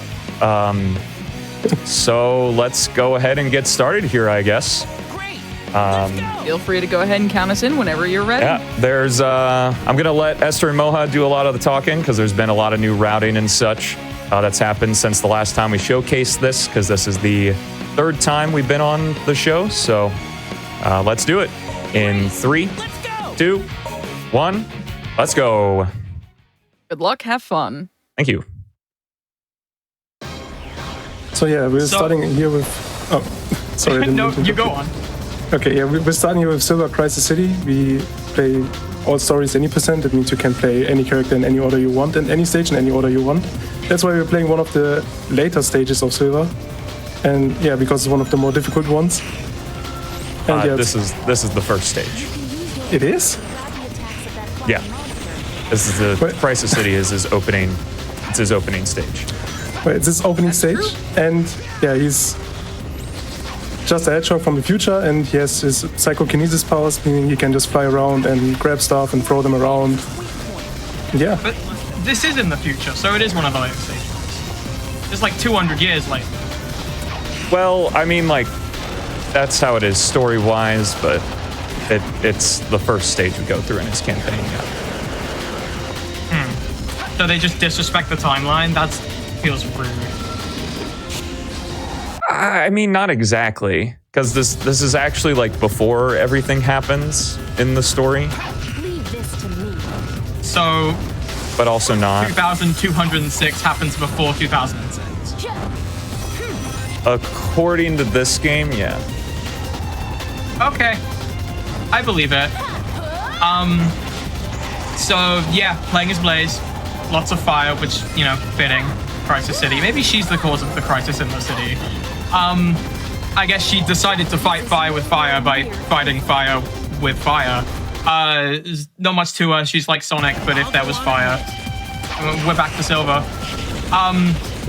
Main thing about Silver is you'll see you'll see a lot of fling around of objects, a lot of fling around of Silver as well. That's the original game. That's not. This is Project 06.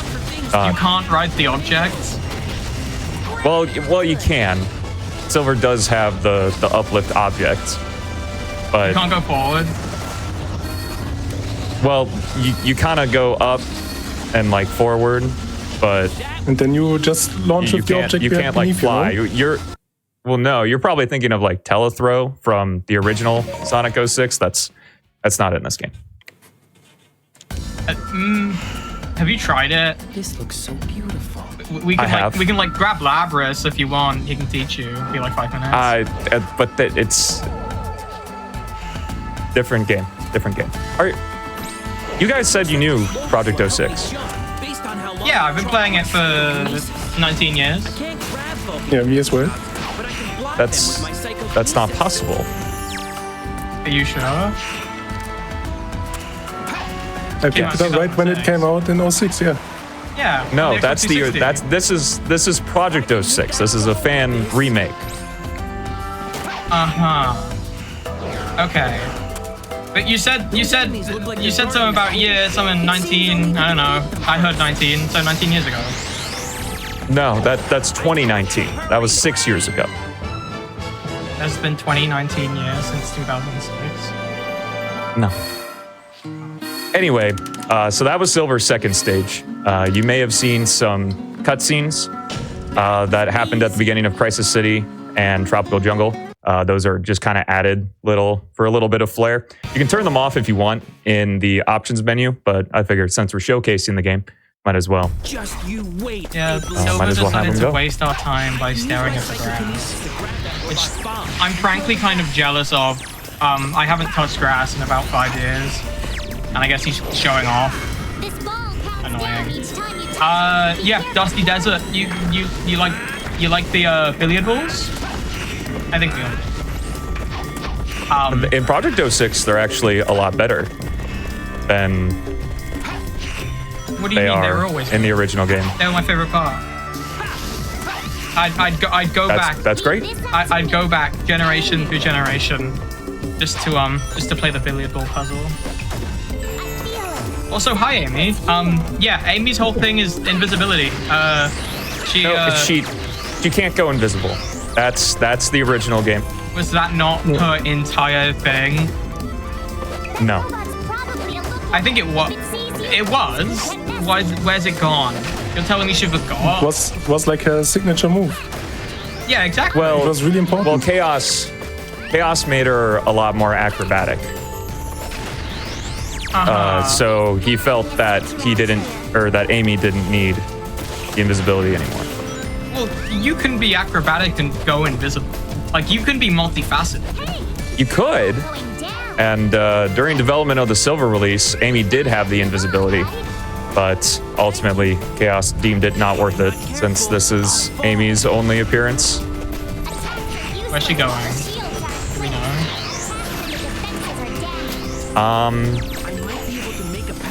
I get she shows up in a town mission in the original game, but that's about it. Can we go play that instead?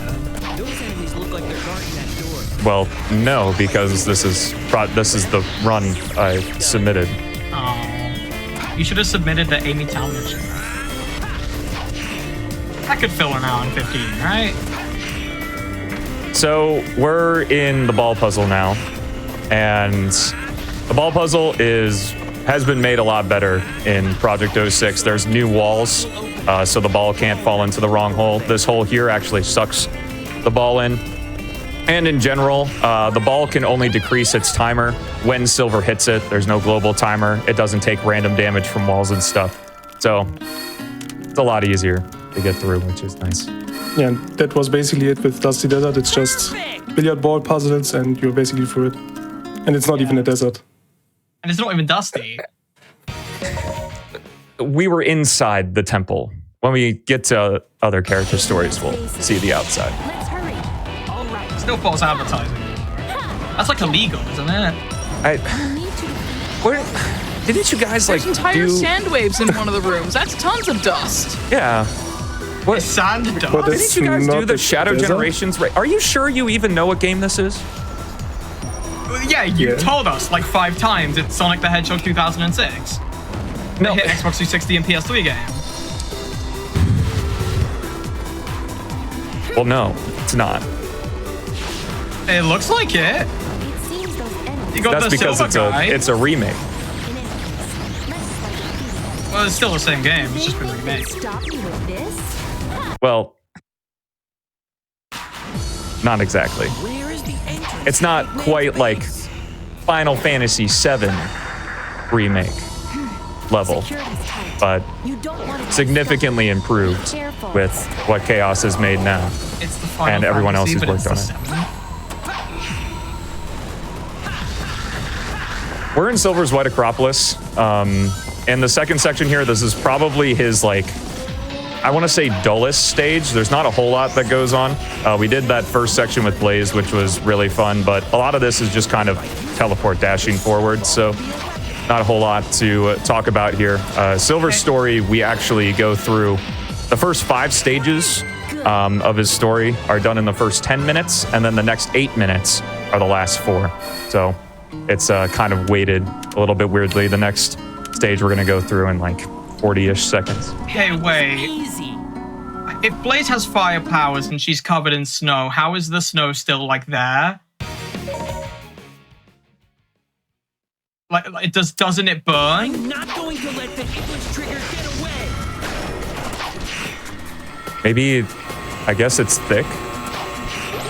Thick enough to survive fire? That's an incredibly thick snow. Magic fire. Okay. So it's like Anyways. the fire flower. Yep. We have entered the train that's radical, or like adjacent to Radical Highway. Yeah. Where's Doom here? Yeah, where is Bucky? Isn't his whole thing loving Radical Highway? No, We're that's here. that's Shadow Generations. Well, it's still the same place. It's Radical. Doesn't he like radical things? Well, I guess he does. If you guys saw, weren't you in the Shadow Generations run? Yes. No. Weren't both of you in the Shadow Generations run? That was a great run. It was a fantastic race. Thank you. I'd feel complimented if I was in it. Thank you. I was in it, and I feel complimented. That was like, what, 3 hours ago? I don't remember that far back. All I remember is... Look, I was gonna say, unlike the end of this game, we did not retcon that race. That still happened. Well, I mean, I'm just thinking... Wait, hold on. Are we in the past again? Wait, I thought this is the future. Well, this So is... we are in Silver's past. Yeah, this is like we're in the past of Soliana. Yeah, the farthest point back from... Yet this isn't the first level in his story. Well, no. Again. Because time travel stories are absolute nonsense, and this is one of the ones that are not particularly well executed. If you want a good time travel story, go play Legacy of Kain. But you might notice, folks, that Silver's not moving as slow as you might be used to on the original release of the game or the official release of the game. Chaos has done excellent work in making Silver fun, actually. And we had actually showcased this game on one of our previous Sonic in the Series hotfixes some time ago, right as this version came out. And we had accepted Sonic and Shadow stories at the time, so that's what we showcased, because the game was that version of the game was brand new and not fully routed. So we're really happy to be able to showcase this version of the release of Project 06. Yeah, thank you guys for having us. It's been fun so far as we. It's always a pleasure. Yeah. Why didn't you get on the ball? That's the best part of this level. Well, is Silver's faster, when he's not on the ball, especially with the upgrade we're using. It's his ESP mode. Do you not have time for joy and whimsy in this run? I mean, I'm trying to go as fast as I can.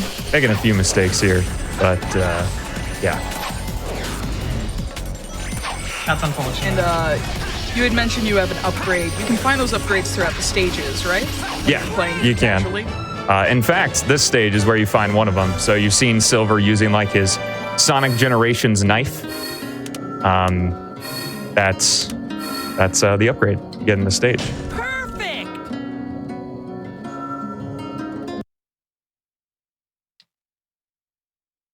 So yeah, moving on into Kingdom Valley, we're gonna see another cutscene. Sonic, we don't So, most of this level is just spear gliding, right? Leave it to me. Doom stuff, all that fun stuff. No, that's I think you will see that once we get to the main character. Oh yeah, I guess we're playing a side character right now. Well, Shadow's not the main character of this game, but I mean, he's the coolest. He should be the main character. To that spring. well, I mean, Don't worry, he had his own game the I year guess. before the official release of this one in 2005. had to drop a restart there because unfortunately I have one shot to do that. So we're gonna do a backup instead. A cool mechanic about PO6 is the energy cores. So in the bottom right, you see my action gauge. Silver is the character that uses it the heaviest. It's kind of like your magic bar. And what I was trying to do there is when you defeat an enemy, and that enemy in particular drops a bunch of energy cores, which fill up our action gauge in the air, because normally it only fills up on the ground. So I was able to like outrun the cores with the teleport dash, and I could have made it all the way over, but I waited just a hair too long there. And we're gonna try it again here. Very I'm nice. assuming you start with Silver's story in the All Stories category just because it has a lot of, not technical difficulties, but a lot of difficulty to get right when doing PB attempts. Would that be accurate? In All Stories, any percent, it doesn't matter which character you start with. Right, I'm asking if this was a matter of your preference. I decided to start with Silver, one, because it's been a long time since we showcased. Silver's the newest character added to PO6. And Silver also has an intro cutscene, unlike the other two at the moment. So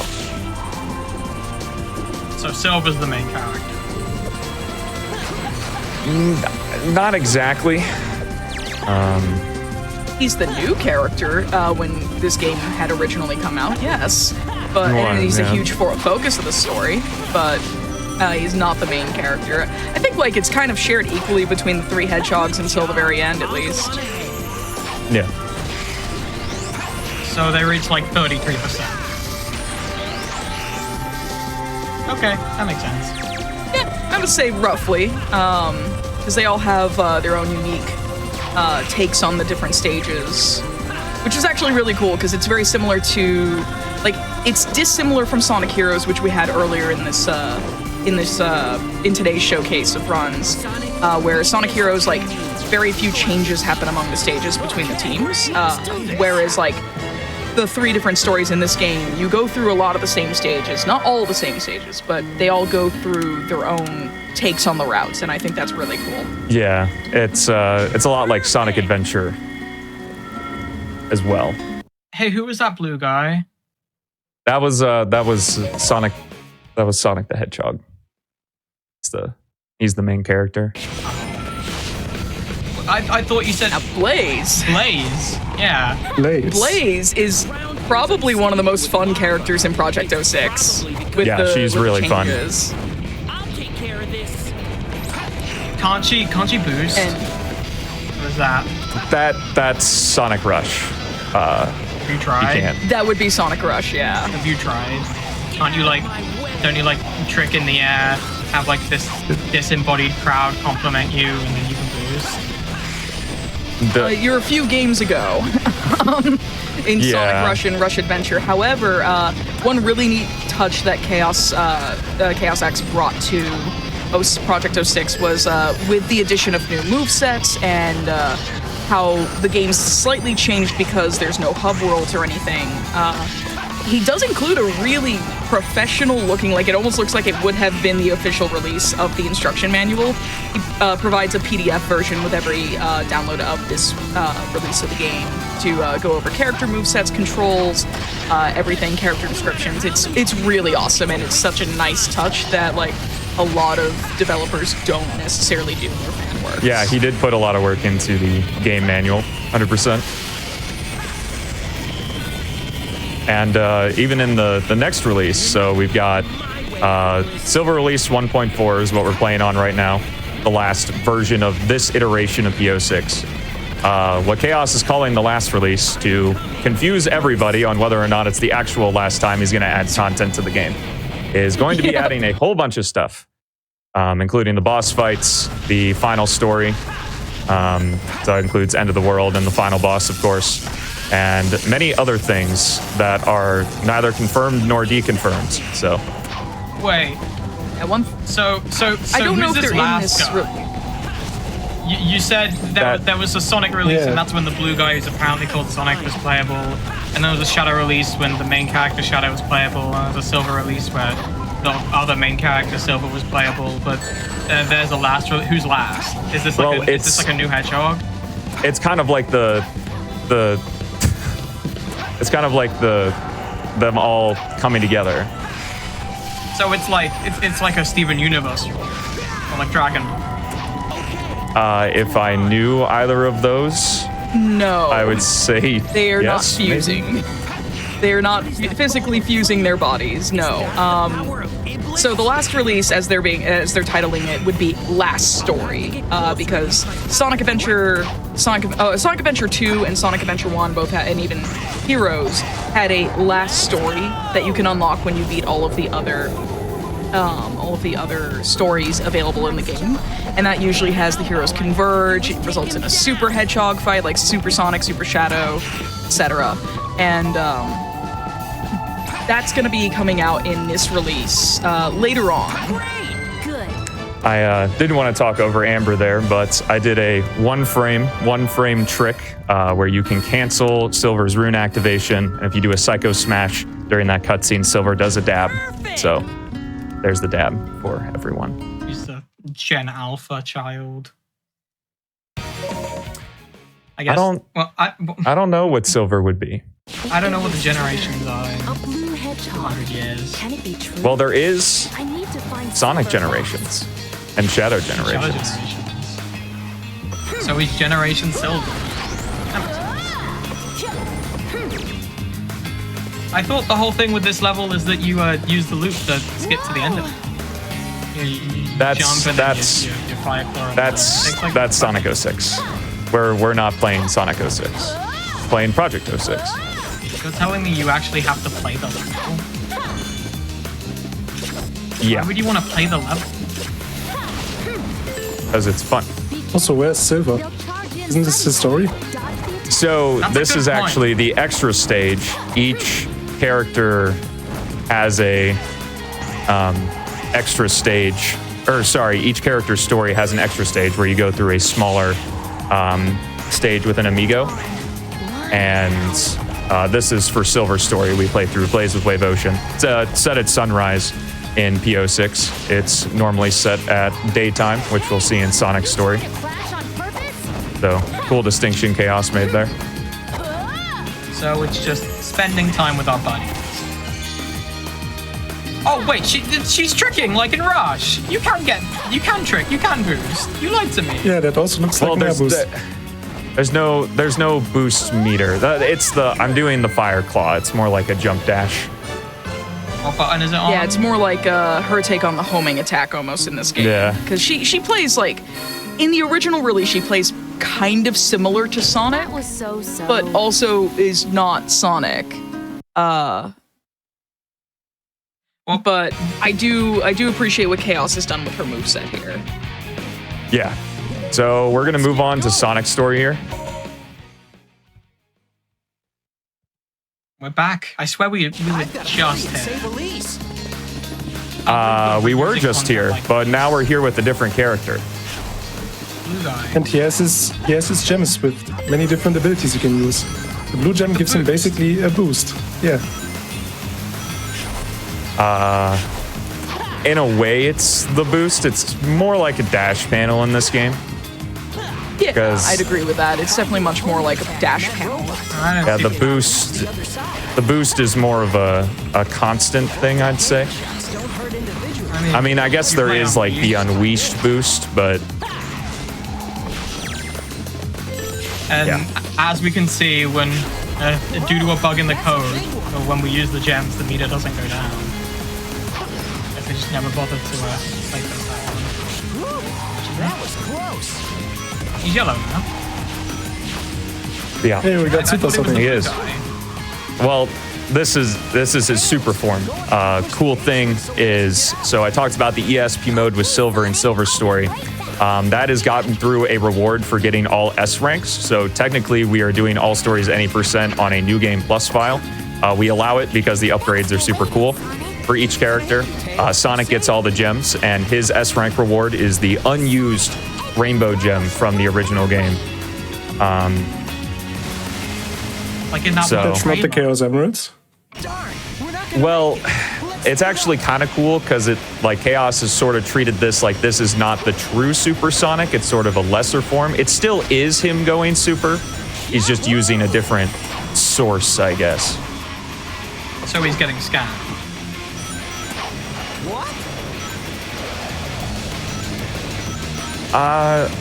I mean, since the Chaos Emeralds aren't in this game. Did they just like not want to show up? Or No, they're story pieces. Like a lot of things that happen in the Sonic Adventure, GameCube, Dreamcast era. The Chaos Emeralds, aside from heroes, became less That's they were a less rough. collectible. That is a rough death, basically right at the end. Unfortunately, there are no checkpoints in Mach Speed sections, so weren't able to get the final trick there. But yeah, like I had mentioned, the Chaos Emeralds, they appear throughout the story, but again, they're just story pieces, so they're collected by the characters in cutscenes, which there aren't cutscenes in this release or this version of the game at all, because the primary focus that Chaos wanted to have was on the stages, the character movesets, and everything like that. Very often people cite 06's story as its weakest part, except for the one unanimous thing I always see is that it's like, until Shadow Generations, it's like the best characterization of Shadow we had gotten in a long time, which Yeah. I kind of agree with. because he's the main character. yeah, well, I mean, I would say it's not necessarily a common consensus, but with people who know this game, they tend to like Shadow's story the best out of all of them, as his characterization is really cool. He would definitely be. Yeah, the characterization of Shadow, I think, is done very, very well in the original release, and there is a mod. There are mods for this game, and you can, including a Radical Highway stage mod, which is pretty cool. But you can get a mod that inserts the cutscenes in between the stages where they would properly play. There's also a cool marathon mode style mod where you can, instead of being booted back to the menu every time you clear a stage and go back to, stage select, it would then play the stages in the intended order from start to finish in one continuous go, if that's a thing you wanted to do. For this game? Is a marathon mod? Oh, I didn't know that. That's cool. Yeah, I saw it, I picked this game back up fairly recently because I knew I was going to host for this, and I wanted to replay it because I hadn't played it since the Shadow release. Oh, wow. Yeah, it'd been a while, and I was very pleasantly surprised to see, like, the few mods we do have are really cool for the folks who wanted the cutscenes.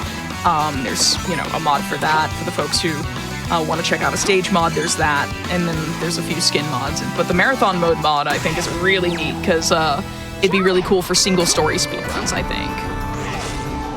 Yeah. Just to prevent having the menu in between everything. Does Project 06 have its own board on SRC? I believe it does. It does. Selma would be Yes. the better answer for that. It does. You can look it up. It's just Sonic Project 06. All right, I'm going to interject real quick here because I've been very disappointed with how some people in chat have been treating the commentators. We wanted to do, this was my idea, so I'll take full blame for this, is that we wanted to have some fun since we've shown off this game before, and do a little bit. Moha and Esther are very knowledgeable on Project 06 and Shadow Generations, and we wanted to do a bit where they would just kind of heckle me throughout the whole run as a joke. But it seems that some people are being very mean to them, and I'm not going to tolerate that. So we will continue the commentary as normal then. I don't have to lie anymore. Oh no. No, you don't have to lie anymore. It was so hard pretending I didn't have knowledge of the game that I did a single Kingdom Valley IL on and then decided to move to retail. I wouldn't apologize, but I was very upset by the way that by some of the messages, and I don't like people treating my friends that way. So, yeah, my apologies. No, it was nice lying. Yeah, it's okay. It would have worked if he was funnier. Yeah, that's the type of stuff that is not okay. So we will continue as always. So my apologies to GDQ as well for that, for insinuating a unfriendly environment. But anyway, so now we're in White Acropolis. So White Acropolis is pretty simple stage. It's a pretty simple stage for all 4 characters, to be honest. It's really short, only 2 sections. The first section is, we're not entirely 100% sure if it was outsourced or not. I mean, with how obviously rushed 06 was, it wouldn't surprise. Yeah. I feel like, I mean, outsourcing, I'm surprised they didn't outsource more, I'm not gonna lie. Because they had, what, half the dev team and like a year less than they had hoped, and still had Yeah, I'm pretty sure that both White Acropolis...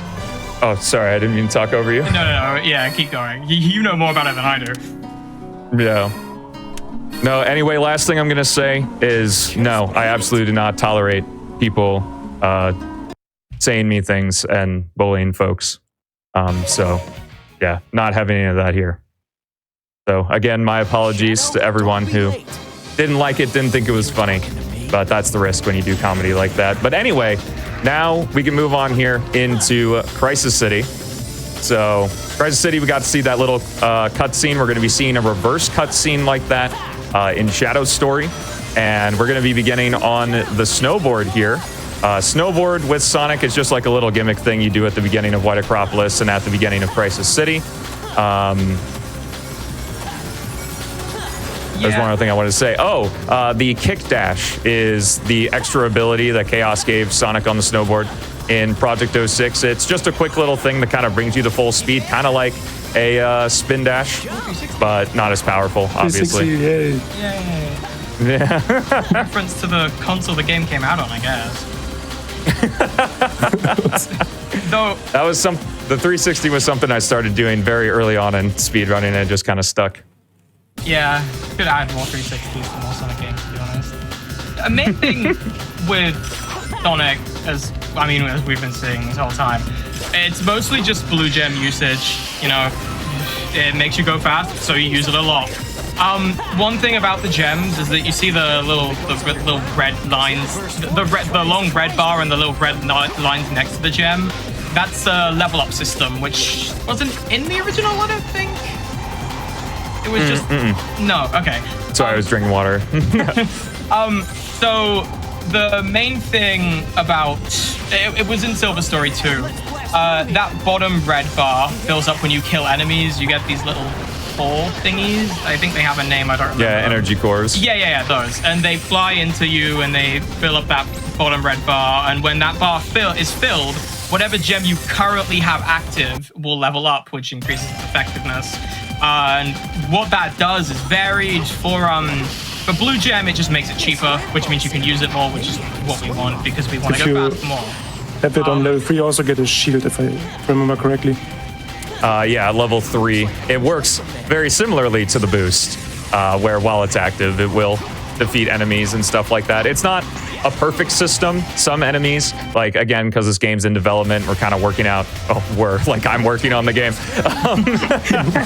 But Chaos is working out kind of all of the kinks, so it's a little bit risky to boost into some of the enemies, especially that are like bigger and just have beefier hitboxes and stuff. So we want to be careful with it, but we will get to use it in Flame Core for actually something a little bit cheeky with the lava that's in that stage.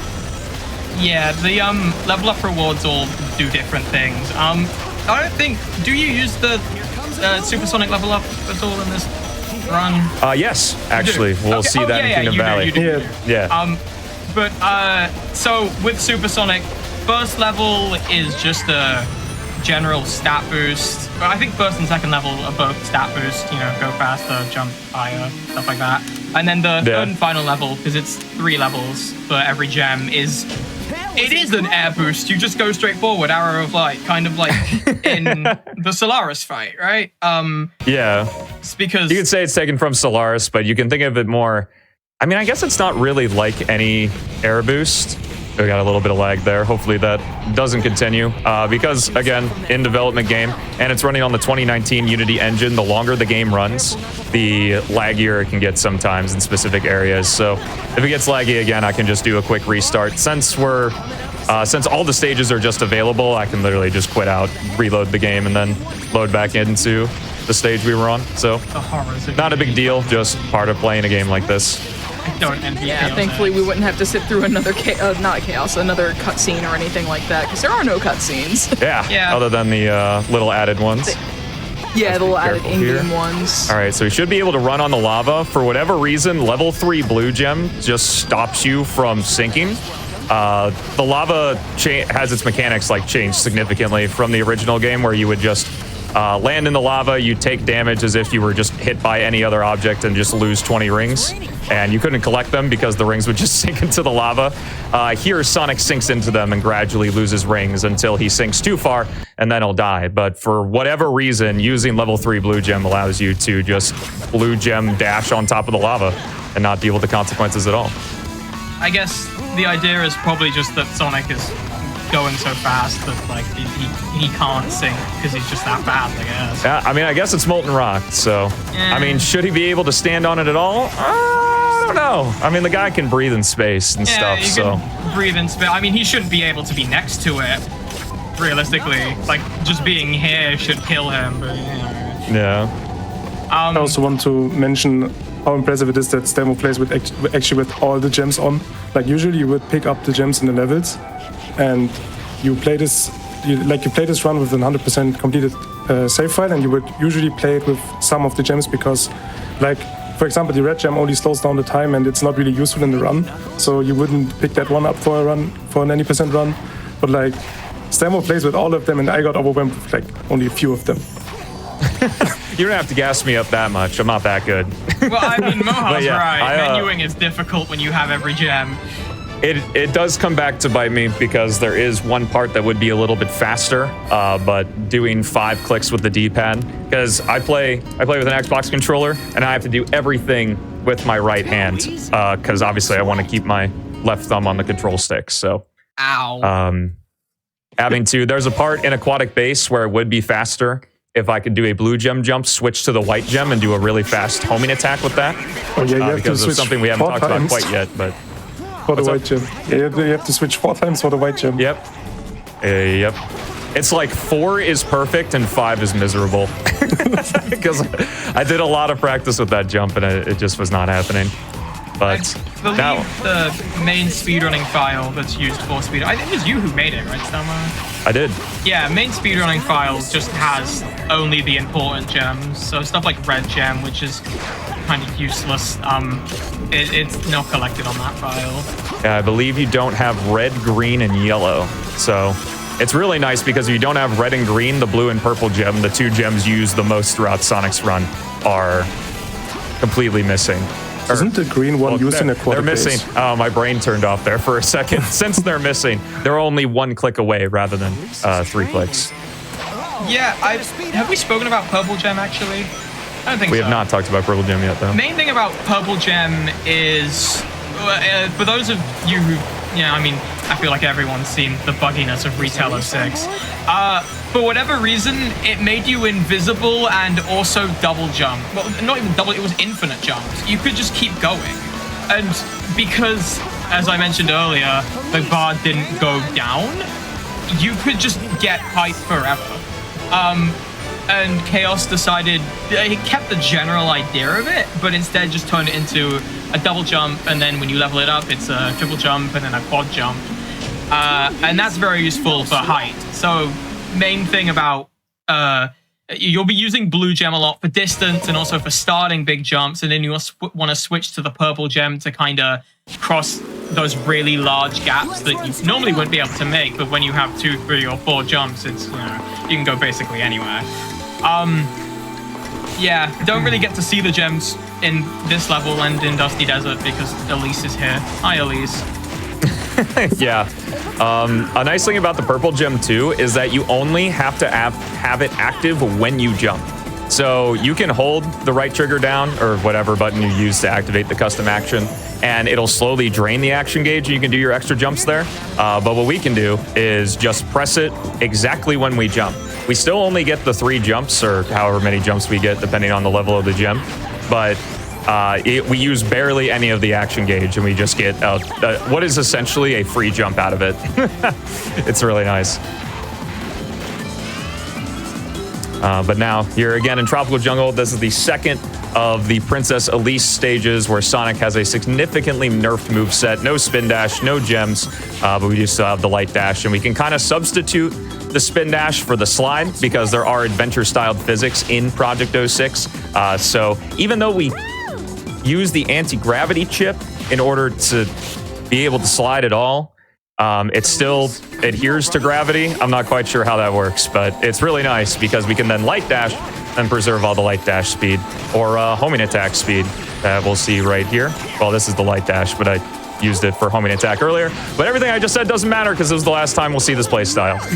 Yeah, I mean, main thing about Elise, the main thing that's meant to make her unique is the yellow aura thing that she just has for some reason. I don't think it's ever explained. She doesn't use it in a cutscene or anywhere else. She can just do that.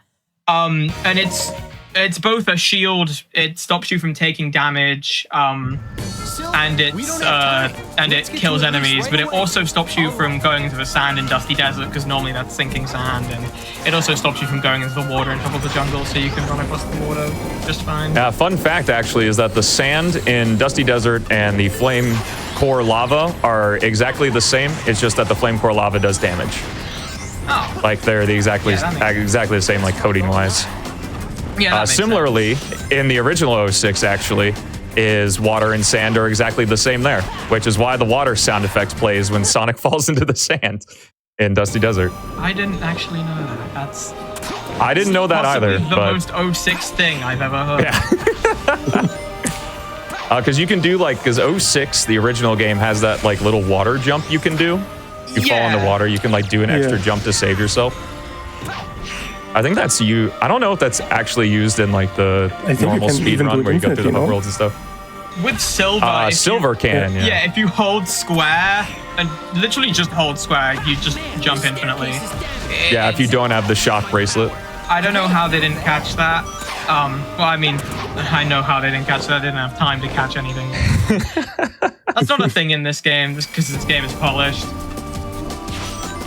So what Stelmo does here is switch to the Rainbow Gem to level it up, because we mentioned earlier that we would need to level it up to get the supersonic ability to do a really cool skip in this level. It's right now at level 2 and we want to have it level 3. Yep, just leveled up to level 3. We defeated all the enemies in the tower there to do that. And now that it's at level 3, it's going to give us access to the Arrow of Light that Esther talked about earlier. And at level 2, we also get additional jump height, which is going to put us right in line with the platform we need to be on. You saw me do this in Silver's story with the purple gem, because there wasn't enough rings and we couldn't get to level 3 when we switched to Sonic in Silver's Kingdom Valley. But we were able to do it here, and that's Castle Skip, the second variant. There's like, I don't know, 4 different ways to do it, so... What This is cool because it's just automated walking up, isn't it? You just run up, take a very slow spring, and then run down. It's slow. I'd tell you how much time it takes, but I don't remember because it's been a million years since I've done it. So. It's been a while, and no one plays that castle anymore. Yeah, if you played Sonic's gemless category, which obviously you wouldn't have any of the gems, you would do that. But I know some people that are interested in the gemless category are, they found a way to, I think, skip the final chain jump or one of the sets of chain jumps to save a little bit of time, which is cool. I mean, Castle Skip is so unanimous. It even made its way to Kingdom Valley in Shadow Gems 3 times. So nobody wants to play that castle. Well, you have to in Kingdom Valley Act 2. Well, I guess if you have wings, you don't. But that category. But you guys have to. But the main thing about Supersonic and Mach Speed is that notice every time we've gone into Mach Speed, we've been Supersonic. I say we. I'm not playing the game. But it's because Supersonic goes, I believe, 10 units faster, 110 instead of 100. So, especially in Kingdom Valley, where you're already using Arrow of Light to get the castle skip, it's worth it to get the rings and to transform into Supersonic to get that speed boost. But the thing is that if you die, you can't go back and reactivate it, so you got one shot. You got one shot to make Supersonic worth it, otherwise you've got to restart the level if you want to retry with Supersonic. Yeah, actually nowadays we don't use Supersonic and Wave Ocean, but my muscle memory took over. So. Yeah, I was really surprised about that. I did not expect that. I'll be honest, I didn't realize I was Supersonic until Loop Skip. I was like, wait a minute. That explains so much. I also leveled up the Rainbow Gem here for no reason at all. I was supposed to level up the Purple Gem. We were talking about Supersonic, so I was oh my god. Okay, I'm gonna attempt this. This is, well, I guess that was quick. Never mind. So that's a little bit of a quirk that actually is in P06, but it's not something that happens in 06. So with however the Sky Gem works, if you're at the wrong angle, normally what happens in the original game and in P06, if you angle it right, is that if you use the Sky Gem and you hit a wall with the Sky Gem, Sonic just gets this massive boost upwards. It can be really useful to save yourself, which is what I was trying to do there, but I hit a bad angle, so instead of going up, it just went down, which was really sad there. I tried to make it up, but that was that gameplay commentary dissonance, I guess. Yeah, talking while you play is difficult. So, fun thing about this level is that it's kind of a group meeting of Team Sonic. You've got Sonic, Tails, and Knuckles all with different sections. So we did the Sonic section, and now we're moving on to the Tails section. We saw him in Wave Ocean. He can fly, which, you know, Tails makes sense. But he also has these ring bombs, essentially. So he's basically just the main thing about Tails is throwing ring bombs from a distance, trying to make sure you clear out all the enemies as quickly as possible. Not much to him. We're back to Sonic again. We'll be moving to Knuckles soon enough. Yeah, with what's going on in chat, guys, like, this is just not the place for that. Don't bring other issues here. I really apologize for what's been going on. I don't know. Anyway, moving on into Knuckles' final section here. So we played as Knuckles once before, and we glided around with him and hit some orbs. And in this section, we glide with him to a switch. He actually has like a bunch of different moves that we just don't need to showcase because the glide is just really good. So. Yeah, I mean, he's got a kit mostly focused on combat, but there's no reason to fight anyone. So you just don't. Yeah, I think that Chaos has considered making it to where this section is going to require you to defeat the enemies with Knuckles, which, while it's slower, it'll be cool to route out actually playing with him rather than holding A and doing a quarter turn on the control stick for however long it is, like 10 seconds or whatever it is we glide with him. And that's Sonic's story.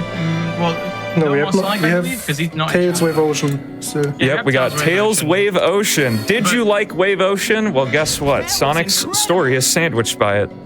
I love And if you really Yeah, liked yeah. Tails as part of Wave Ocean, well, guess what? We're going to play that section exactly the same way Yeah, as just we with a did bit of before. the start instead. Yeah, a bit before. The only benefit of Tails Wave Ocean and PO6 is that it's playing more PO6. Yeah, I mean, I guess even in Retail 06, even from a story perspective, this level is kind of just there.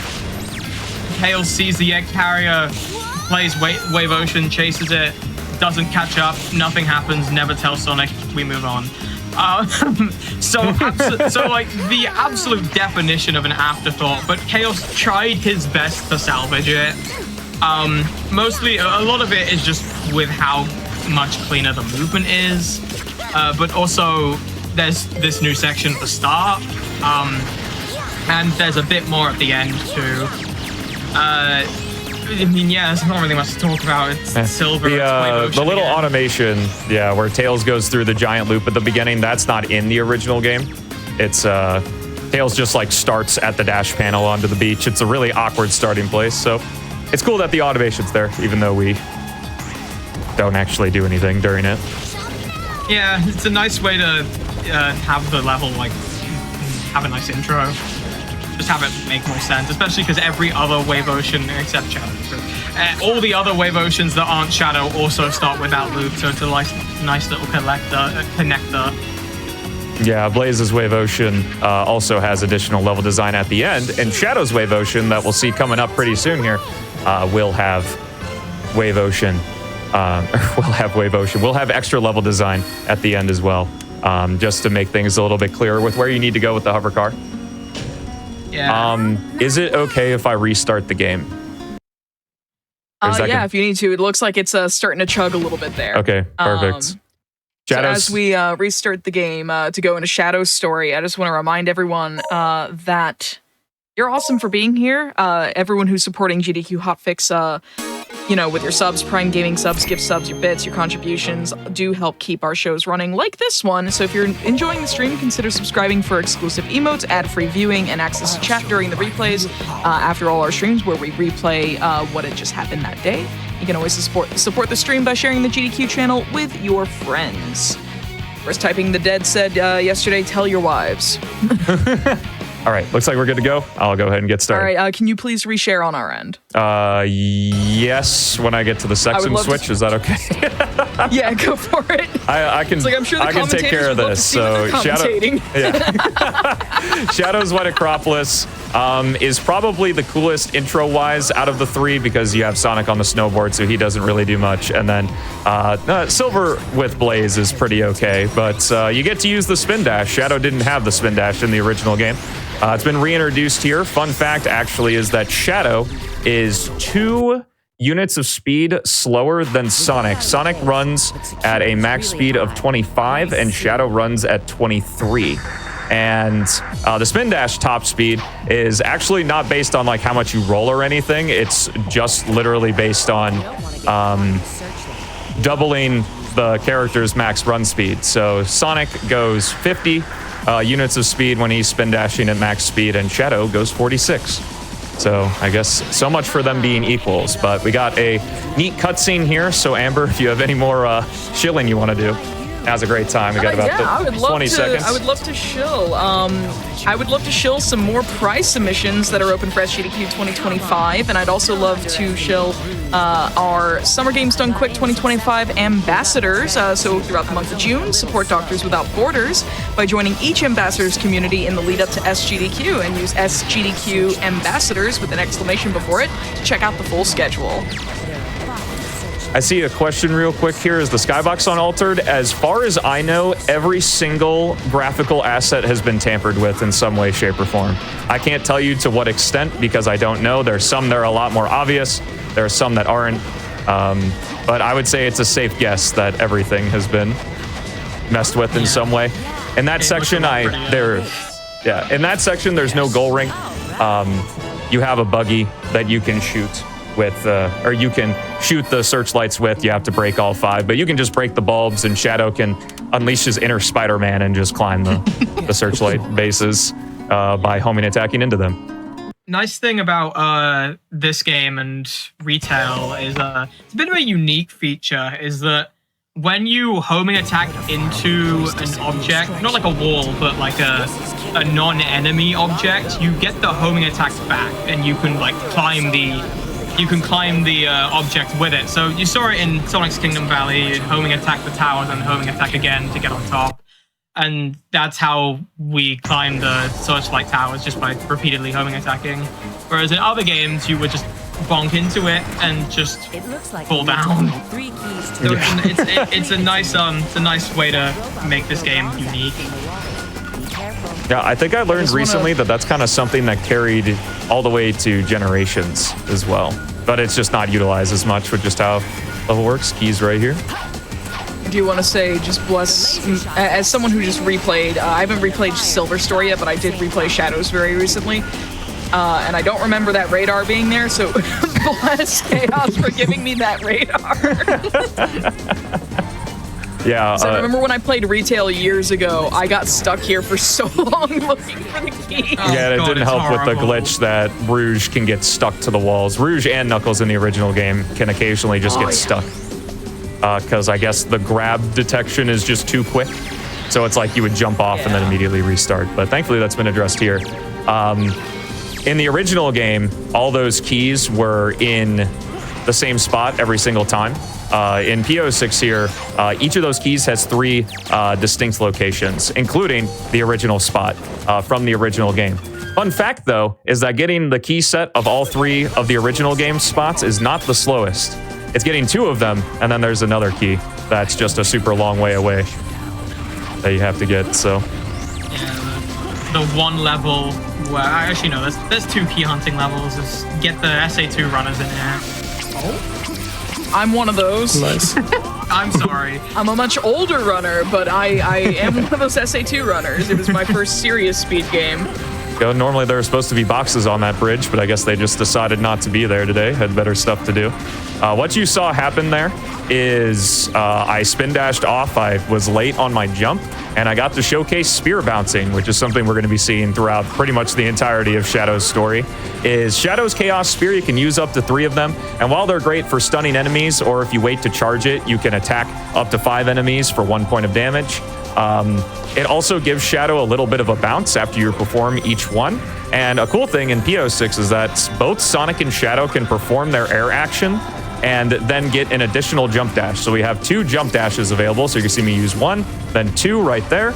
Additionally, if I press the jump dash and the Chaos Spear button at the same time, I bypass using the spear and I get to keep all my speed because we're using a custom jump dash type. PO6, this is a rabbit hole. PO6 has 3 jump dash types, straight, curved, and legacy. Straight is how it works in the original game. It's pretty useful casually. Curved is not as good as legacy, and legacy is great. It's called legacy because it's based on Sonic Heroes and Shadow the Hedgehog 2005's homing attack. It's great because the reason Legacy is so good is it preserves our direction while also having the fastest speed, so we can use it. In Sonic's case, the bound attack sends us straight down, so we can do a jump dash to essentially do like a drop dash of sorts with him. And with Shadow, if we get the angle right, we can preserve our speed as well into the ground, that I'm going to be doing pretty much any time I need to land. So I'll be jump dashing into the ground and then initiating that spin dash. Yeah, the start of this level in Sonic's Crisis City, he'd be skateboarding down, and in Retail Shadow, he'd have a buggy and be going very slowly through this section. But Chaos decided that that was boring because it was boring, so we just spin dash down instead. It was in the very first version of the Shadow release, and it was glorious. But it has since been removed. I don't want to think about that. We're not going to see the buggy at all. Yeah. In this run. The only place where you're expected to use it is White Acropolis Shadow, but you don't have to, so it's just not there. Yep. You also don't have... The shadows, the vehicles are something that makes Shadow unique. I don't know what it was about mid-2000s Sonics that really liked associating Shadow with vehicles, because he had like bikes and buggies in Shadow 05 too, and that carried over to Sonic 06. So he's got a glider, which is I mean, we're gonna see it soon. It's kind of like a auto scroller, but your main goal is to avoid pieces of rubble in the way. I believe in 06 it was literally an auto scroller. And Moha, don't you have something to say about this trick? I think we're gonna take an intentional death right here. Oh, just kidding. Never mind. I'm gonna try it one more time. That is unfortunate. So what you see here? Unfortunate. It was intentional. I'll throw it to you, Moha. So you will notice that Shadow's meter bar will be empty at the start of every checkpoint or at the start of every run. And once it's filled up, you can go into Chaos Boost. Chaos Boost gives you access to the Chaos Snap, which lets you teleport to objects and enemies when you hold the button with the homing attack. And what Stemo tried there was to homing attack or Chaos Snap towards the rail to land on top of it. And he uses Chaos Spears to get a little bit of more distance, but sadly he didn't reach it. Yeah, it's a really tight It's really jump. difficult. I tried that one for if you have camera volumes on. Well, it's difficult. It's easy when you Which I have do. them off. I didn't actually know that. It is incredibly easy if you have them off. So camera volumes are kind of, just to explain them real quick, because I'm playing like a huge, big like wall of tech. Camera volumes are essentially, there are invisible boxes throughout the stage. When you're within that box, the camera sets to a certain position. If you set them off in the options menu, then the camera will essentially just stay behind your character the entire time. Makes that really easy because you can line up the spin dash much better and get a lot more speed than I can with camera volumes on. But it's basically a free trick with them off. Okay, I tried it for like 2 hours once without camera volumes and I didn't get it. Yeah, I don't envy you at all. Well, I do not want to learn Shadow Story. Well, I mean, you don't have to do that. The backup is fine. The worst part about that trick is you get sent all the way back to the first checkpoint since we skipped the checkpoint in the rest of the story. It's like a, 30, 40 second death? I shackle myself because the game's too easy for me. Don't confuse, I guess, challenging myself with stupidity. They're two very different things. But here we are in... That's not my motto in life. I need to get that on a t-shirt or something. That's some GDQ merch right there. That's how you get millions. This is a unique set. Well, it's technically not a unique section for Shadow, but it's different from Sonic, so it's unique enough. Crisis City and Flame Core are like the most reused stages in the entire game because based on the information in the files of the game, Shadow's story was worked on last. They wrote in the story that Shadow and Sonic, Team Shadow and Team Sonic were in Crisis City and Flame Core at the same time, so they were like, we'll just have them go through the exact same story. In fact, you're going to see the one unique set piece that Shadow and Silver have, but Sonic does not have in his Flame Core for whatever reason, is we're going to just skip that automation right there. And this platform right here, there you go. That's the one unique thing, other than, I guess, the enemy formations. But I suppose, even though this is a very similar stage to Sonic, we're going to be going through it in somewhat of a unique way because we've seen Silver's ESP mode S-Rank reward. We've seen the S-Rank reward for Sonic in the Rainbow Gem, but we have yet to see Shadow's, and this is the first of 2 stages we're going to be using it in. When I defeat these enemies here with Chaos Snap, we are going to unleash uninhibited mode. So this is a playable version of the cutscene power that Shadow uses in the final cutscene against Mephiles in the original game. He removes his inhibitor rings, and it's essentially a pseudo super state. We one-hit enemies. All of our chaos boost abilities are supercharged. Moha mentioned level 1. There's also level 2 and level 3. Level 2 soups up our chaos spear to do more damage. Level 3 gives us the chaos blast. Unless I accidentally hit right trigger, we shouldn't see a chaos blast in this entire run. Or who knows, maybe I'll do one just to show it off, because it's been significantly upgraded from the the original game. But the big thing is you can see that our action gauge is draining super freaking fast. If that drains completely while we are not in automation or on a rail, Shadow will incur a 6-second penalty where he has to regain his strength. So I'm going to make it to this rail just when the uninhibited mode runs out, so that way I don't incur the penalty. Really nice. Also, a really cool thing that the 3 resources in this game, the rings, the action gauge, and the maturity meter, each of the 3 S-rank rewards use each one individually. Supersonic takes up rings, uninhibited mode takes up the action gauge, and ESP mode uses the maturity meter. It's pretty cool. One thing I do want to mention about Chaos Blast is I have a hard time finding a clip on YouTube, but if you can find a clip of Retail 06 Chaos Blast, it's like it's the most pitiful attack I've ever seen. I don't even think it's bigger than Shadow. I think it's the size of Shadow. Think of it like a fart. It's silent but deadly. Is Shadow? I sweat. I wasn't ready for that one. I was cooking it up the entire time you were talking. Don't worry. You knew that would be a banger. To somebody, if I got one person to exhale more air out of their nose than normal, I've won. But anyway, is Retail Chaos Blast actually is an insane attack that basically insta-kills anything. The problem is that Shadow has to be like right next to the enemy in order for it to do any damage.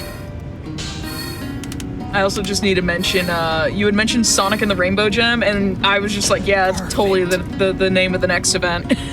Sonic and the Rainbow Gem? Yeah, I was like, that would be a perfect name for one of these. It would. What would be the theme, I guess? I guess Super Sonic. Well, I don't know. Maybe so. Well, we've already working done title. Like, it's a working get all title. the shiny things, but that's true. We are actually just for folks in chat. If you are one of the runners, or if you're someone who has been interested in submitting to one of these events, or if this is your first time seeing it and be like, "Yo, these are annual. I want to submit to the next one." I'll be announcing what the next one is at the end of the broadcast. So stay tuned. Chaos flatulence. that is what what Retail Chaos Blast is.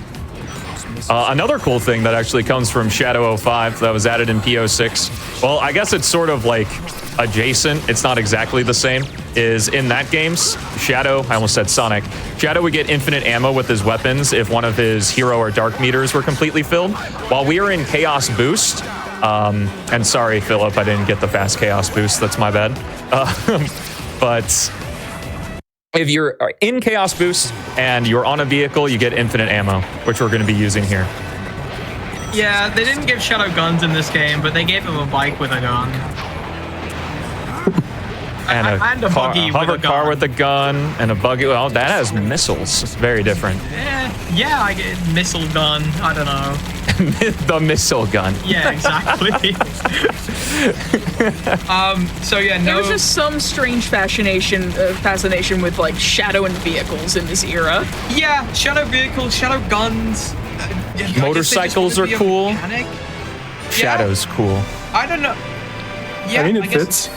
It is super cool. It's like honey and mustard. You make honey mustard, and it's amazing. Shadow and He motorcycles. does kind of strike me as the kind of character who would like a vehicle. He doesn't need the vehicle, but he would just like, yo, this looks really cool. I'm gonna take care of it now. This is now mine. Yeah, Shadow seems like a Formula One fan. Oh my god, I can totally see that. I don't know much maybe more than that because I know nothing about cars. I know they go fast. I know I would never trust myself to learn how to drive one. So, I mean, if there are any car Same. enjoyers in chat, can you tell us, what cars Shadow would like? I mean, he's in a couple of the racing games. Like, he's in Team Sonic Racing, and he's in all the Sonic and SEGA All-Stars Racing. He's even in the one that we have closing the show tonight, which is Sonic and SEGA All-Stars Racing, because what event would this be if we called it Sonic and the SEGA All-Stars and didn't have one of the 2 All-Stars games? True. And he has the motorcycle in that one. Versus I think in the original one, yeah. And he Yeah, got but like this weird tank gun. yeah, and Transform, they were like, gun what if can this guy die? All right, there we go. Yeah, I don't know. Yo, what if they were like, yo, can this guy die? So a cool thing is that spike balls, when Silver picks them up, you would intuit that they would damage enemies, but they don't actually in Retail 06. I think they hurt Silver. I wouldn't be surprised if they hurt Silver. Actually, in earlier versions of PO6, they would hurt enemies and they would hurt Silver, but if you have one grabbed, Chaos removed it, doing damage to Silver, which is nice. But the idea there is to use the spike balls and like finagle around and defeat all those guys and then throw them at the worms at the end. But one of them just didn't want to die, so you had a merry-go-round Silver there, I guess. Yeah. I'm seeing a lot of car responses in chat. No idea what any of those words mean. All I know is that he would absolutely not drive a Cybertruck. Eggman. Yeah, no. Eggman would absolutely drive a Cybertruck. I do like this one. Shadow's favorite car would outwardly be like publicly he'd have like a black sports car, like kind of what he does in Team Sonic Racing, but secretly like in his garage he'd have like a Barbie themed Hot Wheels. He because would, like the Hudson Miku car. Yeah, he'd have like the Hatsune Miku kind of thing. Well, wasn't there that promo for Cross Worlds? It's not out yet. There's like, it's not out yet. It's coming out later this year in the fall. Because thank goodness they're not trying to release it at the same time as Mario Kart World. It's been like my big worry this whole year. But yeah, no, there's gonna be Miku. There's gonna be Ichiban from Like a Dragon, Joker from Persona 5, and they announced Alex, Steve, and Creeper from Minecraft. Yo, huge. You know what? I main Eggman in these games, but maybe I'll main the Creeper just because it'd be funny. How does a Creeper drive? It doesn't have arms. I don't know. I guess Boo can drive in Mario Kart. Oh, he has arms, but he does. No, because I'm going to be thinking about that for the rest of the day now. No, like genuinely. Well, a Creeper has 4 legs. Maybe 2 are on the wheel and 2 are on. His legs like 180 degrees. I could see that in one of those like Minecraft's like song parody animations. Oh my god! Oh my god! Goomba can drive. Wait, is Goomba in Mario Kart World? I didn't know that. Yeah. There's a bunch of NPCs. Like I'm not gonna spoil which ones, but like there are a bunch of really funny NPCs. Although everyone knows about the cow. I know the cow. Wait, like the Moo Moo Meadows cow? Yes, the Moo Moo Meadows. They made it playable. Yeah, That's it's in awesome. the initial roster. Like I think that's so sick. I mean, I'd take cow over Pink Gold Peach for sure. Oh my god, yes! Like nobody liked Pink Gold Peach. Pink Gold Peach. So this is Omega. Omega has weapons he uses to defeat enemies, and he's really slow otherwise. They gave the guns to him. Yeah. Speaking of cutscene abilities, though, and by speaking of cutscene abilities, I mean the thing I talked about 10 minutes ago with Shadow is he has one right there that he just teased with the Mephiles cutscene that will be seen in the next stage. Where Omega lights Mephiles up like a Christmas tree. Yeah. Absolutely. And he laughs at him. There is a good like dialogue from Omega in the White Space and Shadow Generations where Omega's like, you have black like the black arms like manifest their weapons like from their body. It's like, Shadow, you have black arms DNA. By that logic, you should be able to turn your hand into a gun. And I'm like, please don't do this to me, Sega. It's like, this is hilarious, but don't make it reality. They're getting there. I mean, with Sonic Movie 3, they toyed with the idea, so. But then they gave him like maybe we'll see it again. Like a laser gun. I think it was meant to have like a normal pistol, but they changed it to a laser gun halfway through. Would that increase the rating? No, because in Yu-Gi-Oh! They were able to like, and I'm gonna get really nerdy here. In the US or in the 4Kids censors of Yu-Gi-Oh! And also in like the trading card game, every instance of an actual weapon or like tank or military like piece of equipment gets turned into like cyber tech sort of stuff. So like, there's a monster, a really old school monster called Barrel Dragon. It has straight up 3 revolvers like protruding from its body. Those get turned into 3 laser guns instead in the card art. I kid you not. And that's their way of censoring it. Or finger pointers in the anime. Like, finger pointer, that's awesome. There's literally a point where a character's held at gunpoint, and instead 4Kids made it so that they were just aggressively pointing at this character and go, Mr. Pegasus, we'd like to have a few words with you. This is why I made just sure. aggressively pointing at Seto Kaiba. This is why I made sure I watched Sonic X dubbed and subbed instead of dubbed. The sub of Sonic X is quite good, yeah. Yeah, so you can hear Live and Learn instead of whatever they played in the English version. Some generic heroic music, if I recall. Because why not take the iconic music from the series that's iconic for its music and use it in things? So I can hear the Japanese theme song, which is actually good instead of the English Japanese one. theme song is good. Yeah. Oh man, so we're Omega again. This is Shadow's Dusty Desert, but it's actually Omega's Dusty Desert because we spend most of the time playing as him. During our rambling, I completely bypassed Section 1. Normally, you're supposed to take the hover car through a bunch of pillar gates, and they gradually spawn, and you like snake around the area and stuff like that. You can skip all of that in Project 06 because the trigger to open the door to the temple is right next to the breakable wall at the very end of it. It's very nice. Hopefully it never gets removed because that section is not very fun. But here's the cutscene ability that I teased earlier, or I guess Omega technically teased it early, is Gatling guns. Yay, guns! Takes care of that room really quickly, and it can actually activate switches from afar as well, which we're gonna do right here. Hit that switch so we don't have to go all the way over since Omega is super slow. And I actually, fun fact, have to turn around there because that switch opens the door, I guess, but technically what it does is spawn a box, a trigger box to switch you back to Shadow. But it's too small, and if you move too quickly through that switch with Omega, you'll just kind of get stuck there. So have to turn around with his melee attack in order to be within the trigger to switch you back to Shadow. We're going to be finishing up here.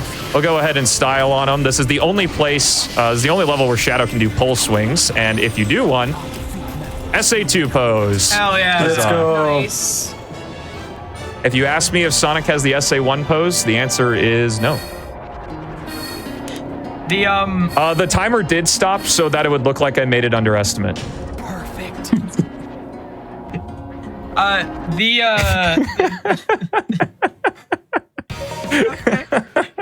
But so thank you. Big shout out to Richard though, Richard and of course Amber and Hib for hosting this event. It was really fun to be a part of it. Thanks for having us on, and for Richard being behind the scenes making the magic happen for you guys to see. Always love having folks show this game off. This game is fantastic, and if you have not given it a shot, you should. If you haven't played the retail release, no need to. This can basically replace it. If you're curious about the retail release, you should give that a shot. It is a piece of Sonic history, for better or worse. And there are some good ideas in there, and that is what Chaos X, who developed this ground-up remake in the Unity engine, that is what Chaos saw in the game and wanted to capitalize and improve it, basically bring it to its potential. Yep, and when I hit this goal ring here, the first two keys are randomized here in Rouge's Tropical Jungle. That's time, sorry. It's a very short stage. The first two keys are randomized. The third key is in that same spot. It wasn't a treasure hunting stage in the original game. But that was Project 06 as it is right now. There is another release coming at some point that is in a time that is not right now. But it is in the future. And these are the credits of all the awesome people that worked on this game. And once again, I hope you guys enjoy more Sonic and the SEGA All-Stars. Don't forget to stick around. There's 2 more runs coming up. I can't. That is correct. It's escaping me what game's coming next, but I know we got Sonic SEGA All-Stars Racing finishing us out. And yeah, shout out to Chaos X, Beats, Gotta Play Fast, Jericyclo, Sonic Pox, and all those on the right. And to you guys for watching the run. Thank you to Esther and Moha for being here. I appreciate you guys helping me commentate. And thanks to Amber, thanks to Richard, and thanks to GDQ. But that's all from me. So thank you guys so much for watching. And thank you so much, Stelmo, for running and submitting this. We do have our next run coming up next. It's going to be Witherman showing off the Dreamcast version of Sonic Adventure.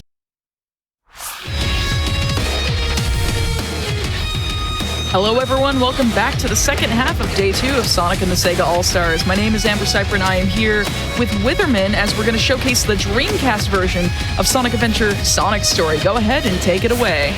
Hello everybody, I'm going to go ahead and get started while we do our introduction because we've got an intro cutscene to get through. Time is going to start as soon as the fade out happens, so 3, 2, 1, let's get down. Let's get down.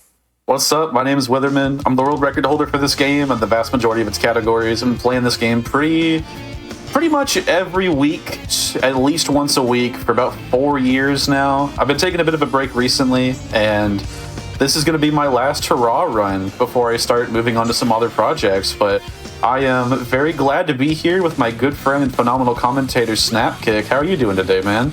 I'm doing just fine. I'm honored to be here with you on this run. Let me tell you, this person has said so many times, "Oh yeah, I think I'm ready to put Sonic Adventure down. I think I'm ready to put Sonic Adventure down," and keeps coming back. So you know what? I'm not convinced yet, but if this is that last hurrah run, I am honored to be here. Yeah, that's fair. I've definitely tried to put this game down several times, but my Dreamcast looks at me like the Green Goblin mask, and it keeps pulling me back. And people keep joining the community, which is amazing. You know, people keep showing up and playing this game. People keep finally coming around. Like, the Sonic Adventure community, despite how old this game is, has only existed since like 2019. So seeing this game blossom and really like grow around me as I've grown as a person, seeing the community grow up as well, it's been great. It's been great to be here for as long as I have been. But as you can probably see, we're watching a cutscene. Don't worry, we're gonna do a lot of stuff to get around those later. But if you are used to Sonic Adventure DX, yeah, lean forward. This ain't your granddaddy's Sonic Adventure. This is a very different game. Sonic Adventure, very, very important to note as we go into Chaos Zero. Sonic Adventure and Sonic Adventure DX are in different engines. They have very different physics. They do not entirely share level design. And of course, the art style is completely different.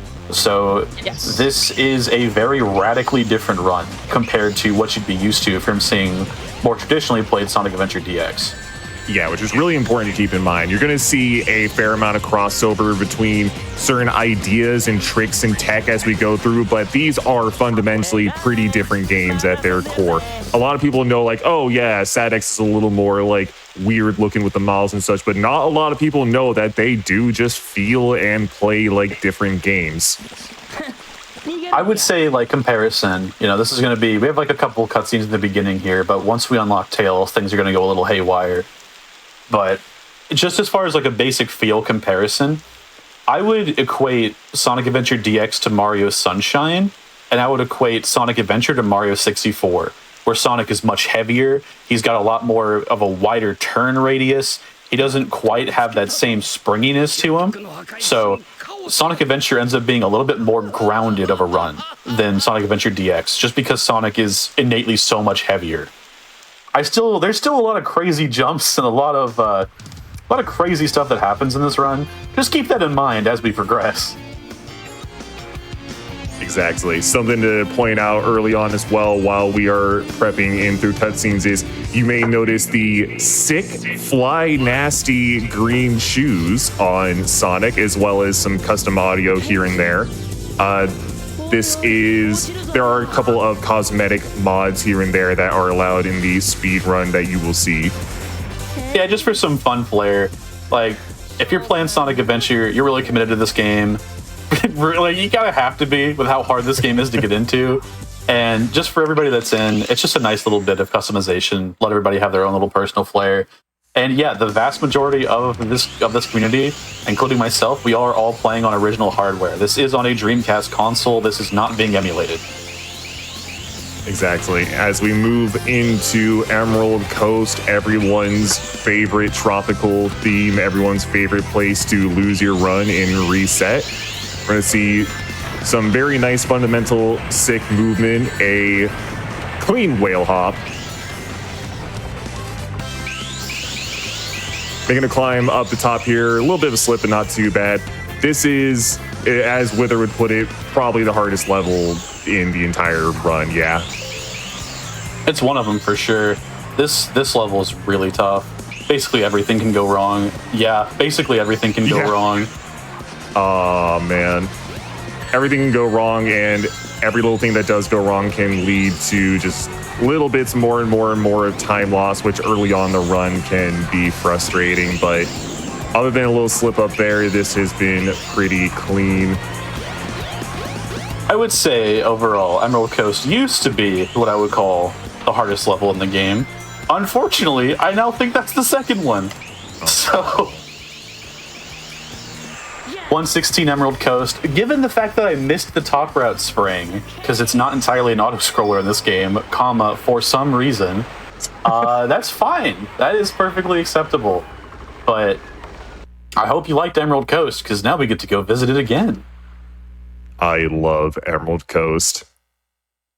So exiting Emerald Coast there, we are going to soft reset the game, which acts as a sort of cutscene skip in certain circumstances.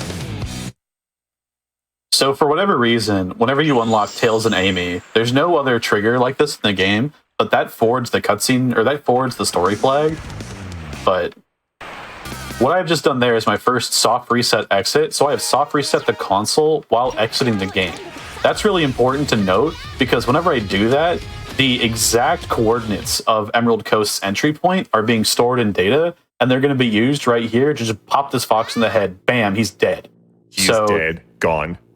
That's really important, because that has skipped one of the longest cutscenes in the entire game, and has now put us into the back half of Tails' intro cutscene.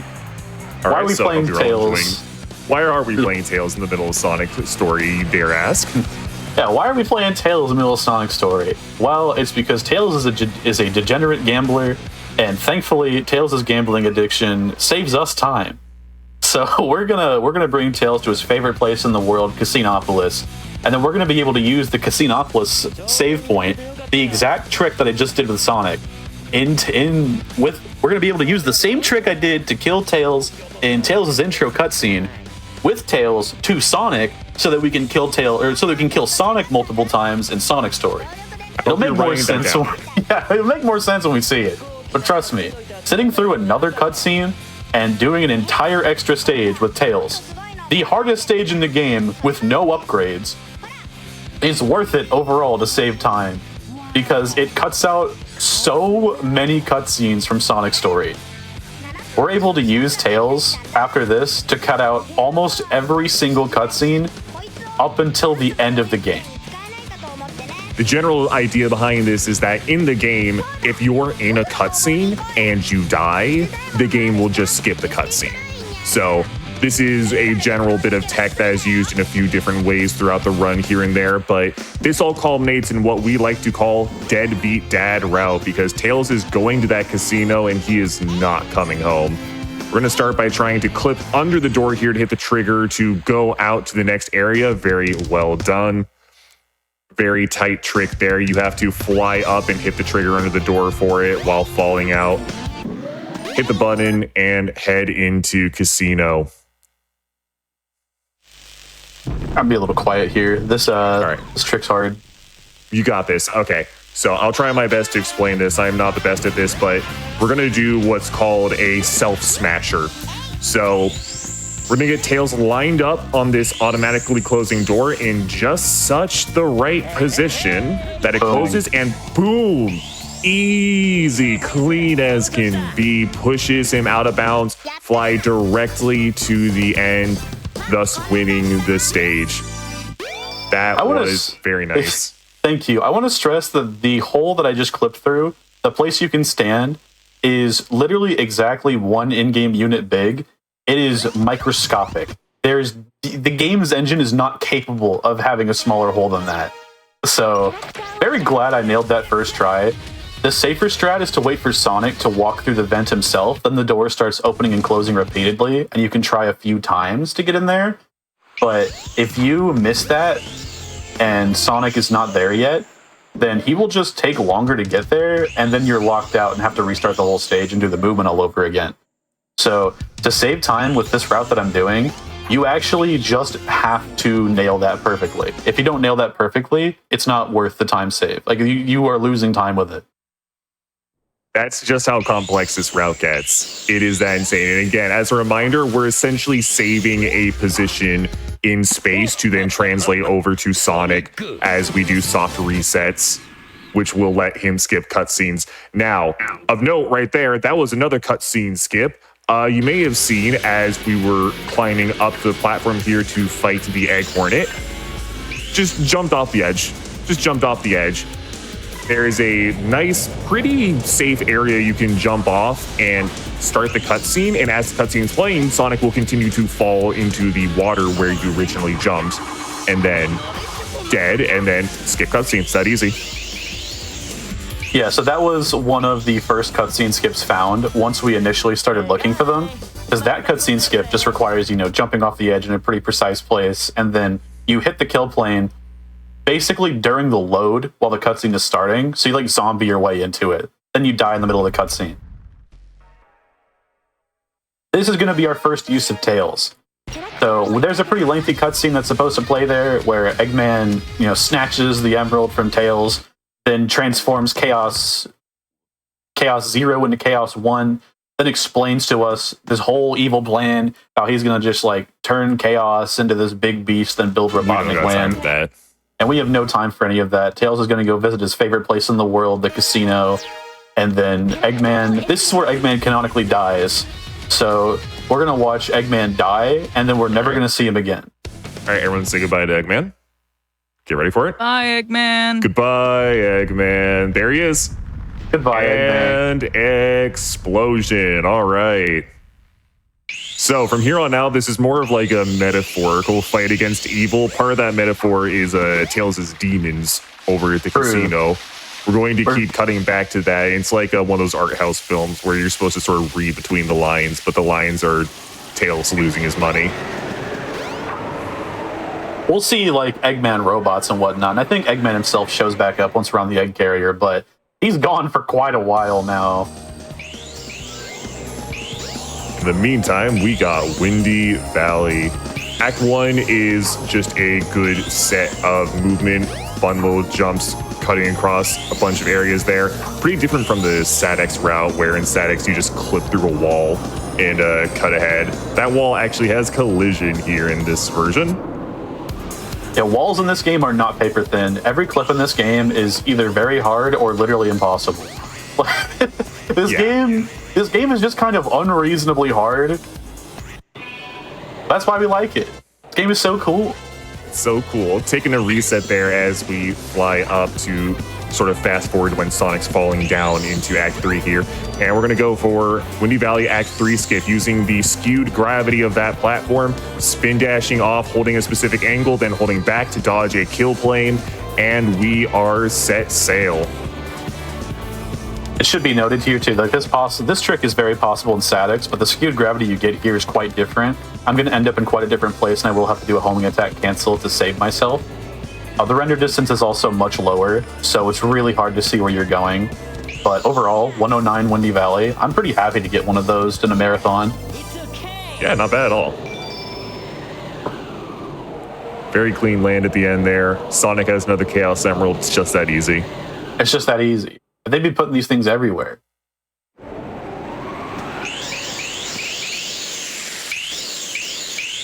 Heading back now. It's now Sonic's turn to go to the casino, right? It's true. Yeah, we're going to be grabbing the Lightspeed shoes first. But we will then be going to the Casinopolis right after. Taking a moment to hop into the sewers and grab some shoes. This is probably a good time for any announcements, Amber, if you have any. Yeah, I have a few things to remind folks of. If you are enjoying a one-off like this, our usual Sonic and the series Hotfix, this is an annual thing that we do, but we also have other one-offs, including one next weekend, Black in a Flash's Summer Speedrunning Celebration Juneteenth, which is coming to the GDQ channel June 19th through the 22nd. If you want to find out more about that, like the schedule and everything, you can type !Juneteenth in chat for that full schedule and visit gdq.gg/BAF to learn how you can get involved with the Black in a Flash community. And be sure to follow their new Blue Sky page at blackinaflash.bsky.social to stay connected. And they have some great Sonic representation there on their schedule, so you'll definitely want to tune in over that weekend. Very nice. All right. Tune back in. We got the Lightspeed Dash shoes. There is another upgrade that Sonic can get, the Crystal Ring. We will not be seeing that, and we will also not be seeing the button used to open that door. We don't care for it. We do not respect it. Yeah, freak that button. Freak that button. Now, anyone familiar with DX will probably be familiar with a skip that just gets around the whole level. We have something very similar, and we're done. I love Casino Skip in this game. It's so cool. The movement that you do in Casino Skip is so rad. The movement you do in there is so flashy, and it shows off so many of the core fundamentals of how this game plays. It's excellent. It's very nice. Just a lot of those spin dash jumps and the hovers across are all very, very original Sonic Adventure. Just in the way that Sonic moves. Again, the weight behind him is so fundamental. Using a lot of those ramps to get up and across areas. It feels so good to pull off, and it looks flashy. That's a fake Eggman. I forgot about him. So he's not real. We don't accept him. Yeah, no. That does not fit our headcanon. Yeah, so many of these cutscene skips and so many of like the biggest skips and tricks, etc., that are in this game have only been found or used within the last like 4 years or so. Again, Sonic Adventure DX has been ran since 2005, if not a little earlier than that even. It's got a very long history. Sonic Adventure's history is not super long. Yeah, and it's really interesting just to throw that into comparison. This is the game that's been around longer, but it's not been nearly as explored just because people didn't really consider that they were fundamentally different games when, yeah, after all this time, turns out they are. Yeah, these are definitely very different games between the two. Like, you had made a comparison of, like, the Mario Sunshine to the SM64 sort of, like, not play style, but, like, the way the physics might feel. And I grew up on the Dreamcast release, and when I played SADX on the GameCube, I was just like, this is definitely a Sonic Adventure, but it doesn't feel the same. I was like, yeah, why does it kind of feel like a wet balloon? What's going on here? I think it looks more like a wet balloon than it feels like a wet balloon to me. True. With how shiny the character models are. Have you seen like the Xbox release of SADX? It looked like everybody got dipped in oil. That one's yes, I have played the Xbox 360 release of that. It is a sight to behold. Like, it is a port of a port of a port. As we go on to the Steam 2011 release, I don't know. The GameCube. If I were to speedrun SADX, I would speedrun GameCube.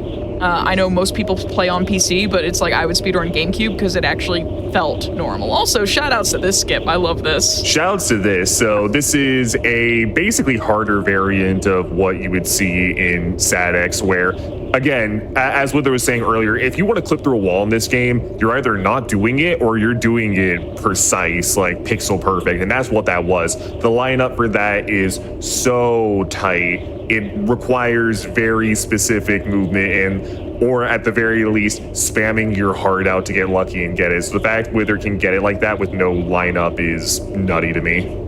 Yeah, the vast majority of runners, that do go for ice cap clip out, most runners will take about maybe 10 to 20 seconds to clip out. I have so this is gonna sound freaky, but I have the exact angle memorized and the exact amount of like I know I have to hold the left trigger for exactly 7 frames, and I know the exact angle on my analog stick I need to spin dash while holding up to be able to clip out. Like, I know literally exactly how I clip out, and I'm able to do that so unbelievably consistently. I'm surprised at how often I'm able to nail that, because it is obnoxiously hard. He's not exaggerating. Wither is not exaggerating on that one.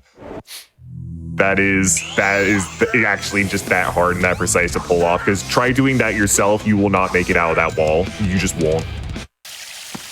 Also, another cutscene skip coming into the Knuckles fight. We simply clip through a wall that is probably one of the easier, if not easiest, walls to actually clip through, and then slide out, hit the cutscene trigger, fall under the world to our death, skipping the first cutscene, and then we're going to do another deadbeat dad route. as Tails is going to play Baccarat this time, because surely that's better. That's better odds, right? That's skill. That's skill. I feel like Tails is probably a monster at the craps table. Oh my god. Tails lost a lot of money on slots at first, but yeah, I think he's having his comeback learning, oh, wait a second. Cards? Now, how long is it until he gets kicked out for counting? Tails would be a card counter. Yeah, that's what I'm saying. So you skipped another massive cutscene, 2 very, very big ones. One with that clip out after Ice Cap called Raisin Launch that Snapkick described, and then another using Tails. So we are now back to Chaos 4. There's nothing you can really do here, unfortunately. How do y'all feel about fish? Yeah, you know what? How does everyone feel about fish? Y'all love fishing? 1 in chat if you're a big fan of fishing. That's a 1 from me. Me personally, if I saw fish, I would have a great day. If I was fishing in some sort of, I don't know, marine type area, marine of sorts. My mind, right? You better tune in to Summer Games Done Quick, where I will be speedrunning Sega Marine Fishing on the Sega Dreamcast. I'm really looking forward to it. It's my first time having a main stage performance, and I'm excited. I'm excited to bring another rarely seen Dreamcast classic up on stage. The last time a Dreamcast fishing rod made its way onto the SGDQ stage was, I believe, 2017 with Fuzzy Ness's run of Sega Bass Fishing. So glad to continue on the fishing legacy. It's going to be a sick run. It is genuinely a very exciting, very cool run. They put it on the silly block, but let me tell you, there's nothing silly about fishing. You gotta lock in. You gotta lock in. Those fish are out to kill you. It's true. They call them sea monsters. They do not call them fish. They call them marlin, but really it's more like marlin out of there because you're in danger. True. You gotta get Mar out.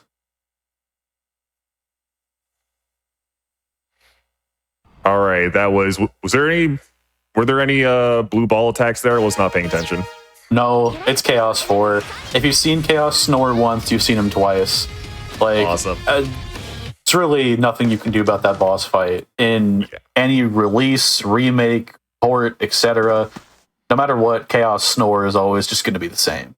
So that boss is thankfully over, and we're going to be visiting Tails again to skip another cutscene. This is technically a 2-for-1 because you want a soft reset anyway to skip that FMV. But during that soft reset, we actually get a free chance to go to Tails, which skips another cutscene.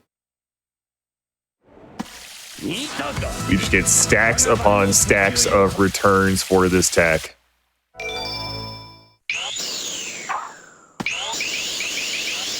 And speaking of stacks of returns and skips, so who's ready to take the Disney Fast Pass, baby? I failed. Well, we'll try that one more time, and I'll do my best to get an explanation here. So this is a cutscene skip for the cutscene leading up to Sky Chase, where we get on Plains or Tails plane, not Plains Tail, and do the whole big auto scroller that everybody loves, where you sit in the top right corner. So if Wither charges a light speed dash and jumps off the edge and unleashes in just the right timing, then there's a chance they will fall down and hit the kill plane after starting the cutscene. That is incredibly tight. We call that Disney Fast Pass. It lets you skip the line for the ride. But also, I'm going to correct you on something. It is not Tails' plane, it's Sonic's. Sonic did not build that plane. He did. No, I don't believe you. He literally did. Where is that stated? Why? We actually now have full-on confirmation of it because it is in Sonic Origins cutscene. Like, he had this plane way before he met Tails. That's insane. I never knew that. I didn't think Sonic could do anything other than run and eat chili dog and lie. Now, I know a lot about this game's cutscenes, as you can imagine. And in English, whenever they're doing that little cutscene talk at the pool by Emerald Coast, even Sonic says, "Why don't you take my plane, comma, the tornado?" Like, It is established multiple times that this is Sonic's plane and not Tails'. There are literally twin tails on the back of the plane and underneath the wings, so you know what? There are. I feel justifiably confused. That's fair. I feel like it's kind of messed up for Tails to start painting stuff on it without asking. starts stamping his logo on it. Also, he straight up steals it at some point. Like once he makes the Tornado 2 and then the Cyclone for SA2, like, that is never going back to Sonic. Like, You made this plane? I made this plane. It's like, this is now mine. You're never getting it back. I've never thought about that before. I've never thought about how Tails really does just take the thing. What did Sonic consent for the Cyclone to be built? The mech that Tails uses in SA2? Do you think would Sonic? I feel like Sonic would be like too laissez-faire to really fight on that. Yeah, I mean, don't just know. like Tails shows up and breaks him out of prison with it, and he's like, "Oh, is that mine? That's neat." Wait. Like, imagine you're in jail, someone shows up to you, they just have like a Mega Buster on them. You're like, wait a second, was that my car? Wait a second, was that my wife? Did you turn my wife into the Mega Buster, Tails? Tails, I need you to be honest with me. We had nothing else going on for a couple seconds. You ever played Bionic Commando on the Xbox 360? What a crazy plot point. I can't believe they put his wife in his arm. I know. I need to actually play that game, but I only really know that plot point because of Marvel vs. Capcom. It's just ridiculous. Like, I mean, I guess you could never be closer. So, you know, that's nice. You won't miss your wife then. Just look at your arm. There she is. if you were playing through Bionic Commando 2008 or whatever, and you just got it spoiled by watching this SA1 run, I think you deserved it, by the way. That's the issue. I think you should have finished it by now. All right, Sonic is now going to die of canonical fall damage. Is what I would say if there was canonical fall damage in the Sonic universe. I mean, Sonic takes quite a few falls in this game from very long distances and keeps ending up being okay somehow. Then he shakes his head because he hates anime children. True and understandable and based in real. Good for you, Sonic. Let's move. So speaking of anime children, there is a cutscene skip we're going to be doing coming up here where we're going to be speaking to Amy by soft resetting right as soon as this cutscene starts. Awesome. Awesome. Amy avoided, Dave made better. Let's get down. I'm a big Amy fan, but she does talk a lot. She does lose a lot of time in the run. I like Amy's movement. Amy's cool. Shoutouts to Amy. Every game that she's in is almost every game she's in is good. True. She's in Sonic Shuffle. That's how you know. That's how you know.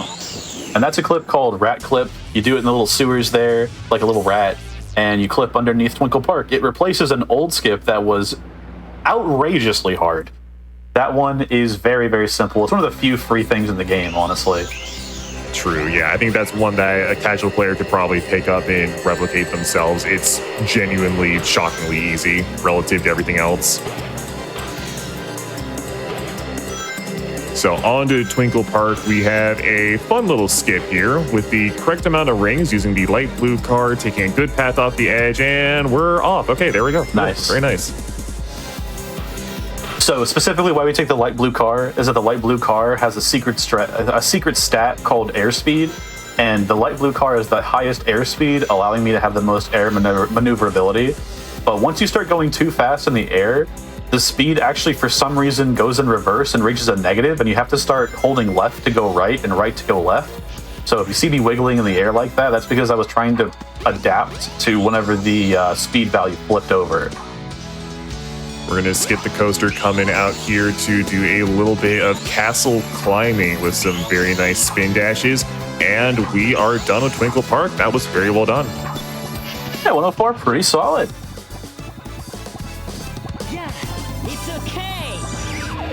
That's a Big stage fan that of can this go stage. wrong in a lot of different ways. I can just lose a lot of time for very simple mistakes. So that was very clean.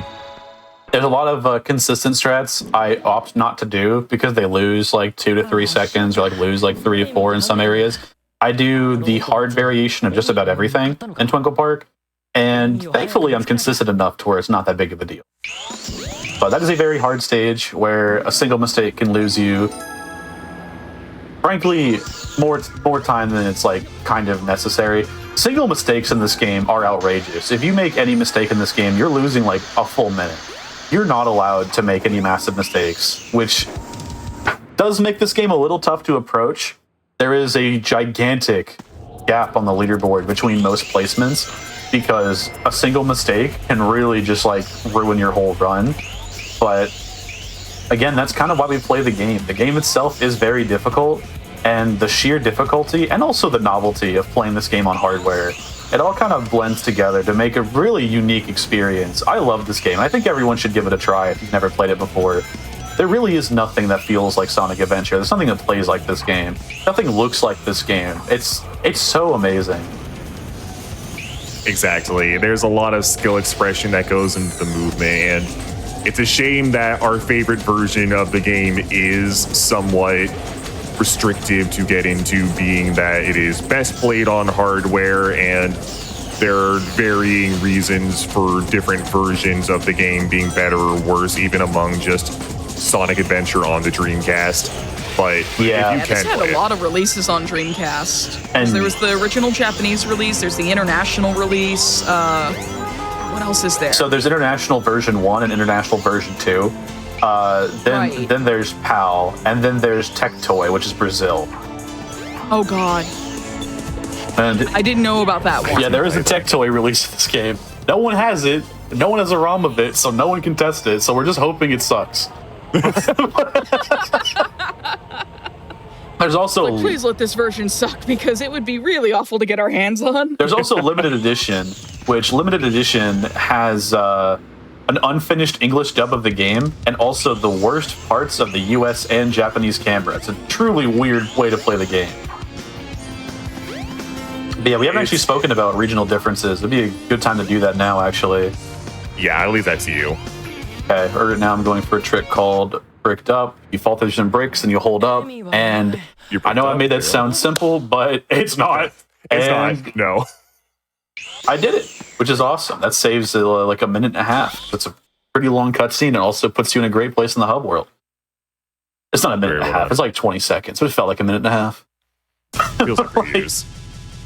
Yeah, it saves like 700 years. But yeah, talking about regional differences, you've probably noticed at this point, if you're pretty savvy, we're playing the Japanese version of the game. You know, you may have picked up on that by now.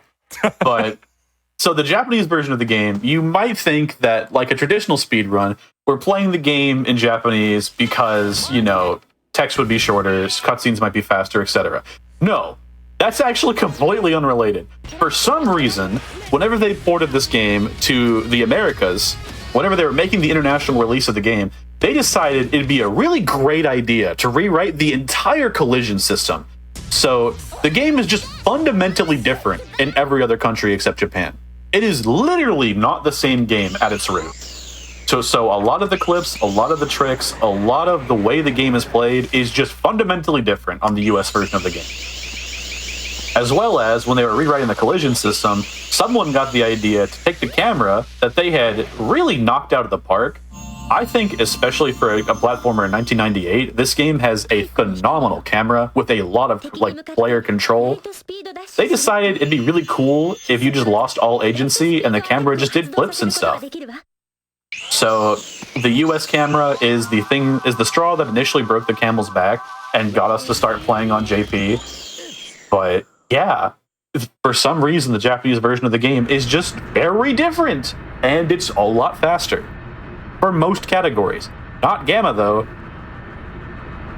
Gamma gets special clip privileges in like one area. Yeah, he can get to Hot Shelter early, only on US. We've not found a way to do that on JP. Yeah, that's one of those weird things, specifically the camera, that's sort of just not talked about, and I feel not very well documented about this game. But if you've played the game as much as Wither has, you know that is true. Yeah, there's not a lot of great documentation on it. It's not just that the camera has different triggers, it's that it's literally different. Like we're about to have our first action flip, this one right here, where you have a 1-frame window to react to the camera, and if you don't change your analog stick in 1 frame to adapt for the new camera position, you die instantly because you lose all your speed. The US is covered with those. They're everywhere. That's the only one in all of JP.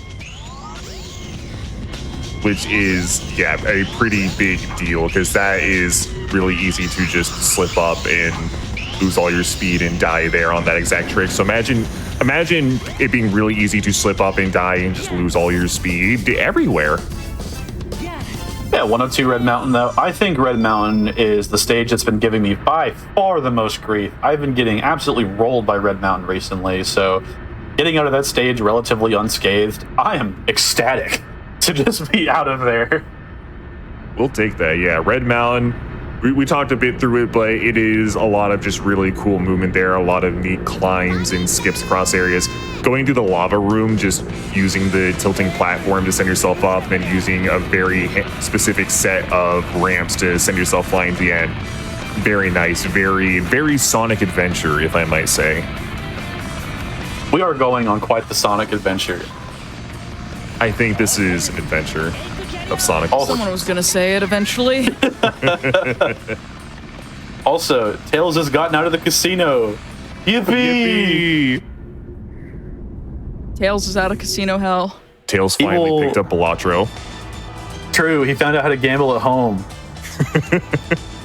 But yeah, if there's anything else you want to remind people of, we're back in Sky Chase, so I can't really fill this here. I'm very familiar with this auto scroller. So I've got lots of things I can talk about. So we do have our Hotfix summer merch collection that is now live. If I were on screen right now, I'd be showing you what it looks like, but just take my word for it. If you head over to theyeti.com/GDQ, you can check out our brand new Hotfix shirt, keychain, and sticker pack. The keychain looks like a melting Coop popsicle, not unlike the melting Sonic popsicle with the gumball eyes and everything. And then we also have GDQ merch that is really awesome. Our Velocity plushies are back for Pride Month, and we have Velocity in their normal colors, but we also have a trans Pride color scheme and a gay Pride color scheme, and those are very sick. I missed out on those plushies when we last had them around last GDQ, mainline GDQ, and I'm definitely going to pick up one of these while they're still available. So again, that's theyeti.com/GDQ. And also, you can get ready for Summer Games Done Quick 2025 by checking out our SGDQ ambassadors. All throughout the month of June, you can support Doctors Without Borders ahead of the main event by joining each ambassador's community in the lead up to SGDQ, and use !SGDQ ambassadors to check out the full stream schedule. That's all on their own personal channels. You can go there, donate. They all have awesome things that they're going to showcase, and I know we had Shredberg last night, who was doing Super Meat Boy Deathless runs, and had Edmund McMillan doing Q&A for a segment. That's so cool. Live on stream. That was so sick. I didn't even know Edmund would be contactable like that, especially since he's working on Mugenics and everything. But it was really cool to see that happen. We have Pippi in the Top Hat, who had done commentary for Illbleed last night, and she's also been doing streams for that. I saw her working with a couple of runners, the King's Pride, and I don't remember the other runner, forgive me, and they were doing modded Keep Talking and Nobody Explodes, absurd mods. And there were all sorts of really neat incentives for that too. So definitely take a look at our SGDQ ambassadors. I finally typed the command right. I didn't leave out the SGDQ or the S at the end of ambassadors. So you can check that out over there. And there's just really awesome things coming out, including our prize submissions that are open for SGDQ. Those are open. Those are still open, so if you want information, visit gamesdonequick.com for more information. And while you're there, you can check out our Hotfix schedule at gdq.gg/hotfix, as well as submit some of your own runs to Hotfix shows, because we have a whole slew of different Hotfix shows, including variety, randomizers, games with bullets, lots of different full shows that we have in our lineup. And we're going to rehash this boss all over again, and that's going to be me reminding you to join our Discord as well. I'm just going to milk this whole segment here. Join our Discord using !Discord, where you can add the Hotfix Enjoyer role to yourself. If you like what we're doing here this weekend, you're going to like what we do throughout the week, every week, with our normal Hotfix shows. And yeah, I'm gonna send it back over to y'all while you get ready for, I believe it's gonna be Skydeck. Correct. We are currently getting ready for one more cutscene skip. Shoutouts to Ethmar for telling me very obvious information I should have known. So this cutscene skip I'm going to be going for was deemed at one point too hard for regular runs, because whenever you do the clip out, you fall like a rock, and you have to do a nearly frame perfect homing attack cancel to be able to reach the kill plane. And then I was doing it at an event, like while practicing. And Ethmar, Sonic Adventure series runner and good friend of mine, was like, "Have you tried holding the A button?" No. You're joking. Yeah, so look at this. Wow, it now just works. Wow. Oh my god. Unbelievable optimization found by Ethmar. Holding the A button makes the trick free. Technology is crazy. Doesn't that just turn it into a spin dash hover, basically? Yeah, it's just spin dash hover. That's literally all you have to do. That's what I thought. Like, I just didn't think about doing it for some reason. And we used to keep a light speed charge while doing the spin dash clip out so we could make it. But that's just outrageous. Like, there was just no reason to do that. It's like, no, just spin dash hover, friend. Yeah. Really should have thought about that one, but there's only so much you can. That's why having multiple people in a community is a good thing. Yeah, because sometimes you just miss something obvious. Sometimes if you do something that you think is obvious, sometimes other people just won't pick up on it. And I'm not like that stupid. I found things in this game, but that was pretty outrageous. It's the equivalent of like me being like the Final Flame with Sonic 2 8-bit. Like, I never figured out how to skip across the water. Looks at me dead face, deadpan. You hold right, Amber. Yeah. Yeah, you gotta have speed, but you just hold right when you have the speed. It's the simple stuff that's easy to miss. Let's just agree on that. Oh yeah, it's so true. All right, coming through Skydeck. This is another level that's just very easy for small things to go wrong and be scary. Especially Act 2, I would say, has a lot of little things going on that are very obnoxious. We're going to... Excuse me. The fear of God in both of us right now. Oh, yeah, okay, as I was saying. Oh my God. Okay, can we grab the rocket? That'd be really cool. As I was saying, around the rocket. A lot of little things that can go wrong and just be absolutely terrifying. Now, for Act 2... That was good. That was great. That was very... Ring around the rocket, pockets full of panic. The ashes of a kind are coming down, that's for sure. Oh, boy. Okay. Didn't get the quick grab on the rocket, unfortunately, so I have to chase the cannon over to the next one. And I've got to wait for the third shot, because if I go in the first or second shot, I die. So this game, unlike any other game in the series, as far as I know, you actually maintain momentum between acts. So if you grab a rocket in Act 2 and get hit, you just die in Act 3 because you keep the rocket momentum and get teleported to 0-0, which is right by a kill point. So you also see that I did a spin dash jump right as the stage is about to transition, so I could maintain that distance and height. And I was able to skip the bottom section of Act 3 by doing that right at the end of Act 2. Yeah. So same principle of conserving momentum and position through act transitions.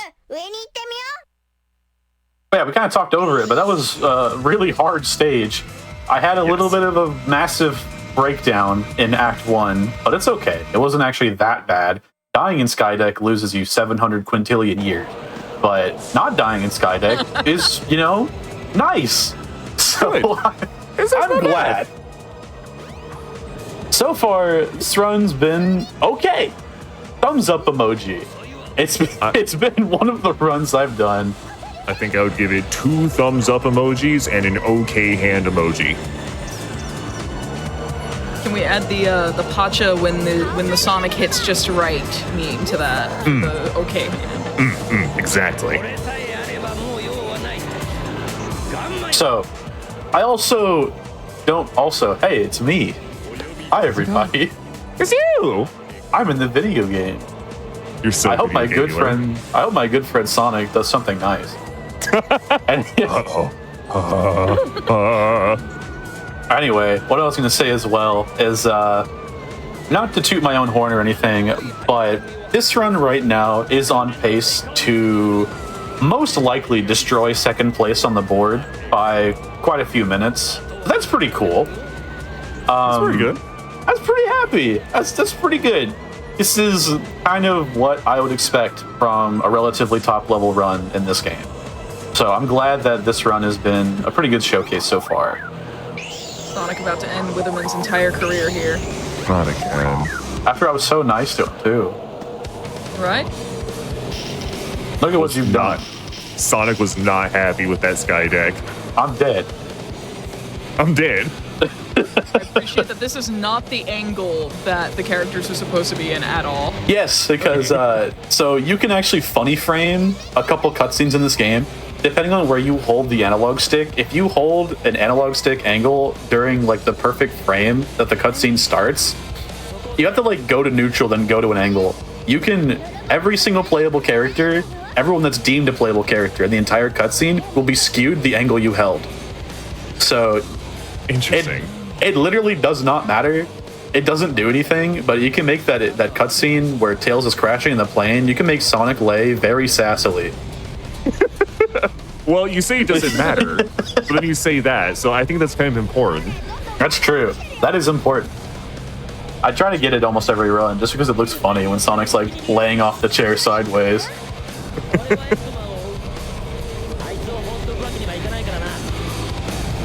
Okay, so we're going to be triggering another cutscene on purpose here. We're going to be going right here, then jump canceling to trigger this one a tiny bit early, because there's no way to really avoid it.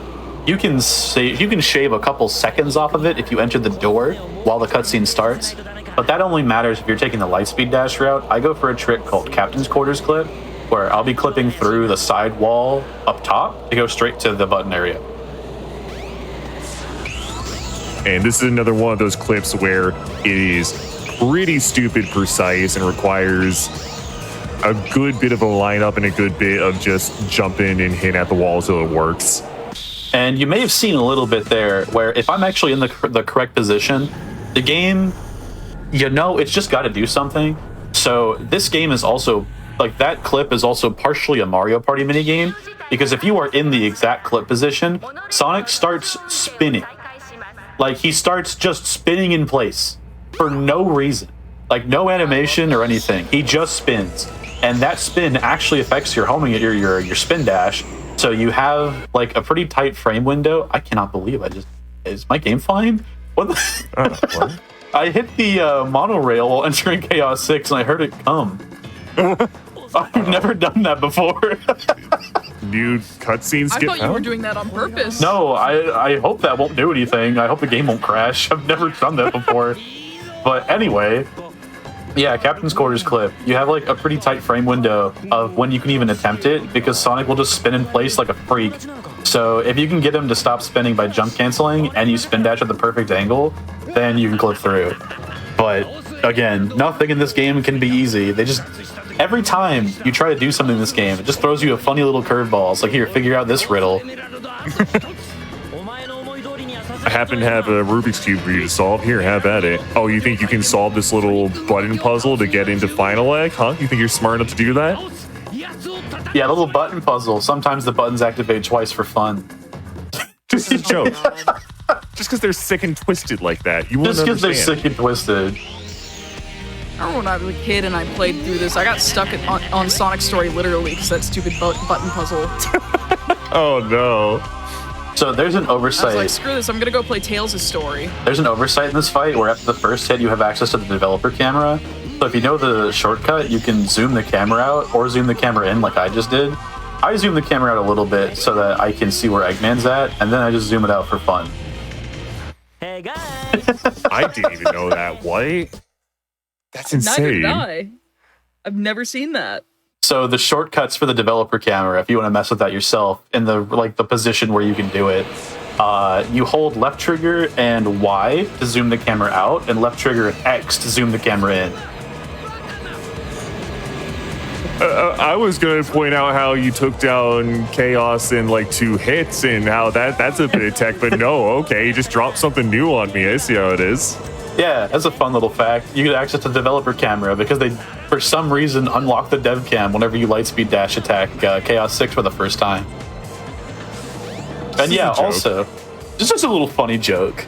Also, yeah, Chaos 6 takes double damage if you hit him with a lightspeed dash attack. You can bump into him with the lightspeed dash and he only does 1 hit, but if you do the second, then like if you get like the actual hit where he like homes in, then he takes double damage. Only boss fight in the entire game that does that, and no one really knows why.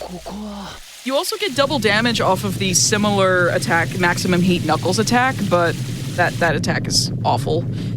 It is very bad. The light speed attack is also quite bad. I'm the only person who ever used it when I ran SA2 with Egg Golem because super bounces hurt my hands too much. So I just used light speed attack for accuracy on Egg Golem. It is not fast, but it was consistent, and I cared more about consistency than the fastest possible strat. Yeah, I get that. Also, I cared more about my hand health. That's fair. It's like, take that, Ancient Light haters. Speaking of the Ancient Light. Yeah, we gotta follow Tikal in the Lost World, which is my favorite stage in the game. I love Lost World. Yippee! I can see that in a speedrun perspective. It is my least favorite casually. Even doing the whole, like, at this point, I love Lost World so much that I figured out the route to how to do this without clipping through the wall. Like, I have a route for the snake room. I just love the whole stage. I think the stage is excellent. Like, I did not like this stage when I first started playing this game. I think it's a cool, like, thematic stage. Like, thematically, I think it's really, really cool. It's just, like, I think maybe most of my thoughts about this are very tainted by, like, SADX with no fixes, because the snake very often likes to catch Sonic on the wall of it on the, like, ascent to the final door. If you're playing this like as intended without hitting any of the switches and you're just gonna clip through the door. And the snake just yeets me off into oblivion, and it's like that snake tries to hold itself together with duct tape and dreams, and you know, Snake Room can go eat an egg. Because we didn't have to deal with it here. Exactly. It's a really cool skip using the head of the snake that's like a door opens up, use it to fly up off the snake through a little skip. And now we're going to do something a little more modern, a little more new even. And clean. Okay. So well done. That is an adaptation of a trick that's been done in statics for a very long time. That is the first time that's ever been shown off in a marathon, because that just got found in SA1 recently. Because the original trick, you know, doing it like you do in statics, straight up doesn't work. And the reason being is because there's a kill plane tied to the height value of the light.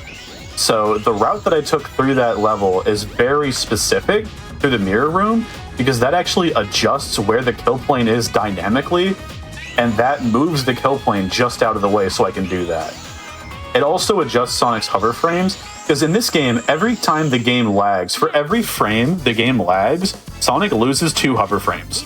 So there is, that hasn't been, none of these concepts have been established out loud yet, so I'm sorry, especially this late into the run. But basically, I know what hover frames are from SA2, and I didn't realize that they were also in this game. Basically, Sonic can convert his vertical height into horizontal distance if you hold the A button while doing a spin dash. That's called a spin dash hover. And any time that Sonic would want to use his hover frames in this game, so jumping, spin dash, hovering, etc., every frame the game drops visually, I lose 2 hover frames. So I lose distance I can possibly have. Red Mountain is obnoxiously hard because the route I have to take has to do lag reduction, otherwise it's not possible.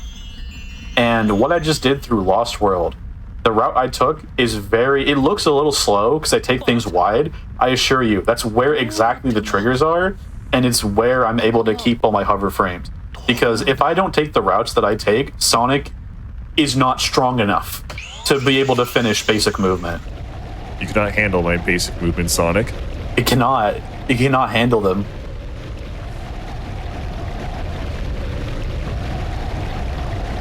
Cannot handle these Chow either.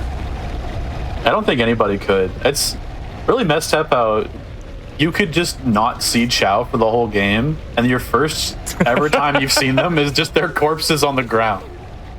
Yeah. Good point. What child out there was scarred by just knowing that this is their fate? I mean, if you're playing Sonic Story on your Sega Dreamcast in 1998, this is like potentially your first 3D game. This is a traumatic room. This is a traumatic thing to just get exposed to. But yeah, it's funny. We very recently got an official Sonic timeline, and it mentions how the Ancients and Frontiers are what become the Chow in Sonic Adventure, and it's like, well, even after they escaped the end, I guess they weren't going to escape their own demise, huh? Yeah, just being close to the Master Mode or whatever turns them into babies. Weird. But yeah, I have not talked about it too much, and you've probably not noticed it, frankly, if you're watching the run. But so much of my movement and camera movement, etc., so many of the decisions I'm making are causing lag reduction. This game, from how you've been seeing it, most likely looks like it runs at a very stable 30 FPS. That's also wrong. The game runs at 31 FPS, and that matters a lot for no particular reason. But what does matter is what we're about to do here. Because I wanted to interrupt because this goes by very fast. So you like final leg? Do you like the final level of the game? We don't. Bye. And the task spot too. Oh, so, that's even faster than I remember it being in SADX. That isn't in SADX, actually. This is not in SADX at all. Oh, right. You have to go to the second act, don't you? You have to go to you have to play the whole thing. You have to play all 3. Wait, really? Yep. I remember, like, there is another capsule that you can hit in SADX. Nope, there are no capsules in SADX. That is a SA1 exclusive trick, and to be able to hit that capsule, it is a triple frame perfect, because they're the first input to maintain your light speed dash while doing a spin dash. That requires you to hold the A button that requires you to hold the B button, release in 1 frame, then repress the X button. And then your spin dash jump has to be a 1-framer. If you jump on frame 2, you don't get the height and your gravity gets messed up.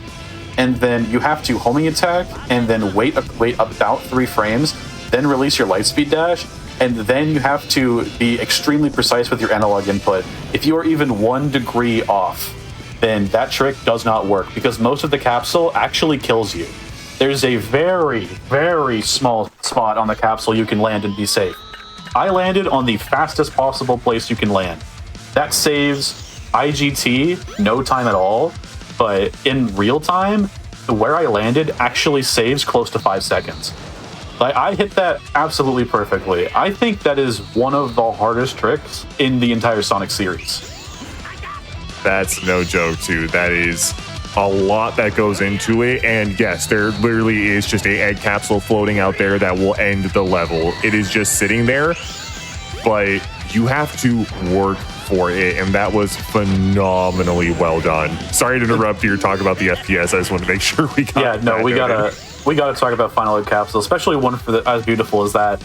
There are, no joke, multiple runs on the leaderboard that spend multiple minutes going for that trick in Final Egg, because at a certain level you just have to do it. Like, it just saves so much time. It cuts out an entire level. But again, nothing in this game is easy, and that trick, I think it's debatable for being one of the hardest in the entire franchise, especially because this is a game where you are forced to play with the Dreamcast controller because all other controllers do break the game. So if you're not comfortable with the Dreamcast controller and you don't like this layout, that trick might actually just not be possible for you. Like, it is kind of crazy, but I think Final Egg Capsule is one of the sauciest things of all time. It's just ending one of the longest levels in the game in 9 seconds is so sick. extremely. And shout outs, by the way, to my man Steven, also known as I feel like a jerk. I'm forgetting his screen name. ID Geek, who does that ID Geek, yes. in a very, very particularly cool way. If you were at MagFest and watching MagFast there at all, you might have seen how he does that. He does the YOLO method where you don't even use the light speed dash and you just throw yourself with a spin dash hover. And that method is just outrageous. I can't believe he does that in full game. But speaking of full game, that's the full game. That's the ball game. Egg Viper is dead, and that is Sonic's story complete, and that will be time. Did I sub one RTA? Holy crap! You did. You kind of gamed. You did, in fact. You definitely gamed. Absolutely out of this world. A little bit of a secret here. The route that I just did is actually like 1.5 to 2 minutes slower RTA. So that, and it's just way faster loadless. It just adds more loads to the game from menuing. But like, goodness gracious, that is an outrageous time for that game, or for this game. Like, that is, no joke, probably a 51 loadless. That's almost 5 minutes faster than second place. Yeah. Like, you're watching the GOAT right now. Let's be clear, you're watching the GOAT play. However, consistency is not always a thing with this game. So seeing a run come out live on stage that was that clean, that had maybe one minor meltdown in Skydeck, that was it. I lost like 20 seconds in Skydeck. I hope you all enjoyed that, because that was masterful play. That was an excellent showcase of this game, and I'm very glad to have finally been able to see a full Dreamcast run of this, because I've been kind of like acutely aware of like the evolution since about 2019 or so of the Dreamcast speedrun scene, because it's like you said, it's still very young by comparison to SADX, which has been around for years as a speed game because of all of its different things going on and its higher accessibility. But that was something else. Do you have any shout outs or things you want to, closing remarks you want to make before we close out here and go to our final game of the event? Sure, I've got a couple minutes to spare apparently. So I'll go ahead and fire off a couple things. I want to say shout outs, of course, to the entire Sonic Adventure scene. Everybody that keeps this funky console from 1998 alive, everyone that plays this game, new and old.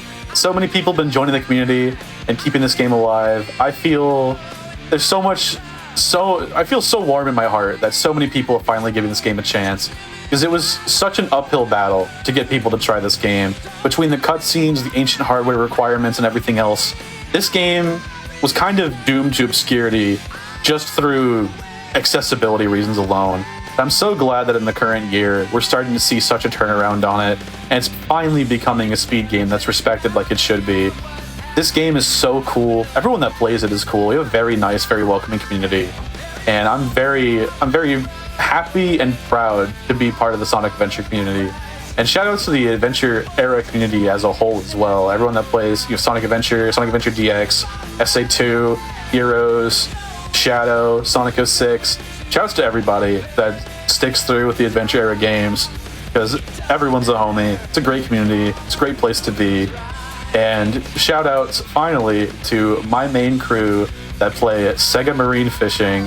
Yeah. And shout outs to the wider Dreamcast speedrunning scene, SEGA crew, and the SEGA Marine Fishing community.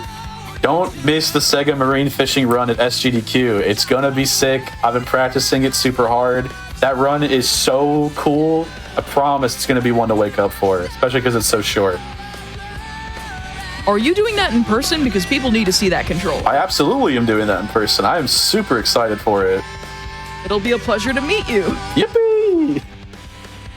Yippee! And Snapkick, do you have anything you want to close out with? Thank you for having me. I always appreciate doing comms here on Hotfix with Wither. Thank you for having me once again, buddy.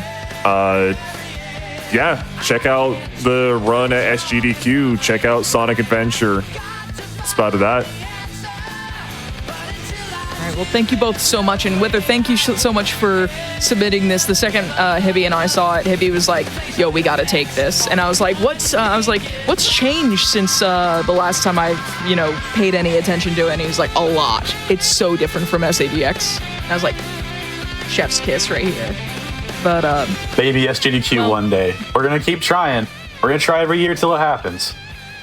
Oh yeah, like you lose all the chances you don't take, basically. Exactly. You fail every shot you don't take. So definitely continue submitting this to places including SGDQ, AGDQ, and anywhere else that you want to run it. This was a fantastic showcase, and more people should see this. So we have one more run for y'all tonight before we move to our event replay, and. What kind of event would this be, Sonic and the SEGA All-Stars, if we didn't have either of the Sonic and the SEGA All-Stars racing games? So joining me very shortly after this next break will be Dwaytley with Sonic. Hello, and everyone, welcome to the final run of Day 2 and overall the whole event of Sonic and the SEGA All-Stars. This is our 6th annual 2-day event in the Sonic and the series of hotfixes, where we decided to expand beyond Sonic speedruns to include other iconic SEGA franchises. And there are plenty of other SEGA franchises highlighted in this run coming up next. And stick around after that run, because I will be announcing the theme of our next year's event. This is the first time we've ever had the next theme figured out a year ahead, and we'd love to let you all know so that maybe you want to submit and prepare a run for that, so stick around after the run. But joining me right now is Dwaytley, who's going to be showing off Sonic and SEGA All-Stars Racing. Go ahead and take it away. Hey everybody, I'm D. Waitley, and today we're going to be showing off Sonic and SEGA All-Stars Racing All Cups Glitchless. I am the world record holder in this category and have been for a little over 2 years. And right now I have Heat Rush with me on co-coms if you want to introduce yourself. Hello, I'm the Heat Rush. I'm not quite the world record holder. I used to be pretty high up there, maybe 3, maybe number 2. It's been a while since I've been super active, but I still have quite a bit of knowledge about the game, so I was more than happy to come help out with this stream here. I have a few records to myself, but that's it's nowhere near the level of skill it takes to get the world record currently at number 1 on all cups. But I'm excited to get started, jump into the game, see the master at work. Yep, absolutely. And we're just going to be jumping right into it. Countdown in 3, 2, 1, go. So pretty much what this category is we're doing all Grand Prix Cups in a row. So we're starting off with Chow Cup, and we're going to be starting off with a pretty nice familiar song from Sonic R. So you can choose specific songs here, and we're going to choose Can You Feel the Sunshine, because obviously that's a fan favorite. We are starting off with a very reset-heavy strategy where we rely on specific positioning from the CPU, and it looks like we're going to be getting it, and then hopefully we can get good enough rock collision to get over here, and perfect. Very well executed. As you're going to see, there are springs on the inside here that you do need to avoid. And then a lot of this game is going to be chain boosting and just optimizing your boosting and positioning. So Heat Rush, if you want to go ahead and talk about that.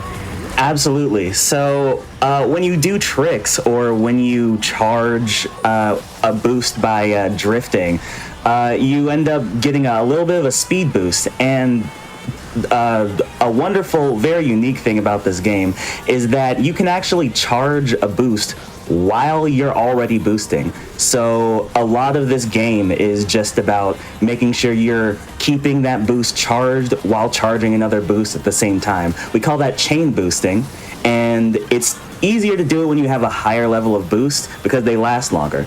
But pretty much the entire time you're just going to be maintaining that boost over and over and over again. It's easier on some characters than others. On Sonic, it's not very consistent, but I doubt we're going to be seeing too much inconsistency today. Ooh, there is some inconsistency here, but look at that save. Oh my god. Uh-oh. I shouldn't have said anything. I jinxed it. That, I've actually just straight up never done before. But that strat is kind of difficult because you have to get a specific height off of the ramp, and that height requires a specific positioning and a specific angle. So there, I kind of dropped the drift there, but it requires a specific positioning at a specific angle, and you can get a bunch of different heights kind of in this game based off of different ramps. So yeah, we're gonna be losing time to that third lap, but we're out of here with a 154, and we're gonna be going on to the first Billy Hatcher stage. So we do have 6 backgrounds here, and Billy Hatcher is going to be one of them. This Billy Hatcher theme is very, very well represented by the kind of Winter Storm Billy Hatcher and the Giant Egg world, if you are familiar with that game. And obviously that game has a lot to do with eggs. We're not quite going to see a lot of eggs on this stage, but we're going to see a lot more in Rampart Road. Can you go ahead and talk about the shortcut here, Rush? Oh, yeah. Oh, I'd love to. So you'll see on your right there where those 2 arrows were, there's supposedly a shortcut that's supposed to save time. Unfortunately, that, like many other shortcuts in this game, doesn't really save any time at all. We're going to be skipping most of them, except for one. We'll talk about that in the future when we get there. But you'll see that a lot of shortcuts that just don't get used. It's also, I think this is a very good moment to talk about collision with the ground. If you'll see when he passes over this area here, he kind of gets a little bit of airtime.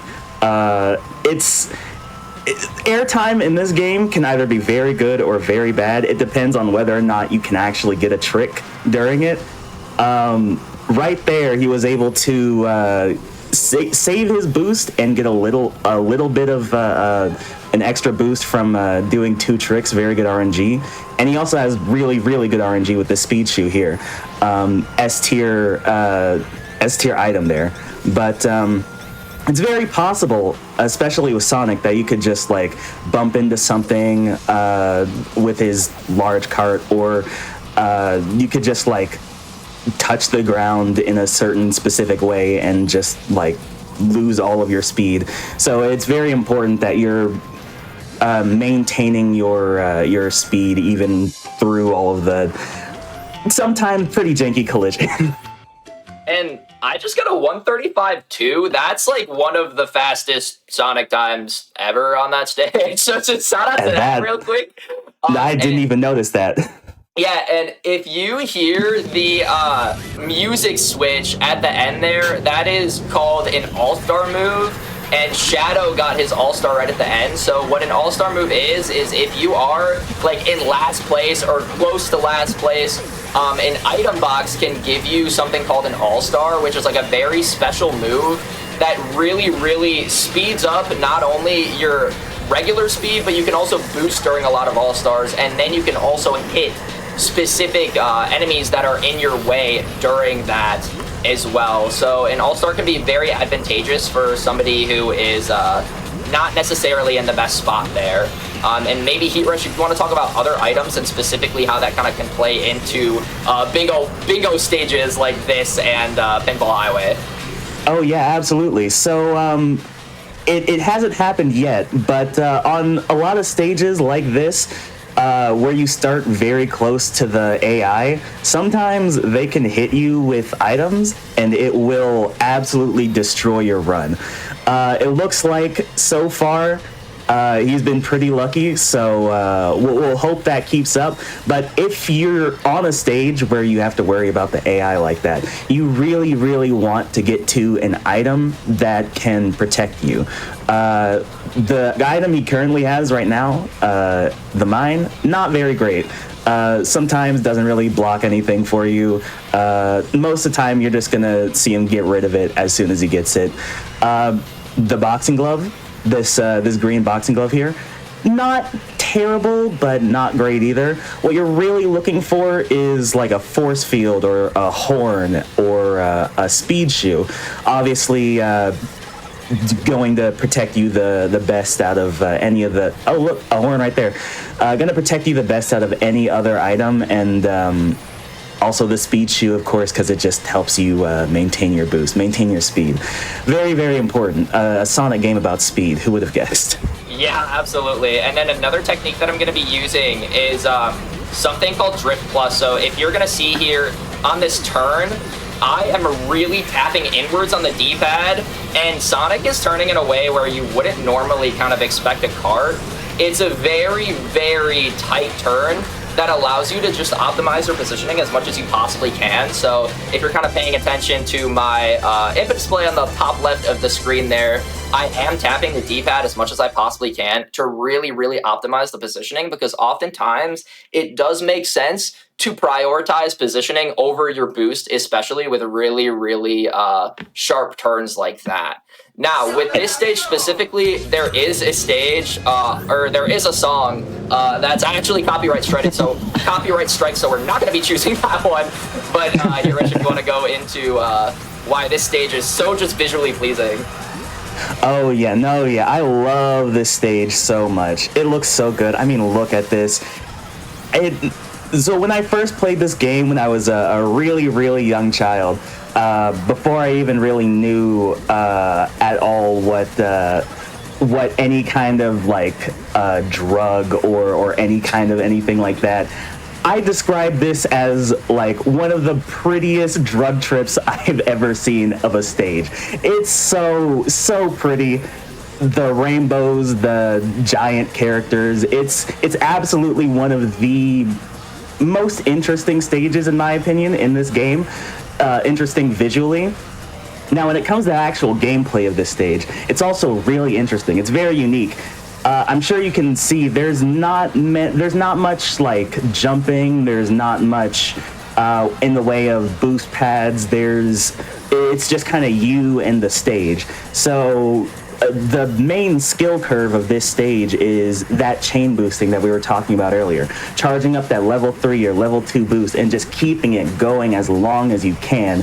And it's all about your rhythm, getting those, oftentimes with Sonic it needs to be frame perfect recharges, just keeping your drift going, keeping your boost going. And also, you know, one thing that is kind of difficult to notice here is nearly any time there's a drift or a boost that's about to go, you're gonna see like a little bit of a touch on the D-pad for that drift plus, because it's really important that you maintain your positioning as well, so that you're getting as close to the wall as you can without losing speed. You're gonna see that throughout the entirety of this run, just tiny little adjustments like that. And talking a little bit more about Drift Plus, it's honestly, in my opinion, it's one of the things that makes this game the most interesting. I mean, it doesn't exist in any of the other Sonic racing games up until this point or after this. It's technically a glitch, but it's just so cool. It only works on controllers, so you won't see it on Wii U, and you'll see it on PC, but only when you're using a controller. Very cool thing about this game, you're essentially turning twice. I mean, who wouldn't love that, right? Just lets you go faster. Absolutely wonderful. Absolutely, and specifically on that stage, like Heat Rush said, it is so important to optimize chain boosting, because literally chain boosting is the difference between a 209 and a 215. So like you saw there, I got a 210-3, but I dropped 2 drifts there. Dropping a drift happens when you release drift a little bit too early. So obviously if you chain boost kind of frame perfect, you can carry that chain boost longer and longer the more and more frame perfect you get. But if you drift a little bit too early, then you just completely lose your drift and you're unable to carry it at all. So now with Shibuya Downtown, you see that I am changing characters from Sonic to Shadow. With this specific cup, Graffiti Cup, there are a couple of stages where Sonic just cannot stick to the ground, and that's the biggest reason why we don't use Sonic, because Sonic is the fastest character specifically because of his boost speed. Now, we're boosting this entire speed run, right? Like, we are boosting this entire speed run, and you want to boost as much as you possibly can, and in Chao Cup, Sonic, it gives you the ability to do that. And here I'm going to be taking the down path again because I messed up my drifting a little bit. But you're drifting the entire time, and that's why you're going to be using Sonic.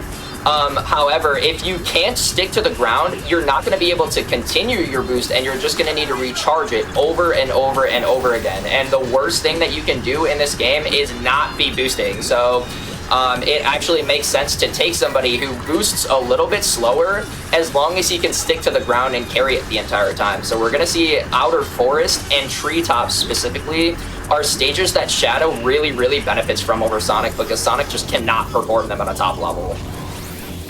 Absolutely, and there's actually something we should probably discuss before we get out of this stage. I kind of dropped the ball earlier. So you might have noticed earlier while he was on Chow Cup, sometimes he would just like boost straight through items. Another wonderful thing about this game that actually doesn't exist in any of the other series is that if you're boosting, you're doing that chain boosting, all the stuff that we talked about, you can just go through a lot of items. You can go through a lot of hazards on every stage. The only hazard that doesn't really let you do that are cars. So even if you're boosting, even if you're going as fast as you want to, you can't really go through the cars. So on these stages, you actually have to respect them. You have to go around them, and they can actually change your time. Sometimes the actual placement of the cars matters. Obstacles should only and those cars don't exist in Time Trial. They only exist in All Cups.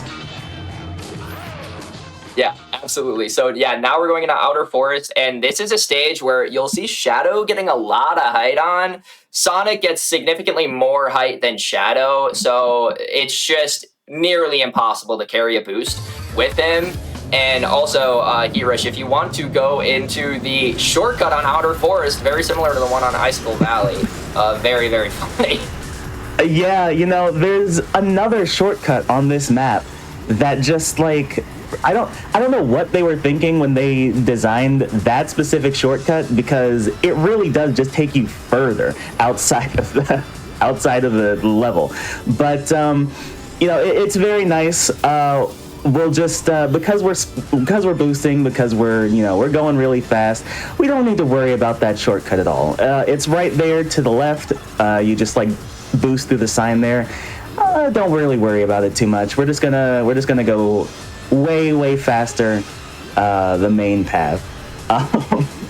Now you'll also see what happened a little bit as you came out of the church section. Bad RNG with that trick animation. So trick RNG is something that's really important in this game. On Shadow, there's one fast trick, one medium trick, and one very slow trick. Horrible RNG. You want at least one fast trick to try and get a level 2 boost there. At least one. Obviously, you always want the level 3, but sometimes you just don't get that lucky. On Sonic, it's very similar. He has a fast trick. He has I think he has two slow tricks as well, but. It's really important, especially when you get airtime to, at any point where we're getting airtime, we're trying to see if we can cheat the RNG gods. And oh no, I don't know why that happens still. That's something that does happen. So sometimes when you I think it's when you are holding the wrong input, when you jump off of, when you get some amount of airtime, even if you like switch your input midair, it still takes you in a certain direction. Very unfortunate to see that happen there, but you know, it happens sometimes. You know what? That would make sense actually, because I'm holding directly left as soon as I land. I might actually have to mess around with that a little bit later. I've never been able to describe that, but that's just like a 10-15% chance that happens. And if you're a fan of House of the Dead, you're going to have 2 more stages with House of the Dead. So don't you worry, House of the Dead is coming back. But this is the first kind of Final Fortress / Egg Hanger specific stage. If you want to go ahead and talk about all of the different backgrounds that this game has to offer, Heat Rush. Oh yeah, absolutely. So this game is, it's not just Sonic All-Stars Racing, you know, it's Sonic and SEGA All-Stars Racing. So there's a lot of different backgrounds from a bunch of different SEGA properties. It kind of feels like a love letter to a bunch of either well-known or even underrepresented SEGA properties. So you will see that Billy Hatcher, that Samba de Amigo, the Jet Set Radio, House of the Dead. and we haven't seen one yet, but you'll also see Super Monkey Ball stages as well. All very, very fun, Sega games. And you'll also see, of course, a bunch of different Sonic specific backgrounds. Like you'll see Seaside Hill, you'll see Casino Park, you'll see like Egg Hangar. This is the last Egg Hangar one for a while, but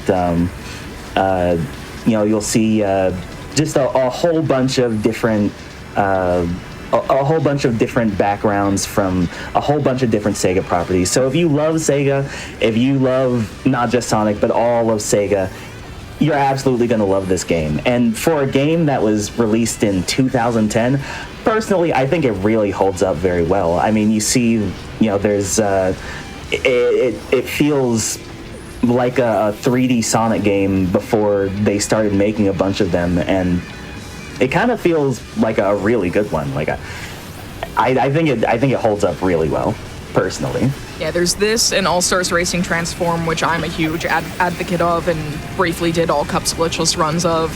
That game is fantastic, and that also has Burning Rangers. When I first started playing that ASRT, my friends and I used to joke about it being the place where good Sega franchises went to die, because they were often franchises that got like absolutely no love, like Skies of Arcadia, Burning Rangers. This was before Super Monkey Ball got new entries and was revived. House of the Dead. Like a lot of the tracks that you'll see here will return in either ASRT or TSR. TSR being Team Sonic Racing. And hopefully we get to see some more cool crossovers with Cross Worlds that's coming out later this year. Yep. And that's I'm really excited for Cross Worlds. I'm hoping that turns out well. Same. I'm hoping that they continue. It looks like they're going to try to continue to support it with new content, because one thing that nobody liked about Team Sonic Racing and the console the console players, although the speedrunners were very happy the console versions of ASRT never got patched, because that's where all the glitched runs went. Of course. The PC version got patches, but the console versions, PS3 and 360, did not. But I just hope, like, one thing that TSR didn't get was any support post-release. Like, it's just like they released it, people gave feedback, and nothing happened with the feedback. So I'm just hoping for fun online modes and like a good time overall, and that they do support the game post-release beyond just giving us additional characters and stages. That alone is really cool. They've never done that before with any of these games, where they, well, actually that's not true. ASRT did get a couple of extra characters in DLC, like Metal Sonic, Rio, and Yogg's cast for some reason. That was a charity thing, but I'm excited to see them do it again with Cross Worlds, even if Minecraft is a little out of left field. And speaking about DLC, this game actually does have DLC as well, but it's not available on the PC. So there is a character, Metal Sonic, who is really, really good for time trial specific strategies. And he could maybe potentially be used for all cups, but because the DLC is not available on the PC version, Metal Sonic is not available for use in all cups. Now there are also some other characters from the DLC, like I think Banjo and Kazooie and Mimi, but Mimi I think is technically the slowest character in the game with everything considered. So I am a big Super Monkey Ball fan. That was my first ever speed game, by the way, was Super Monkey Ball. And I always used Mimi in challenge mode, so that's really sad to see that Mimi is not really that good, and II is just the slower version of Sonic in terms of boosting, so... Yeah, it's very unfortunate. And Rampart Road, just to build off of that, is actually one of those maps that Metal Sonic would be really, really good on if you could use him. Unfortunately, since we don't have Metal Sonic, we just have to deal with the sometimes really the really high airtime that Sonic can get. But it's very important, especially on this map, because we're dealing with airtime, that we think about these egg cycles. So we saw them first on Icicle Valley, but on Icicle Valley you can pretty much boost constantly. As you can see on this map, there's often times when you just have to drop your boost. You're getting a bunch of airtime. There's not much you can do but just, try to charge up a boost better. Oh my gosh. Oh, that's so funny. I haven't seen that happen in a long time. Okay, I'm just putting on a grand tour here. All right. Oh no. Oh my god. A little bit of tragedy here, but we're still getting a 58. A little bit of tragedy This here. Kart World, you could have tricked off that like wood stuff that you just bounced off. Yeah. Oh, but we get a speed shoe, so we get a little bit of time save. But where's the egg here? Again, about these eggs, it probably won't happen. Hopefully, it won't happen, especially now. But especially right there, if you are going too fast or too slow, sometimes you can just run straight into them and just spin out, lose all control. Another thing about this map, actually, that probably isn't entirely noticeable if you're just like watching this and like you aren't like directly looking at it. This shortcut that he's taking right now, it's actually the best shortcut in the game, like by far. Besides Dark Arsenal. Well, we'll get there. This is such a good shortcut that there's just no reason to take the main path at all. I mean, it's just like completely slower. I think it's like 20 seconds of time save. Dark Arsenal, when it comes up, is going to be 20 to 30 seconds of time save. So we'll get to that when we talk about it. But yeah, you could, if you really want to, go left, but you're just going to be losing time. So we always just go this direction. Honestly, I don't even know why you would take the main path either, because this shortcut is just prettier in my opinion too. So just another cool thing about this game, a break from the very bad shortcuts. Yeah, absolutely. So now, speaking about another good shortcut here, like Heat Rush said, this is about 24 seconds or more throughout the entire stage. And this is just so important to be able to hit this. The hardest time is the first one right out of the gate. So this one is harder than the rest of the skips. And it looks pretty clean here. Yeah. You actually got a little bit of a boost from Amigo. That's actually that happens sometimes. So sometimes the AI can actually help you. Oftentimes they're a nuisance, but specifically on this stage, if Amigo is right behind you, Amigo is actually a really interesting character. He's like really good on one map coming up later, Lava Lair, but he's kind of like an A-tier character. He has a really fast time to charge his boost, and he also has a really high acceleration. So at the very start of the round, if he's right behind you and he bumps into you, he can just give Sonic a speed boost. Pretty much any character can get a speed boost from Amigo. So one of the rare times that you'll just get a time save from the AI.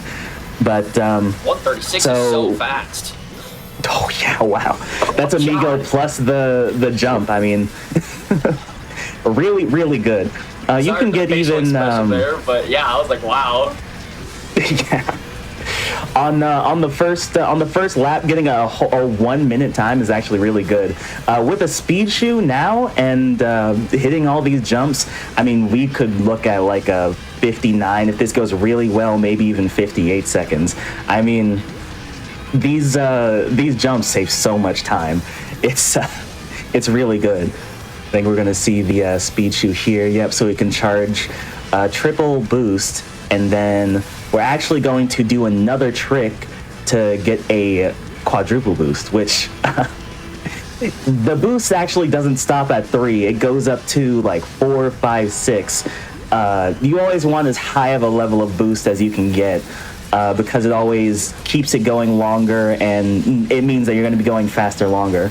But it's rare, especially in these first few cups, that you're going to get that. You'll see a lot more opportunity to charge a level 3, 4, or 3, 4, 5, 6 in the later cups. I don't think we even described the difference between level 1, 2, and 3. So level 1 is by far the slowest boost here, and as I drop a drift there, but level 1 is by far the slowest boost. Level 2 is much, much faster. And level 3 is not really that much faster than level 2. And that goes for the first boost. If you're able to chain boost properly, then all of the speeds are the same. It's just that first boost that has slightly different speed. But like Hero said previously, is that the difference between those boosts later on is how easy it is to chain boost and carry it for a long period of time. So if you charge up a level 2, it's going to be longer to go for a long period of time than it is if you charge up a level 3. So a lot of people learn by charging level 3s in situations where they don't necessarily need to, and then working from there. Additionally, for characters who charge their boost faster, it's a lot easier to chain boost for long periods of time. So a lot of people use Shadow instead of Sonic in a couple of cups where Sonic is a bit more optimal because it's just that much easier to chain boost and you're learning the proper technique at the beginning. So it can be a recommended strategy for Chow Cup and for Samba Cup specifically to use Shadow just to get introduced to chain boosting. However, with Egg Cup, because Sonic is the only character that can consistently do those Dark Arsenal jumps, and it saves like 20 to 30 seconds, you just have to use Sonic. Yeah, pretty much. And we're here on what is it? Rocky Coast? Wait, no. I'm a little bit far ahead. We're here on Jump Parade. My bad. Nope, you're good. So we're here on Jump Parade, and it's actually important. This is a really good stage to pay attention to when it comes to the pattern of charging your boost, chain boosting.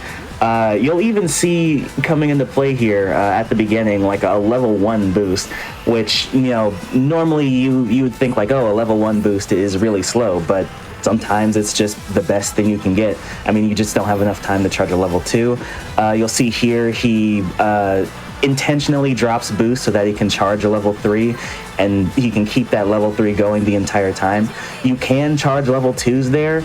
It might not be as optimal. There's a lot of opportunities throughout this game where you can come up with patterns like that. I mean, it's not fully optimized. None of this is fully optimized, but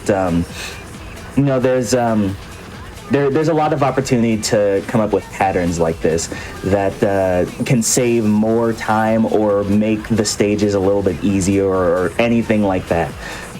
There's a lot of freedom when it comes to stuff like that. This is one of the stages where you really do like a very strange pattern. There's also a lot to talk about when it comes to the tricks, because on this specific stage you don't get a lot of time to go for tricks at all. So if you do go for tricks, it's at very, very specific parts. With you're basically just hoping for the best trick you can get with Sonic, which is the one fast trick. You'll see right there when you're going through the balloon section, a lot of people will be tempted to go for a trick there. If you land a trick, it's faster, but if you don't land a trick, then you lose a lot of time. And you can hit one of those hazards you aren't going to be boosting, so you can just spin out. Again, lose a lot of time, go off the map even, sometimes it happens. So, again, more about that pattern that you want to go for there. Some people would go for the RNG trick there. Some people wouldn't, just for the consistency. It's all about how safe you want to be, how much faster you want to be, all that stuff. Yeah, and what I would say about that RNG specifically is there is a 1/3 chance that you get that trick off on those times where you get air and jump parade if you get good collision with the ground. Now, you might not always get good collision with the ground, so even if you get the fast trick with Sonic, you might not necessarily get that trick off. So generally speaking, I view it, even though a lot of people view it as a 1 out of 3 chance, sometimes you can get a little weird collision with the ground there based on your inputs with your analog stick. So I view it as a 1 out of 6 chance to get that trick off. And, 5 out of 6 times it's going to be slower because you just lose your boost entirely. Even if you are boosting and you're not charging anything, if you trick and you don't land it, you're just going to lose that boost entirely and you're going to have to recharge it. So Jump Parade is a very, very unique way to kind of learn where to charge your boost, learn kind of positioning of, you know, when you release drift and, you know, that specific part. So you'll really notice that chain boosting, positioning, and then just being able to maneuver those two things at the same time is really the two most important concepts that you need to get down at a top level. Absolutely. And I actually want to talk about a little bit about what we're about to see here. So we saw it on the last lap, but when he comes out of this tunnel here, you know, this tunnel has, you're going really fast. He doesn't just like exit throughout, he doesn't just exit the bottom. You actually get a little bit of airtime, which is what you don't want. Unless you can get enough airtime to get a trick like that. So you'll kind of swing to the left at the very end of that tunnel to get enough airtime to maybe get in a trick and charge another boost to keep that going until the end of the stage. And when you get to the end of the stage, there's another part where Sonic, you know, one of the characters that just gets the most amount of airtime. He doesn't really stick to the ground, so you just charge a boost right before you get an airtime, and then you let it go. It's right there. Very technical stage it can be at times. A little bit of drift plus to get past that specific turn. Just going over the very, very tiny details that you might not notice if you're just watching him play is it's all the little micro movements, the ideas of where you charge, where you boost, all that stuff. Very, very important with Sonic. Very important on this stage too as well. Yeah, absolutely. And what I would say is this stage is really, really good at teaching you how to preserve your boost and have good positioning at the same time, specifically with that first turn.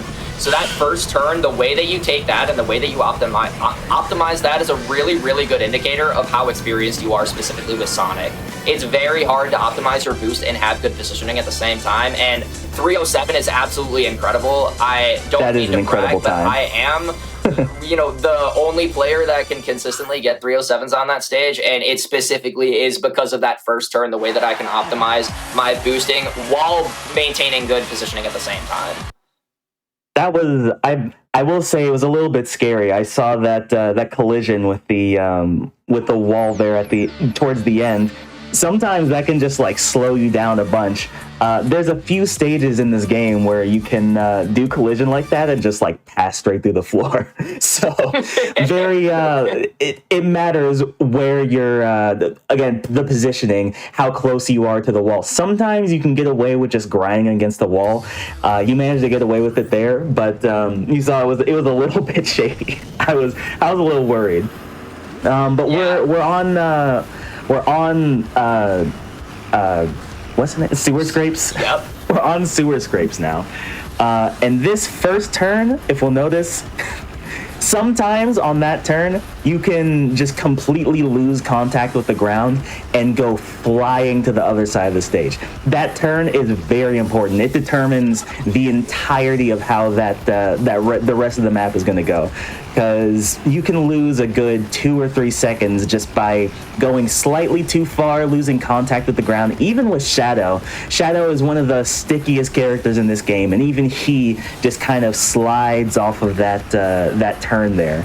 Yeah, absolutely. And I can go deeper into that. The specific turn that he's mentioning that you can, oh wow, that was a really good first lap, but the turn that you can get airtime is this one, but the turn that you can kind of crash into the wall here is this turn right here, and it's extremely important. You can lose like 0.5, 0.6 of a second right there, and in kart racing games, you are fighting for milliseconds. Every millisecond matters because, you know, this is obviously timed in IGT here. For those of you that don't know, that's in-game time. And every millisecond matters because, you know, this game, you know, the difference between, I think, 2nd and 5th place is about 5 seconds, right? So if you save a couple of milliseconds here, save a couple of milliseconds there, that's all of a sudden 1 second in a total run, and that could be the difference between 1st and 5th on the leaderboard. So, you know, it really, really matters to know how to optimize that specific, you know, 3rd turn on sewer scrapes. It's just so important to not crash, and hopefully I'm not jinxing myself here. Because yeah, sewer Another great scrapes is a lap. really, really important one to practice at a top level. Yes. Yeah. So close. Jinxed it a little bit. Jinxed it a little bit. It was really close.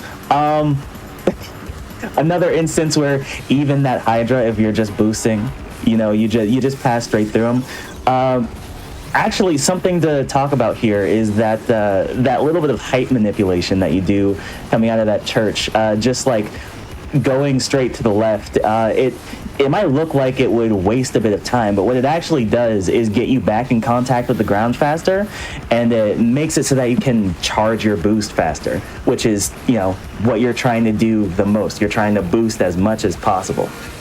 So it's very important there that you work with the physics of the game to make sure you can get down onto the ground as fast as possible. Yeah, absolutely. And specifically with height manipulation on sewer scrapes. So to go a little bit more deeply into the inputs that I put on the controller, so I was drifting where my front wheel was facing the left. And right as I'm going off of that ramp, I'm holding left on the analog stick to limit my height. However, if you do that too much, you can actually clip out of bounds on sewer scrapes out of that specific church section. So you don't want to be doing too much height manipulation. And yeah, like Heat Rush said, you're getting contact with the ground quicker and you're able to charge your boost a little bit earlier. Now, this is really important on that part of the stage specifically because of positioning issues. Because if you're at a bad positioning and you have a little bit too much height, you can very easily get height from that second hill there at the end of the lap. And then that could just throw you out of rhythm and you need to recharge your boost. So if you're able to land a little bit quicker, then you're just a lot, safer in terms of positioning, and it is a little bit faster for the most part. I want to take a little bit of a detour. Can we talk about how beautiful this stage is? I mean, it's like, honestly, I think this has got to be like my second favorite map when it just comes to aesthetics. I mean, you got the rainbows, you have the crabs. It looks like a Sonic map. The water, the water looks really good despite being a 2010 game. Yeah, right. I mean, this is such a pretty map. By the way, this is that section I was talking about earlier, where sometimes you can just like grind against the wall and just like pass through the floor. that can happen sometimes on this map. But it's just such a pretty map. I love specifically this part because you see that mansion to the left, and you just get like you get that jump. You can just kind of relax for a second and just take in the scenery. Really, really, really good map in my opinion. Really fun map. It's also fun to practice. There's also a little bit of a funny thing that can happen here. If you take that specific first turn too short, you can just like instantly go out of bounds. Yep. Luckily, it hasn't happened here, but you can just like pass through the water and just instantly out of bounds, even if nothing else is happening, just out of bounds. Yeah, so it's a very weird mechanism too, because if you go a little bit too deep but not the deepest that you could possibly go, you can just get clipped. Like, it feels like you're almost hitting a wall, but then yeah, if you go too deep, you just clip out of bounds.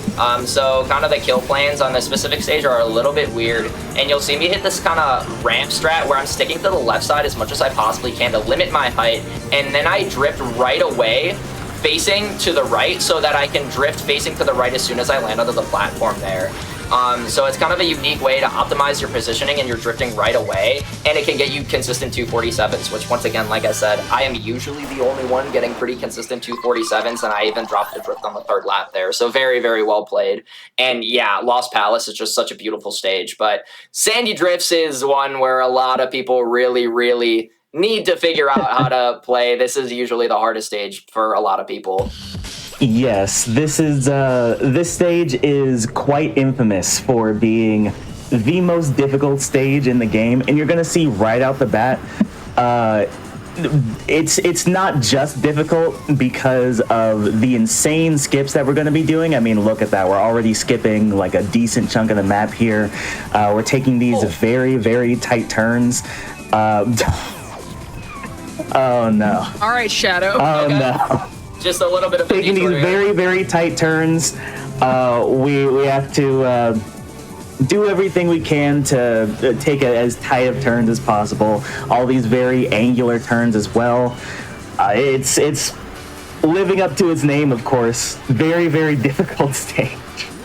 Yeah, and of course during a live speedrun, that's the first time that has ever happened to me. But yeah, speaking about very difficult turns, this is usually the one that people complain about the most right there. And then we're just going to be doing another diamond gap jump and then just getting straight into the next lap. So yeah, there's just so many different wrong things that can happen specifically with this stage. And it is kind of in the middle or in the late game, which obviously a lot of speed games have their more difficult stages in the middle or in the late game. But here I'm going to try and skip that pole. If you saw the miniature pole there, you need to go inside of it if you want to save the most time. You can obviously go outside of it, or you can just take the long way. That is kind of an optimization that I was going for. And as you saw on lap 1, it can just completely kill your run and lose like 10 seconds. I think it lost about 12 actually for me. No. But if you do it correctly, it saves probably about 0.2 or 0.3. So just the things that you have to go for specifically at a top level in this game is, you know, high risk, low reward, unfortunately. And this is also a stage where, I mean, it probably won't happen this time because of the unfortunate incident that happened earlier. We won't speak of it. Yep. But oftentimes on this stage, you can go way too fast and like meet up with some of the AI. Like you'll just lap them, and they can also hit you with items. Another reason why this stage is just so difficult, it's just you have to do a whole bunch of skips, you have to make all these tight turns, and also on top of that, sometimes if an AI in the back just has a good item, you could just get hit by it. So you'll see these carrying a force field because, you know, it's very important even on this map to make sure you're carrying something that can protect you from what you might get hit by. So many ways that stage can go wrong. You only saw a very small amount of it, but that run is that stage is very infamous. Very oftentimes a run killer. Yeah, absolutely. And it sucks because it's so late into the run. Like PICROSS said, if you run into CPU, they mess up the hardest turn pretty much in the game. So they can not only mess up your positioning, but they can just completely get rid of your boost speed if you have enough collision with them. And then also, if you lose enough speed, then you're not able to do the diamond gap jump, and then you're just losing even more time. Now here, I'm going for a very difficult strat in Rikaku Hill. I was able to hit it. What I'm doing there is I'm trying to carry a level 2 drift throughout that entire section there, and it's very difficult because Shadow gets a lot of height, and like I said previously, if you get a lot of height, it's just really difficult to carry that drift boost throughout the entire speedrun. And another very difficult part of that stage is the positioning, specifically on that part of this shortcut. This is one of the shortcuts that do save time, and 48 is an incredible first lap there, but yeah, I'm gonna be going for the strat again. And you need some good RNG in order to get enough height to get a trick off, but I'm going to be carrying this level 2 boost and chain boosting it, and then I need to hit a specific part of this hill to limit my height, like that, and then I need to hit a specific part of that hill, which I barely was able to get that off there. Ideally, I'm hitting that ramp. Oh, I got the ghost of Rikaku Hill. Okay, if you want to describe that, Oh no! I was just about to talk about that too. So this is another stage, back to back, where you can have interactions with the AI. So this is actually one of the stages in the game where the map actually folds in on itself. So you're directly above another part of the map, and sometimes the AI can just like hit you with something through the wall. We call it the ghost of Rikaku Hill because if an AI has a horn while you're going over that specific part of the map, they will just hit you with the horn and you will spin out. There's not much you can do about it except have something to protect yourself at that point. Which the only thing with the horn, the only thing you can protect yourself with is a force field. Yeah, absolutely. It's very unfortunate. It's specifically that first part of the stage. It's very connected with that kind of middle part of the stage. They're just so close to each other in the layout that, yeah, if a CPU uses a horn, you just get hit as well, and there's absolutely nothing you can do about it. So there's just really funky RNG in this game. Although I love this game to death, that's still actually a pretty decent time. There are some pretty funky things about it that really keep you on your toes. And RNG is just extremely important because, like I said, you're fighting for milliseconds. But that is 4 out of the 6 cups. We have 2 cups left. Monkey Cup is obviously the longest. And then Samba Cup being the 3rd longest because Egg Cup is a little bit longer. But yeah, we have 2 stages left. We have another Samba de Amigo stage called Rocky Coaster. And we can talk about positioning on this stage for hours specifically because there are a couple of turns that are just so important. And there are a couple of obstacles you're going to see at the beginning of it where you need to boost through them because it's very, very difficult to kind of go around otherwise. So really optimizing your chain boosting here is really important. And this stage shows me as well how well you're practiced with Sonic. This and Rampart Road specifically, but there are a lot of other ones like Deadly Route as well, where you can just, you know, have so much practice in and still there's a ton of things that go wrong. So yeah, I'm going to be focusing up here if you want to talk about specifically the obstacles, Heat Rush. Oh yeah, so the obstacles on this specific map, there's quite a few. Obviously in this tunnel you see all the things hanging from the walls or hanging from the ceilings and the axis swinging through the walls. You see the balloons here. Again, as always, if you're boosting, you're going to pass through it, but there's some things in this game that will affect you no matter what, even if you're boosting.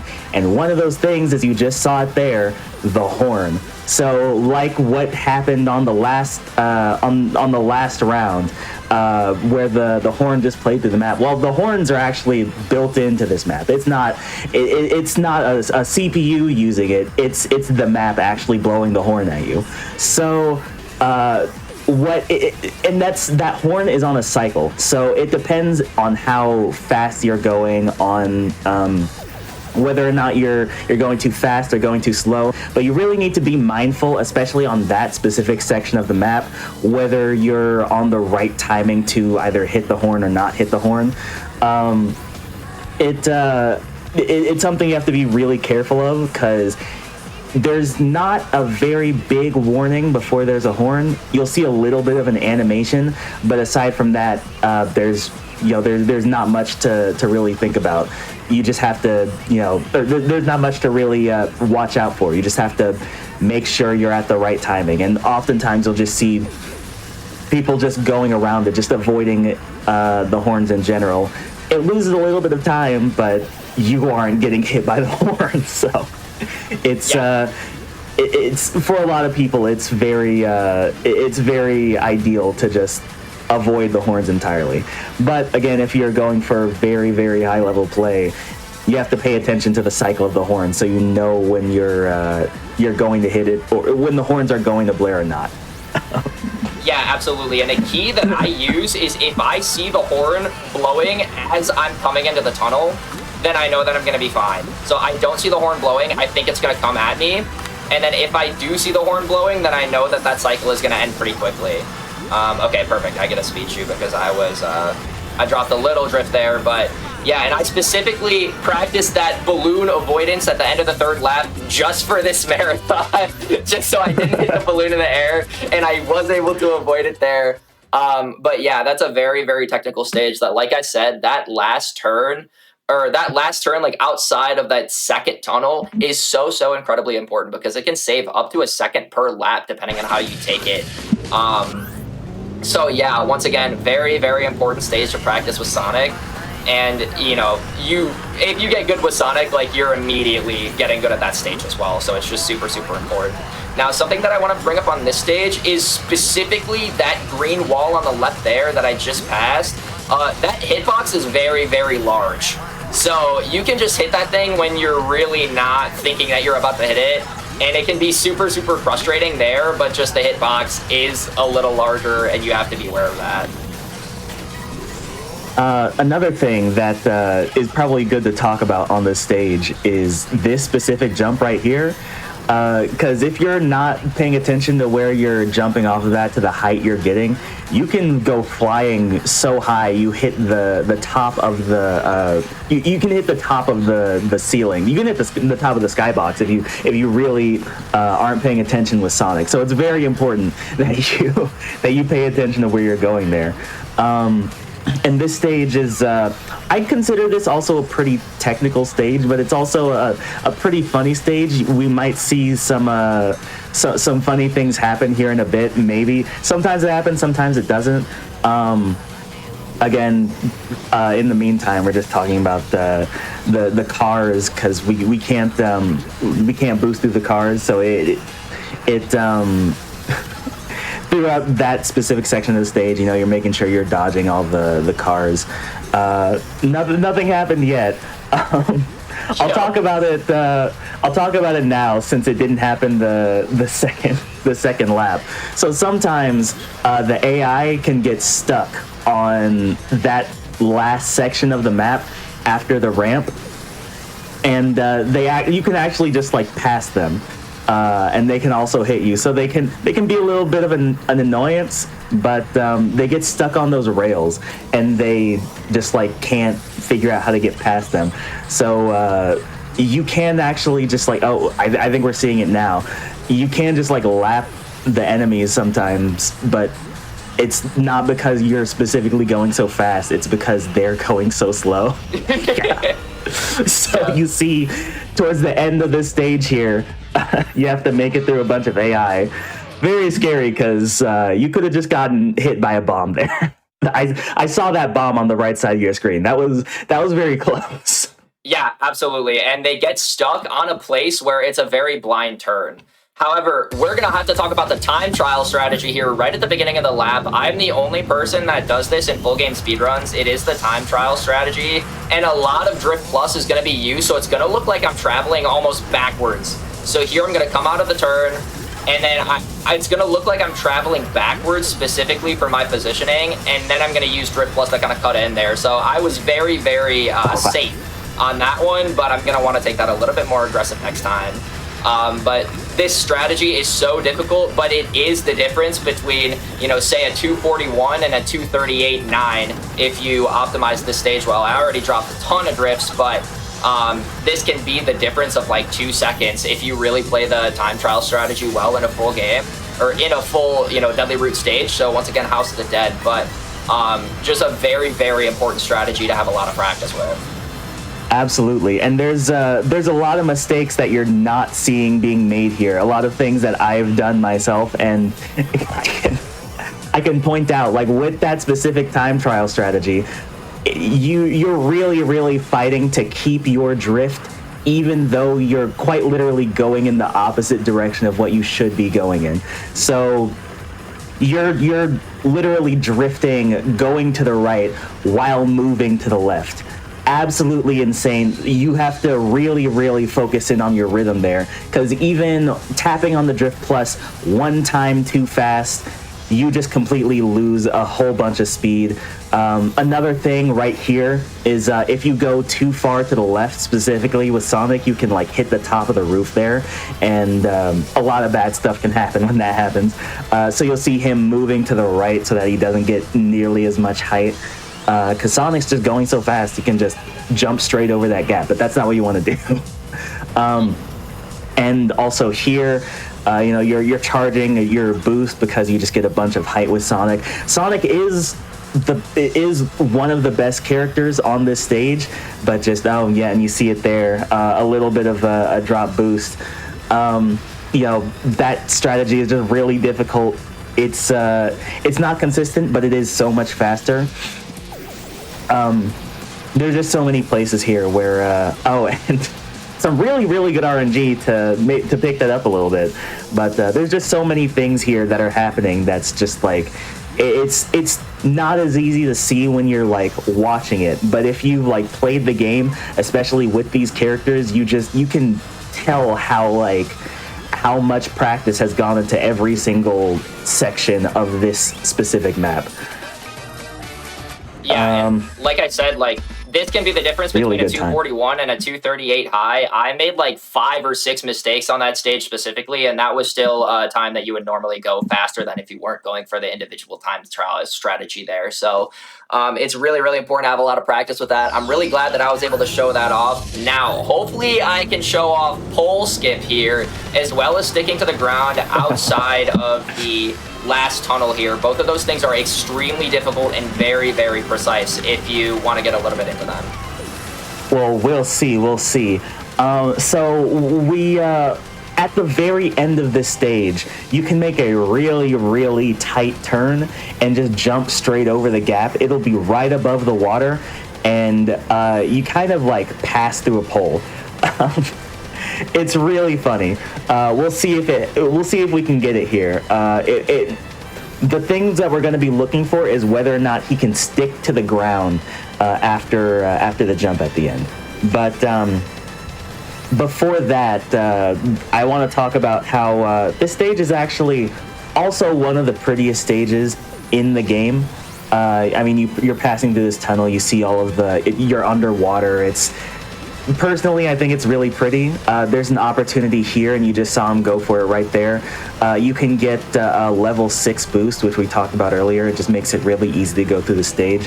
So this stage is, it's kind of like middling when it comes to difficulty, but it's very long. You get a lot of opportunity, and he actually did it there. He went for the pole skip, and he got it, which that saves not like an insane amount of time, but on a map like this where there isn't a ton of room for time save, I mean that's a really good, that's the difference between like an insane time and a pretty okay time on this map. On this in all these tunnels there's just a whole bunch of speed pads, so you're mostly just like letting your boost recharge and pass over the pad to keep your speed. So you get a lot of time to stare at the beautiful scenery, and even here, you get that 3, 4, 5. Now, when you come out of this tunnel, you saw it earlier a little bit, but you get a little bit of height, unavoidable height with Sonic, and we'll see if he goes for it again. All right, doesn't hit the fish, manages to get it again, really good. So you see that's a 109. That's a really good time on this stage for the second lap. Really, really good time. I think we're gonna get a really good ocean ruin time. But aside from that, it's just the same things we've been talking about before. Maintaining your boost. Sonic gets a lot of airtime, so you try to make sure that you're charging your boosts when you really, really need to, like when it's most effective to charge your boost. Because, I mean, at some point you're just gonna like have to with Sonic. That's the main issue with maps that are this long is making sure that you're charging your boost whenever you can. So we'll see. Hopefully. Okay, he sticks to the ground really well there, so hopefully he can get it a third time, and I think we're gonna see a really, really good ocean ruin time. I put money on it. Oh yes. Let's see. 331. That's pretty good. That's with pretty the drop good. drift as well. I dropped a drift at the beginning of lap 3, so I'm very, very happy with that. Yeah, absolutely. Really, really good. Yep, so now we're going to be the fish can hit you there, but if you aren't boosting, but we never even saw it. I mean, that was just such a clean run. We never even saw you get hit by the fish. Yeah, and I did have the horn specifically so that I could avoid it. But yeah, I mean, you could also use a shield there or a speed shoe. But yeah, 331.6 with a drop drift, that is absolutely phenomenal. 331 or even low 332 is good enough for a world record run. But now we're going to be going on to the last stage. Bingo Party is sort of just a waiting room for Lava Layer and Monkey Target, but this is another one of those casino stages where a lot of things can go wrong if you're not boosting through the obstacles. as you see those Eggman robots kind of looming around, making sure you're not running into them and making sure you're not hitting the springs. But there is a specific strategy right here on this green tile where you can hit the springs on purpose and then go faster. But the thing is, it's so inconsistent that just no one goes for it in full-time runs. It is a time trial specific strategy, but a lot of people just like grind for a specific good collision, and it's just so difficult to get. So it's just not consistent enough to go for. It's an insane strategy. I would recommend after this run, you go look at a time trial because it looks absolutely insane. Oftentimes, you won't even be using Shadow to go for it because even though Shadow is like really good, there's actually a character that's extremely similar to Shadow in pretty much every way. The main difference though is that his motorcycle is smaller. That's Rio. And you'll go for the spring strats on Rio because it's actually slightly more consistent with Rio, but you also get the slightly tighter turns because of the size of the motorcycle. Did you have something to say, Amber? Oh no, like Rio is definitely a very similar character to Shadow, and I don't remember if it's this particular stage, but I know that in console versions of this stage, Sega had accidentally used fan art of Sonya the Hedgehog from Sonic Underground as the Queen of Hearts, thinking that it was Amy Rose. Which is it was never patched out of the console version because this, I think on the Wii version specifically, because they couldn't push patches out to the Wii versions. Like what the Wii got was what the Wii got, and that was it. It might have actually been one of the previous casino stages, not this one, but it's a road you definitely drive on. I've seen pictures of it, and I'm like, oh, that ain't Amy, that's Sonya. I'm so glad you mentioned that because I completely forgot about that. But that is a very interesting thing about that stage. There's a lot of assets just all over the place in that stage, so I can't imagine how someone would have found something like that, just like stopped and stared and was like, huh, that card, I don't think that's really Amy right there. I wonder if the person who did that fan art, because I think they must have found it on DeviantArt, I'm fairly certain that's how the story went. I don't know if the person who made that fan art played the game and saw their own art and it was like, bro, what are you doing? That would be very interesting to look into. So we're on Lava Lair. I do now. believe Sega did apologize to that artist. I think I did hear something about that. But we're on Lava Lair now. We're making sure we're going to the left so that we can possibly get enough height to just skip that entire second platform there, which we did. We didn't get lucky with RNG, which is unfortunate. Oh, very scary right there, seeing the star. Oh my gosh. We haven't seen the star much, but we'll talk about that later. Oh wow. Okay. So there's a strategy here. We'll probably see it in the next run, but we call it lava lair jumps. And essentially, what'll happen is you'll jump off of that first ramp, and you'll get a lot of air time, and you'll actually maintain a lot of speed in the air. And when you hit the second ramp, you can pretty much just go flying super fast across the stage. We didn't see it that time, but we'll probably see it this time. Hopefully we'll see it this time. Yeah, absolutely. We didn't get to talk about the star much because it hasn't shown up. You pray that you don't see the star in your runs. All of these items that we're talking about, most of the time you're gonna get hit by the rocket. Maybe you're gonna get hit by a boxing glove. But if you get hit by the star, instant run killer. It turns your screen upside down.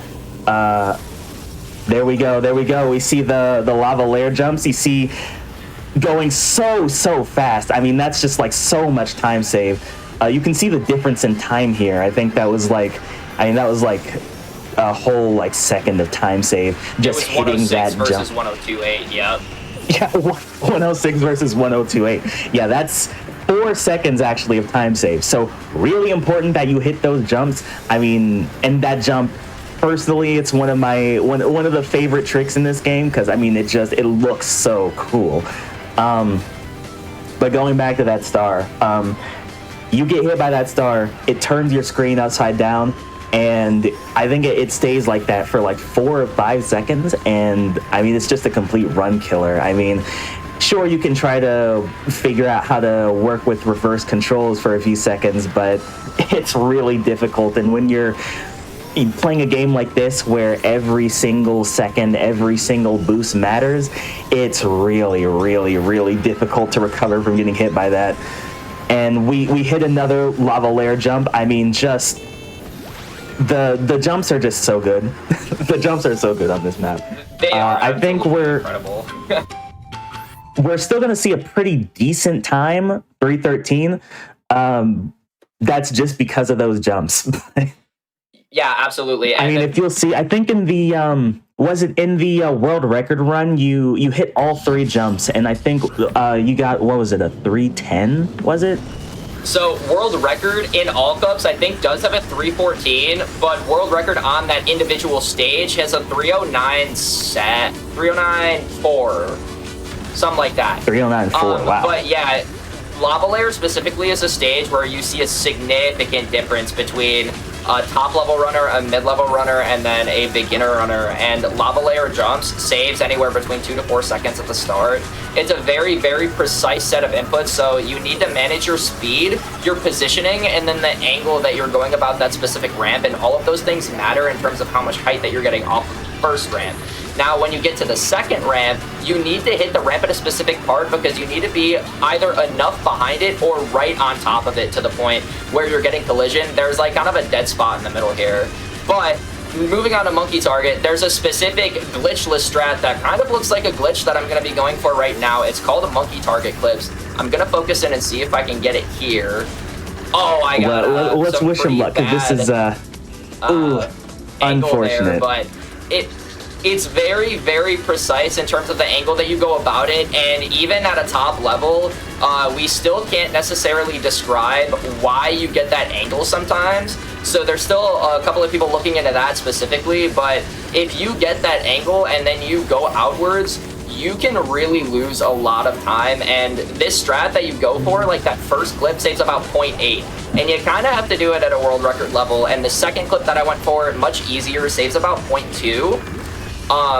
But that first clip, you can completely invalidate your run. It can become glitched because you can technically respawn at a place where you haven't touched in the stage yet, so you're like kind of warping ahead, so that's why it would invalidate the run if you miss the skip. But if you hit the skip, it's totally normal. So I'm gonna hopefully get it this time, and it's just such a cool strategy to show off, so I really hope that I'm able to show it off. And it's super, super This difficult. is also... Yeah, go for it. This is also a stage where it might not be entirely clear just based off of the gameplay here, but it's very, very important that you get not just a level 3 boost, not just a level 4, not just a level 5, but a level 6, because I mean, I'm sure you can see you have to carry that for a really long time, and considering this is you know, one of the last stages in the run, it's actually quite a difficult stage. You have to go for those clips, you have to make sure you're maintaining, even though you're getting a level 6 with Shadow, it's actually really difficult to maintain it as long as you would need to. So it's quite difficult. The last two, honestly, this entire last cup is fairly difficult just all around, and these last 2 stages are definitely going to put any runner to the test, at even both new and very experienced players. I mean, you know, you can see the skips there, the wall clips there. I mean, you know, they're not very consistent at all, but like going for it is absolutely crucial. And at this late in the run, it's just really heartbreaking when you see something, you know, when you see something go wrong, not just once, but twice. I really wanted to show that off. That's disappointing, but okay, whatever. That strategy is really very difficult. it's very difficult. There's quite a few quirks with this specific map too. Unfortunate to see that not working out, but you know, it is what it is. Yeah, so we're gonna be moving on to the run must go on. Thunder Deck here. Yeah, that monkey target clip strategy is super, super difficult. It is in the world record speedrun. So if you have time, I would highly recommend going out and checking that. But this is the last stage, and this has a new level of RNG that no other stage has seen before. So you see these robots at the beginning. They'll just randomly fire at you or not fire at you. So in the world record run, actually, I do get hit by one of these robots. And it usually loses about 1.5 seconds. So that time could have been faster if I just didn't get hit by RNG there.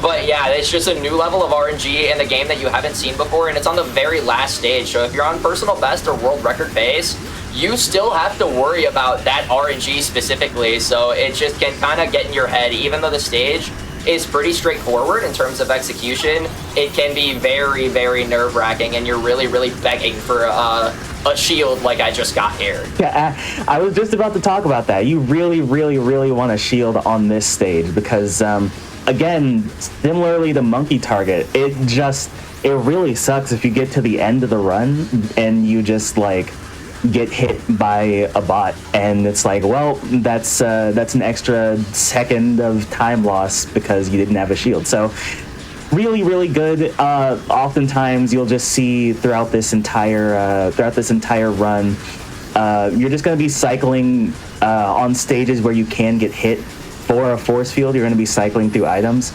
Luckily, didn't need to use it there, but you know, now that you have the force field, there's no reason to cycle any items anymore. So you just want to keep it. And also, actually, coming up here, these bots can also hit you as well. It's not as often, but it absolutely can happen. So it's something, if you get this far into the run, you definitely still need to be on the lookout for. Yikes. A little bit of an unfortunate drift there. But you know, it happens. Luckily, we're on Shadow, so you can recover really easily. I think even if we don't get hit here, we're just going to use the force field just in case. And time is on the final lap of this, by the way. So this is the final lap. Time is going to be coming up very soon. So I just sorry to interrupt you, Herush, but I just really needed to point that out. No, yes. So again, we measure this in in-game time. So we're just sort of adding up the times that we get on every single stage. Goes down to the milliseconds, and especially at a top level, the milliseconds really, really matter. I think, if I had to guess, I think we're gonna see a 101 point something. I think we're still getting a 101 despite the few mistakes here, but we will see. Here, 3, 2, and 1. All right. Yeah. So, about real time, that would probably be like a 101 or like 101 high for me. I did lose about like 20 seconds or so, 15 seconds or so on that monkey target because I wasn't able to get those clips, and you just clip out of bounds so brutally there. But yeah, that was still a very, very good time otherwise, and I just love this game so much. It's so quick from start to finish. You're really just going, breakneck speed the entire time. So that's one of the things that I just love about this game the most, is that even if a stage is quote unquote easy, you're still you're optimizing millisecond after millisecond and going as fast as you possibly can. So that is Sonic and SEGA All-Stars Racing, all cups glitchless. Thank you so, so much for watching this run. I want to give a few shout outs before heading out here. So first of all, thank you so, so much for Herush for commentating this. It really helps having a co-commentator, specifically because this is a game where you really need to listen to audio, because I'm listening to my drift over and over and over again, so I can make sure to, have that frame perfect drift so I can carry it throughout the entire speedrun. Thank you to the Sonic and SEGA All-Stars racing community for helping me get here and helping me get this fast. Shout out to the Super Monkey Ball community as always. That's my first speed game, my first love, so I really, really appreciate all of them for the love and support. Thank you to all of the people over at Twitch that I've interacted with. Thank you to my family. Thank you to everybody who supported me. Heat Rush, if you have any particular shout outs, I will let you go for it right now. I don't have too many things to shout out. Just thank you so much for inviting me. I've really, really enjoyed the opportunity to commentate over this run, to get a little bit of extra knowledge about what's been going on in the community since I haven't been nearly as active in a while. And, you know, maybe a little bit of inspiration. I mean, we'll see what happens. But yeah, I want to thank GDQ for allowing this all to happen, for being here to feature this wonderful game, one of my favorite games of all time. I mean, when I was a few years ago, when I really, really wanted to find a place anywhere that there were people playing this game, I came to the speedrunning community, and I never could have imagined that that decision would have led to eventually one day being featured on GDQ. So, like, I'm really, really happy that all this happened, really happy to be here, really happy I got invited. Don't know what else to say, just thank you so much. Yeah, absolutely. And just a final shout out, thank you so much to the GDQ staff for really just helping run such an incredible event. This was so incredibly easy for me to set up my own individual portion. I know for Heat Rush to set up his individual portion, and just this ran so smoothly. So thank you so much to all of the GDQ staff, and just thank you so much for having me. I'm D Waitley once again, so D Waitley on Twitch, D Waitley24 on all other social media. So please go check me out if you're interested, and if you have any questions about the community, you can always reach out. I know they've shouted me out in the Twitch chat, so thank you so much. Well, D. Waitley, thank you so much for submitting this run. It would have felt like there was a hole in the event if we didn't have one of the SEGA All-Stars racing games without this or Transformed. So I was very delighted to see this come through as a submission, and thank you, Heat Rush, for doing fantastic commentary on this. And thank all of you for watching this event. We're going to go ahead and wrap up now, but let's just review. This is our 6th annual Sonic in the Series event, where we've done a Sonic Marathon with like a unique twist to it. We've done Shiny Things, that's where we started in 2020. We did Side Quests, Glitchless Gauntlet, Parallel Worlds, which was mods and fan games, Sidekicks, which was runs that starred not Sonic, and then of course we have done Sonic and the SEGA All-Stars to shine a spotlight on SEGA properties in addition to Sonic runs. But I want to let you know, if you want to submit to one of these, we do these once yearly. They're annual. We usually do them around June, somewhere in the spring, early summer. Let me tell you what our next theme is. This is the first time we've had our next theme figured out.